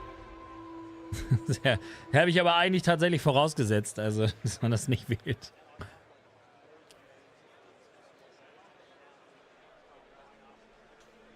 Welches ist das beliebteste Schiff? Avenger Titan, wetten?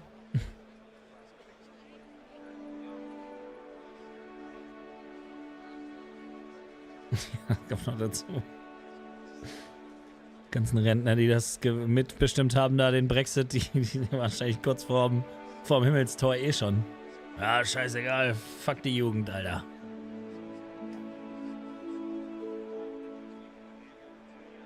Ja, ich glaub dir das. Ich glaube, die Schweizer sind auch ziemlich schlimm. Die lassen das noch nicht so raushängen. Nicht, dass Thomas Gottschalk noch hier auftaucht. Genau. Kaufen Sie mein neues Buch, in dem ich darüber spreche, dass man nichts mehr sagen darf. Erhältlich überall.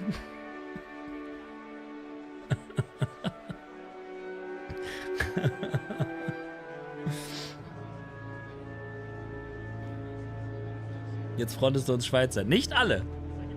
Nicht alle. Ich habe ja Verwandte da. Aber ja, also ich habe ja ein Jahr in der Schweiz gelebt und ein bisschen Ausländerfeindlichkeit habe ich da schon sehr viel gespürt, tatsächlich. Also ich weiß, wie das ist, in einem anderen Land zu leben und die Leute finden das nicht lustig, dass du doch gefälligst zu Hause bleiben sollst.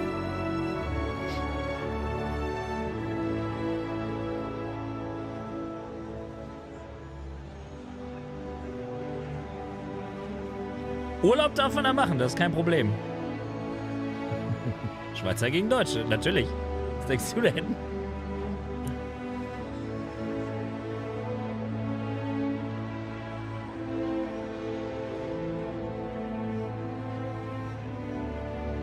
YouTube an mich heute wirklich nicht. Nee, wie gesagt, also erstmal ist Samstag sowieso ein schlechter Tag für einen Upload eigentlich, aber dann 10 Uhr morgens war einfach ein Genickbruch wahrscheinlich. Aber vielleicht normalisiert sich das noch ein bisschen. Muss wahrscheinlich einfach nur nochmal Titel und Thumbnail ein bisschen anpassen und dann hoffen, dass es nochmal aufwacht. Vielleicht habe ich ja irgendwas falsch gemacht bei dem Video. Das scheint mir so, als würde das irgendwie untergehen. Alter, was auch immer sie da gleich zeigen, muss heftigst sein.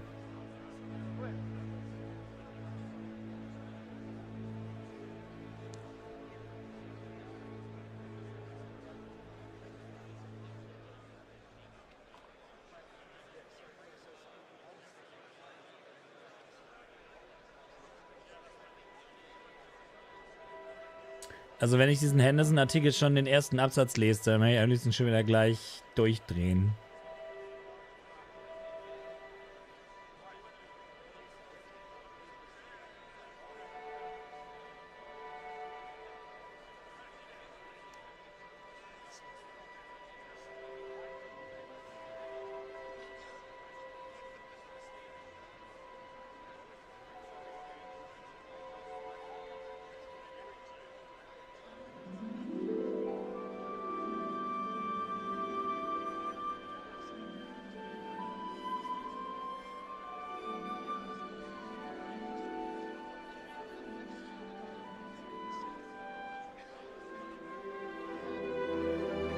Na, jetzt sehe ich ja, was passiert ist. Es ging um den Crunch vor der CitizenCon, ja. Naja, es gibt da irgendeinen so einen Artikel von Henderson, dass Star Citizen angeblich das Geld ausgeht und dass die ganz viele Leute entlassen und was weiß ich nicht alles. Aber der Artikel beginnt damit, dass man, wenn man ja googelt, ja ganz viele Probleme mit dem Spiel findet und gebrochene Versprechen und dass der Frustlevel auf einem All-Time-High ist. Wobei jeder, der das Spiel supportet, bisher eigentlich zu 99% sagt, er bereut es nicht und freut sich auf das, was kommt. Und die meisten Leute, die es supporten, wissen, sie supporten eigentlich ein Spiel, was noch gar nicht existiert und was noch gar nicht, wo wir noch fast nichts von gesehen haben, nämlich Squadron 42. Also, jetzt habe ich nicht geguckt, welches Raumschiff das war. Welches war's? Ja, dass das LMG das beliebteste ist, ist klar. Ja, so habe ich es auch wahrgenommen, ja. In 20 Jahren bin ich 60 und höre und sehe nichts mehr. Digga, in 20 Jahren kann ich mich ins Verse rein implementieren lassen. Kann ich den ranzigen Kadaver hier zurücklassen und lebe einfach nur noch im Space.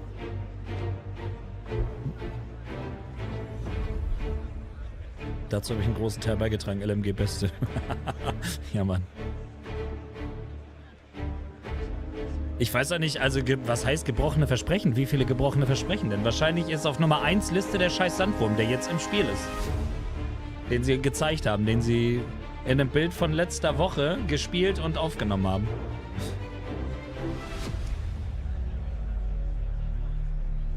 Also ja, das hat sich natürlich mit der Finanzierung, haben sich die Ambitionen für das Projekt natürlich erhöht, aber stell dir mal vor, du hättest ein Crowdfunding gemacht, wenn du sowas geplant hättest. Was hättest du da für eine Summe reinschreiben müssen? Und ja, ich kann mir schon vorstellen, dass viele, die ganz am Anfang vielleicht reingebackt haben, das bereut haben. Aber das ist nun mal immer die Gefahr bei sowas. Da sind 5000 Leute in dem Raum, die Geld bezahlt haben dafür, sich anzugucken, was als nächstes kommt. So schlecht kann es nicht sein.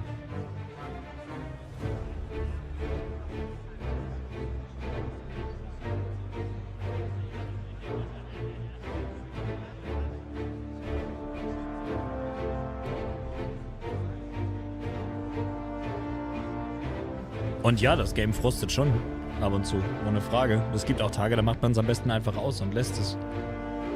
Aber nichtsdestotrotz finde ich es immer wieder faszinierend, was da für Innovationen drin stecken. Kann man mögen, kann man nicht mögen.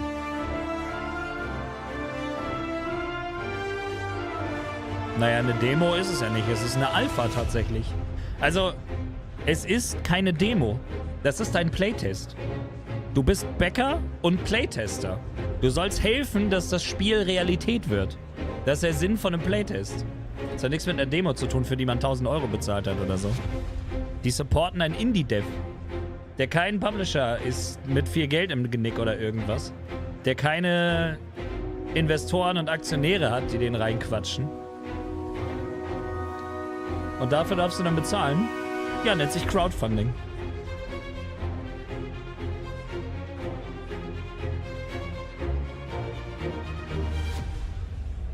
Außerdem, wieso sollst du denn du musst dann keine 1000 Euro bezahlen. Du musst 40 Euro bezahlen, dann hast du das Spiel und fertig. Den Rest kannst du dir in-game erspielen. Wer sagt denn, dass du da 1000 Euro reinstecken sollst? Ich sag ja Dorfkind auch nicht, er soll mir andauernd riesige Donations machen. Das ist freiwilliger Support für ein Projekt. Was eben, wie gesagt, ein Indie-Studio ist. Welches vorher keine Projekte gemacht hat, wo sie Geld vorher draus schöpfen konnten.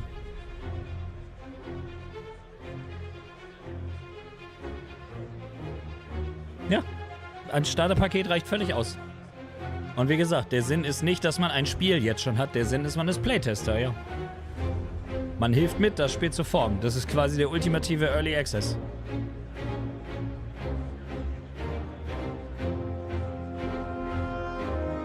Und wenn Leute 10.000 Euro in so ein Projekt reinstecken können, weil sie es möchten oder weil sie es wollen, dann ist es doch gut für uns alle, dass die dadurch unabhängig bleiben. Keine Ahnung. Es ist halt endlich mal wieder ein PC-Projekt, wo wirklich der PC ausgereizt werden soll und was wirklich Ambitionen hat. Und wie gesagt, du bezahlst ja auch noch die Entwicklung von einem Singleplayer-Game. Raumschiffe muss ich mir mit Echtgeld kaufen? Nee, musst du nicht. Du kannst dir die Raumschiffe erspielen mit deinem Starter-Raumschiff, was du beim Starterpaket dazu kriegst. Du kannst das gar nicht ohne Raumschiff kaufen, das Spiel. Also du hast auf jeden Fall ein Schiff mindestens. Ach so, du hast gedacht, du musst dir die Raumschiffe alle kaufen, oder was? Ja, das wäre ja lächerlich. Also wenn neue Schiffe reinkommen, sind die meistens ein paar Monate exklusiv für die Leute, die das finanzieren, logisch. Und dann werden sie dann freigeschaltet, dass du sie dir in-game auch kaufen kannst von dem In-game-Money. Auch die richtig dicken, ja.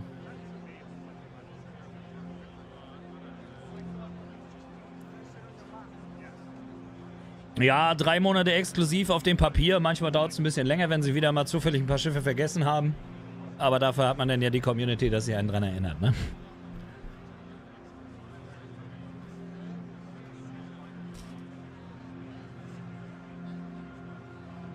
Aber genau das ist das Problem. Es ist so viel Missinformation im Umlauf. Genau wie du denken viele Leute, das ist einfach Abzocke und eine Demo. Also wir haben in der Halbzeit vorhin eine halbe Stunde sind durchs Was gelaufen. Das ist schon ein Game. Es gibt auch Gameplay-Loops. Und wie gesagt, das nächste System steht kurz vor der Tür. Da wird es nochmal richtig krachen in Pyro. Weil da kannst du nämlich wirklich auch PvP und alles machen, ohne dass das irgendwie stressig wird, weil du dann irgendwie legale Probleme in-game hast und erstmal in den Knast musst und da irgendwie Zeug abbauen und so.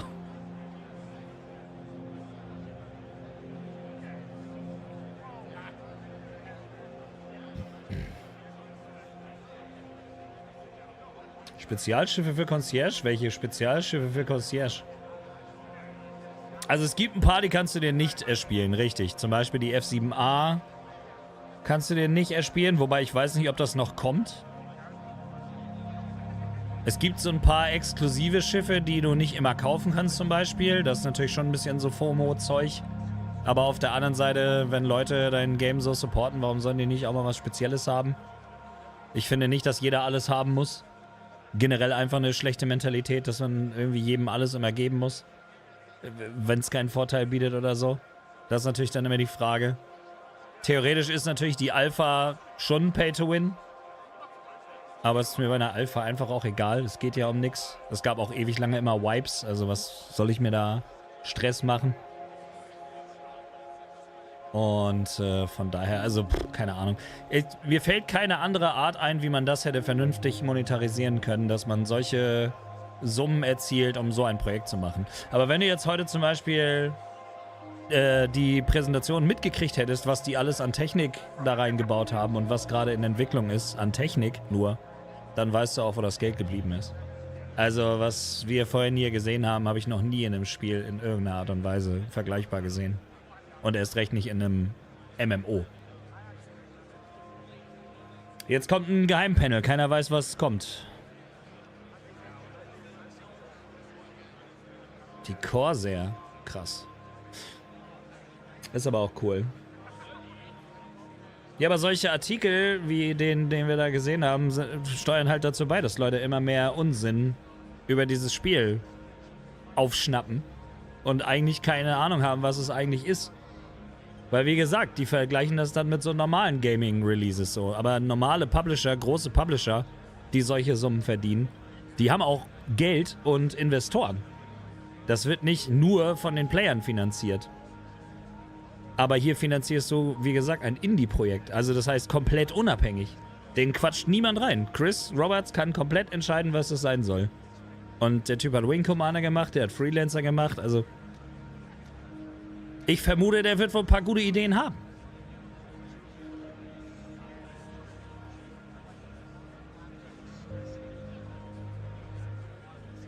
Ja, so sieht's aus, ganz genau. Aber trotzdem ist ja wichtig, dass Leute nicht mit Falschinformationen rumlaufen und Falschinformationen verbreiten. Weil natürlich schadet das dem Spiel am Ende dann auch. Und das ist natürlich unfair den Leuten gegenüber, die es eben mögen und die sehen wollen, dass es erfolgreich ist. Wenn Leute nur rumhaten oder sich irgendeinen Quatsch ausdenken oder irgendeinen Quatsch weiterbrabbeln, den sie irgendwo mal gehört haben, dann ist das natürlich nicht gut. Das ist ja in keinem Szenario gut.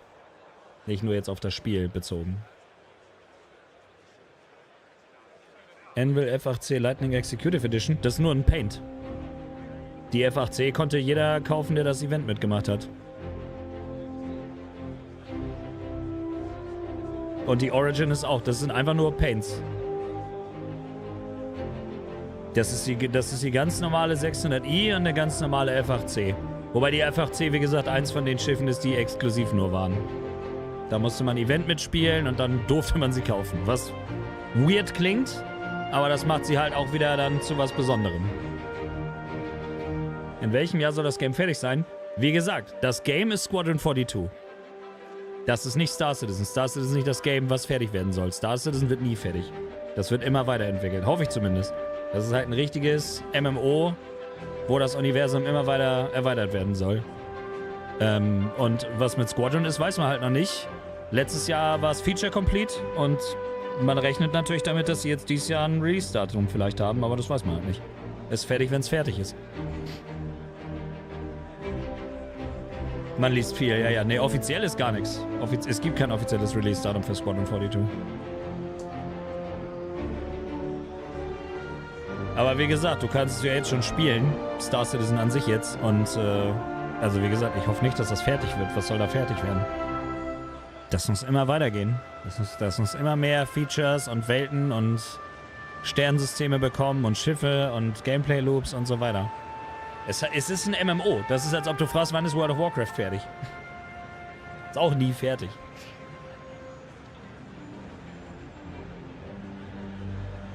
Ja, es ist nur der besondere Lack, ganz genau.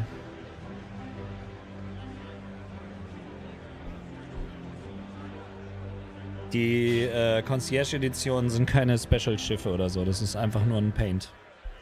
Und ganz ehrlich, wer so viel Geld ausgegeben hat für so ein Spiel und die es supportet hat, der hilft ja auch den Leuten, die wenig ausgegeben haben, ein besseres Spiel zu haben. Der soll auch mit einem goldenen Schiff da rumfliegen, Alter. Das kann man einmal nochmal hier O7 machen und dann ist gut.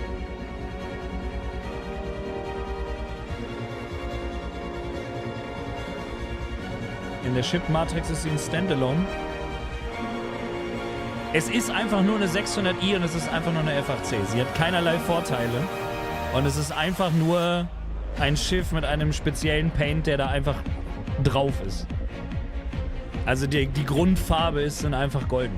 Also diese goldenen Verzierungen und so. Es ist kein Special-Schiff oder sowas. Hast du schon wieder Geld ausgegeben, Colonel, oder was? Eieiei. Will ja hier keine Grabenkämpfe vom Zaun brechen. Jeder soll das tun, positiven Lebenszeit bringt. Und manchmal bekommt man Nachrichten, die Lebenszeit noch weiter verkürzen. Da ist echt kein Thema.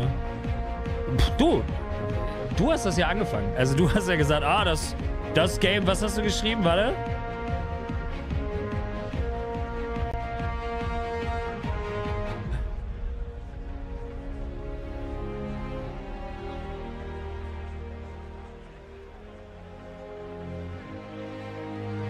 Ja, guck mal hier, du hast zum Beispiel geschrieben, ich glaube, das Geld geht den Machern von Star Citizen auf Mauritius und in Bali aus. Das ist zum Beispiel totaler Unfug, weil sie komplett transparent dir sagen, wo das Geld hingeht. Du kannst es nachvollziehen. Das ist halt wirklich sehr transparent. Abgesehen davon sieht man auch, dass dies in die Entwicklung gegangen ist anhand der Technik. Aber du hast eigentlich geschrieben, ja, weiß ich nicht mehr. Zu weit weg. Ach da, das Money Grab, das nie fertig wird und Menschen ihr Geld kostet. Wenn du sowas schreibst, dann musst du damit rechnen, dass Leute versuchen, dich da aufzuklären. Da kannst du nicht einfach sagen, ja, ist ja egal, soll jeder machen, wie er will. Ja, aber dann schreibt man ja auch nicht so Quatsch in Chat. Also, ist nicht böse gemeint, aber also das ist ja normal, dass die Leute dann versuchen, darüber zu reden. Da kannst du nicht einfach sagen, naja, muss ja jeder selber wissen, so nach dem Motto. Nee, du hast einfach was geschrieben, was einfach nicht stimmt. Und genau wenn man solche Sachen schreibt ins Internet, dann glaubt's der Nächste und dann rennt der wieder rum und denkt, er weiß was. Und dann verbreiten sich einfach Falschinformationen.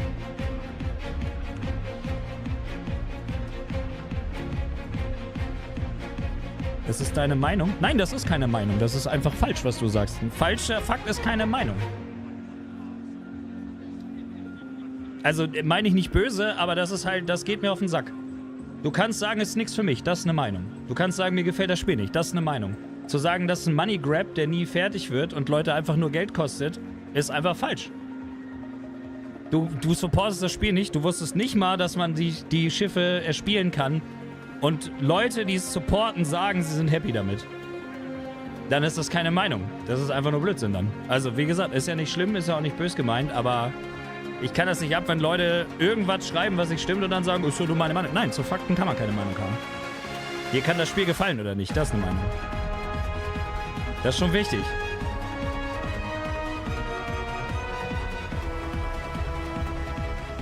Oder dass das Geld irgendwo auf irgendwelchen Inseln ausgegeben wird oder so. Das Geld wandert in die Entwicklung vom Spiel.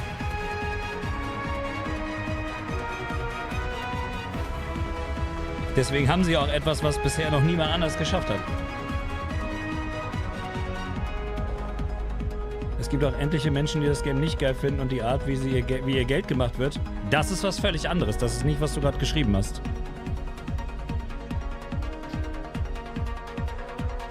Natürlich gibt es immer Leute, aber weißt du was? Das sind meistens die Leute, die sich mit dem Projekt gar nicht beschäftigt haben. Und ja, natürlich ist es völlig okay, wenn man die Monetarisierung als solche kritisiert, aber das ein Money Grab zu nennen ist schon Quatsch, weil das ganze Geld geht zu 100% ins Projekt. Das kann man nachvollziehen. Das ist keine Meinung. Das ist einfach falsch. Das ist ja transparent. Du kannst es ja nachsehen, wo das Geld hingeht. Ja, wenn man das wüsste, wann Genesis ins Spiel kommt, dann wäre ich auch happy. Aber haben sie nicht so gesagt.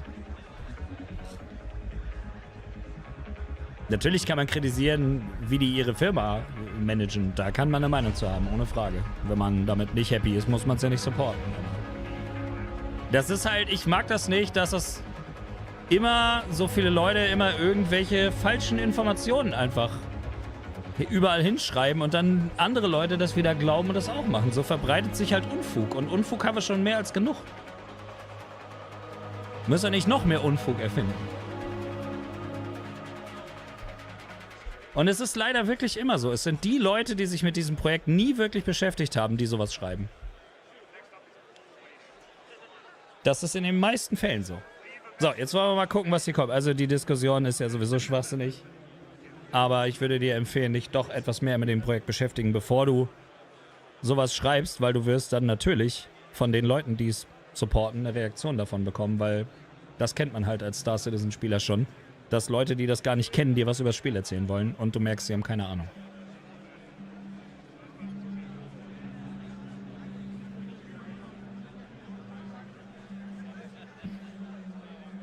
Jetzt nochmal 30 Minuten. Ja, würde mich nicht wundern, weil wäre heute nicht das erste Mal dann.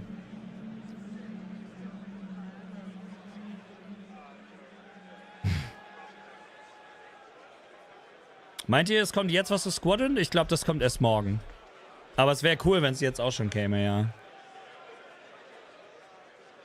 Keiner weiß, was jetzt kommt. Stand nicht auf dem Schedule. Steht da, wie lang das letzte Panel sein soll? Halbe Stunde? Stunde? Mal gucken. Sie sind pünktlich, oder? Und jetzt sind wir.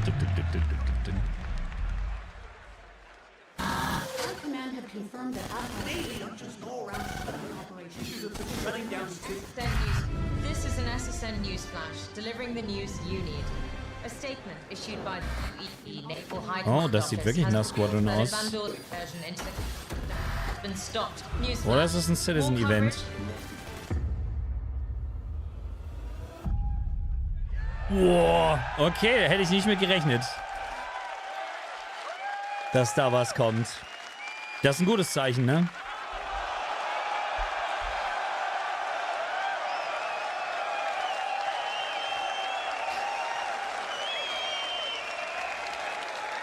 Pre-order now. Ich würde es pre-ordern. I hope you like what you've seen so far in day one.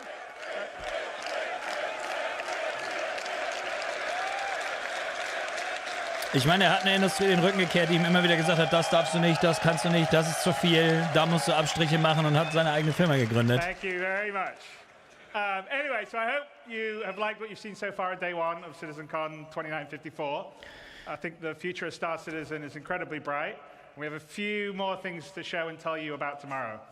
But let's talk about the Hornet in the room. Last year we announced that Squadron 42 is feature complete. So what has the team been doing since?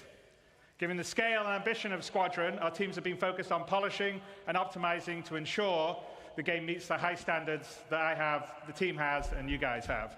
This level of quality does take time, and we're committed to delivering an experience worthy of the journey. So I'm not sure if we've officially talked about gameplay time, but the story on a regular playthrough is anywhere to 30 to 40 hours in length. Das ist stabil, nur die Story, 30, 40 Stunden. Warte mal. Das ist das Spiel, was oben läuft. Eine Live-Demo? Now, quite a few people want us to play a pre-recorded video where we played it safely offline, but that's not our style. Nice. So, okay. Das ist krass. To play this live. I've played it through many times, flawlessly not crashed, sorry. Occasionally, we've had a few, so if something happens, it happens. Ist ja egal, ist ja noch nicht raus. But what you're about to see is the prologue of Squadron 42's and you, the player's origin story. And you can think of it sort of like the opening of Gladiator, but even more epic. Da siehst du jetzt, wofür das Geld benutzt wurde, nämlich ein komplettes Storygame. So what you're about to see in here is still work in progress and will continue to be improved. But I hope you agree it is shaping up to be something special. Ich bin sehr gespannt. So to take us on this live journey, I would like to bring Richard Tyra, Senior Game Director, to the stage to play the game.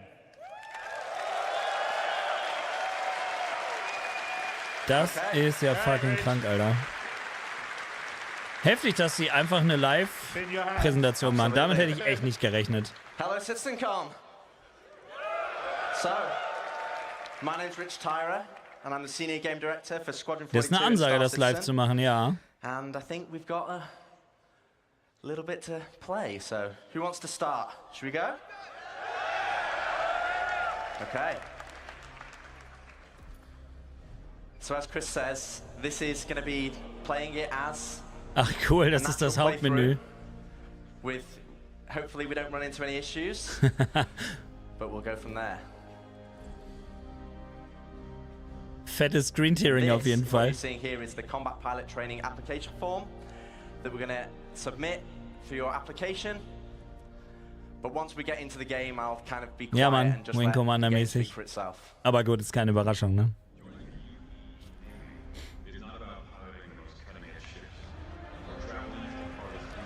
Henry Cavill oder was? Sehr geil.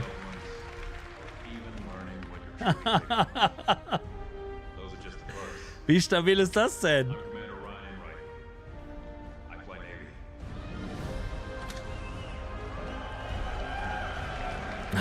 Rein in die F8, Alter. Hat man direkt Bock, selber wieder zu fliegen.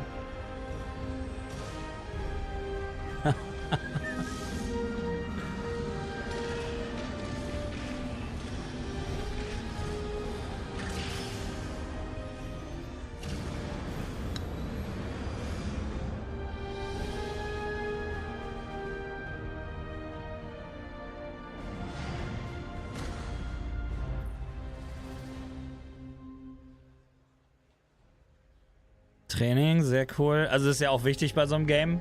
SC ist ja schon kompliziert genug. Also da brauchst du auf jeden Fall ein vernünftiges Tutorial und Training. Aber für Leute, die das Spiel eh schon kennen, weil sie Star Citizen spielen, ist natürlich cool, dass das wahrscheinlich einigermaßen... Ah! Oh, schönes Ding. Yes! That's the spirit. Wie cool. Ach, dieses Formular einfach mit Herkunft und so. Super geil. Feier ich. Cool, cool, cool.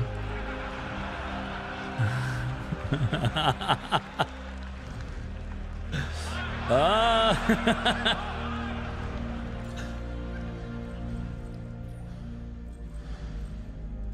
So you will be able to fully customize your character further into the game. But in the prologue, this is how you select it. I assumed you talked to all rookies that way. I assumed you talked to all the rookies that way.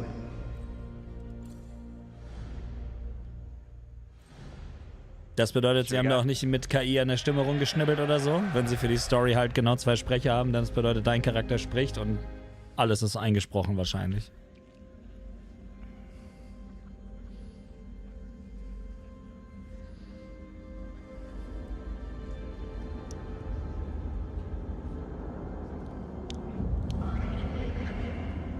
Ja, das ist ja der Prolog, den wir aus dem Video kannten. Könnte aber auch ein anderes sein.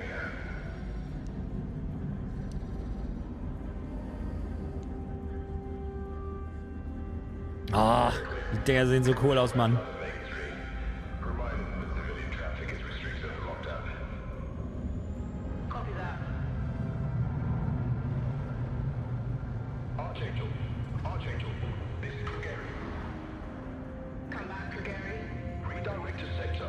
Ich möchte mal festhalten, das ist keine gerenderte Videosequenz. Das ist Spielgrafik. Jeder, der SC spielt, weiß, das sieht so aus. Kann man nicht oft genug sagen.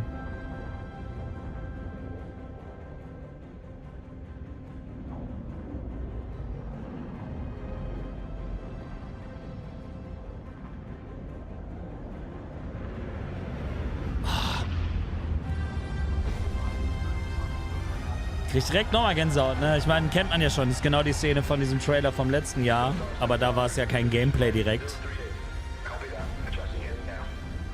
Oh, das sieht geil aus. Vor allem der Stream sieht so viel besser aus jetzt, weil der endlich auf YouTube in 4K läuft. Aber die haben halt übles Screen-Tearing drin. Ich hoffe, das liegt jetzt nur an dem, wie sie es abnehmen. Die Capture Card scheiße eingestellt oder so. Also das ist bei denen, das ist nicht bei mir. Ich sehe das genauso. Kein V-Sync an. Aber ich glaube, die haben V-Sync an. Ich denke, das wird die Capture Card sein, die das schlecht abnimmt.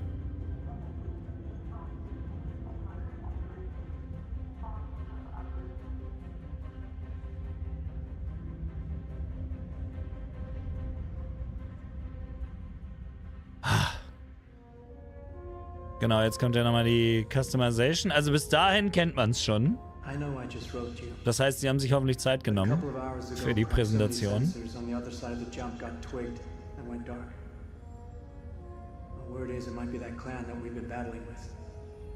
Rich Tyra. Honestly, we've been out here so long, I don't know what to pull for anymore. I just want to do that to Chris Roberts. I'll write as soon as I can. Stay safe.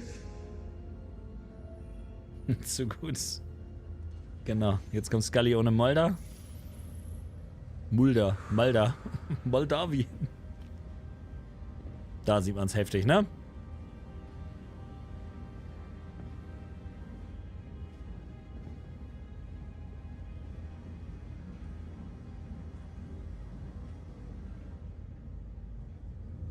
Never gets old, does it? So dumm, dass sie den Hallensound nehmen und nicht den Gameplay-Sound für den Stream. Das war wahrscheinlich technisch wieder zu schwierig für wen auch immer das auch letztes Mal schon organisiert hat. Aber das wirst du 100 Pro auf dem Kanal als 4K-Video nachher nochmal finden, hier das ganze Ding. No, sir. Hoffe ich zumindest. Thing's a beast. Nimble, too. 12 maneuvering thrusters and 3 mains. It sure sounds like it. Sir. Captain McLaren to the bridge. Captain McLaren to the bridge. Ich frage mich, ob sie eine vollständige deutsche Synchro mit den Originalsprechern auch machen. I saw you apply to the Flight Academy again. Guck mal, das zum Beispiel kann ich gar nicht verstehen. Wie kann bei so einem wichtigen Event für das Game so ein Screen-Tearing auftauchen? Das ist eine Katastrophe einfach. Also wer auch immer die Technik da macht, der gehört einfach leider entlassen. Sowas darf einfach nicht passieren. Das macht mich richtig sauer, wie scheiße dieses Screen-Tearing. Das ist so hardcore. Zup. Okay, ab jetzt wird's interessant. Jetzt haben wir das erste Mal richtiges Gameplay. Ah, der spielt's auf Widescreen. And before we move on, yes, this is a live demo, and no, it won't crash. Ja, wie gesagt, nur das Screen-Sharing ist furchtbar. Aber ich will jetzt nicht drauf rumreiten. Deutsche Stimme von Scully ist leider verstorben. Naja, gut. Dann nimmt man halt ihre aktuelle Synchronsprecherin.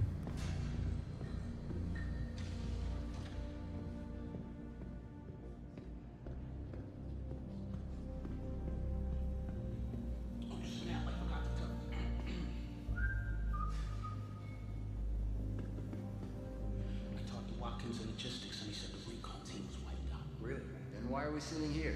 Bandulon's stupid. If they know we know, they would have hit us by now. Hey, they can take as much time as they want. The longer they wait, more of a chance for 42s to get there. Well, they can hit whenever.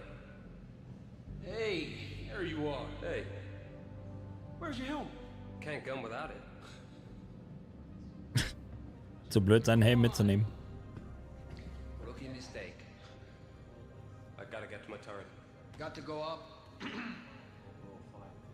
Mit 4090 bin jetzt grafisch 144 FPS hin. Man weiß nicht, wie das Singleplayer-Game läuft, aber im Offline-Modus läuft das schon sehr flüssig mittlerweile, ja.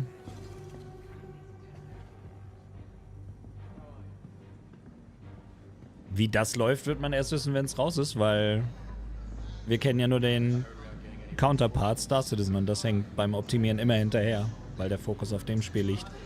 Aber das ist schon cool gemacht bisher. Wie gesagt, mich triggert dieses Screen-Tearing heftigst, Alter. Ne, das Game ruckelt ja nicht, das ist einfach nur Screen-Tearing. Deswegen sieht das so scheiße aus. Das hat gar nichts mit dem Game zu tun. Das ist einfach die Aufnahme, beziehungsweise wie sie das abnehmen. Vielleicht kriegen sie es ja noch weg, aber ich glaube nicht. Also das ist kein normales Ruckeln, was da passiert. Das ist irgendein Problem mit der Abnahme vom Game. Das hat man, wenn man seine Capture-Karte falsch einstellt oder so.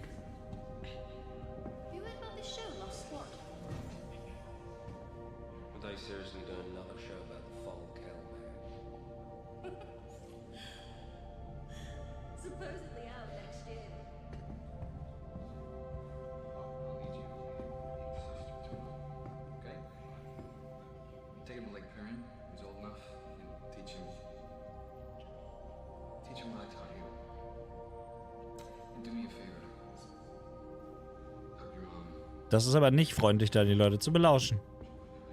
Bei ihren privaten Gesprächen.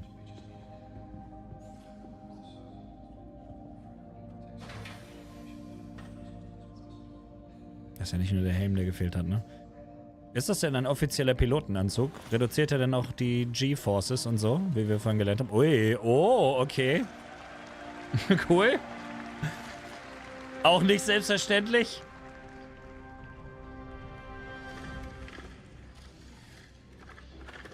Nice.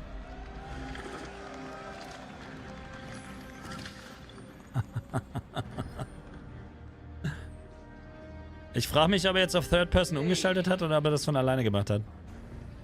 All set? Hey, you got any sleep last night? Yeah, me neither. Das sieht schon cool aus auf jeden Fall. Es ist ein Live-Gameplay, die spielen das gerade da. Er sitzt da auf der Bühne am PC und zockt das.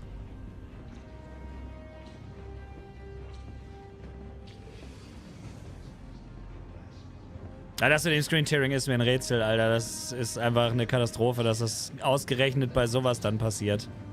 Ich hoffe, sie haben es irgendwo nochmal vernünftig aufgenommen. Weil das sieht wirklich gruselig aus. Die haben das aber auch wirklich drauf, ihre Präsentation immer noch mal ein bisschen zu verkacken, ne? Ich meine, mich stört's jetzt nicht, ich kann da durchsehen. Es nervt zwar, aber es ist jetzt nicht schlimm.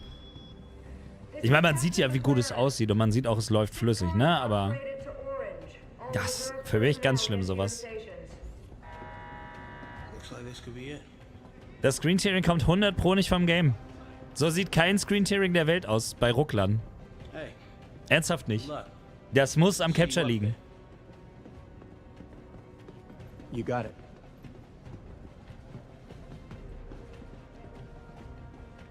Ja, da sind ganz viele bekannte Schauspieler bei. Die übrigens auch bezahlt werden müssen. Just saying.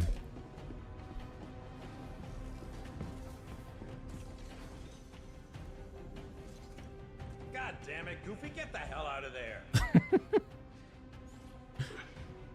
Ich will so eine Uniform von der UEE. Wäre geil, wenn du die als Belohnung kriegen würdest in Star Citizen, wenn du einen Singleplayer durchspielst. Aber Zivilisten dürfen da ja leider nicht mit rumlaufen in SC.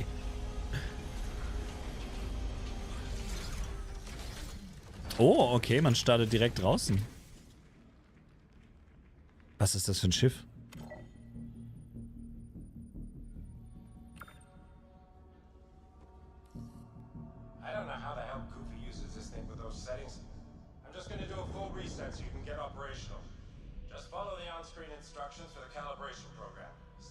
Ja, aber das ist kein normales Screen-Tearing. Also dann hättest du 3 FPS oder so, wenn das so aussehen würde. Also das kann ich mir nicht vorstellen, dass das am Game liegt.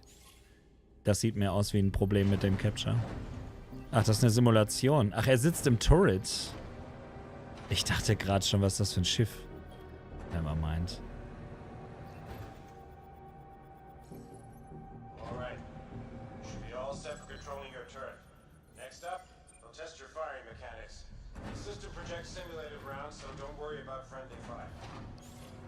Ja, dass das große Schiff eine Javelin ist, klar. Ich dachte nicht, dass er sich ins Turret setzt. Ich dachte, er ist direkt in sein Cockpit gefahren. Hätte ja sein können, aber es ergibt ja auch keinen Sinn. Sorry, ich bin gerade ein bisschen hyped. Ich passe nicht so gut auf. Ich bin einfach nur sauer wegen diesem Screen-Tearing. Das regt mich so auf, wie man das so verkacken kann mit den Settings. Das war ja auch nicht bei den Gameplays, die sie vorher gezeigt haben, drin. I'll load up a larger Und so ein Screen-Tearing habe ich noch nie in Star Citizen gesehen. Selbst da, wo es scheiße läuft. Also, wenn du G-Sync anhast oder irgendwas, dann hast du so ein Screen-Tearing nicht. Und selbst ohne nicht. Scheiß Grafik, Digga, da fehlt hier alles. Okay, your targeting is tracking solid, so that should do it. Checking the other gunners and basically Pega, ey. Ich glaube, er spielt aber auch nicht mit dem Ziehfaden. Also er ist halt einfach kein Profi. Profis spielen mit dem Ziehfaden. Doch, er spielt mit dem Ziehfaden. Mit dem V-Joy. Good. All right, people. Eyes open, mouths shut. Any idea what's happening, sir? You covering your sector and staying off comms. At least that's what should be happening. My money's still on the drill. What'd I just say? Sorry, sir. Quasselstrippen. About time. Shut.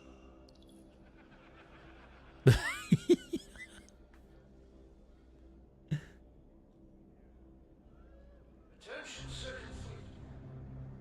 This is Admiral Bishop. Ah, großartiger Typ, Mann.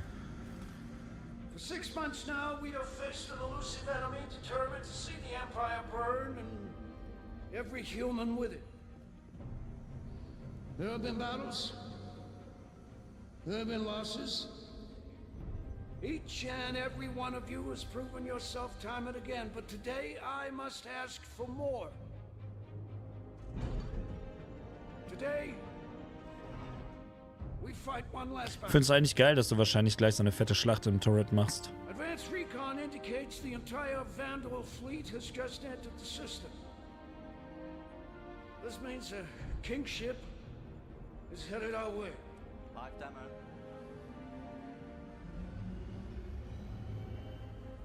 Now some of you will not survive today,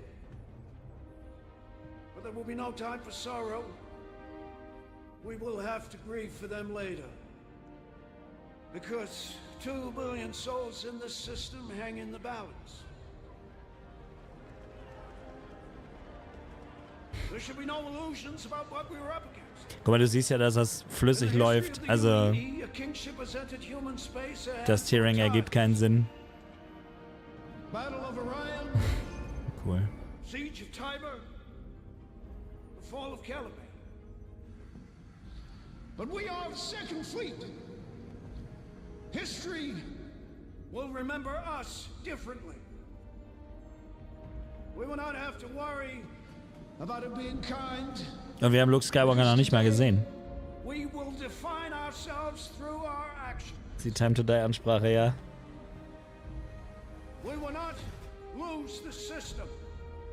We will not fall back. We will win because we have to. We fight today. So in 40 years from now, when you're surrounded by everything and everyone you hold dear and they ask, what did you do? Ehrlich gesagt wäre es clever, wenn sie jetzt einmal sagen, Moment, ich muss mal Pause drücken. Wir müssen einmal kurz das Screen-Tearing fixen. Zack, zack und dann weitermachen. Wird jetzt auch keiner böse sein.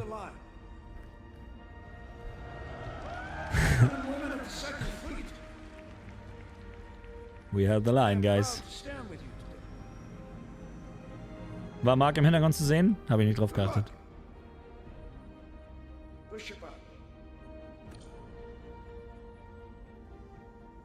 Nice speech. Oder heißt er nicht auch Mark? Mark Strong oder so? Not yet. Let's get into position. Jetzt fehlt nur noch Gimli, der müsste da auch eigentlich irgendwo auf der Brücke rumkrebsen.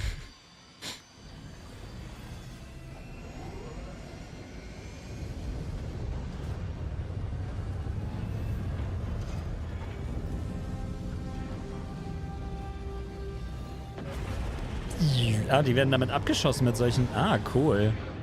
Ja, das kennt man auch noch, ne? Sehr cool gemacht, ja.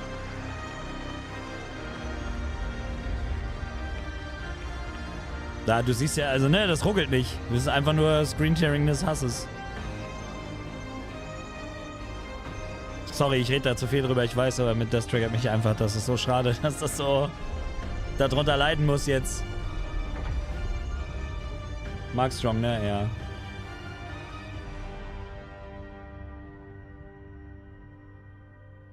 So, jetzt aber hier.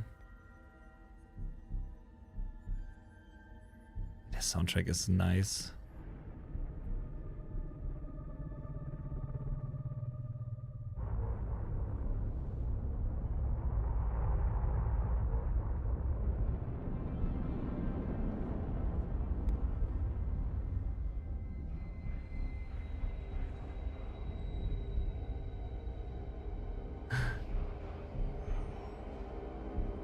Ja, wenn das ein Problem mit dem Capture ist, dann ist es in der echten Aufnahme auch drin. Fleet, hold fire until my mark.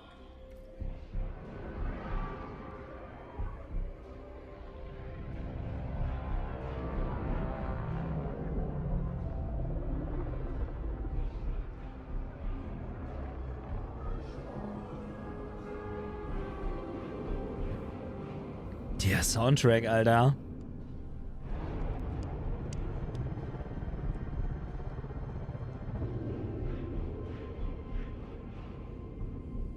Boah, den Paint hätte ich gern für die F8.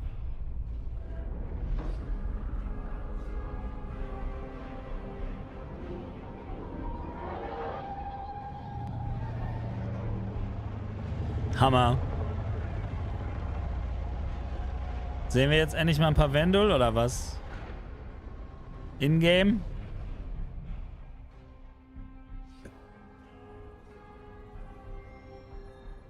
Strip safeties from the Goliath. Na, mal gucken. Sie haben ja auch noch nie eine Live-Präsentation gemacht.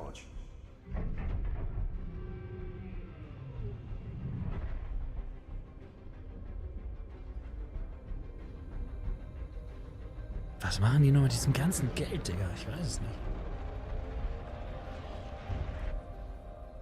What are they waiting for? Den kennt man doch auch, oder? Okay. Darauf warten sie. Das ist der Arschtritt, den wir uns verdient haben.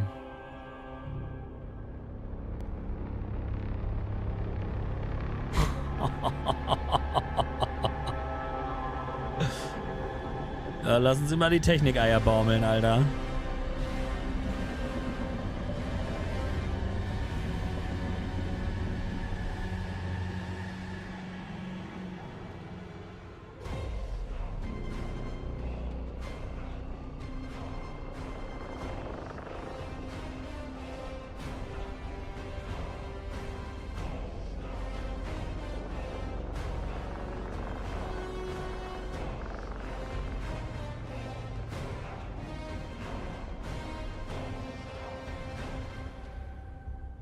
I thought he would be bigger.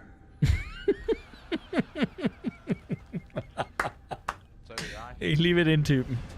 Schmier ihm eine. Ja, Mann. Ah, krass.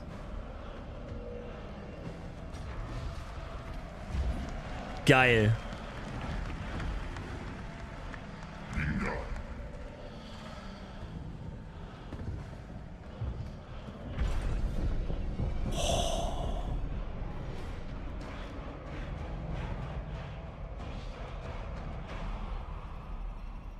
Ship's locked, sir.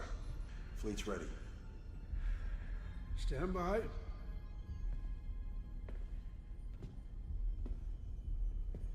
Ehrlich gesagt finde ich es aber cool, dass es so ein fettes Cinematic ist, um den Auftakt zu machen und nicht alles aus der Spielerperspektive erzählt wird.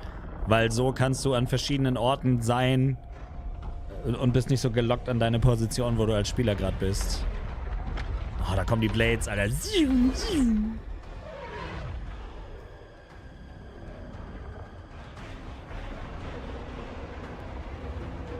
Ist nicht mal eine Blade, oder? Doch. Achso, stimmt. Die haben die ja umgebaut danach, ne? Die Blade, die wir fliegen im SC.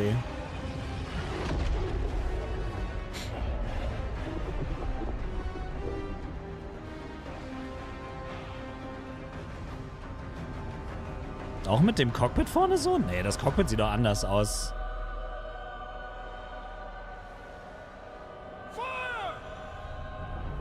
Und jetzt kommen wir ins Spiel.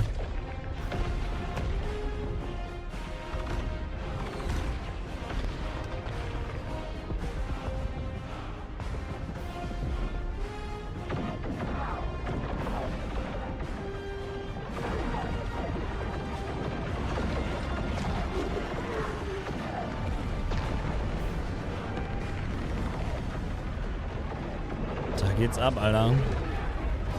Dann fahren wir jetzt direkt in unser Türmchen rein. Natürlich tun wir das. Das sind solche Angeber mit ihrer Technik, oder? Gerade so ein bisschen?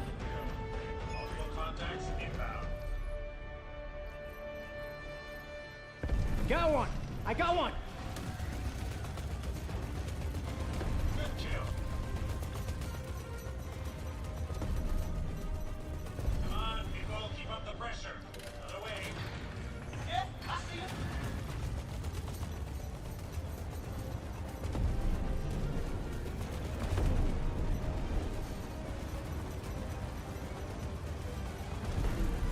Hoffentlich darf er gleich auch noch ein Raumschiff fliegen.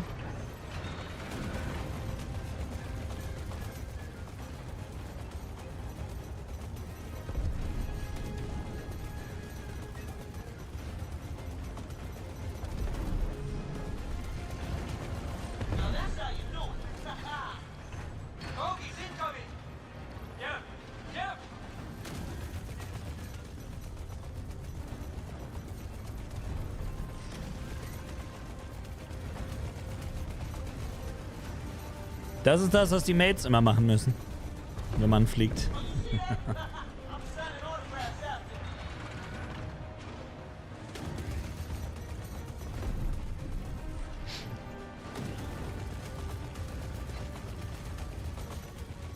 Ein bisschen besser als Star Wars Outlaws. Von der Atmosphäre auf jeden Fall, ja. Und glaub mal, das sieht auf deinem eigenen Monitor nachher noch 5-mal besser aus. Das ist im Stream immer schlechter.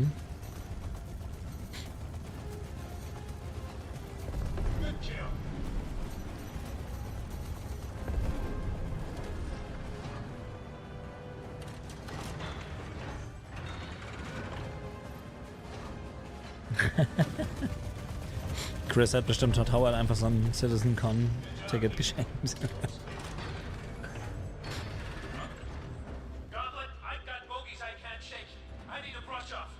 Jetzt musst du die Piloten beschützen. Macht Sinn.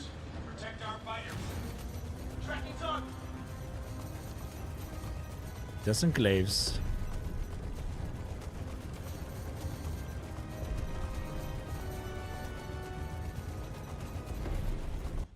Oh, es crasht. Das ist schon kurzes bei mir.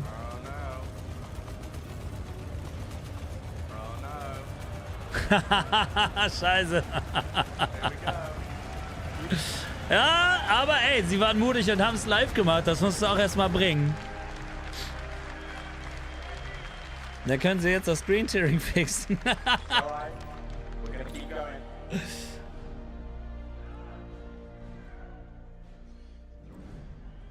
Oh, Digga, wenn du jetzt einfach da weiterspielen kannst, wo du warst, wäre natürlich krass.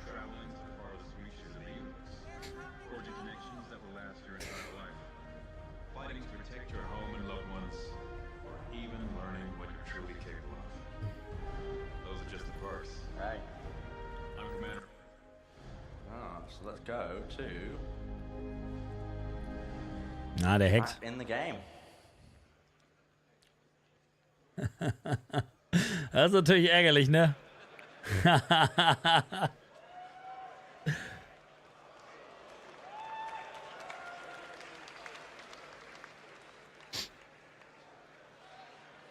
Ja, ist schon ein bisschen Schießbodensache gerade, aber ist halt nun mal... Hätte man cooler inszenieren können auf jeden Fall, ne? Es wäre geil, wenn die Schiffe auch ein bisschen fliegen würden, in denen du da mit sitzt. Das würde die Technik ja locker hergeben. Vielleicht kommt das ja auch noch.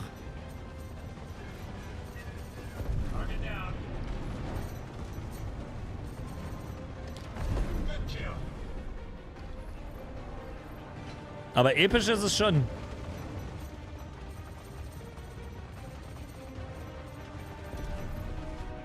Ah, die Quest heißt literally hold the line.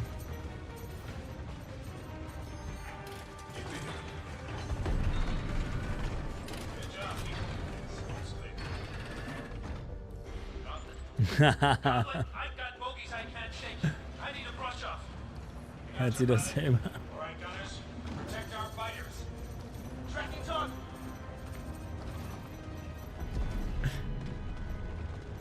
Naja, aber wenn man sich mal überlegt, dass auch SC eigentlich selten crasht, also zumindest bei mir, dann sollte ein Singleplayer-Game ja wohl machbar sein. Bis zu Release.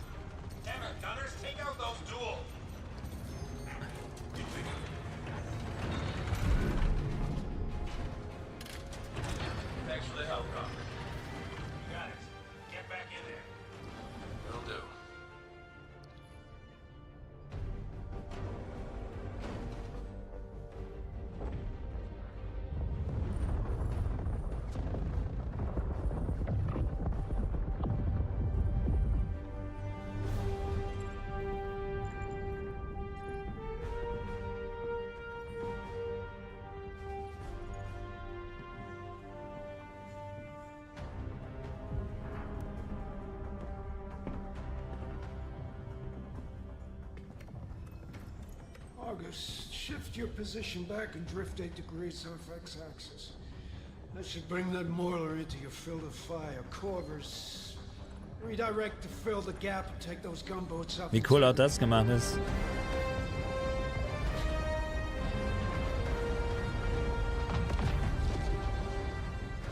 Es wäre geiler gewesen, wenn du mit dem Schiff so in den Kampf reingeflogen wärst, ne? Und dann am Turret sitzt. Dann wird's auch mehr Sinn machen. Scimitar, your turn to play bait.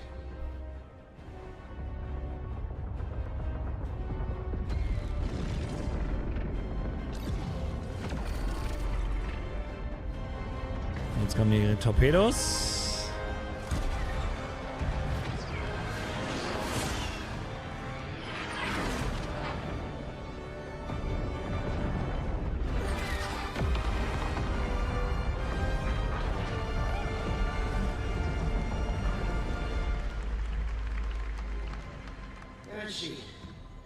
Push forward. Let's see how strong that line is.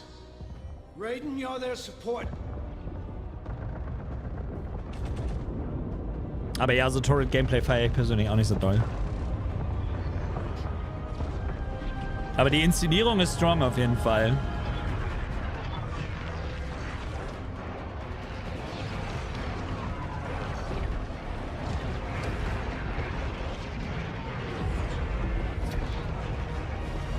Mann, endlich auch mal Verluste auf unserer Seite. Multiple impacts, sir. Could have been capital ship fire. No, it's too focused. It's more like heavy fighters. Do we have a line on them? Turrets have been taken out, sir. Gauntlet, come in. We need you to sweep up some fighters on us.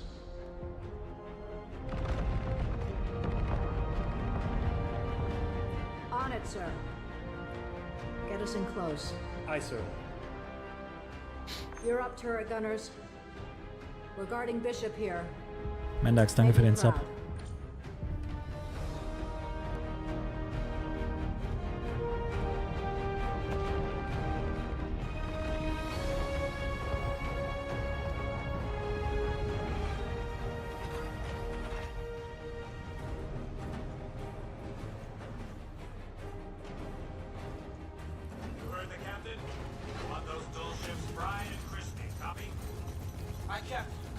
On it, sir.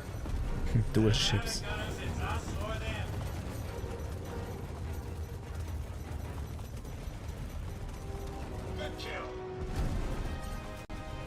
Aber da brauchst du keine Angst haben, wirst du mehr als genug Raumschiff fliegen in dem Game und FPS-Combat haben und so. Die wollen halt alles reinpacken. Ob er jetzt als Auftakt unbedingt im Turret sitzen muss, ist halt die Frage.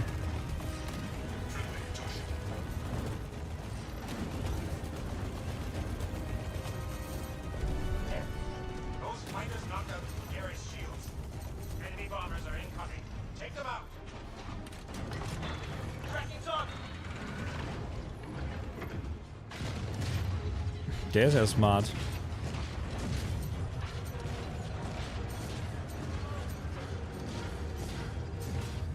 Aber cool, wie es auseinanderbricht, ja. Nice. Schön die Ecken abgeschossen, Alter.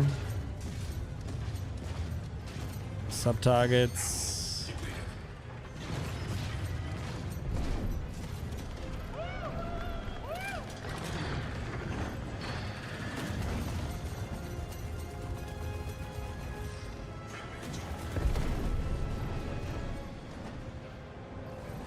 Ich will nur hoffen, dass sie mehr als das Turret-Gameplay zeigen. Also das wäre halt auch nicht so smart. Mich stört's nicht, dass es drin ist, aber es ist natürlich nicht der stärkste Aspekt am Combat von Star Citizen, logischerweise. Aber ich finde, es sieht trotzdem übertrieben nice aus. Aber das ist natürlich anspruchsloses Moorhundschießen gerade, ne? Ohne Frage. Dafür hast du ja nicht so ein geiles Flugmodell kreiert.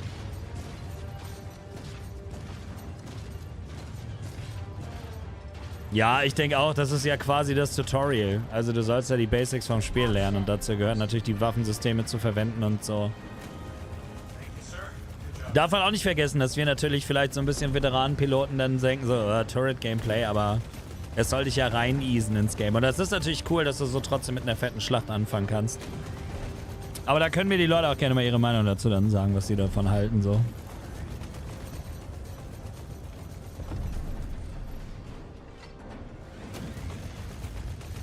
Also das Tiering ist überall tatsächlich, also ich glaube nicht, dass das Ruckler sind.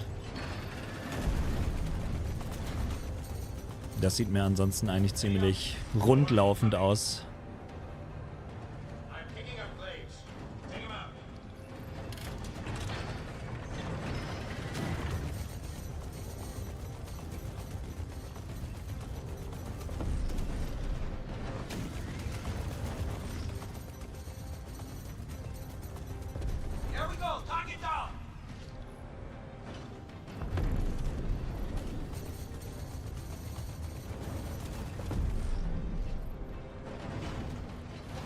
Ja, es macht halt mehr Sinn, dass er ist wahrscheinlich noch nicht mal ein richtiger Pilot, er ist einfach nur ein Gunner aktuell.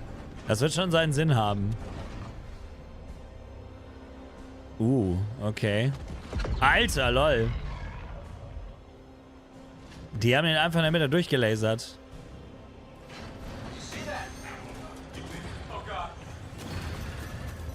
Alter. Der einfach eine Idris halbiert, Digga.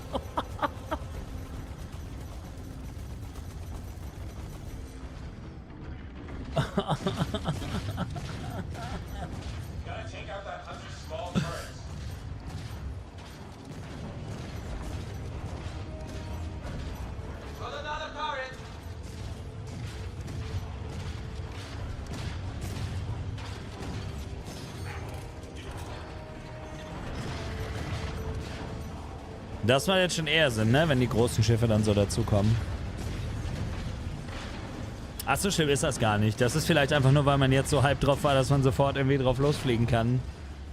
Aber es ergibt halt keinen Sinn, außer du wärst halt von vornherein so ein Superpilot irgendwie.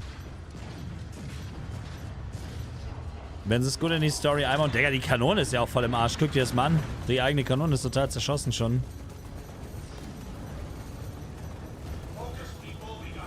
Die eine Seite. Ja, das Schadensmodell ist ganz cool da.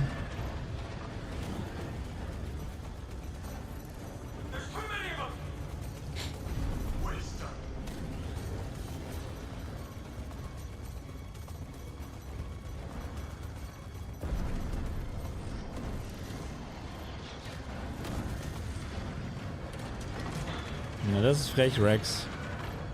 Muss sich aber bei Twitch beschweren. Ich kann das leider nicht abschalten, solche Werbung.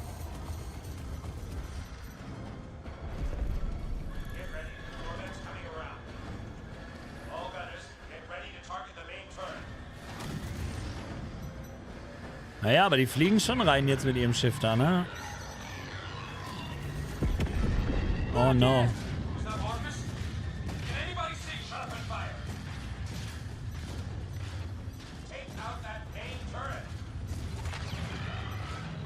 Der Sound auch, ne? Ah, das haben die so drauf, das Sounddesign.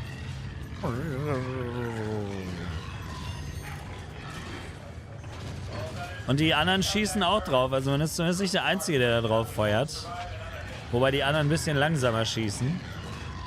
Aber vielleicht hat der schon einen Turret verloren. Eine Kanone.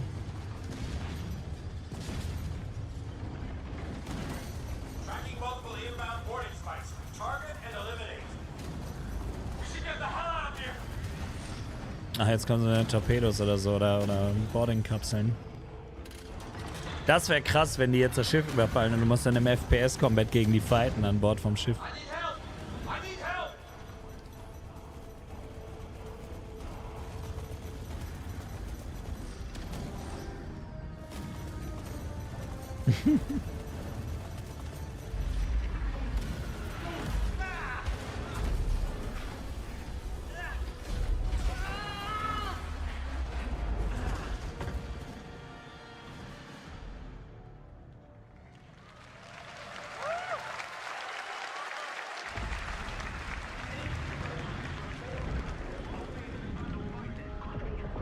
Ist da jetzt quasi Death of a Spaceman gleich mit eingebaut, oder was?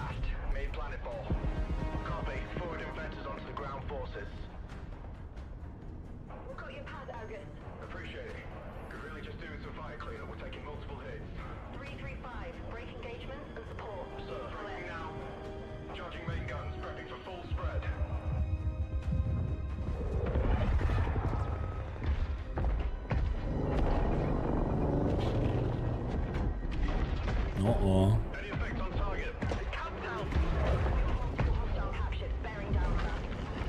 Das sieht nicht gut aus, Alter.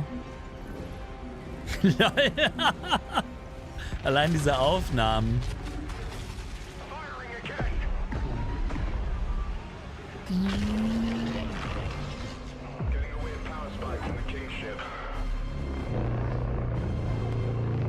Scheiße.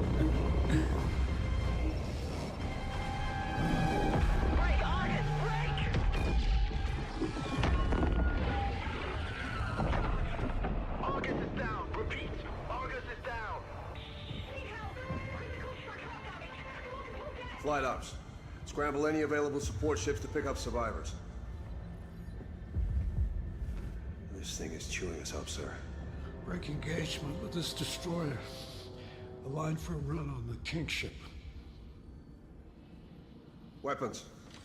I'm gonna need you to cook up a firing solution on that King ship. Hit him with everything we got. So, all of our weapons even focused? Have to do something. Right, Mr. Krause? The Van Duel aren't gonna blow themselves up. Yes, sir. Wait, next time we take a hit, drop our shields an extra 30%. Hear that, Shields? Sir. Navigation. Sir. Adjust heading. 10 degrees port. Aye, sir. Let's get their attention.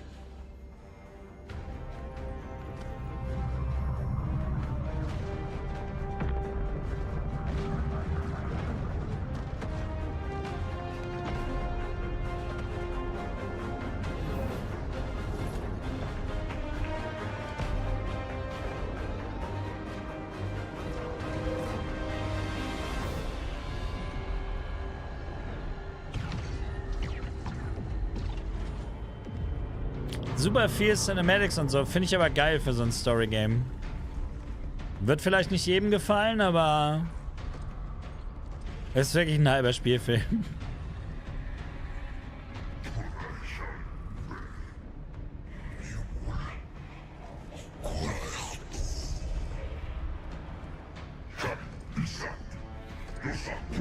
Das Work in Progress steht dezent im Weg. Auch die Übersetzung ist cool, ne? Ja, ja, Wing Commander war genauso. Ich mag das.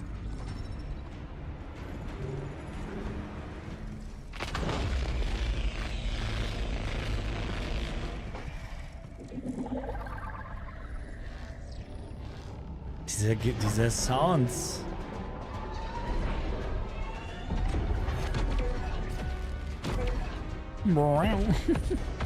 Fett.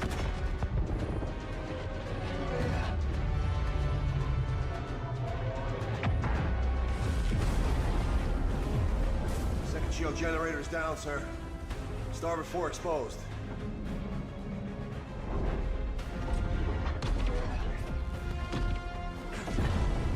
Sir. Naja, das sind die Schauspieler, die das sprechen auch, ne? Also es ist alles mit Motion Capture gemacht. Die haben die nicht nur dafür bezahlt, ihr Gesicht zu lizenzieren. Also deswegen kommt das so gut rüber, weil das halt, das fucking Gary Oldman, der hat halt einfach Punkte ins Gesicht gemalt gekriegt und hat es dann gespielt. Deswegen ist es ja so cool, dass sie so viele gute Schauspieler genommen haben.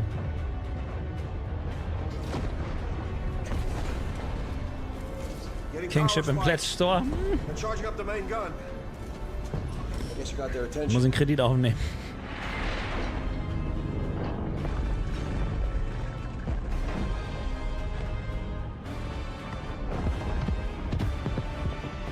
Ja, das ist wie, als ob sie dann die Munition daraus nachladen für diesen einen Powershot.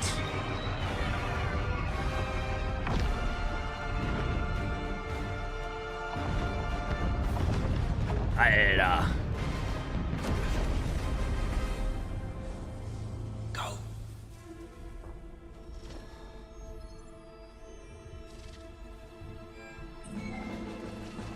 Oh, okay. Haha, nice. Das werden wir wohl sein. Oh, diese Paints sind krass. Ich brauche die in meinem Leben.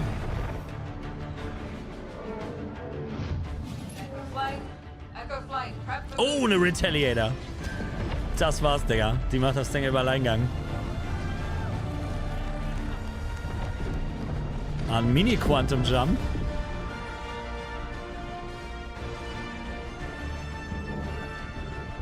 Na, sie wollten sie nur aus der Reserve locken.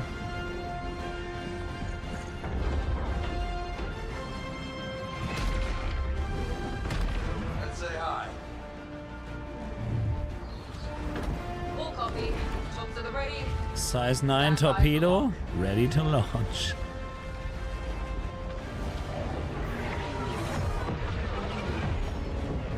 Ready up, people. Enemy vectors inbound. Copy, Doug. You can cover. I can make a run at that shield, Jenny. Copy.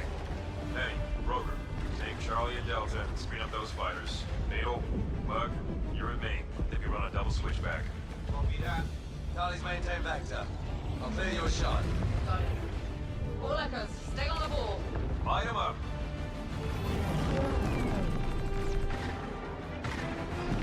Look out.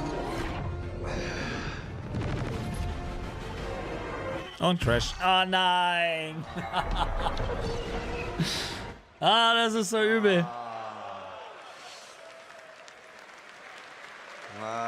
Da ist natürlich bitter mittendrin. Gerade bei den epischen Scheiß.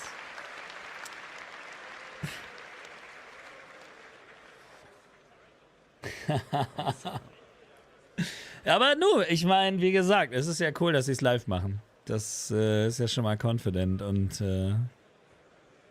es sieht ja verdammt gut aus. Also Crashes, glaube ich, kann man schon in den Griff kriegen. Do you want me to go to the error? No, but what was the crash? I just skipped past it because I just went straight I in. just want to know that there's something wrong with this computer.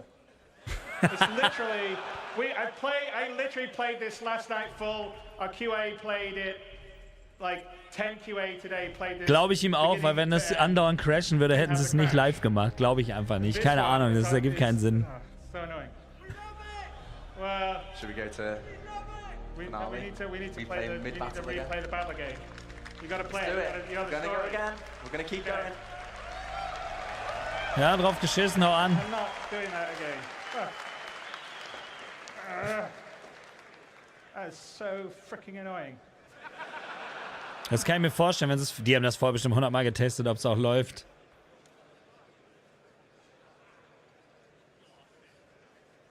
Aber es kann ja sein, du weißt, wie das ist. Auf einem Rechner läuft es, auf dem nächsten nicht. Something wrong with this computer. Wie gesagt, das Screensharing ist ja schon die Abart in Person. Egal, kann man sich nicht oft genug angucken. Chris ist sauer, 100 Pro. Also nicht auf denjenigen, der da spielt oder so, oder auf die Devs, sondern einfach auf die Situation.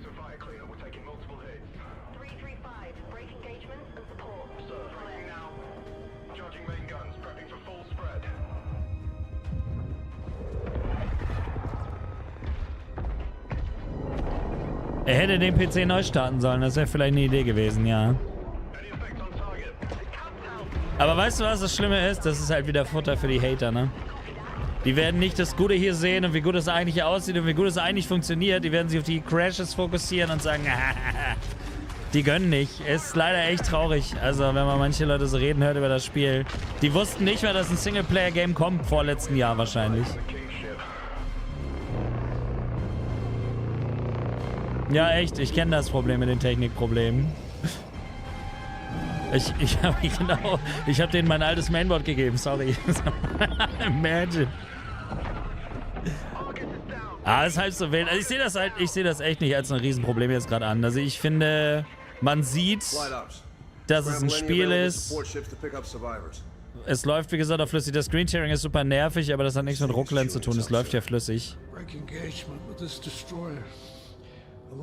Das sieht auch fast so aus, als ob das jetzt weniger geworden ist mit dem Tiering. Weapons. I'm gonna need you to cook up a firing solution on that King ship. Hit him with everything we got.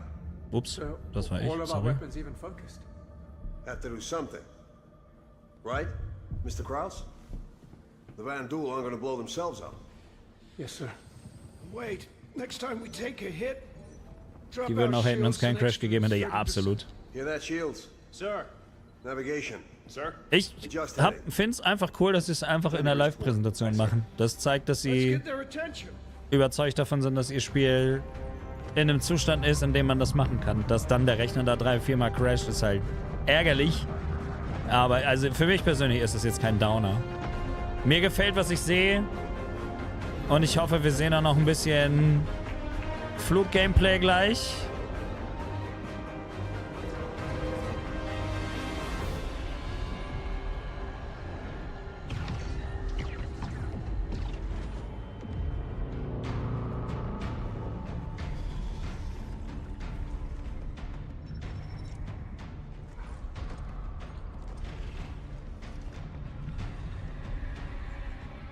Deswegen ist das Panel Open End, ja.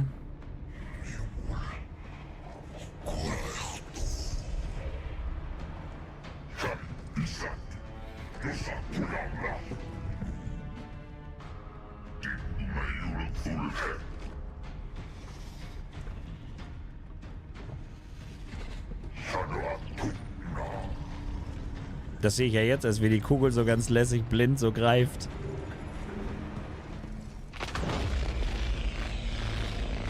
Bethesda würde das, glaube ich, nicht live machen, nee.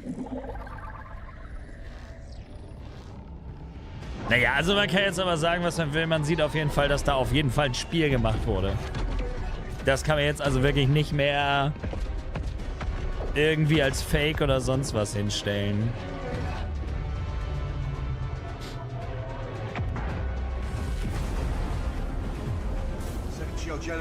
EA würde das so releasen, ja. Das stimmt natürlich.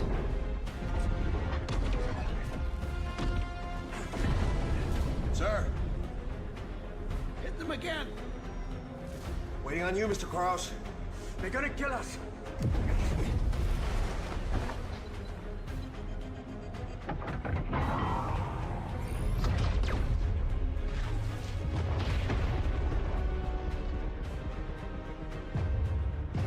Haben sie den Lütten nicht eingeweiht, ne? Ja, Stream Tearing ist immer noch voller Elle da. Guess you got their attention.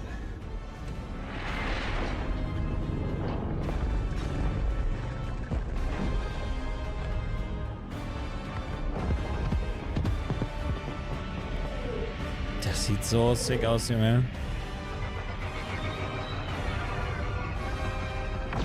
Auch dass du diese Kamerafahrt hast, dass du diese einzelnen Dinger siehst, was es eigentlich ist, was da auf die zugeschossen kommt und so.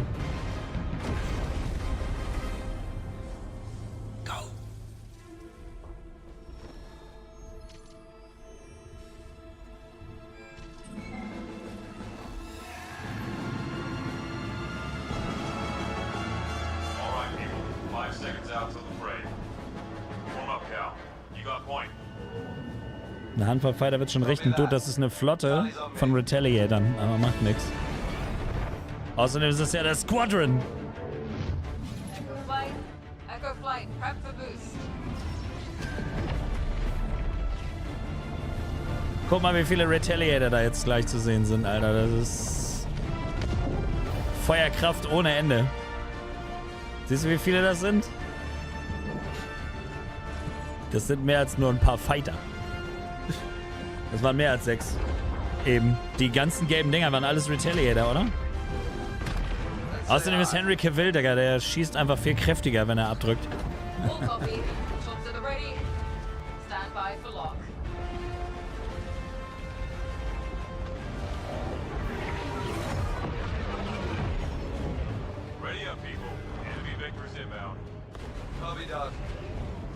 Laseraugen.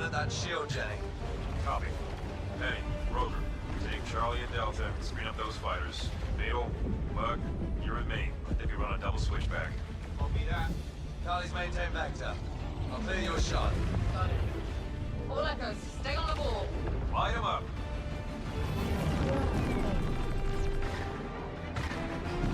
Look out. Ist so.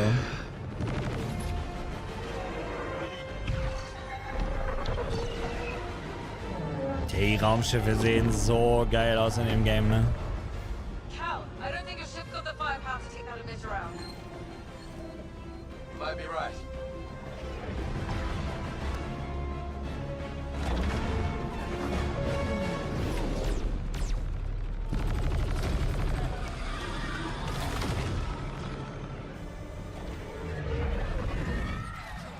Oh, so kann man es auch machen, Alter.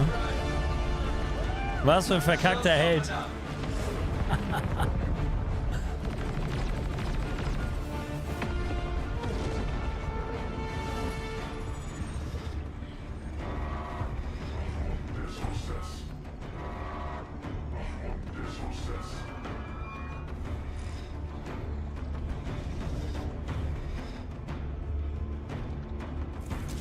Shields up!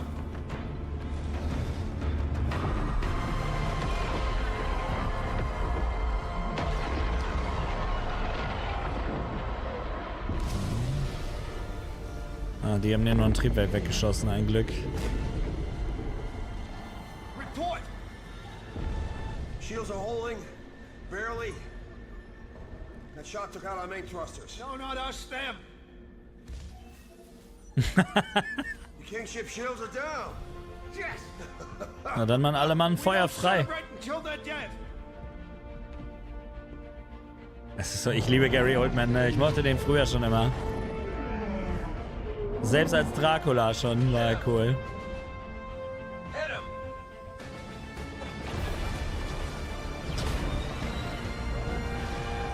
Ja, das Ding ist so toast, Digga. Bam! 2, 4, 6, 8, 9. Also mindestens 9 Torpedos.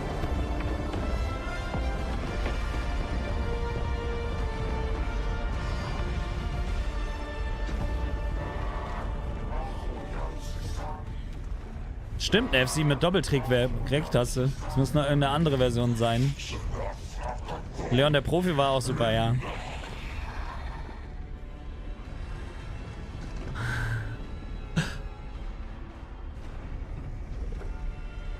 Na, ist Stress im Hause Vandul oder was?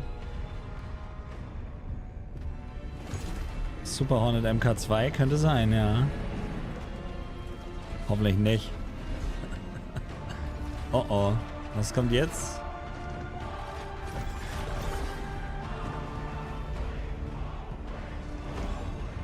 Ah.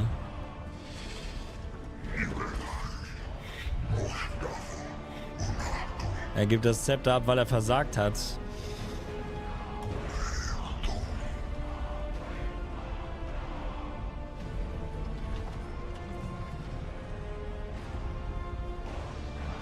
Und er muss mit seinem Schiff untergehen, oder was?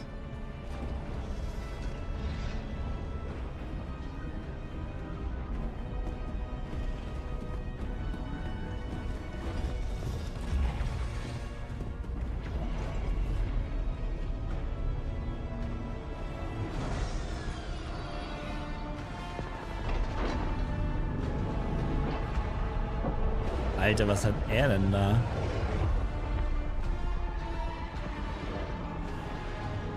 Also auf jeden Fall sah meine Blade nicht so aus.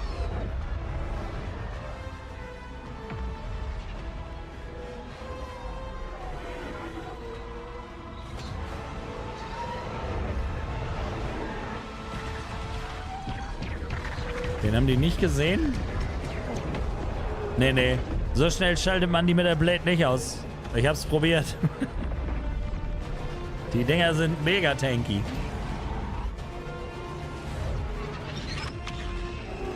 Dann hat er noch einen mitgenommen, sicherheitshalber, damit er noch die Chance hat zu sterben.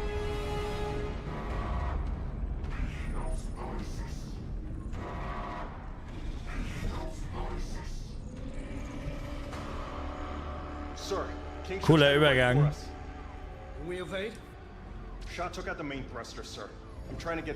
Das ist ein größeres Schiff als die Blade, ne? Ja, das ist auch bulkier. Aber es kann auch sein, dass sie die Blade einfach noch nicht aktualisiert haben in SC. Dass das schon die neue Version ist. Ich meine, wie lange ist die Blade schon in SC drin? You are ordered to immediately withdraw. I repeat, withdraw. Meinst nicht, dass das eine optische Täuschung war? All non-essential personnel are dismissed to abandon ship. If you want to volunteer to stay, we can sure use your help. All right.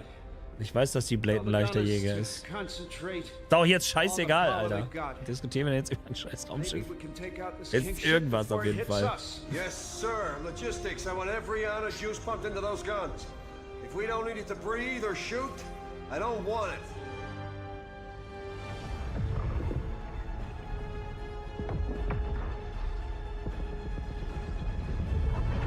Jetzt sollten sie langsam mal wieder zu einem Gameplay-Element kommen, damit, falls es nochmal crasht, er da weiterspielen kann.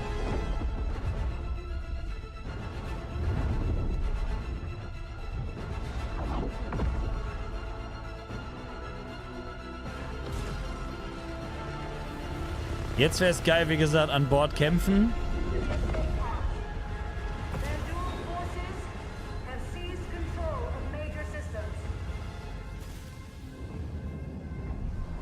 Ja, Mann, jetzt kommt der FPS-Combat.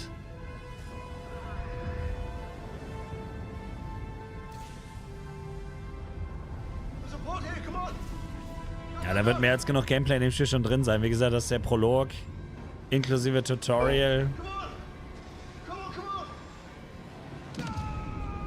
Tschüss. Na gut, dass er einen Raumanzug noch anhat, wegen dem Turret.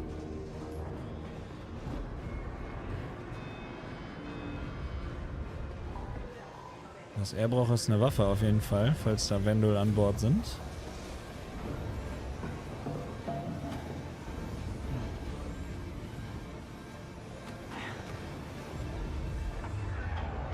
Button-Smashing-Events hasse ich wie die Pest übrigens. Ah, Medpen. Nice. Ja, aber das ist halt, ne? Das ist halt ein Tutorial. Und das klassische, hier ist der Duckenknopf, Bruder.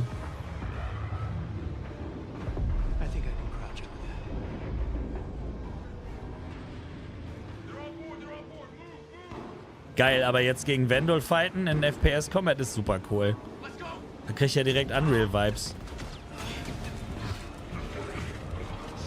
Und tschüss.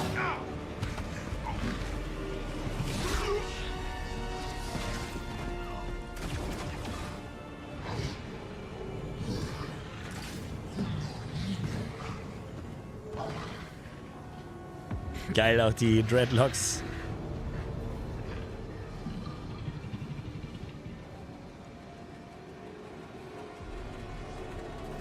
Das wäre mit einer Glock nicht passiert, das stimmt. Hey, hold the door! Was für Wichser. Boah. Aber die sterben jetzt. Das war klar, weil er so lange hingeguckt hat.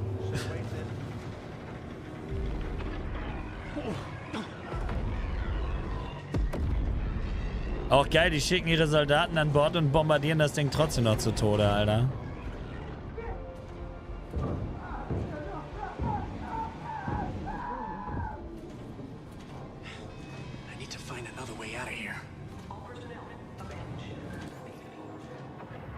Bleibt nur noch ein Fighter, alle Fluchtkapseln weg, ja Mann.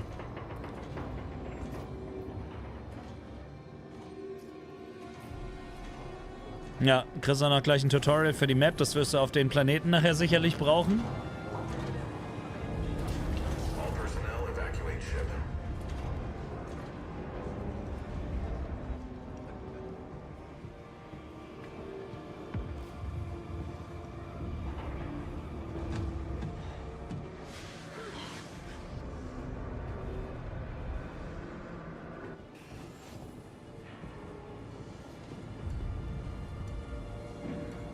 Na cool, das ist natürlich genau der Weg, den du vorher hingegangen bist, ne? Jetzt hast du es nochmal in zerstörter Version. Also ich persönlich finde es schade, eigentlich immer, wenn du so eine Force-Tutorials hast, wo dir die absoluten Basic-Mechaniken beigebracht werden von dem Spiel, was nicht optional ist. Also mir muss man da wirklich nicht erklären, wie man sich duckt und hinlegt. Das ist ein bisschen veraltet, finde ich. Aber das machen richtig viele Games immer noch. Aber man könnte das unsympathischer verpacken auf jeden Fall.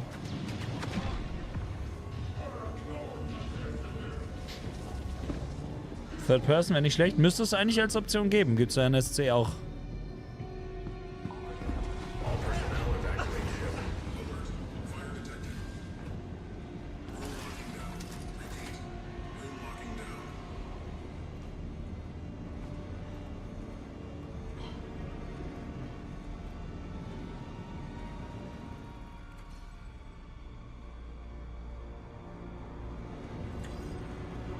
Der klassische Scanner-Move. Auch in jedem Game leider mittlerweile. Hier macht es ja zumindest noch Sinn. Du hast den Shit in den Helm eingebaut.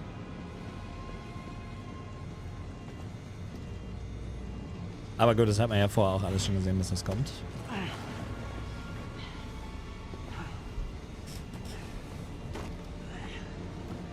Wäre nicht schlecht, wenn sie das zeigen würden. Naja, sie wollen ja zeigen, dass alles in First Person möglich ist, ne? Wahrscheinlich. Also ich weiß nicht, ob es einen Third-Person-Mode gibt, aber es würde Sinn machen. Wie gesagt, es dürfte eigentlich kein Problem sein, das einzustellen als Option. Weil man kann Star Citizen ja auch Third-Person spielen.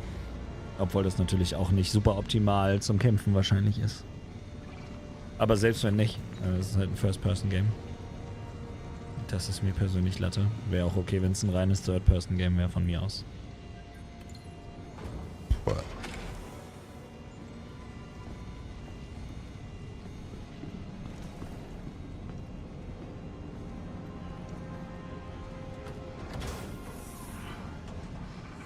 Naja, so viel Zeit haben die Abstürze jetzt nicht geklaut. Also insgesamt vielleicht 10 Minuten oder so. Also das war schon als lange Präsentation geplant, glaube ich. Also ich denke, eine Stunde werden sie eingeplant haben.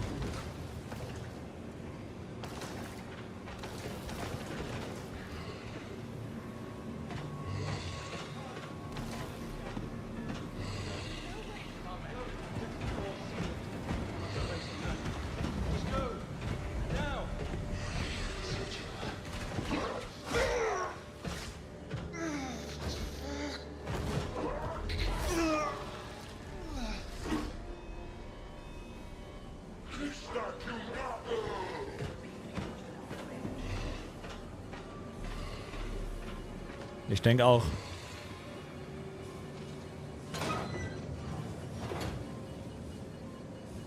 Jetzt haben wir endlich eine Waffe.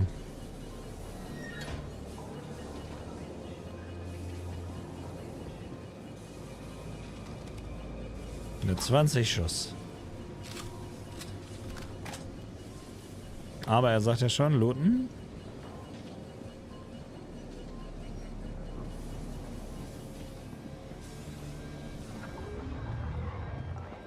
Der Sound ist krank, oder? Also das Sounddesign ist mega.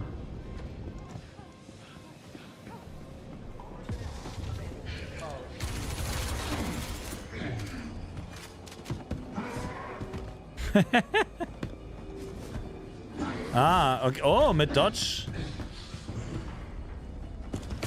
Wenn wir mal sehen, wie du so einen Alien wegkickst als Rookie.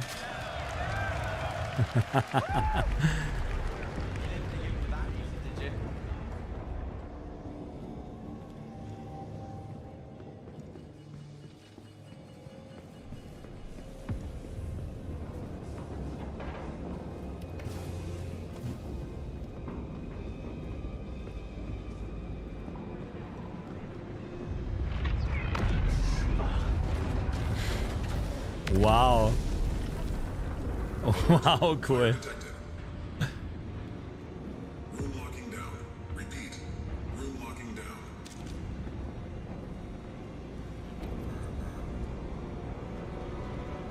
Jetzt musst du erstmal das Feuer löschen, damit du wieder raus darfst, weil der Raum automatisch abgeriegelt wird.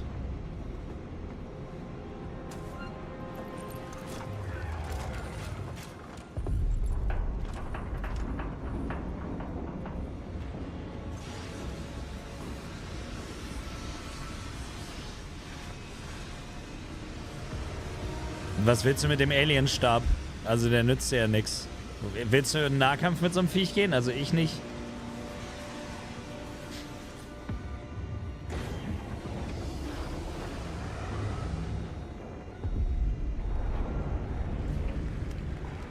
Gut gemacht, Digga. Der ganze Raum ist wieder fit. Back in the game.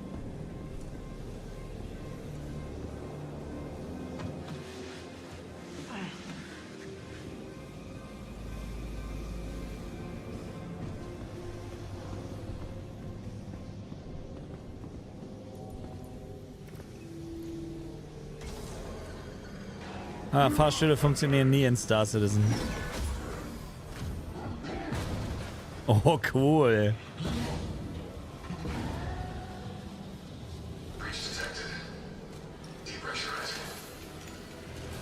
Oh, shit.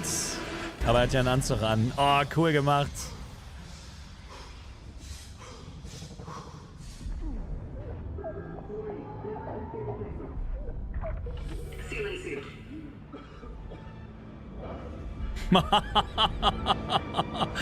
Oh, fuck, Alter.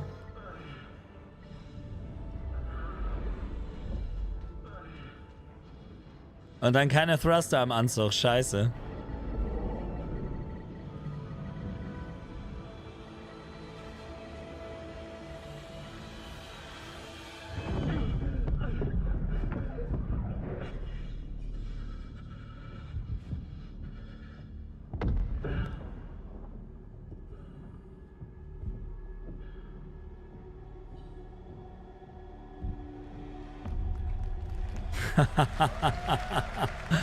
Ja gut, Zero G kennt man aus SC schon jetzt, aber es sieht absolut krank aus. Guck dir das an, die Atmosphäre ist absolut cool. Der Sound.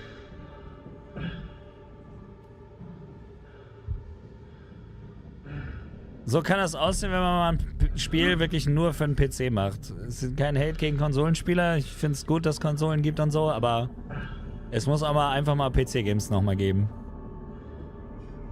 Die voll das Potenzial ausnutzen. Das kannst du auf der Konsole knicken, sowas.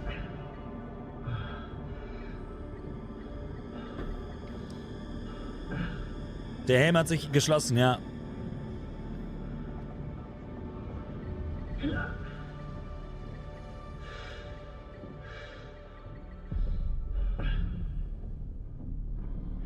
Das ist richtig cool. Aber genau dieser Mix macht's halt aus, ne? Das macht ja auch Star Citizen so geil, dass du FPS-Combat hast, Fahrzeug-Combat, du kannst hier in Turrets setzen, fliegen, fahren, was auch immer.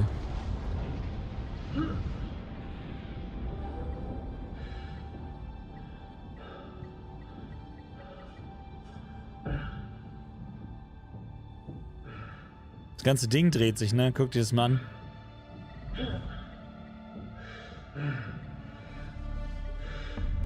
Oh, ein halbes Schiff ist immer noch besser als gar keins, ne? Aber wie cool das ausgesehen hat, auch mit dem Stab und dann, wo er da rausgeschossen wurde, rausgesaugt wurde.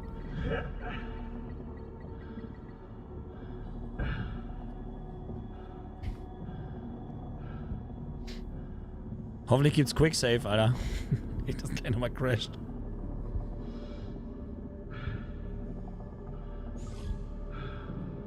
And if you didn't already realize, I don't have an EVA pack.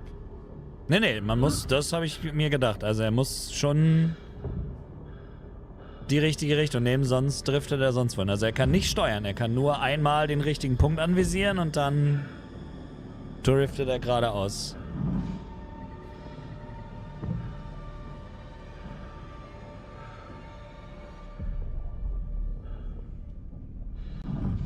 Ja, die ganze, also die Mucke, die Atmosphäre, das ist schon echt sick, Mann.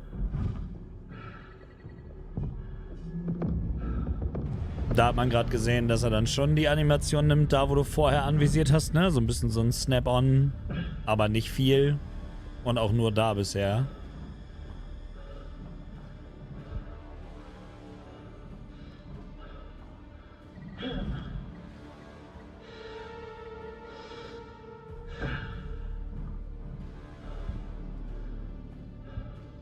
Also ich gehe mal davon aus, das werden irgendwie magnetische Handschuhe oder so sein, dass du da so ein bisschen Halt hast. Da fliegt einfach mal eine Hammerhead vorbei, Alter.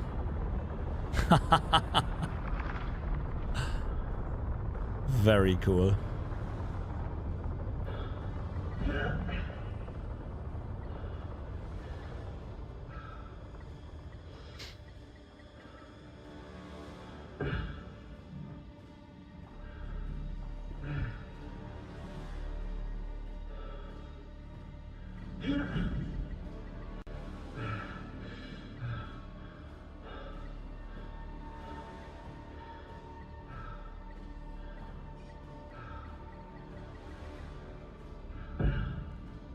Ja, so super unsinnig war es jetzt auch nicht, der Fight.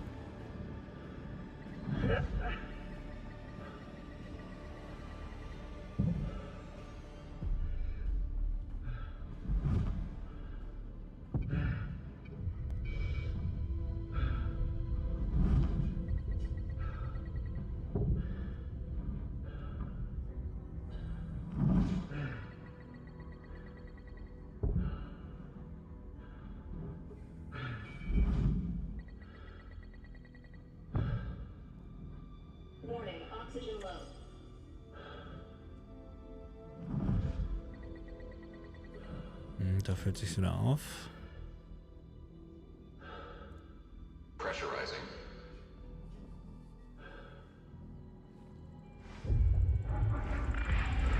Pressurized. Wie cool. Ja, das Schöne ist, wenn man die ganzen Panels verfolgt hat und auch die ganzen ISCs geguckt hat, du weißt halt, was gerade alles da an Technik zusammenkommt, ne? Und der ganze Scheiß kommt auch noch zu SC dann.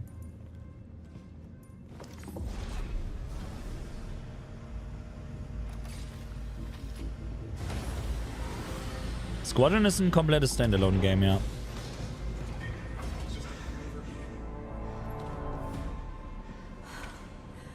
Thought I was the only one left.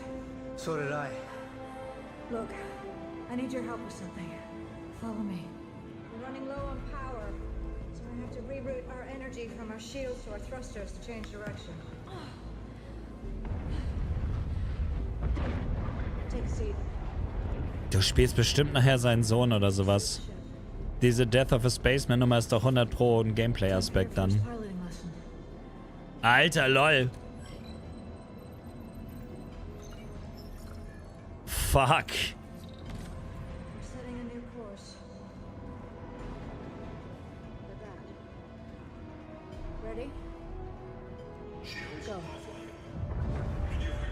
Fliegt einfach eine Javelin, Alter.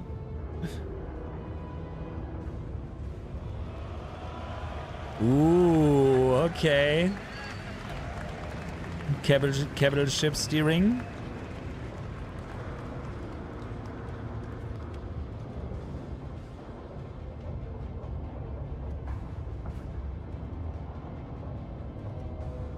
Ja, das ist ein ziemlicher Pott.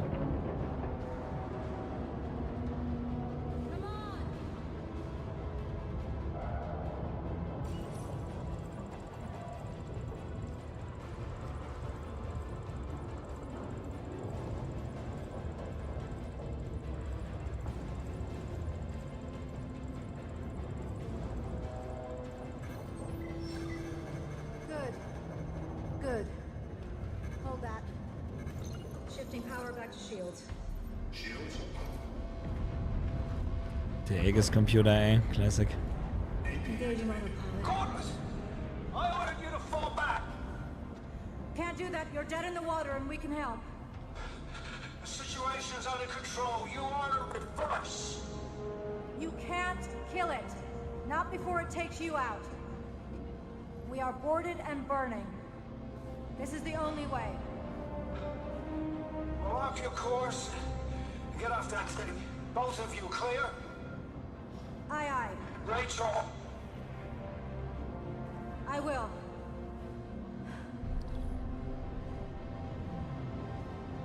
Damn it.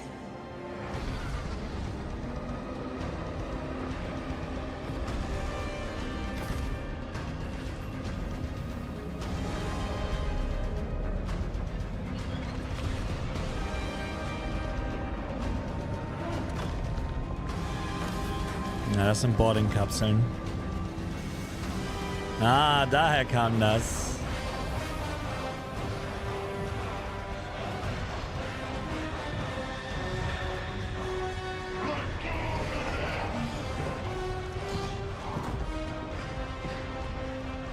We're about to have company. Die Mucke, Alter. I've got to try and divert as much energy as I can to the engines. So I'm gonna need you to hold them off. Glitch? Yes, sir. Nice. Ja, das ist das. Schnell weggucken.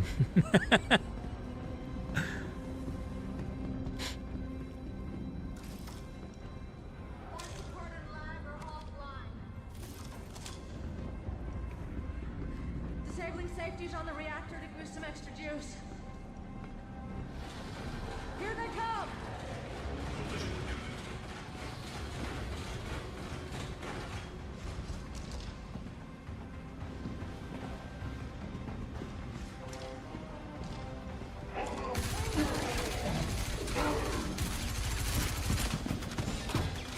Oh.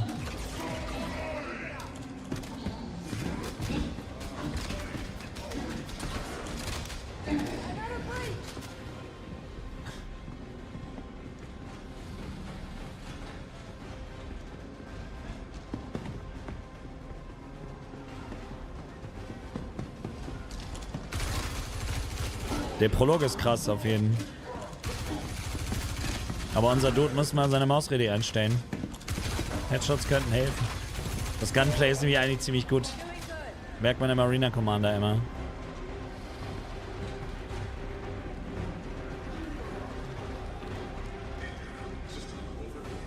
Er ist sehr, sehr cool, ja.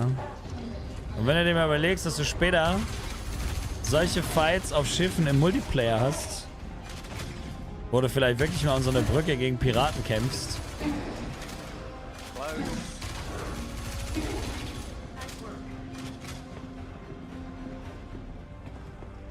Also man sieht auf jeden Fall, dass die noch Arbeit haben, ne? Also das wird jetzt nicht nächsten Monat erscheinen, das merkt man schon. Don't worry, don't worry.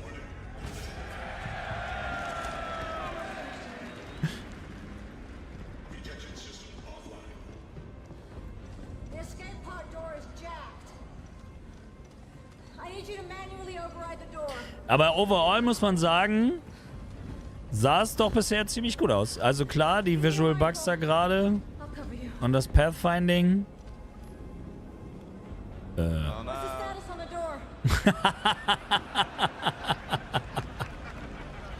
Super. Ist doch ein Bethesda-Game. Jared, I think you can roll the next bit.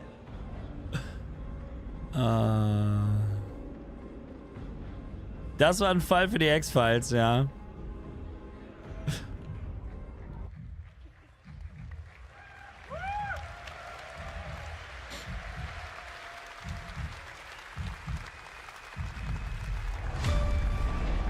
I do solemnly pledge, mind and body, I will defend the Empire with my life. Your application to the Flight Academy has been reconsidered. Captain McLaren had submitted a letter of recommendation. Ja, das war wahrscheinlich nicht geplant, dass das Ende so abrupt kommt, aber jetzt hat er halt einen Bug gehabt. Kam nicht raus.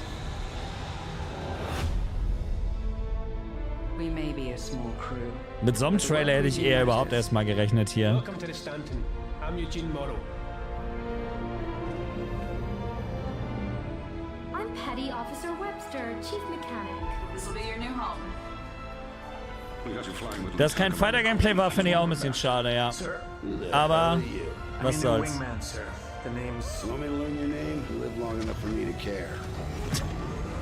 Mark Hamill, Mr. Grumpy. Er hat so eine geile Stimme, der Typ, ne? Mark Hamill.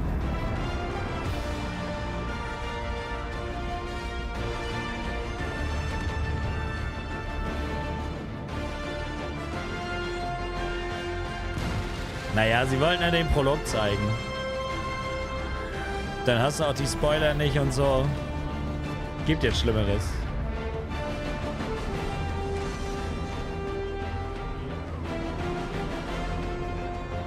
Ganz ehrlich, der Flugaspekt wird sowieso gut sein. Also das ist halt der stärkste Aspekt in Star Citizen überhaupt, finde ich.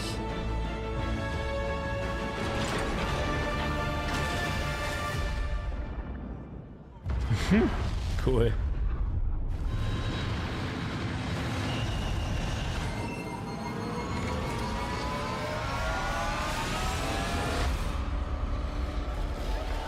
Ich find's cool, dass sie es live gemacht haben. Ich glaube schon, dass das nicht unter einem guten Stern stand, einfach heute mit dem PC da. Wie gesagt, ich glaube nicht, dass Chris Roberts das abgesegnet hätte, wenn das so oft crashen würde in einem Normalfall.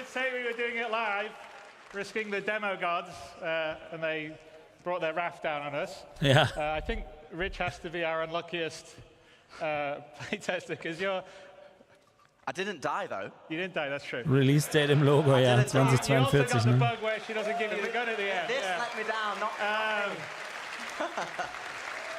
So anyway, I hope you all enjoyed the first gameplay reveal. There's a lot more that goes on in Squadron 42 after that, but that sort of sets up where you came from, and from there you go in to become a pilot and start serving on a smaller ship, the Stanton, und umfangreich vor allen I think Dingen. we've shown a little bit before.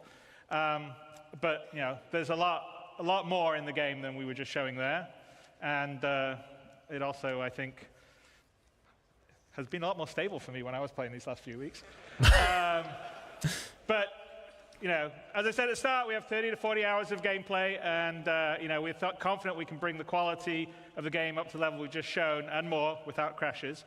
And both the team and I are confident of giving you this game in 2026. Obviously, you can see it's not going to be tomorrow because you saw a few crashes there. And speaking of the team, a lot of them are here tonight, and I'd like to extend a huge thanks to all of them for their hard work, love and passion and talent in crafting Squadron 42.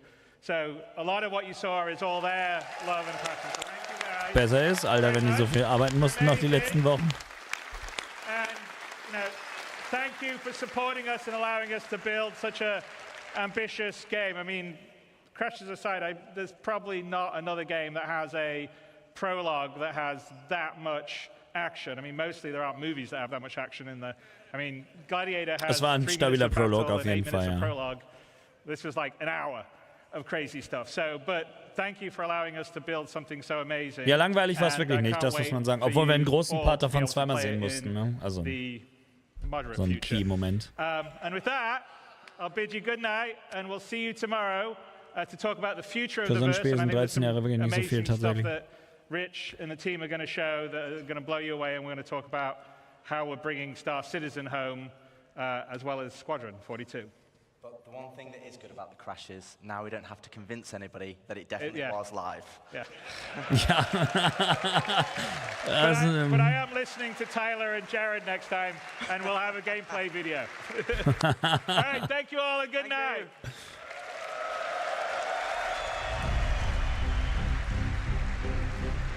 Das war aber cool. Also wie gesagt, ja, Crashes, paar Bugs auf jeden Fall. Ich denke auch nicht, dass wir das vor Ende nächsten Jahres sehen werden, das Game. Ich will, dass es fertig machen. Aber man hat ja in großen Phasen schon gesehen, dass es sehr gut funktioniert hat und auch gut lief. Also ich würde es gerne mal ohne Screen-Tearing sehen tatsächlich. Aber das war auf jeden Fall sehr nice. Also ich bin auf jeden Fall sehr gespannt. Und ich kann mir vorstellen, dass er jetzt öfter mal vielleicht schon was vom Game sieht in irgendeiner Art und Weise und nicht erst nächstes Jahr zu CitizenCon. Aber das war stabil. Ein stabiler, kompletter erster Tag auf jeden Fall auch. Aber letztes Jahr waren viel mehr Sachen. Dafür war es diesmal krassere Sachen, fand ich. Rein so als Fazit für die CitizenCon. Wie fandet ihr es denn so? Was fandet ihr denn am besten? Wie fandet ihr die Präsi hier? Also mir hat es wirklich gut gefallen, dass du merkst, dass es halt die Original-Schauspieler sind. Du merkst das halt auch an ihren Stimmen und so, dass das Motion Capture war. Die haben es halt wirklich mit den Schauspielern ja auch aufgenommen. Das hat man ja auch schon gesehen. Und das merkst du einfach. Du merkst einfach, ob das ein Game ist, wo das einfach so rein programmiert wurde und dann die Stimmen irgendwie drüber gelegt oder andere Sprecher vielleicht sogar noch, oder ob das einfach die Schauspieler sind, die digitalisiert mit Motion Capture da rein sind. Und ich finde, das macht schon echt einen Unterschied. Hat mir sehr, sehr gut gefallen. Dass das am Anfang so ein Turret-Gameplay ist jetzt in Retrospektive, wenn man diesen ganzen Prolog sieht, auch nicht schlimm, weil dadurch hast du halt, ne, diesen Moment, dass du quasi einfach irgendein Dulli da im Turm bist in so einer Schlacht. Dann musst du dich da rauskämpfen aus deinem Schiff, kommst auf das andere Schiff und von da aus kannst du nur noch besser werden. Einzige, was ich persönlich immer ärgerlich finde, ist diese Tutorial-Scheiße, ne? Duck dich da, jetzt hier springen und bla, so, ja, okay, muss man nicht erklären. Aber ist jetzt auch nicht wild. Unterm Strich könnte man ja auch einfach dann auf dem schwierigsten Grad einfach sagen, okay, komm, du hast einfach die Einblendung nicht. Du musst halt von selber drauf kommen, dass du unter durchkrabbelst. Dann fühlt es sich auch nicht mehr so tutorialisiert an. Aber das war fett. Sehr, sehr cool auf jeden Fall. Also, ich muss sagen, sehr episch zwischenzeitlich. Gerade die Inszenierung von den Sequenzen in Spielgrafik und dann diese nahtlosen Übergänge wieder in deinen Charakter rein. Das wird auf einem fertigen PC nachher auch viel besser aussehen noch als in einem Stream. Ich bin auf jeden Fall gespannt. Also ich fand's cool, dass sie es einfach mal gezeigt haben, dass es ein Game ist und kein Scam. Und wie gesagt, die Leute werden sich wahrscheinlich auf die paar Crashes jetzt fokussieren oder auf den einen Glitch, den sie da hatten. Aber, dude, ganz ehrlich, Starfield hast du so eine Glitches den ganzen Tag. Da sehe ich die alle 2 Minuten, solche Glitches. Also da verzeihe ich denen in ihrer Alpha noch auf jeden Fall so einen Bug-Glitch da mit der Waffe. Und ja, das mit dem Geruckel ärgerlich, mit dem Screen-Tearing, die Crashes ärgerlich. Aber es sieht auf jeden Fall nach einem spaßigen Spiel schon mal aus. Und ich glaube, also wie gesagt, ich kenne das Gunplay aus Star Citizen. Wenn man in den Arena Commander geht, hat man ja auch gute Frames und dann spielt sich das auch gut. Und ich glaube, so wird sich der Singleplayer dann auch spielen. Mal gucken. Man behält es weiter auf dem Schirm. Ich glaube auch nicht, dass sie noch mehr von Squadron zeigen jetzt morgen. Aber ich würde es auf jeden Fall feiern. Aber das macht auf jeden Fall Bock auf mehr. Und wie gesagt, also die Confidence zu haben, da zu sagen, okay, wir machen das live. Da glaube ich ihm schon, dass er das vorher 20 Mal probiert hat, ob es auch wirklich funktioniert. Und dementsprechend passiert. Man wird richtig viel fliegen in dem Game, das glaube ich auch.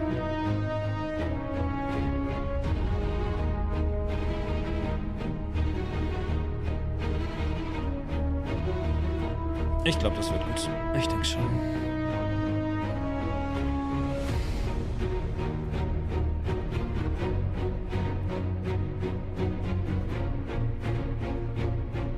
Ja, Starfield war angeblich auch 20 Jahre in Entwicklung. Also, man darf halt nicht vergessen, dass also wirklich, das ist ein Spiel, das soll nachher 40 Stunden Story nur haben.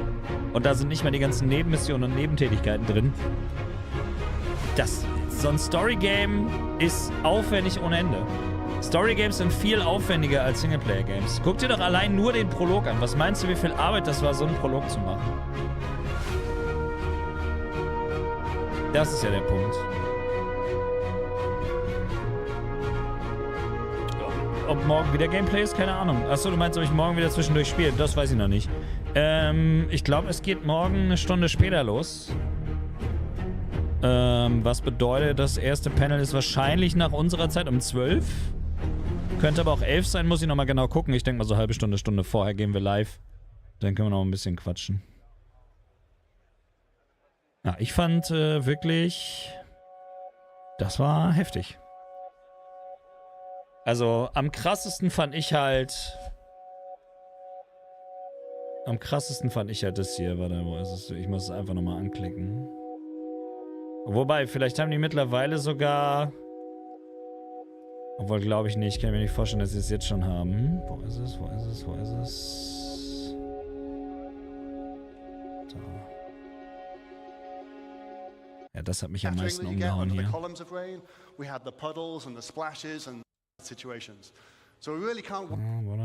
Da.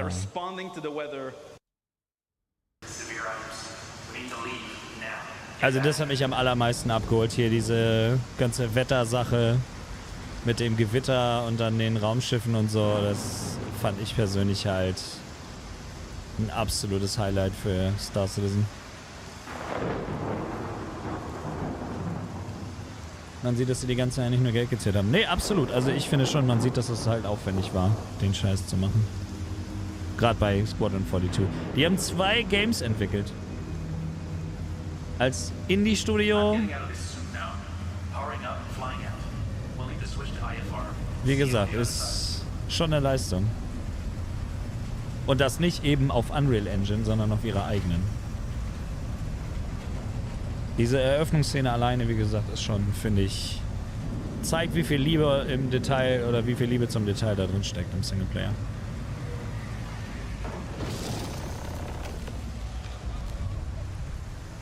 Raytracing, ja Mann. Also auch das mit dem Sound, wenn man da gleich reingeht und so. Ich fand das hier ist einfach so cool. Auch das mir gar nicht aufgefallen ist, der Wind auch die Dinger, also links auch die Fässer so leicht bewegt. Guck mal, da rechts fährt es auch durch die nasse Oberfläche. Jupp.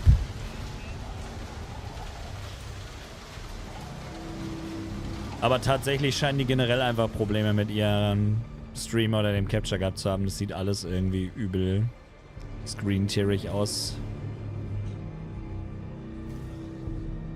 Wobei es natürlich auch einfach sein kann, dass das einfach wirklich mit 10 FPS läuft auf der... mit diesem ganzen Regen und so. Ich fand's sehr geil, dass du so viel auch FPS-Combat mit den Vandal und so gesehen hast.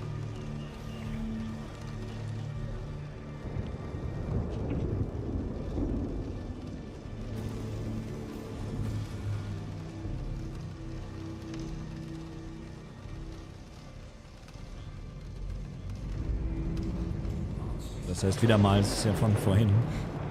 Ich bin noch zurückgespult.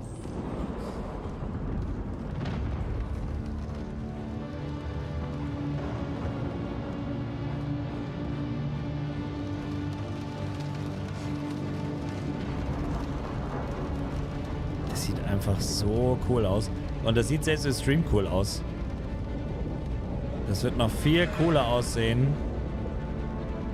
wenn du das nachher live spielst. Jetzt gucken wir nochmal.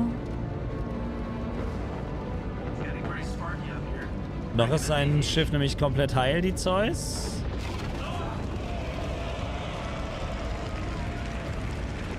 Ja, jetzt wird sie auch vom Blitz getroffen. Also, wie man sieht, ist das Schiff nicht direkt kaputt. Sondern die Aurora fällt komplett aus, weil das halt wie so ein PKW ist. Und die Zeus kommt gerade so davon. Aber sie kriegt auf jeden Fall Damage. Weil das meinte ich nämlich, hatte ich vorhin schon gesehen, dass die da so... Ja, sehr nice auf jeden Fall. Also war ein cooler Stream. Ich bin sehr gespannt, wann sie die ersten hochqualitativen Videos davon hochladen. Aber das hat mir echt gut gefallen. War eine gute Con. Aber halt auch einfach echt lang, ne? Auch mit den Pausen dazwischen und so. Die Zeus hat 4 Schilde. Ja, ja, ist auf jeden Fall so. Oh, ich glaube aber ehrlich gesagt, Alter, dass ich vielleicht sogar... Weiß ich nicht, Alter. Soll ich jetzt noch was machen? Ganz schön anstrengend gewesen, ey. Also YouTube macht auf jeden Fall jetzt erstmal aus, weil CitizenCon ist vorbei. Dann haben wir ein schönes VOD. Ihr könnt aber gerne rüber zu Twitch kommen. Da lasse ich auf jeden Fall erstmal einen Moment an. Da können wir auch noch ein bisschen quatschen über das Game oder was auch immer. Und dann gucke ich mal, ob ich noch irgendwie was mache. Ich muss aber gleich mal gucken, ob meine Madame jetzt hier heute ins Bett geht oder ob die noch ein bisschen irgendwie fernsieht oder so. Vielleicht setze ich mich sonst noch dazu auf die Couch in einer halben Stunde oder so. Aber erstmal quatschen wir noch ein Momentchen. Also kommt gerne rüber zu Twitch, wenn ihr wollt. Und morgen geht's weiter. Und wenn ihr irgendwas verpasst habt, könnt ihr das bei YouTube auch noch nachholen. Oder halt, wie gesagt, auch gerne mein Video von heute Morgen um 10, was ich nie wieder mache. So früh schalte ich nie wieder ein Video live. Das scheint der Algorithmus gar nicht zu mögen. Ich glaube auch. Also es macht auch eigentlich Sinn, wenn du den Prolog hast, dass du, ist natürlich für die Präsentation vielleicht blöd gewesen, dass jetzt kein Starship-Gameplay drin war. Aber ich glaube, rein storytechnisch macht es am meisten Sinn, dass du da halt so reinwächst in deine Rolle. Macht schon irgendwie Sinn. Aber cool auf jeden Fall. Henry Cavill noch dabei. Sehr nice. So, YouTube sage ich Tschüss und dann sagen wir Hallo Twitch.